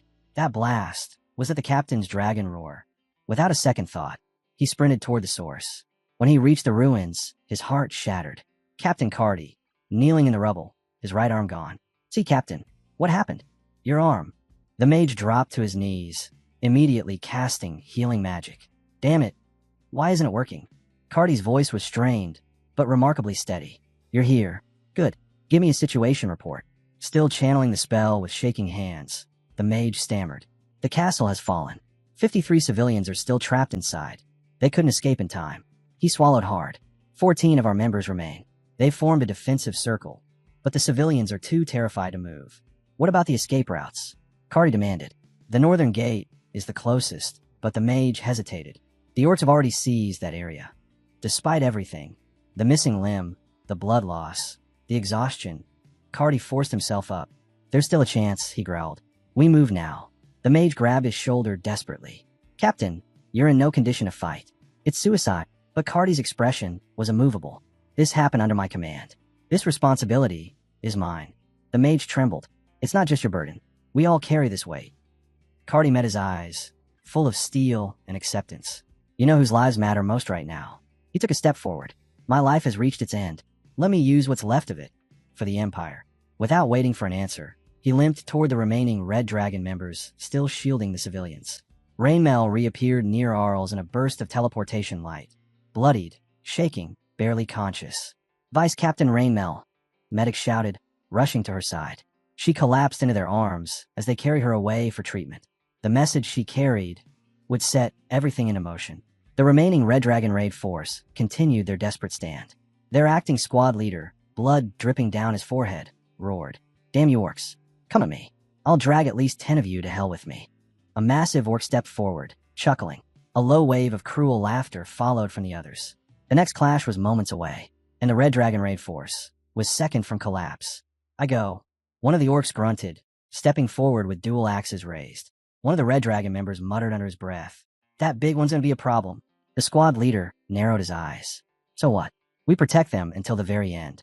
The orc lunged, but before his blades could fall, a blur cut across the field. Boom! Cardi appeared like a phantom, grabbing the orc by the skull and slamming it into the ground hard enough to crack the earth. The orc died instantly. The squad froze. Captain, your arm. Are you all right? But Cardi ignored the pain. Instead, he raised his voice and shouted toward the terrified civilians hiding nearby. Hear me, brave citizens of the Empire. His voice thundered across the ruins. I am Cardi, the Dragon Slayer. I will see to it that you escape this place safely. You are the pride of our land, courageous, resilient. So rise. Stand for the last time. I will carve a path through the enemy. Follow me. One by one, the civilians emerged from hiding, trembling yet determined. Cardi nodded in approval. That's the resolve I want to see. He turned to his troops. Nishin Red Dragon Raid Force. Prioritize civilian safety. Follow me. I'll open the path. Yes, sir, they shouted. Let's go. With renewed strength, They charged forward, smashing through the orcs, blocking their escape route. Elsewhere, Rain Mel, still shaking, still crying, relayed everything to Arls. The destruction of the Red Dragon raid force, the Paladin's betrayal, the Pope's horrifying involvement. Arl's expression darkened into a storm. Moments later, the civilians and soldiers reached a large stone bridge. "We're almost there," someone shouted. "Just across that bridge." But hope died quickly. A fresh wave of orcs appeared on the far end. "Impossible," one snarled. "How did all the humans escape?" Cardi stepped forward, blocking their path. "Captain, the civilians are across." "We should go," Cardi said. They stared at him, confused. "What do you mean?" "I'm destroying this bridge." Their hearts dropped. "You must ensure their safe arrival at the secure zone." "Captain, we can't just leave you." "This is an order," Cardi said with a calm, tired smile. "Running alongside you all was an honor." Tears streamed down their faces as they turned across. "Captain, don't die." As soon as they were across, crash, crash, crash. Cardi hammered the bridge's foundation with a barrage of devastating blows, sending the entire structure collapsing into the chasm behind him. He turned to face the orcs, his single remaining arm clenched, his eyes blazing with iron will. "You shall not pass." An orc laughed. "One man. What can you possibly do?" Another muttered uneasily. "He is strong. Kill him, then chase the rest." The orcs began chanting in an ancient Orish tongue, gathering mana for a powerful spell. Cardi narrowed his eyes. "So that's the game you want to play?" But then, a massive presence descended. Karak, the towering orc commander, stepped forward, his voice booming across the battlefield. "Stop. Cease your spellcasting." The orcs immediately fell silent. Cardi's eyes widened as the enormous figure approached. Karak stared him down. "What is your name, human?" Cardi smiled, blood dripping from his lips. "Cardi, the Dragon Slayer." Karak paused for a moment, committing the name to memory. Rain, somewhere far away, kept screaming for help, her voice cracking as she begged Ethlas to save the squad. Back at the bridge, everything ended in a heartbeat. Karak raised his axe and swung. One brutal strike, one clean arc. Cardi, the Dragon Slayer, hit the earth with a dull thud, lifeless before he even knew he'd been killed. The orcs roared in triumph. "Our great leader has slain the human." They prepared to rush across the ravine, baying for more blood, until Kurak's voice cut through their frenzy. "We're not following them. We take another path." The orcs hesitated, confused. "But they're right there," Kurak growled, each word dropping like a hammer. "Do not make me repeat myself." He turned to a shaman. "Duru, bury him. With honor." He fought as a warrior. Then he left without looking back. The scene shifted violently. Arl's quarters were a wreck. Papers strewn everywhere. Furniture splintered. The window shattered. Arl sat in the middle of the destruction, staring blankly into nothing. "The Pope really did betray the Empire," he whispered, the words hollow. And then the memory bled in. Hexabel's voice narrating the past he could never forget. He stood before a vast, hollow pit, the very place where his existence began. "Here, this was where I first became aware of myself," he murmured. Self-awareness. Something he should not have possessed. Yet evolution cursed him with it. But even with awareness, I could do nothing. I wasn't a being. I was food. Meat waiting to be eaten by something greater. He swallowed, remembering the terror. I had accepted it. That this was my fate. To be consumed. Then he appeared. The predator. Massive. Ancient. A god among monsters. Towered over the pit. But even that terrifying being flinched when another presence arrived. A voice spoke, bored, almost mocking.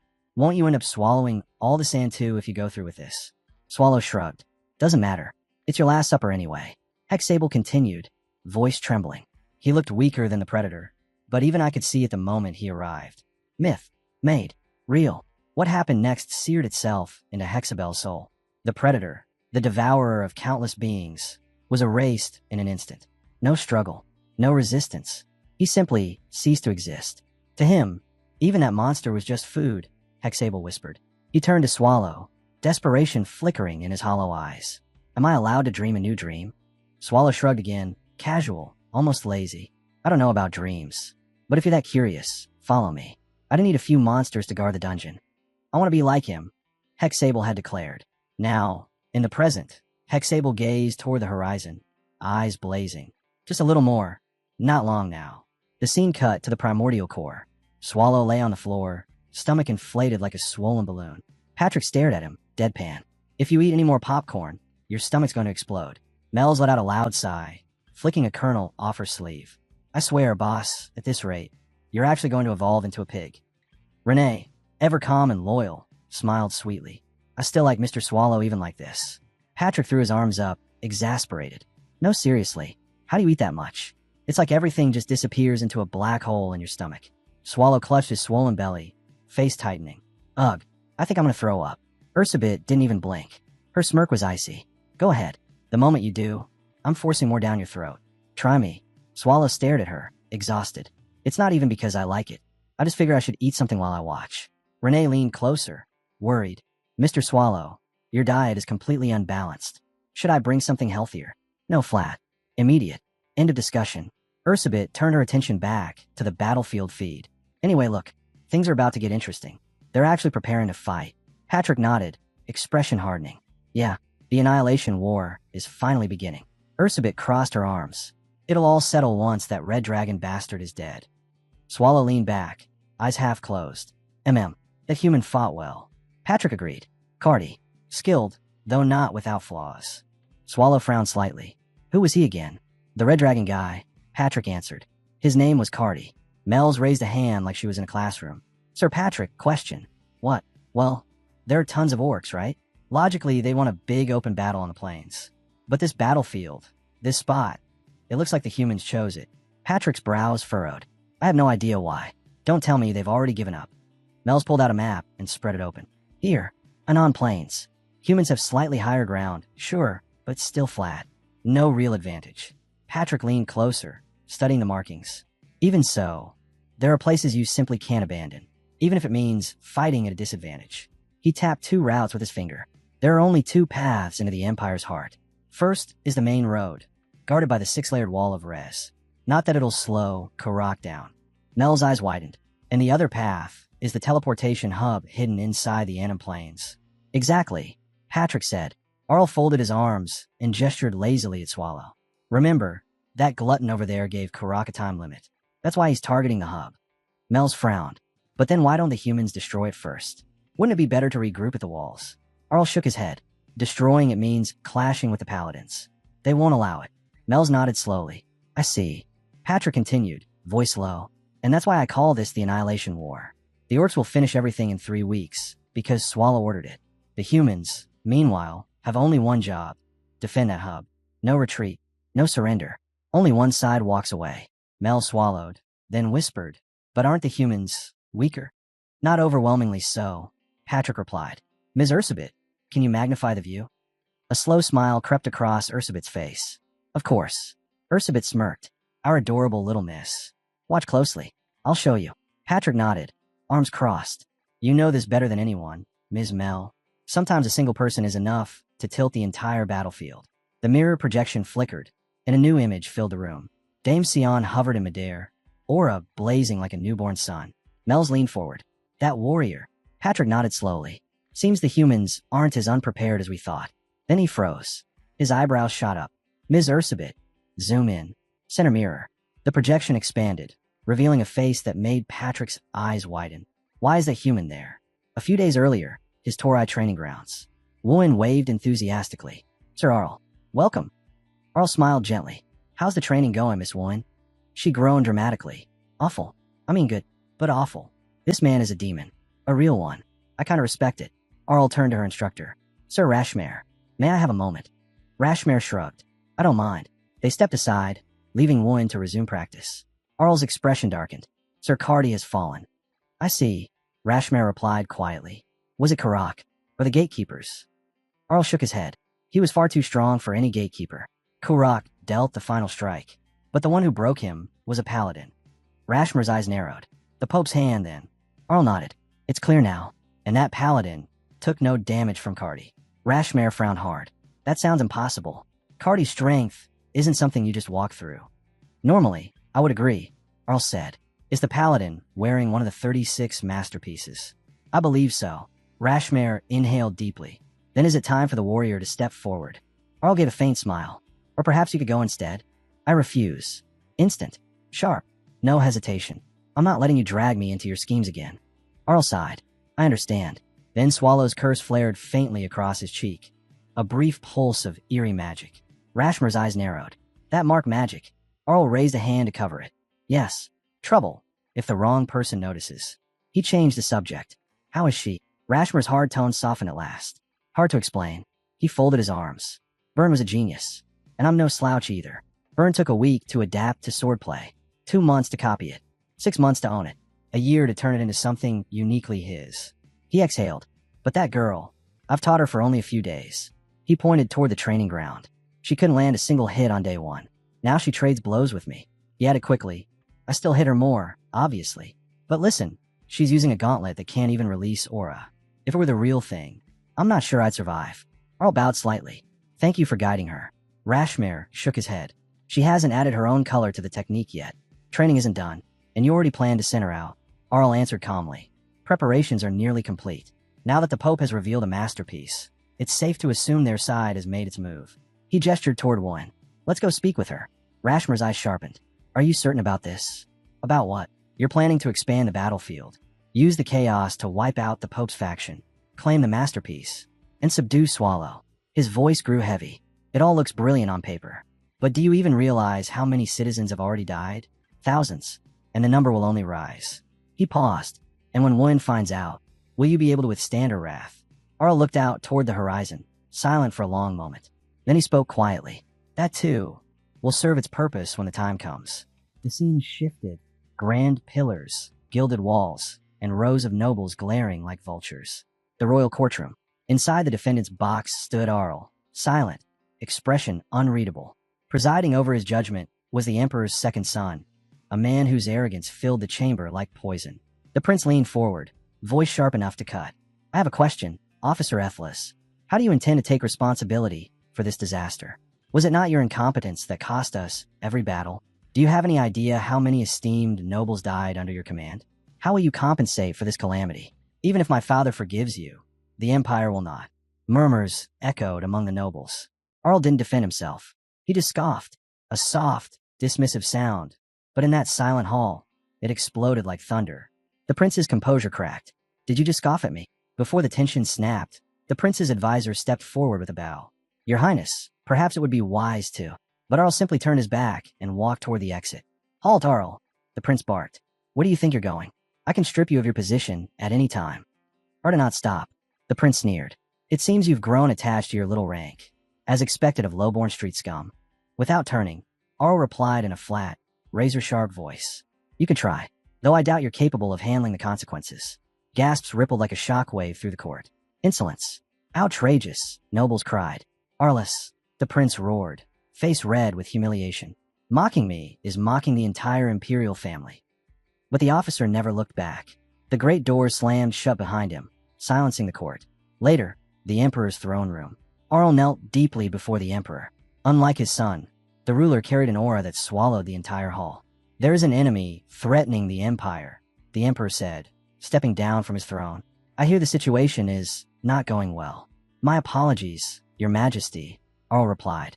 The emperor's voice remained calm. Such is war. The process means nothing, only the outcome. Tell me, Arls, can you bring us victory? There is no other option, Arl answered. I shall. The emperor's stern expression loosened slightly. Do not take the words of my second son to heart. He sees only the surface, never the truth beneath it. Arl bowed deeper. I am humbled that your majesty would even spare a thought for my feelings. Bring me results, the emperor commanded. Our enemy is a wicked one, and they will reap thousands of lives if we falter. Arl lay sprawled on a sofa, staring blankly at the ceiling. The mark of Swallow's curse crawled across his right eye like spreading roots. Damn it. He exhaled shakily, bitterness in every breath. I even saw his majesty as a monster earlier. My mind is slipping. My decisions are no longer sound. He touched the cursed mark. Swallow said I had 6 months left. At this rate, I'll be lucky to survive half that. His vision wavered, another hallucination creeping at the edges. First the breakdowns, now this, he muttered. Alone in that quiet room, he accepted the truth. By the time this war ends, he'll already be dead. A cold shiver crawled beneath Arl's skin. Slow, invasive, wrong. What is this? Erosion? Invasion? Am I turning into something else? A laugh echoed behind him. He snapped to his feet, spinning around. Nothing. Not a shadow. Not a breath. Great. Now I'm hearing things. Just then, the door burst open. Garrote stepped in, flustered and annoyed. Don't even think about making a mess again. Do you know how long it took to clean everything last time? Arl managed a weary smile. Welcome, Garrote. You need to get ready, she said, tone firm. Everyone's gathering soon. No movement from the order, Arl replied. They won't act yet. The Pope wants to topple the imperial family and take absolute power. He can't afford to waste strength before the stage is perfect. Garrote nodded. The vice commander, Rainmel, agrees. But even with a masterpiece, can the Pope really stand against two heroes? One alone should be enough to suppress him. She glanced at a paper on the desk. What's this list? Those who must evacuate the Inu plains, Arl answered. So you intend to stick with the plan? Yes. We must lose this battle too. Garrote accepted it with a grim nod, then noticed another stack of documents. The primordial core data again. Yes, Arl sighed. And still nothing. He leaned back, rubbing his temples. Renee, the dagger maid. She's clearly a second-generation homunculus. But all records of that generation vanished. And Patrick, Garrote added. Someone that's strong should have some trace of his past life. But with thousands named Patrick, impossible to find him. Arl finished. Garrote picked up another book, frowning. This name again. Yes, Arl said. When I broke down the spelling, I found a connection to Patricio Lanchel, the founding hero of the Empire. I used to pray at his grave. Could he really be that Patrick? Garrote shook her head. No, his tomb has never been opened. Suddenly, agony ripped through him. The curse flared violently, tendrils burning across his face. Captain, Garrote rushed forward, uncorking a potion. Drink this. He snatched it, gulped it down, then exhaled shakily. You can leave it to me now, she said softly. Leave what? He muttered. Your duties. Not everything, but at least some. You need rest. He wiped his mouth and shook his head. Thanks, but no. I will end this war myself, no matter what. Soon after, the Empire's strongest gathered. Adventurers, knights, heroes, all assembled beneath the great banners. Arl stepped forward. Thank you for coming. Despite your duties, he began. Throughout history, humanity has struggled, founding countless nations in pursuit of true freedom. Though many fell, we built what we now call the Empire. He stopped. His words froze on his tongue. Because above him, above everyone, the sky split open into a sea of eyes. Endless. Watching. Judging. The captain's acting strange. Warren whispered. Captain, are you all right? Garrote asked. Arl collapsed, clutching his head. Not now, not here. A memory surged through him. A conversation with Warren from the past. If the enemy is human, he had said, and if you must kill them before they commit a greater evil. What are you saying? Warren had asked, horrified. What would you do? Arl had pressed her back then. If such a human exists, one who will cause a greater evil, what would you do? Warren had answered without hesitation. I must kill them. Now, in the present, as the darkness swallowed him, Arl looked at her one last time.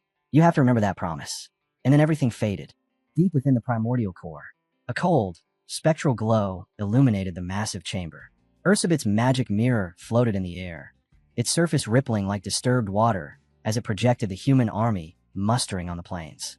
Patrick leaned closer, skeletal fingers tapping the mirror's edge. Well, look at that. Isn't that a royal? Didn't expect one of those cowardly princes to actually show up. Mel's blinked, tilting her head. Royal? Is that like the captain of the humans? Patrick shook his head slowly. No, higher. Much higher. They're the highest-ranking humans alive. Though, I'm not convinced that particular one is here to command anything.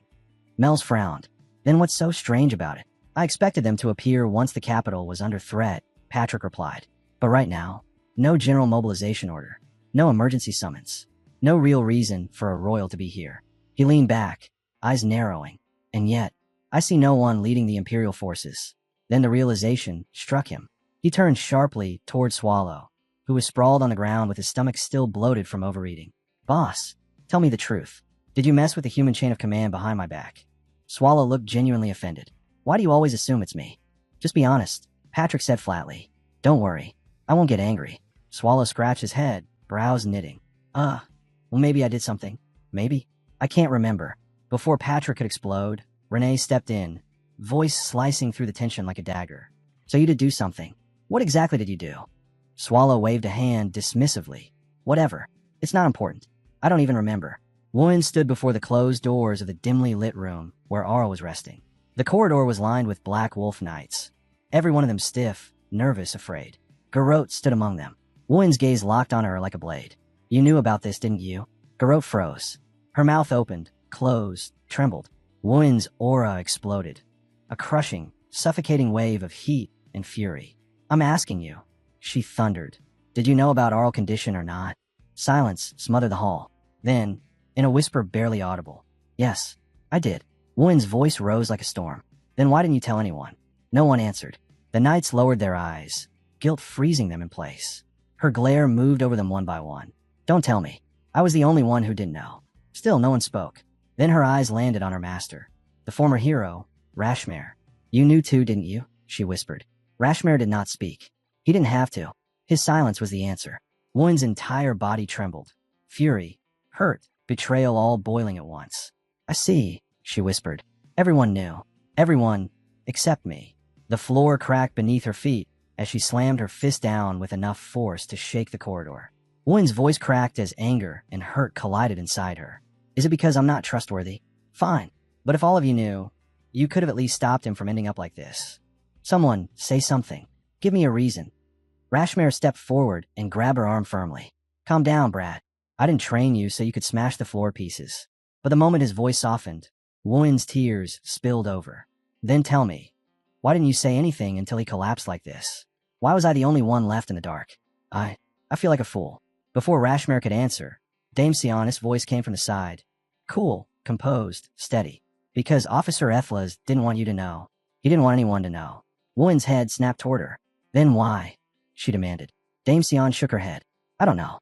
None of us do. But remember, this is wartime. We don't have the luxury to stand here arguing. You can't just say that. Wuen spat back. Rashmare glared at Cannon, muttering. You could have phrased that better. Wuen's voice grew cold. Everyone's hiding something. Garrote lowered her gaze, unable to deny it. Wuen's thoughts churned like a storm.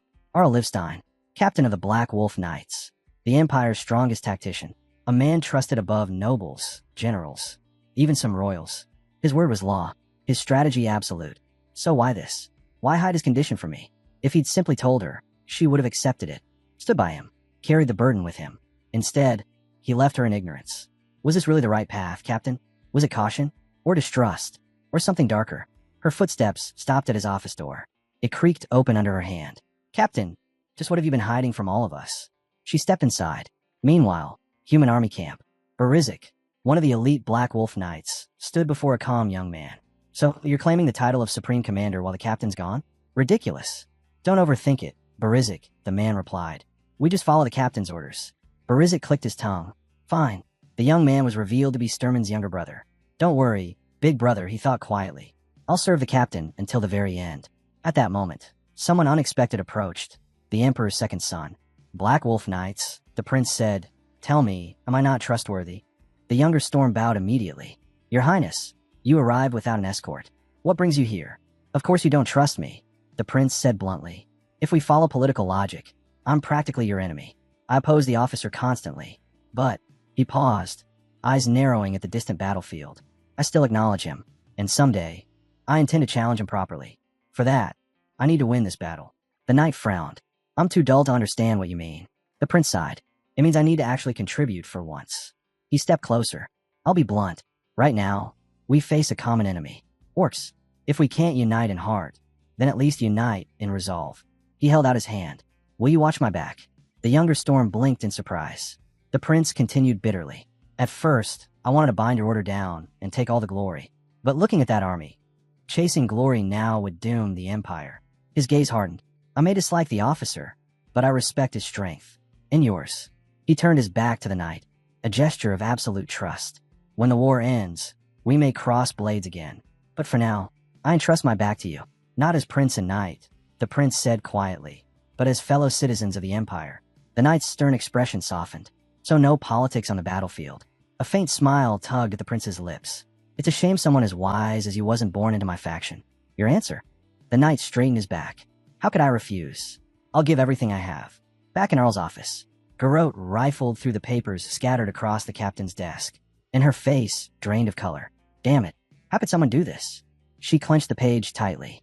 Captain, is this really something a human should even attempt? The orc war tents. A massive orc warrior, Kadachi, burst into camp from the front lines, kicking up clouds of dirt with each desperate step. Before he could storm into the command tent, a heavy staff blocked his path.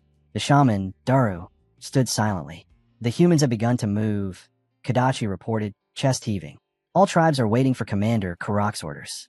The other chiefs are already at the front. Daru nodded once. Understood. Return to the lines. He pushed aside the flap and entered the dimly lit tent. Commander Karak stood inside, enormous, tusked, and unmoving like an ancient statue of war. It has begun, Daro announced. Karak grinned, tusks gleaming. Yes, of course it has. What of the warrior? Has he taken the field? Yes, Daro replied. He is positioned in the sky, displaying his presence. In the sky. That must be Cannon, the human's strongest mage. Daro stepped forward. I will handle him. If we let him act freely, the losses will be severe. But Karak raised a clawed hand. No, your task lies elsewhere. I will not have you bound. Everything must unfold exactly as planned. He turned toward the far corner of the tent. A hulking red beast slept there, its 4 blue eyes flickering beneath closed lids. Karak pressed his massive palm onto its flank. The creature stirred, muscles rippling beneath crimson skin. Human and orc armies charged, shields breaking, blood splashing, screams rising. War swallowed the plains. Then, a shout rang out from the human lines. Retreat signal. Pull back. All frontline units fall back immediately. The sudden withdrawal shocked the orcs. What are the humans doing? Dame Sion floated high above, aura roaring around him. Magic circles bloomed like flowers of light, layer upon layer, spiraling around him. The air quaked. Then, he unleashed everything. Sanctification. 1,000 stakes. Flame that burns the roots. Blind man scream. Steps in the swamp. Ground collapse. Ice witch's breath. Fog of death. Each spell detonated across the battlefield with catastrophic force. Orcs froze mid-charge, staring upward. What I asked that? One gasped. Cannon only laughed, hurling spell after spell, each impact carving craters into the earth. In a human camp, the prince stared skyward in awe. By the gods, is it the power of Dame Sion, the warrior? But he didn't finish. The mana in the air trembled.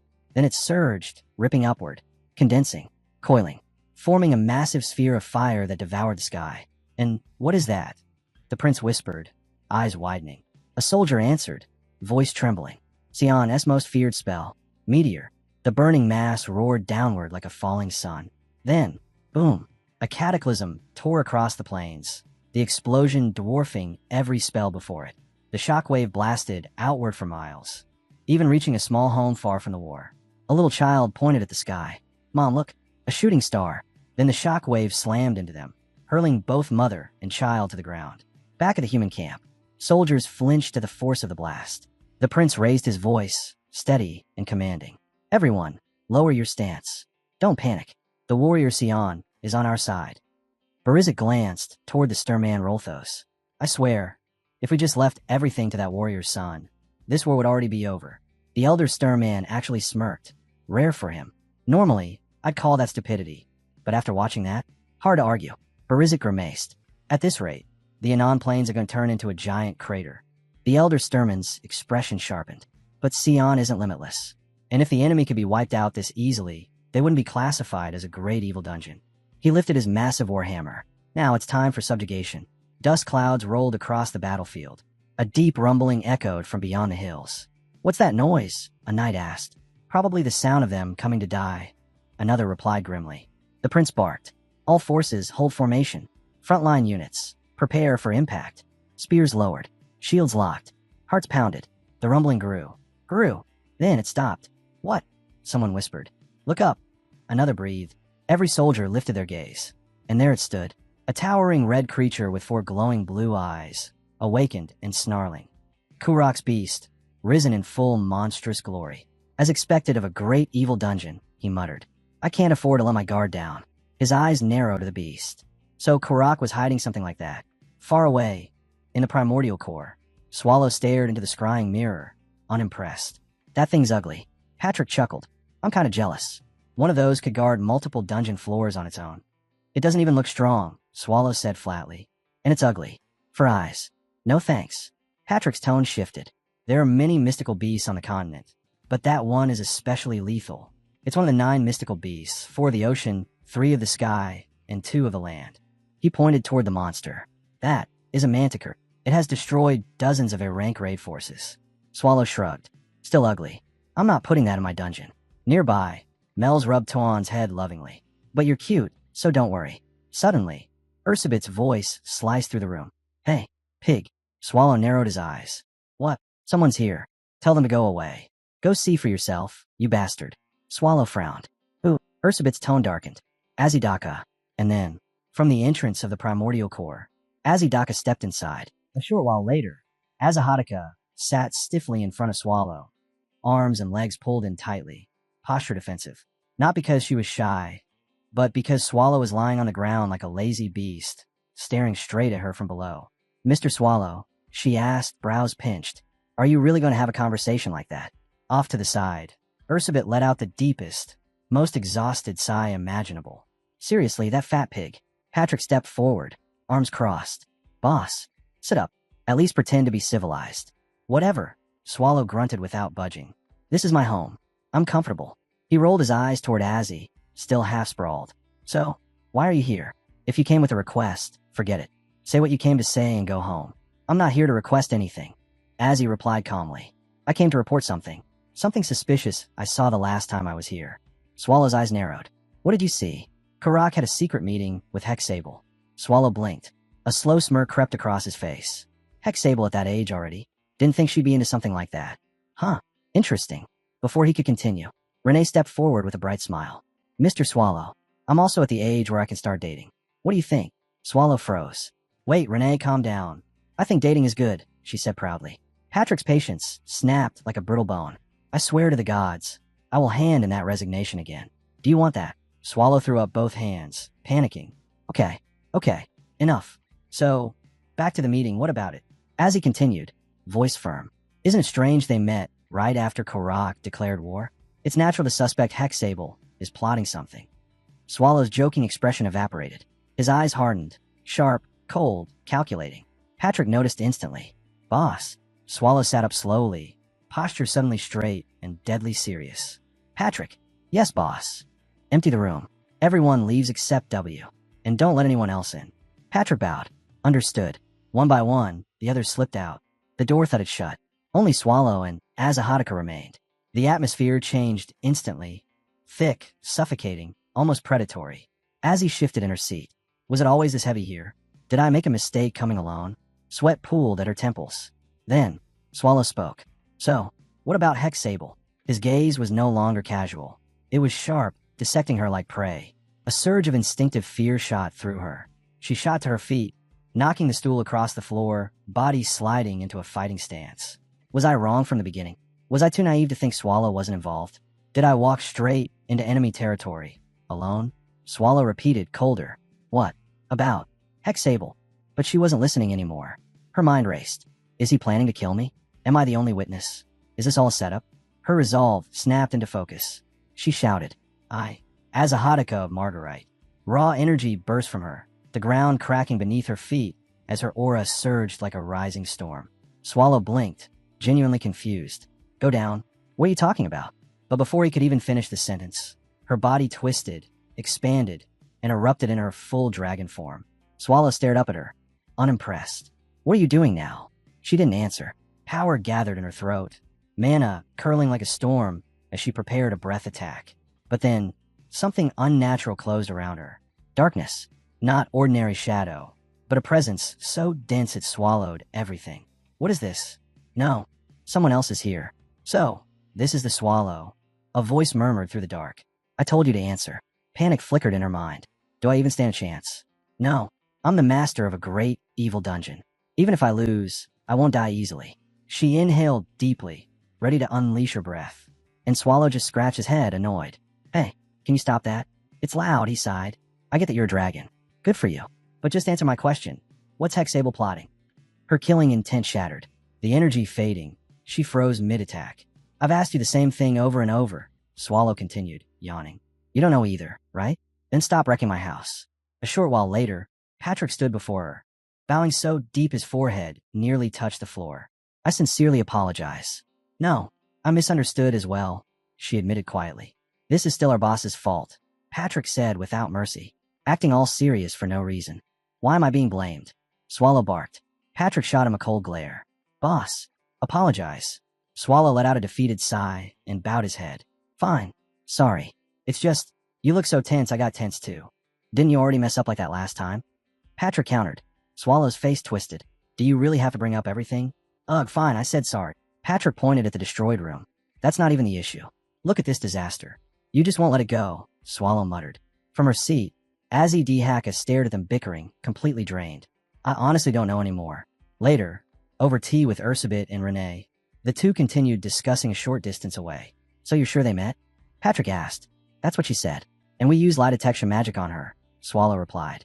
Using on a coward doesn't mean much, Patrick said. Does that spell even work if they don't believe in themselves? Anyway, Swallow waved it off. Let's trust her for now. People with something to lose rarely lie. Patrick frowned. But Hexabelle's behavior doesn't match her story at all, which means she's been acting from the start. And she said she didn't know what they talked about. Swallow reminded him. If she spoke with Karak, Patrick murmured, then it's connected to the war. You know Hexable better than me, Patrick added. So what do you think? Swallow exhaled slowly. Patrick, yes, boss. Get your sword. The scene cut sharply. Back to the battlefield. Orcs and twisted monsters flooded across the plains, tearing through the human lines. Bodies fell. Screams echoed. Steel clashed against impossible flesh. The prince watched the chaos unfold, fury and helplessness twisting his expression. Damn it, he cursed under his breath, staring at the destruction swallowing his army. How are they using this many monsters at once? The prince's voice cracked with disbelief as the battlefield drowned beneath waves of twisted creatures. Count Grimface bowed his head, his expression grim. Your Highness, at this pace, we won't be able to hold the line. We must retreat. The prince's jaw clenched. Retreat? Against orcs? Us, the Imperial Army. He spat the words like poison. You're telling me the orcs were a step ahead of us? Where's the mage? The Count hesitated. As far as I know, he is replenishing his mana. He exhausted everything in the earlier spells. He'll need time before he can fight again. The prince's anger faltered for a moment as the Count added quietly. And the biggest problem isn't their numbers. It's that manticore. Meanwhile, in the orc camp, Karak towered over his shaman. Report. What's our damage? Dara bowed. As predicted, Commander. Aside from the units we sacrificed as bait for the warrior's son, losses are minimal. He lifted his head, eyes burning with respect. I did not expect delaying the mystical beast unit to have such an impact. The humans were complacent, too sure of their own strength. Karak's eyes narrowed. And for them to be that confident, something must have backed them. It's about time they arrived. Have you confirmed it?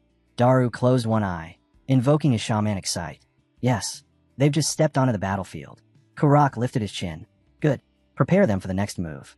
Daru raised both hands, sending the message through sound transmission magic. Attention, tribe leaders. This is the commander's order. Rampage to your heart's content. The battlefield shifted. Barizik tore through monsters like a berserker god, his blade carving impossible arcs. His arrival sent a surge of morale through the human lines. The raid force is here. It's Barizik, Sturman, his grizzled superior, shouted over the roar of battle. From this moment on, all troops will follow the orders of raid headquarters. No exceptions. Yes, sir. The soldiers roared. Sturman pointed at the towering silhouette in the distance. Barizik. Yes, Gramps. Barizik answered, eyes blazing. That thing, the massive beast. That's the manticore. Sure you're fine taking alone. Barizik grinned, crimson eyes gleaming like fresh blood. You already know the answer. I always fight alone. Sturman muttered. He's already started, then raised his voice. Fine. Go wild. Barizik shot forward like a fired cannon. Don't mind if I do. Every slash he delivered shredded orcs instantly, their blood spiraling into his blade. Feeding it, fattening it, changing it. Suck in all you want and rise. His weapon responded. Bloody Mary, the 36th masterpiece. It pulsed, twisted, and elongated into a monstrous blood-soaked whip. With a single crack, whip. The lash tore through the manticore's flesh, ripping open massive wounds. The four-eyed beast unleashed a scream that shook the ground. From afar, Sturman watched in silence. Rainmel approached cautiously. So is this really okay? Barizik is strong, but fighting the manticore alone, can he really win? Sturman didn't even glance at him. As long as Bloody Mary is active, we're nothing but obstacles. His eyes hardened. One of the 36 masterpieces doesn't distinguish friend from foe. Even the wielder isn't safe from Bloody Mary's hunger. Friend, foe, even its master is fair game. But Barizik, he revels in it. Pain only fuels him. That's just who he is. Sturman glanced sideways. And you? Are you holding up? Rainmel straightened immediately. Thank you for your concern, sir, but I'm fine. I'm also part of the Nixon Red Dragon raid force. Sturman nodded. Good. And if I worried you, forgive me. If it were possible, I'd entrust the entire battlefield to you. But their numbers are overwhelming. Raimel's eyes sharpened like drawn blades. Even so, they're nothing but rabble. Earlier, They overpowered us because we lacked coordination and leadership. But now, things are different. She gestured to the army rallying behind them. Almost all of the Empire's elite subjugation members are here. This time, the outcome won't be the same. Sturman sighed. I know how you feel, but don't overextend. Our mission is defense, not extermination. I understand, she replied. But before he could continue, boom, boom, boom. Several orc tribe leaders crashed down in front of them, shock waves tearing chunks out of the earth. Ramel's eyes widened. An ambush. Sturman's expression tightened. No, their main force has arrived. Everyone, prepare for battle. Get in formation. Soldiers scrambled to their positions, until Raimel froze.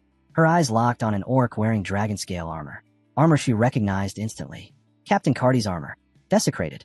Stolen. More like a trophy. Her blood boiled. Vice Captain, are you okay? Someone asked. Her voice came out sharp, cold. Fall back to the rear. But her gaze never left that armor. Not for a heartbeat. On the other side of the battlefield, the Manticore unleashed one final shriek before collapsing under Barizik's unrelenting assault. Blood drenched the field as he turned toward Karak, chest heaving. Damn it. I really hate this, he growled. What are you plotting? Karak sat casually on a rock, smirking like he'd been waiting for a show to end. I was waiting for my turn, he said. I wanted to face you. Tell me, how can a human who isn't even a warrior possess such power? His eyes gleamed. Relax. I'll give you time to breathe, as long as you don't run. Barizik snorted. Idiocy. If you die here, the war ends instantly. You realize that, right? Karak chuckled. Don't worry about me. That won't happen. Barizik cracked his neck, whip dripping with monstrous blood. Fine then. Come at me, bastard. Elsewhere, among the wreckage, an Imperial soldier slowly stirred. His helmet was gone, blood running down his face. Huh. Did I faint? He muttered. I remember getting hit, but only my helmet flew off. I didn't fall. Suddenly, hey, what are you doing? We're retreating. Do you want to die here? His comrades hauled him up, dragging him toward the rear as the army fell back in chaotic waves. Inside the fortress walls, the prince's voice thundered through the corridors. Reform the lines. Everyone, hold your positions. The fortress gates slammed shut behind the retreating forces, marking the beginning of the Empire's desperate stand. Get inside. Quickly. The fortress gates thundered as soldiers poured in. We must reorganize the troops. Don't panic. As long as His Highness is here, you're safe. But behind the prince's reassuring words, his thoughts churned with dread. Nothing went according to plan. We can't lose any more men. This is a wide-open plain. There shouldn't even be a way for them to ambush us. If we fall back and turn this into a siege, maybe we can still hold out. Then the ground rumbled. Boom. Boom. Boom. The distant horizon exploded in plumes of dust and fire. The prince's eyes narrowed. Over there. Is that the subjugation squad? They said they'd operate independently. He clenched his jaw. Please be safe. A messenger rushed to him, breathless. Your Highness, all troops have been received. Please head inside. Understood. But, crash. Something dropped from the sky like a meteor, smashing into the earth so violently that the prince was thrown clear off his horse. Dust swallowed everything. Coughing, he pushed himself up and froze, because stepping through the smoke was a monstrous orc, towering like a walking calamity. So, it growled, voice shaking the air. You must be the human's head. Far away, inside the primordial core, Renee, Ursabit, and Mel's watched the scene through the mirror, faces pale. It's over, Renee whispered. It's all finished. Azidaka tilted her head, voice flat. Over? That's it. Before despair could fully settle, Swallow walked in, his voice cutting through the gloom. There are still plenty of humans left, he said, almost annoyed. You think killing one leader means the end? Don't be stupid. Ursabit scoffed loudly. I was actually wondering why that thing wasn't talking. Listening to it makes your skin rot. I'm gonna sleep. I'll leave the mirror on. Bye. Swallow grinned lazily. You should just go home already. He stretched. I kind of feel like going out myself. All three witches turned toward him in shock. What? Swallow asked, genuinely confused. Why are you staring at me like that? Ursabit narrowed her eyes. Did you eat something weird? Renee added. Sir, you barely wake up on most days. You're not thinking straight. You ate too much popcorn again, didn't you? Mel's froze, guilt washing over her. Was the popcorn my fault? But Swallow waved him off. Quit it. I'm fine. I just felt like visiting Lage, or maybe the Anon Plains. Ursabit's gaze sharpened. Because of Karak? Swallow shrugged. Something like that. Just then, Patrick stepped in, bowing deeply. Boss, I'm ready. Ursabit stared between them. So it's not a simple stroll. Patrick's voice was calm, steady. Let's go, boss. Her eyes dropped to the weapon in his hand. That sword. I've never seen that one. Patrick nodded. I thought I might need it. He leaned toward Swallow, whispering, Boss, will you be bringing waiting darkness? Swallow shook his head. No need. If I'm going, that's enough. Ursabet swallowed. Then what exactly are you going for? Swallow's grin widened, dangerously. Nothing big. Just felt like having a little chat with Hexable. Ursabet hesitated. Should I send men with you? He pointed at Azidaka. No, I'll ride this one. Looks like she flies fine. Az blinked, bewildered. Back on the battlefield, Daru approached Karak. How is it? Kurak watched the devastation spreading across the plains, eyes gleaming like a predator, savoring the feast. I'd like to offer my gratitude, he said quietly, for granting me this meeting. Humans truly do produce many talented warriors, Karak murmured. Daru followed his gaze to where Barizik knelt, bleeding, broken, barely conscious. I'm glad it pleased you, Commander, Dar said quietly. Then, what should we do with the body? Should we give him a proper funeral like we did for Cart, and pass the weapon to the chieftain? Karak shook his head. No, too much hassle. Then what? Dar frowned. That masterpiece weapon. If the humans learn we captured it, their morale will crumble. Karak laughed softly, eyes glinting. It no longer matters. They've already realized masterpieces mean nothing before me. Their spirits have fallen far enough. Elsewhere on the battlefield, steel shrieked. Sturman clashed against the red-skinned orc warrior, Kaltum of the Carrying Tribe. Sparks erupted with every strike, as both warriors pushed each other back and forth with raw strength. Not bad. You damn orcs, Sturman growled. Excellent, human. Kaltum grinned. It's been ages since I met someone with strength and skill equal to mine. He's strong, Sturman thought, but not beyond my reach. However, his eyes flicked toward his struggling men. If this drags on, the commander's orders may suffer. You're distracted, Kaltum taunted. Are the other humans pulling at your thoughts? Yes, Stoneman admitted, teeth clenched. Though beasts like you wouldn't understand. Kaltum chuckled darkly. Oh, then focus. Because now, you have no one left to watch your back. You bastard, Sturman hissed. Such pathetic provocation. Provocation. Kaltum's grin widened. No, simply truth. Look, Sturman turned and froze. A severed head was being raised on a spear. The prince's head. Kaltum sneered. He looks like it up there. You've already lost.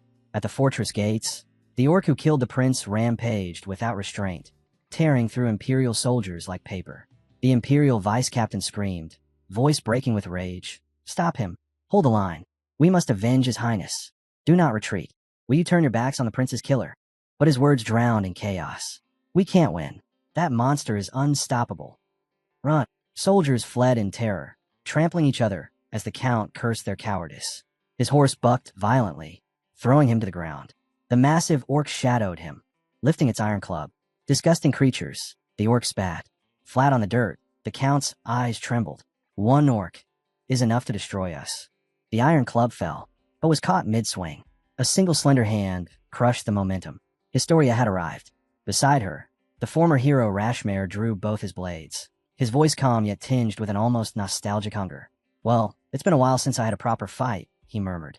I don't know how rusty I am, but maybe I'll warm up a little. His eyes hardened with memories sharper than his blades.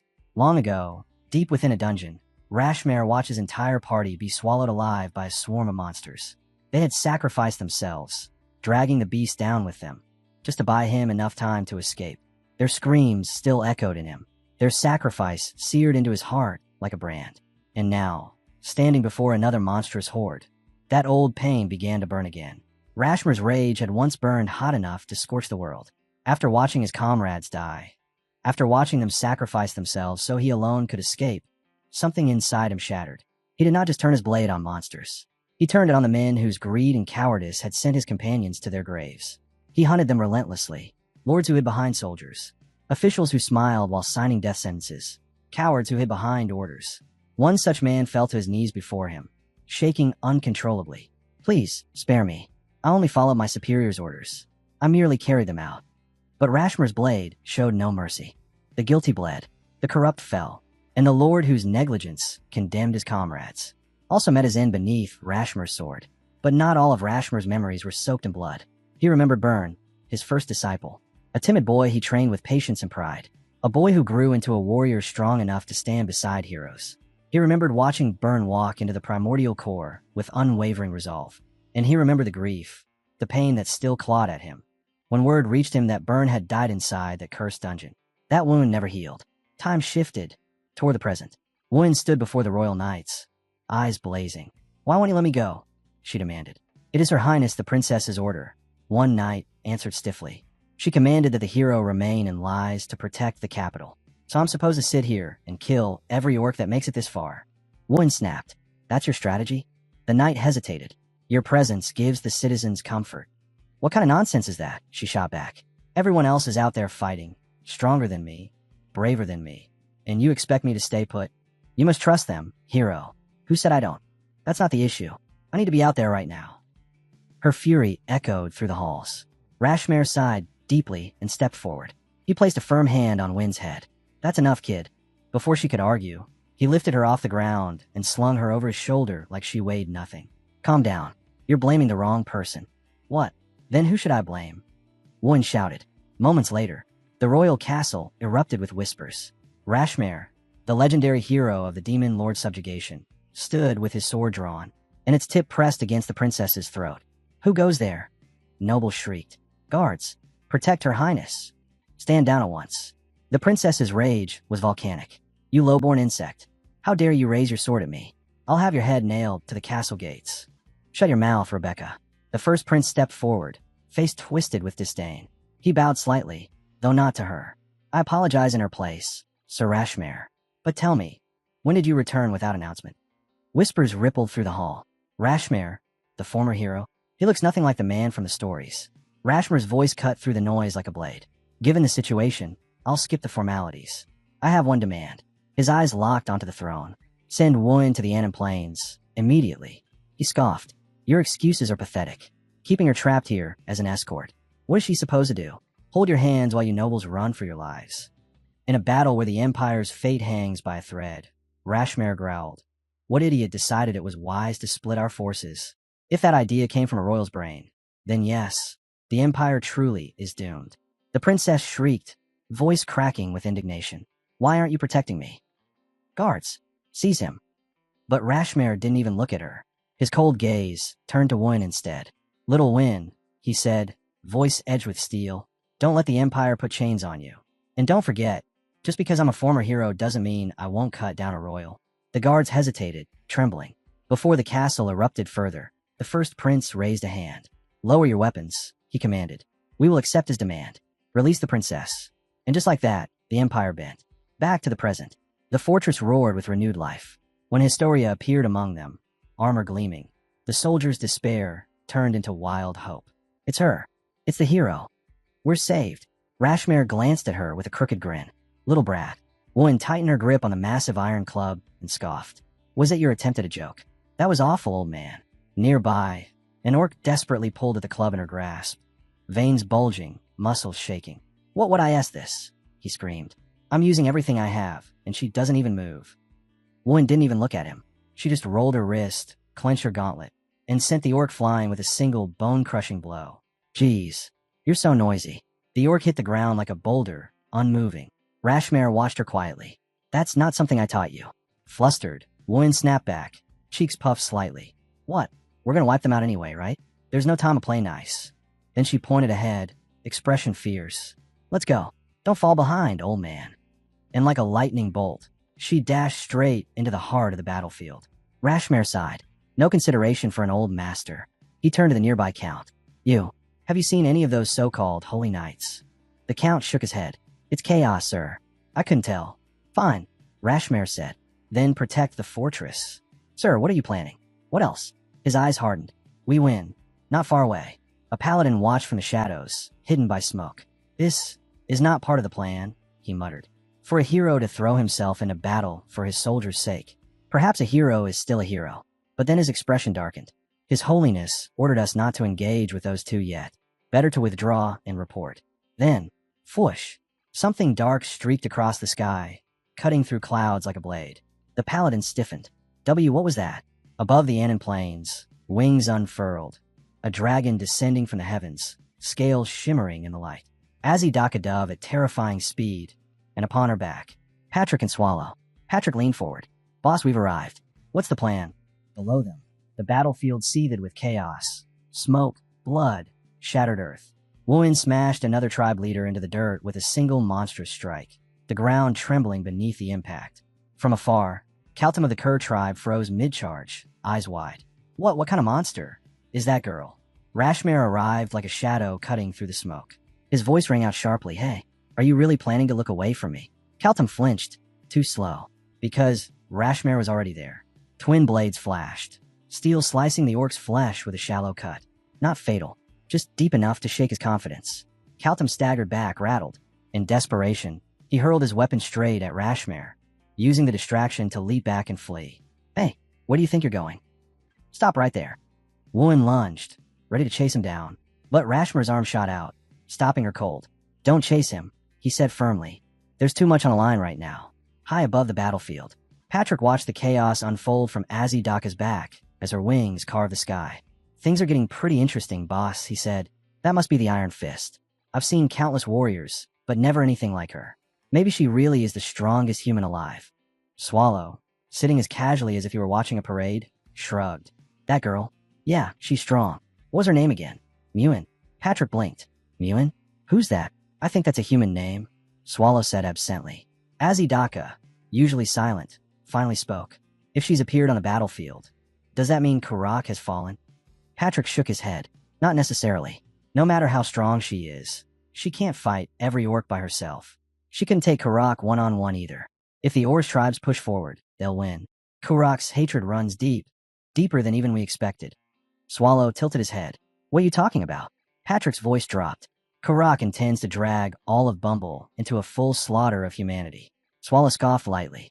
No, he doesn't hate humans that much. Meanwhile, Karak soared high above the battlefield on his griffin, rage smoldering in his eyes. Incompetent fools. They were so sure they could stop the warrior from joining the war. Look at this disaster. Through sound transmission magic, Daru's voice reached him. What now, Commander? If we ignore the losses and push forward, victory is still possible. How many troops remain? Karak demanded. About 100,000. Karak's gaze fell on Rashmare and one below, cutting down orcs like living calamities. We have numbers, he muttered, but without the tribe leaders, they'll be slaughtered, especially by that swordsman. I was going to face him myself if he chased Keelam, but he's too cautious, too wise. A long, bitter silence.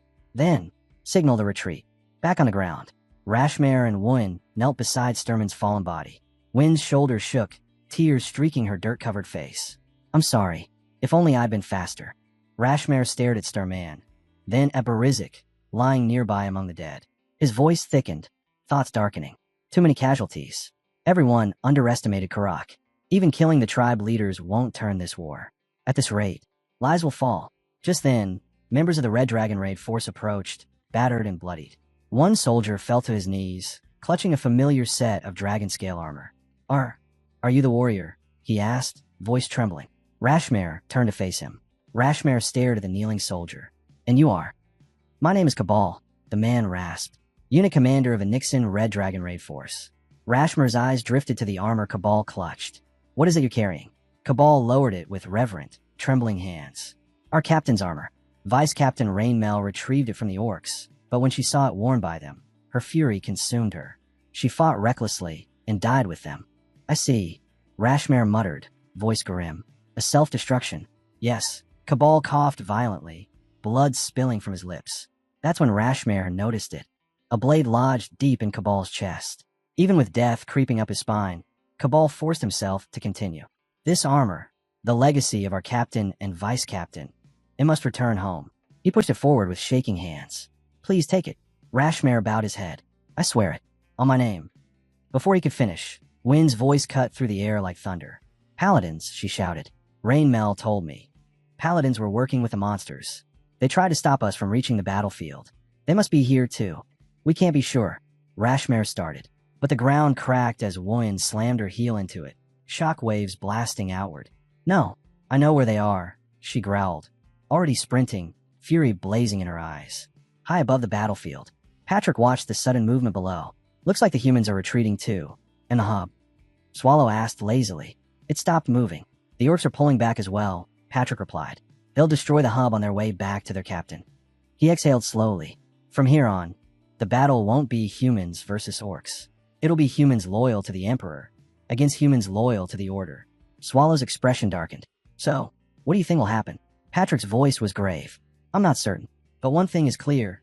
The Empire will fall. Swallow chuckled softly. That's troublesome. Unless something else rises to replace it. Patrick leaned slightly toward him. Boss, I don't know what Hexable is planning. But you do, don't you? Swallow smirked faintly. To some degree. Patrick's eyes narrowed. So that's why you came personally. Boss, don't forget the promise you made me. I know, Swallow replied. That's why I'm here. Don't get worked up. You're scaring me. Patrick gave a humorless laugh. Good. Then what now? Do we head to lies first? Swallow opened his mouth. But as Daka shivered beneath them. Why is everything suddenly so cold? She whispered, uneasy. Elsewhere, deep inside an underground facility, the third eye greeted a cloaked man. Deputy Officer Garrett of Elgia. We have awaited your arrival. All homunculi are prepared for deployment. Shall we send them out? The man did not answer immediately. The scene shifted again. Inside the tent, the orc shaman Duru stood before Karak, holding a communication device embedded with a glowing red crystal. From the crystal, a voice echoed through the room. So, you order retreat? Karak didn't hesitate. I'm the commander of this army. My legion retreats when I command it. Do you have a problem with that? A soft chuckle came from the other end. A problem? No. I merely wish to know your intentions, since we share the same fate. After all, if you had pressed your attack, the voice said smoothly, you could have annihilated the Imperial army. May I know why you chose not to? Karak's expression hardened into stone. Because doing so, he growled, would benefit only you. I'm not sure what you mean. The voice replied, deceptively calm. Karak continued, tone grim and razor sharp. Yes, we retreated. The Imperial army is weakened and will return to rise. And when they do, he clenched his teeth. The humans will feel cornered, desperate, betrayed. That chaos will erupt on its own. Now tell me, what have you been doing? His voice lowered, dripping with anger. My army fulfilled its role. We achieved victory. But many of my subordinates, my tribe leaders, died because you failed to keep your promise to restrain the warrior. His eyes burned. Those tribe leaders were future pillars of their tribes. Talented, honorable, and because of your incompetence, they died. Karak leaned in so close the crystal crackled. So tell me, what you done? Answer me, Pope. The voice inside the device finally revealed itself. Urania, the Pope. A faint hesitation crept into his tone. I don't know what to say. The warrior displayed power beyond our expectations. That is your problem, Karak snarled. You failed to keep any of your promises. His jaw tightened. Even so, Karak, will give you another chance. Urania's irritation leaked through. And by chance, you mean? Inwardly, he sneered. This lowly monster dares speak to me like an equal. Karak spoke with cold precision. When the broken Imperial army returns to rise, chaos will erupt. You must shatter the Empire from within. A long silence. Then, ha ha ha ha, Urania burst into wild, manic laughter, startling even Karak. Once he regained composure. Forgive me. I simply didn't expect you to propose something so bold. Tell me, what do you want specifically? Karak didn't hesitate. You will eliminate the warrior, and you will undermine the Empire's unity, just as our contract demands. Urania's voice turned silky smooth. Very well, I accept. And wouldn't it be best if our partnership continued, even after the Empire collapses? Let's trust each other a little more. Karak nodded once. Good. Next, we meet in lies. I'll take my leave. Daru lowered the crystal device. The connection has been cut. Karak asked, how were the funerals of the tribe leaders handled? They were performed with utmost sincerity by each tribe, Daru said. Karak nodded grimly. Tell their families. I will personally compensate them. Yes, Commander. And reorganize the forces of tribes whose leaders fell. Understood. Karak exhaled heavily. So many tribes lost their leaders because of my incompetence. That is not true, Commander, Daru insisted. You did everything you could. Karak stared at the distant horizon. This will be the end. We march to lies. As you command, Daru replied with unwavering loyalty. Teleportation hub. Moments later, the scene shifted. Wuin Historia confronted a heavily armored paladin. He barely raised a shield. Bam! With a single clean punch, Wuin sent him flying back like a piece of scrap metal. The paladin steadied himself, boots digging into the scorched earth. Impressive, he said, tapping his temple mockingly. As expected of our dear warrior. I should have taken no damage whatsoever, yet my brain thought I did. That's the extent of it, though. You pose no real threat to me. A few paces away, Rashmare watched quietly, eyes narrowing at the paladin's gleaming armor. Is that your masterpiece? He asked. The paladin's face twisted in disgust. Please, that name is revolting. Call it what it is. A holy artifact. A supreme one. He smirked. And the great warrior can't even scratch it. Naturally, as long as I stand here, your little struggle ends. Historia didn't wait. She shot forward, footwork sharp as lightning, landing blow after blow. Each strike so heavy it cracked the earth beneath them. Yet the paladin barely budged. He tried to leap back, but she hooked his leg midair, yanked him down, grabbed his face, and slammed him into the ground hard enough to crater the stone. "We'll see about that," she growled. But inside, why wasn't I told anything? Am I unfit? Untrustworthy? Why? The paladin raised his shield in time to block her next strike, shoving her away and scrambling back to his feet. He swung his blade in a brutal arc. Historia barely dodged, breath tight. Why did it all hide everything from me? I don't want secrets. I want to become someone everyone can trust. A warrior worth relying on. Starting now, that's who I'll be. She planted her feet and charged. Her gauntlet collided with the paladin's shield. Crack! A spiderweb fracture spread across the holy artifact. His eyes widened. Historia exploded forward. After images tearing around him, blows raining from every direction. What? This is impossible, he thought. Her strikes, they're piercing the holy artifact. Is this what a warrior truly is? Her gauntlet splintered under the force, then shattered completely. But even barehanded, her power only grew. A blue aura ignited around her fist, surging, swirling, roaring. She drove her final punch into his gut. Boom! The paladin screamed as his body twisted, armor buckling, collapsing in a heap. Silence. Then Rashmare exhaled, stunned. Good lord. At this point, I'm not even sure I deserve to be called a previous warrior. Lies, outer wall. Nightmarish screams filled the burning district below. Deputy Officer Garrote stood atop the ramparts beside the leader of the Third Eye, the flames below painting their faces in hellish red. So, this is the plan the captain prepared, Garrote murmured, voice trembling. The Third Eye leader's reply was cold. You agreed to it. Even after learning everything. I did, Garrote whispered. But seeing it with my own eyes, it's different. It is a necessary sacrifice, the leader insisted. Exactly as the officer described. Garrote's hand tightened into a fist. Our own citizens, dying like this. This is a necessary sacrifice. Her thoughts drifted painfully. What would Wen think if she saw this? Footsteps slammed against the stairs. A third Eye member running breathlessly toward them. The orcs have reached our second inner castle. The Third Eye member reported, breathless. They're moving faster than expected. The leader's expression tightened. They're rushing toward the Imperial Palace, aren't they? Yes. Kurak himself is leading the vanguard. He's commanding their entire army. The leader turned toward Garrote. Deputy Officer, the time has come. You must make your decision. Before Garrote could speak, thud, a figure landed on the wall. Armor gleaming with intricate magical runes. Dame Sion. Garrote, he said, voice firm. Sion, she replied. Is everything prepared? I've received the equipment from Woin and Rashmare, Sion answered. They'll be arriving shortly. Garrote lowered her gaze, voice trembling despite her strength.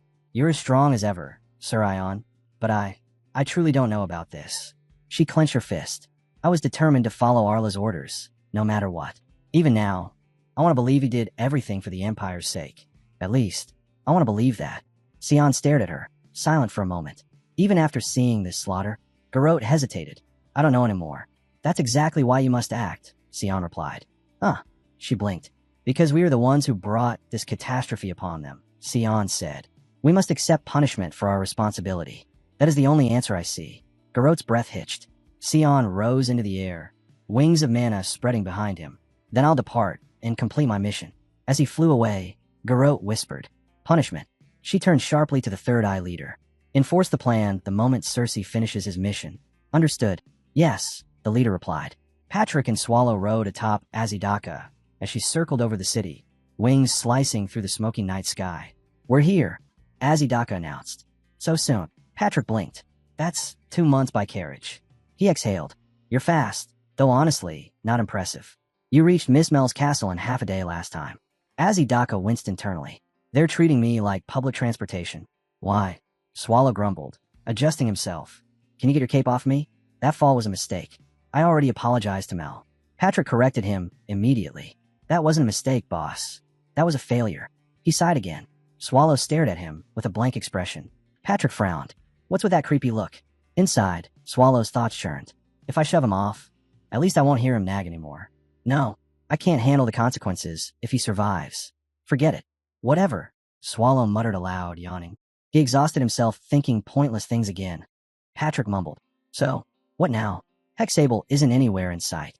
She's underground, Swallow said lazily. She's too big to show up on the surface. Azidaka asked nervously. Are we going down now? There are still humans everywhere.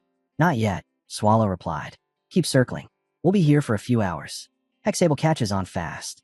In an opulent chamber lined with golden trim, Pope Euresia reclined comfortably alongside a high-ranking viscount. A nervous order member rushed in.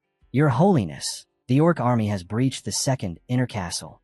Our soldiers are holding the walls, but the mystical beasts are preventing any counterattack. You've done well, my brother, the Pope said gently, almost serenely. Thank you, Your Holiness. If you go downstairs, the Viscount added with a courteous bow, the maid will attend to you. Please rest. After the man left, the air shifted. The Pope let out a tired sigh. You don't need to act so politely. The Viscount only smirked. Politeness? No, Your Holiness. I simply want to leave a good impression.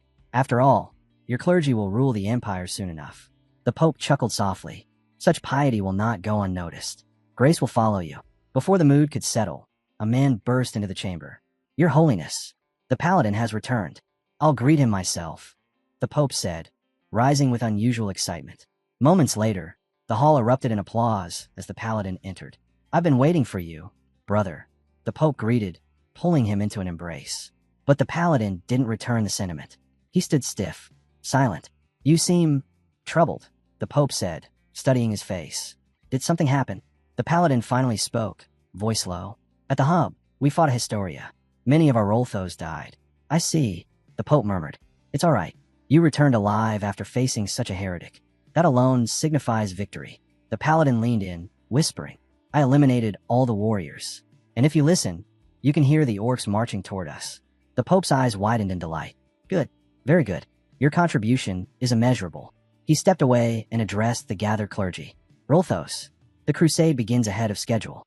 The orcs move faster than we predicted. Your roles are more crucial than ever. Prepare yourselves. But the Paladin didn't clap. Instead, he scanned the hall slowly. Is this all of you? The Pope blinked. What? Are you expecting more? The Paladin's tone dropped to ice. Then you truly don't know. Because you're not the one I'm looking for. The Pope froze as the illusion cracked, like glass splintering under pressure. Standing there was not the Paladin.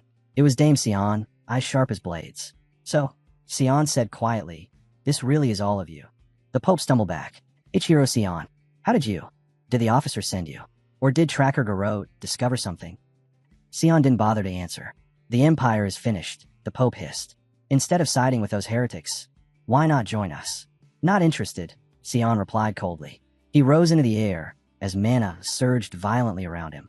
A heartbeat later, a colossal explosion erupted from his body, swallowing the hall, the clergy, and everything inside in blinding light. What was that? The Third Eye leader demanded. Garrote stared at the pendant glowing blue in her hand, her expression turning grim. The Pope's pendant, she whispered. The officer tucked it away earlier. The leader's eyes hardened. That flash was his last breath. Sion completed his mission. Garrote nodded. Then it's time. End this war. Release the homunculus forces. High above the battlefield, Patrick watched the mass of homunculi burst out like a living tide and turned to the massive figure beside him. Boss, that's insane. Swallow stood atop Azahadika's colossal form, dark aura rolling off him like storm. For real, he growled. They actually did it. Humans, why do they never listen? Rain hammered the ruined city as Historia and Rashmare landed beside Garrote. Their eyes widened at the flood of homunculus pouring through the streets. What is this? Historia demanded. Garrote looked down, guilt darkening her face. I'm sorry, woman. I wanted to tell you later, but I can't hide it now. She lifted her gaze toward the dying city. This is the truth Arl was hiding. His fingers wrapped tighter around the iron handle. This is the last of them, he whispered. With a slow, grinding pull, the heavy door swung open, and a suffocating silence seeped out, thick and unnatural. Then the shapes emerged. The final homunculi, white, twisted, hollow. The end result of years of forbidden research. A crooked smile tugged at his lips. No, show me. Show me the result of my work. He raised his hand. Children of Chaos. The command echoed, and the homunculi erupted from the chamber like a tidal wave of pale, mindless beasts. Hours later, when Karak and the orc host finally reached the capital, the homunculus swarm was already waiting. They didn't roar. They didn't think. They simply attacked, soulless creatures driven by pure instinct. Karak crushed one under his fist, expression darkening. What are these things? No minds. No will. Are they even alive? They attack anything that moves, Daru said urgently beside him. Commander, what now? We've lost many, but we can still advance. Kurok's jaw tightened. The Empire had never fielded abominations like this. Was this the doing of the Order? We're not certain, Darrow added. But you must choose our next move. Kurok shut his eyes. 3 weeks. That was the time Swallow had granted him to destroy the Empire. And that time was nearly over. His eyes snapped open, burning crimson. The next moment, a thunderous roar exploded from his chest, shaking the entire battlefield. The ground trembled, cracked, split wide, and from the depths rose a colossal shadow. A mountain of flesh and sand tore upward. The Sandhelm Mother, Hexable, a boss monster of legend. She hit the ground like the wrath of the desert, devouring homunculi in enormous gulps, ripping through the battlefield with terrifying force. Kurok stepped forward, eyes blazing red. There is no retreat, he declared. The Empire ends today. Across the capital, buildings crumbled beneath Hexabel's weight. Homunculi were obliterated wherever she moved. From a distant tower, the third eye leader watched, face drained of color. Impossible. That's Hexable of the Sandhell. Boss monsters don't appear together. Rashmare looked over at Historia. Whatever's happening now, nothing like this has ever happened. Kid, where are you going? She asked as Historia stepped away. I'll be back, Historia said, voice trembling. Historia. Garrote called after her. Historia turned around with a broken smile, wiping tears from her cheek. When this is over, you're going to tell me everything. Promise. Garrote swallowed. Yes, I promise. Rashmare sighed. At this rate, I'm going to catch a cold. You don't have to come, Historia muttered. I'm not letting my disciple walk alone twice. Rashmare shot back. I'm staying with you till the very end. Historia nodded once. Let's go. Together, they charged straight into the storm. High above, Azahadaka circled like a massive shadow. Patrick glanced at Swallow. Boss, then what should I do? I'll come along, the dragon added eagerly. Swallow's eyes shifted to Patrick. You deal with the rest. By the rest, you mean Kurok. But what about you? Swallow rolled his shoulders, expression bored yet deadly. Me? I need to go have a chat with Hexable and the homunculi. Do I have to? Patrick didn't even finish the sentence. Swallow was already gone. He jumped off Azahadaka's back, plummeting straight toward the battlefield like a falling star. Boss, seriously. Patrick dragged a hand across his face. Then he glanced at the dragon. Lower the altitude, please. Azahadaka's giant wings wavered. Are you sure letting the swallow fall from this height is wise? Patrick groaned. If he could die from that drop, I wouldn't be dealing with this nightmare. Back on the ground, chaos tore through the Third Eye ranks. Dame Garrote, the leader shouted. The homunculi can hold off the orcs and Kurok for now, but if Hexable interferes, everything falls apart. At this rate, we're finished. It'll be fine, Garrote forced out. We have one and Sir Rashmare. A dungeon boss won't. Her words broke. A searing agony ripped through her arm, the very arm Swallow had cut off. She collapsed to one knee, clutching the trembling stump. What's happening? The leader demanded. Garrote's eyes shook. This never happened before. Why now? Her voice trembled. Is he here? Far away. The old officer shot awake with a broken gasp, blood still dried across his chest. He stumbled into the corridor, clutching the wall for support. You're here, he whispered, fear swallowing his voice. I saw it, with my own eyes, on the battlefield. Kurok continued cutting down homunculi, his axe turning monsters into pulp with every swing. Fragments scattered across the ruined streets with every blow. Even as waves surged toward him, he pushed through, but the numbers slowly forced him back. He exhaled, preparing to charge again. Then he froze. Darkness flooded the battlefield. Heavy, suffocating, familiar. Swallow's aura. Kurok's expression twisted. Fear, dread, disbelief, all crashing together. Black spikes erupted from the ground a heartbeat later, piercing dozens of homunculi and forming a jagged ring around Hexable. And then, Swallow hit the ground between all forces, landing like a disaster given shape. All of you, he said calmly. Stop right there. On the fortress wall, Garrote's face was drained of blood. Pull the homunculi back, she shouted. They can't fight the swallow. I've already ordered a retreat. They're not responding, the leader yelled. They're completely out of control. Garrote's breath caught. No, look down there. The homunculi, mindless, bloodthirsty, charged at Swallow. Swallow watched them, then sighed. You just don't listen, do you? His aura surged, a violent explosion of darkness. Homunculi were shredded midair, torn apart before they could even reach him. Well, it's fine, he muttered. Fewer listening ears. He lifted a hand. Mana flickered. Weak, simple, almost insulting. A beginner spell, barely above children's magic. Ice ball. And he flicked it casually toward the city wall. The moment the tiny ice ball touched the stone wall, the world blew apart. A monstrous explosion swallowed the battlements, tearing stone, steel, and soldiers into a cloud of dust. Garrote and the Third Eye leader vanished inside the shockwave. Swallow squinted through the debris. Oops, he muttered, waving at the cloud. Too much dust. Human spells are so annoying. He cracked his neck casually.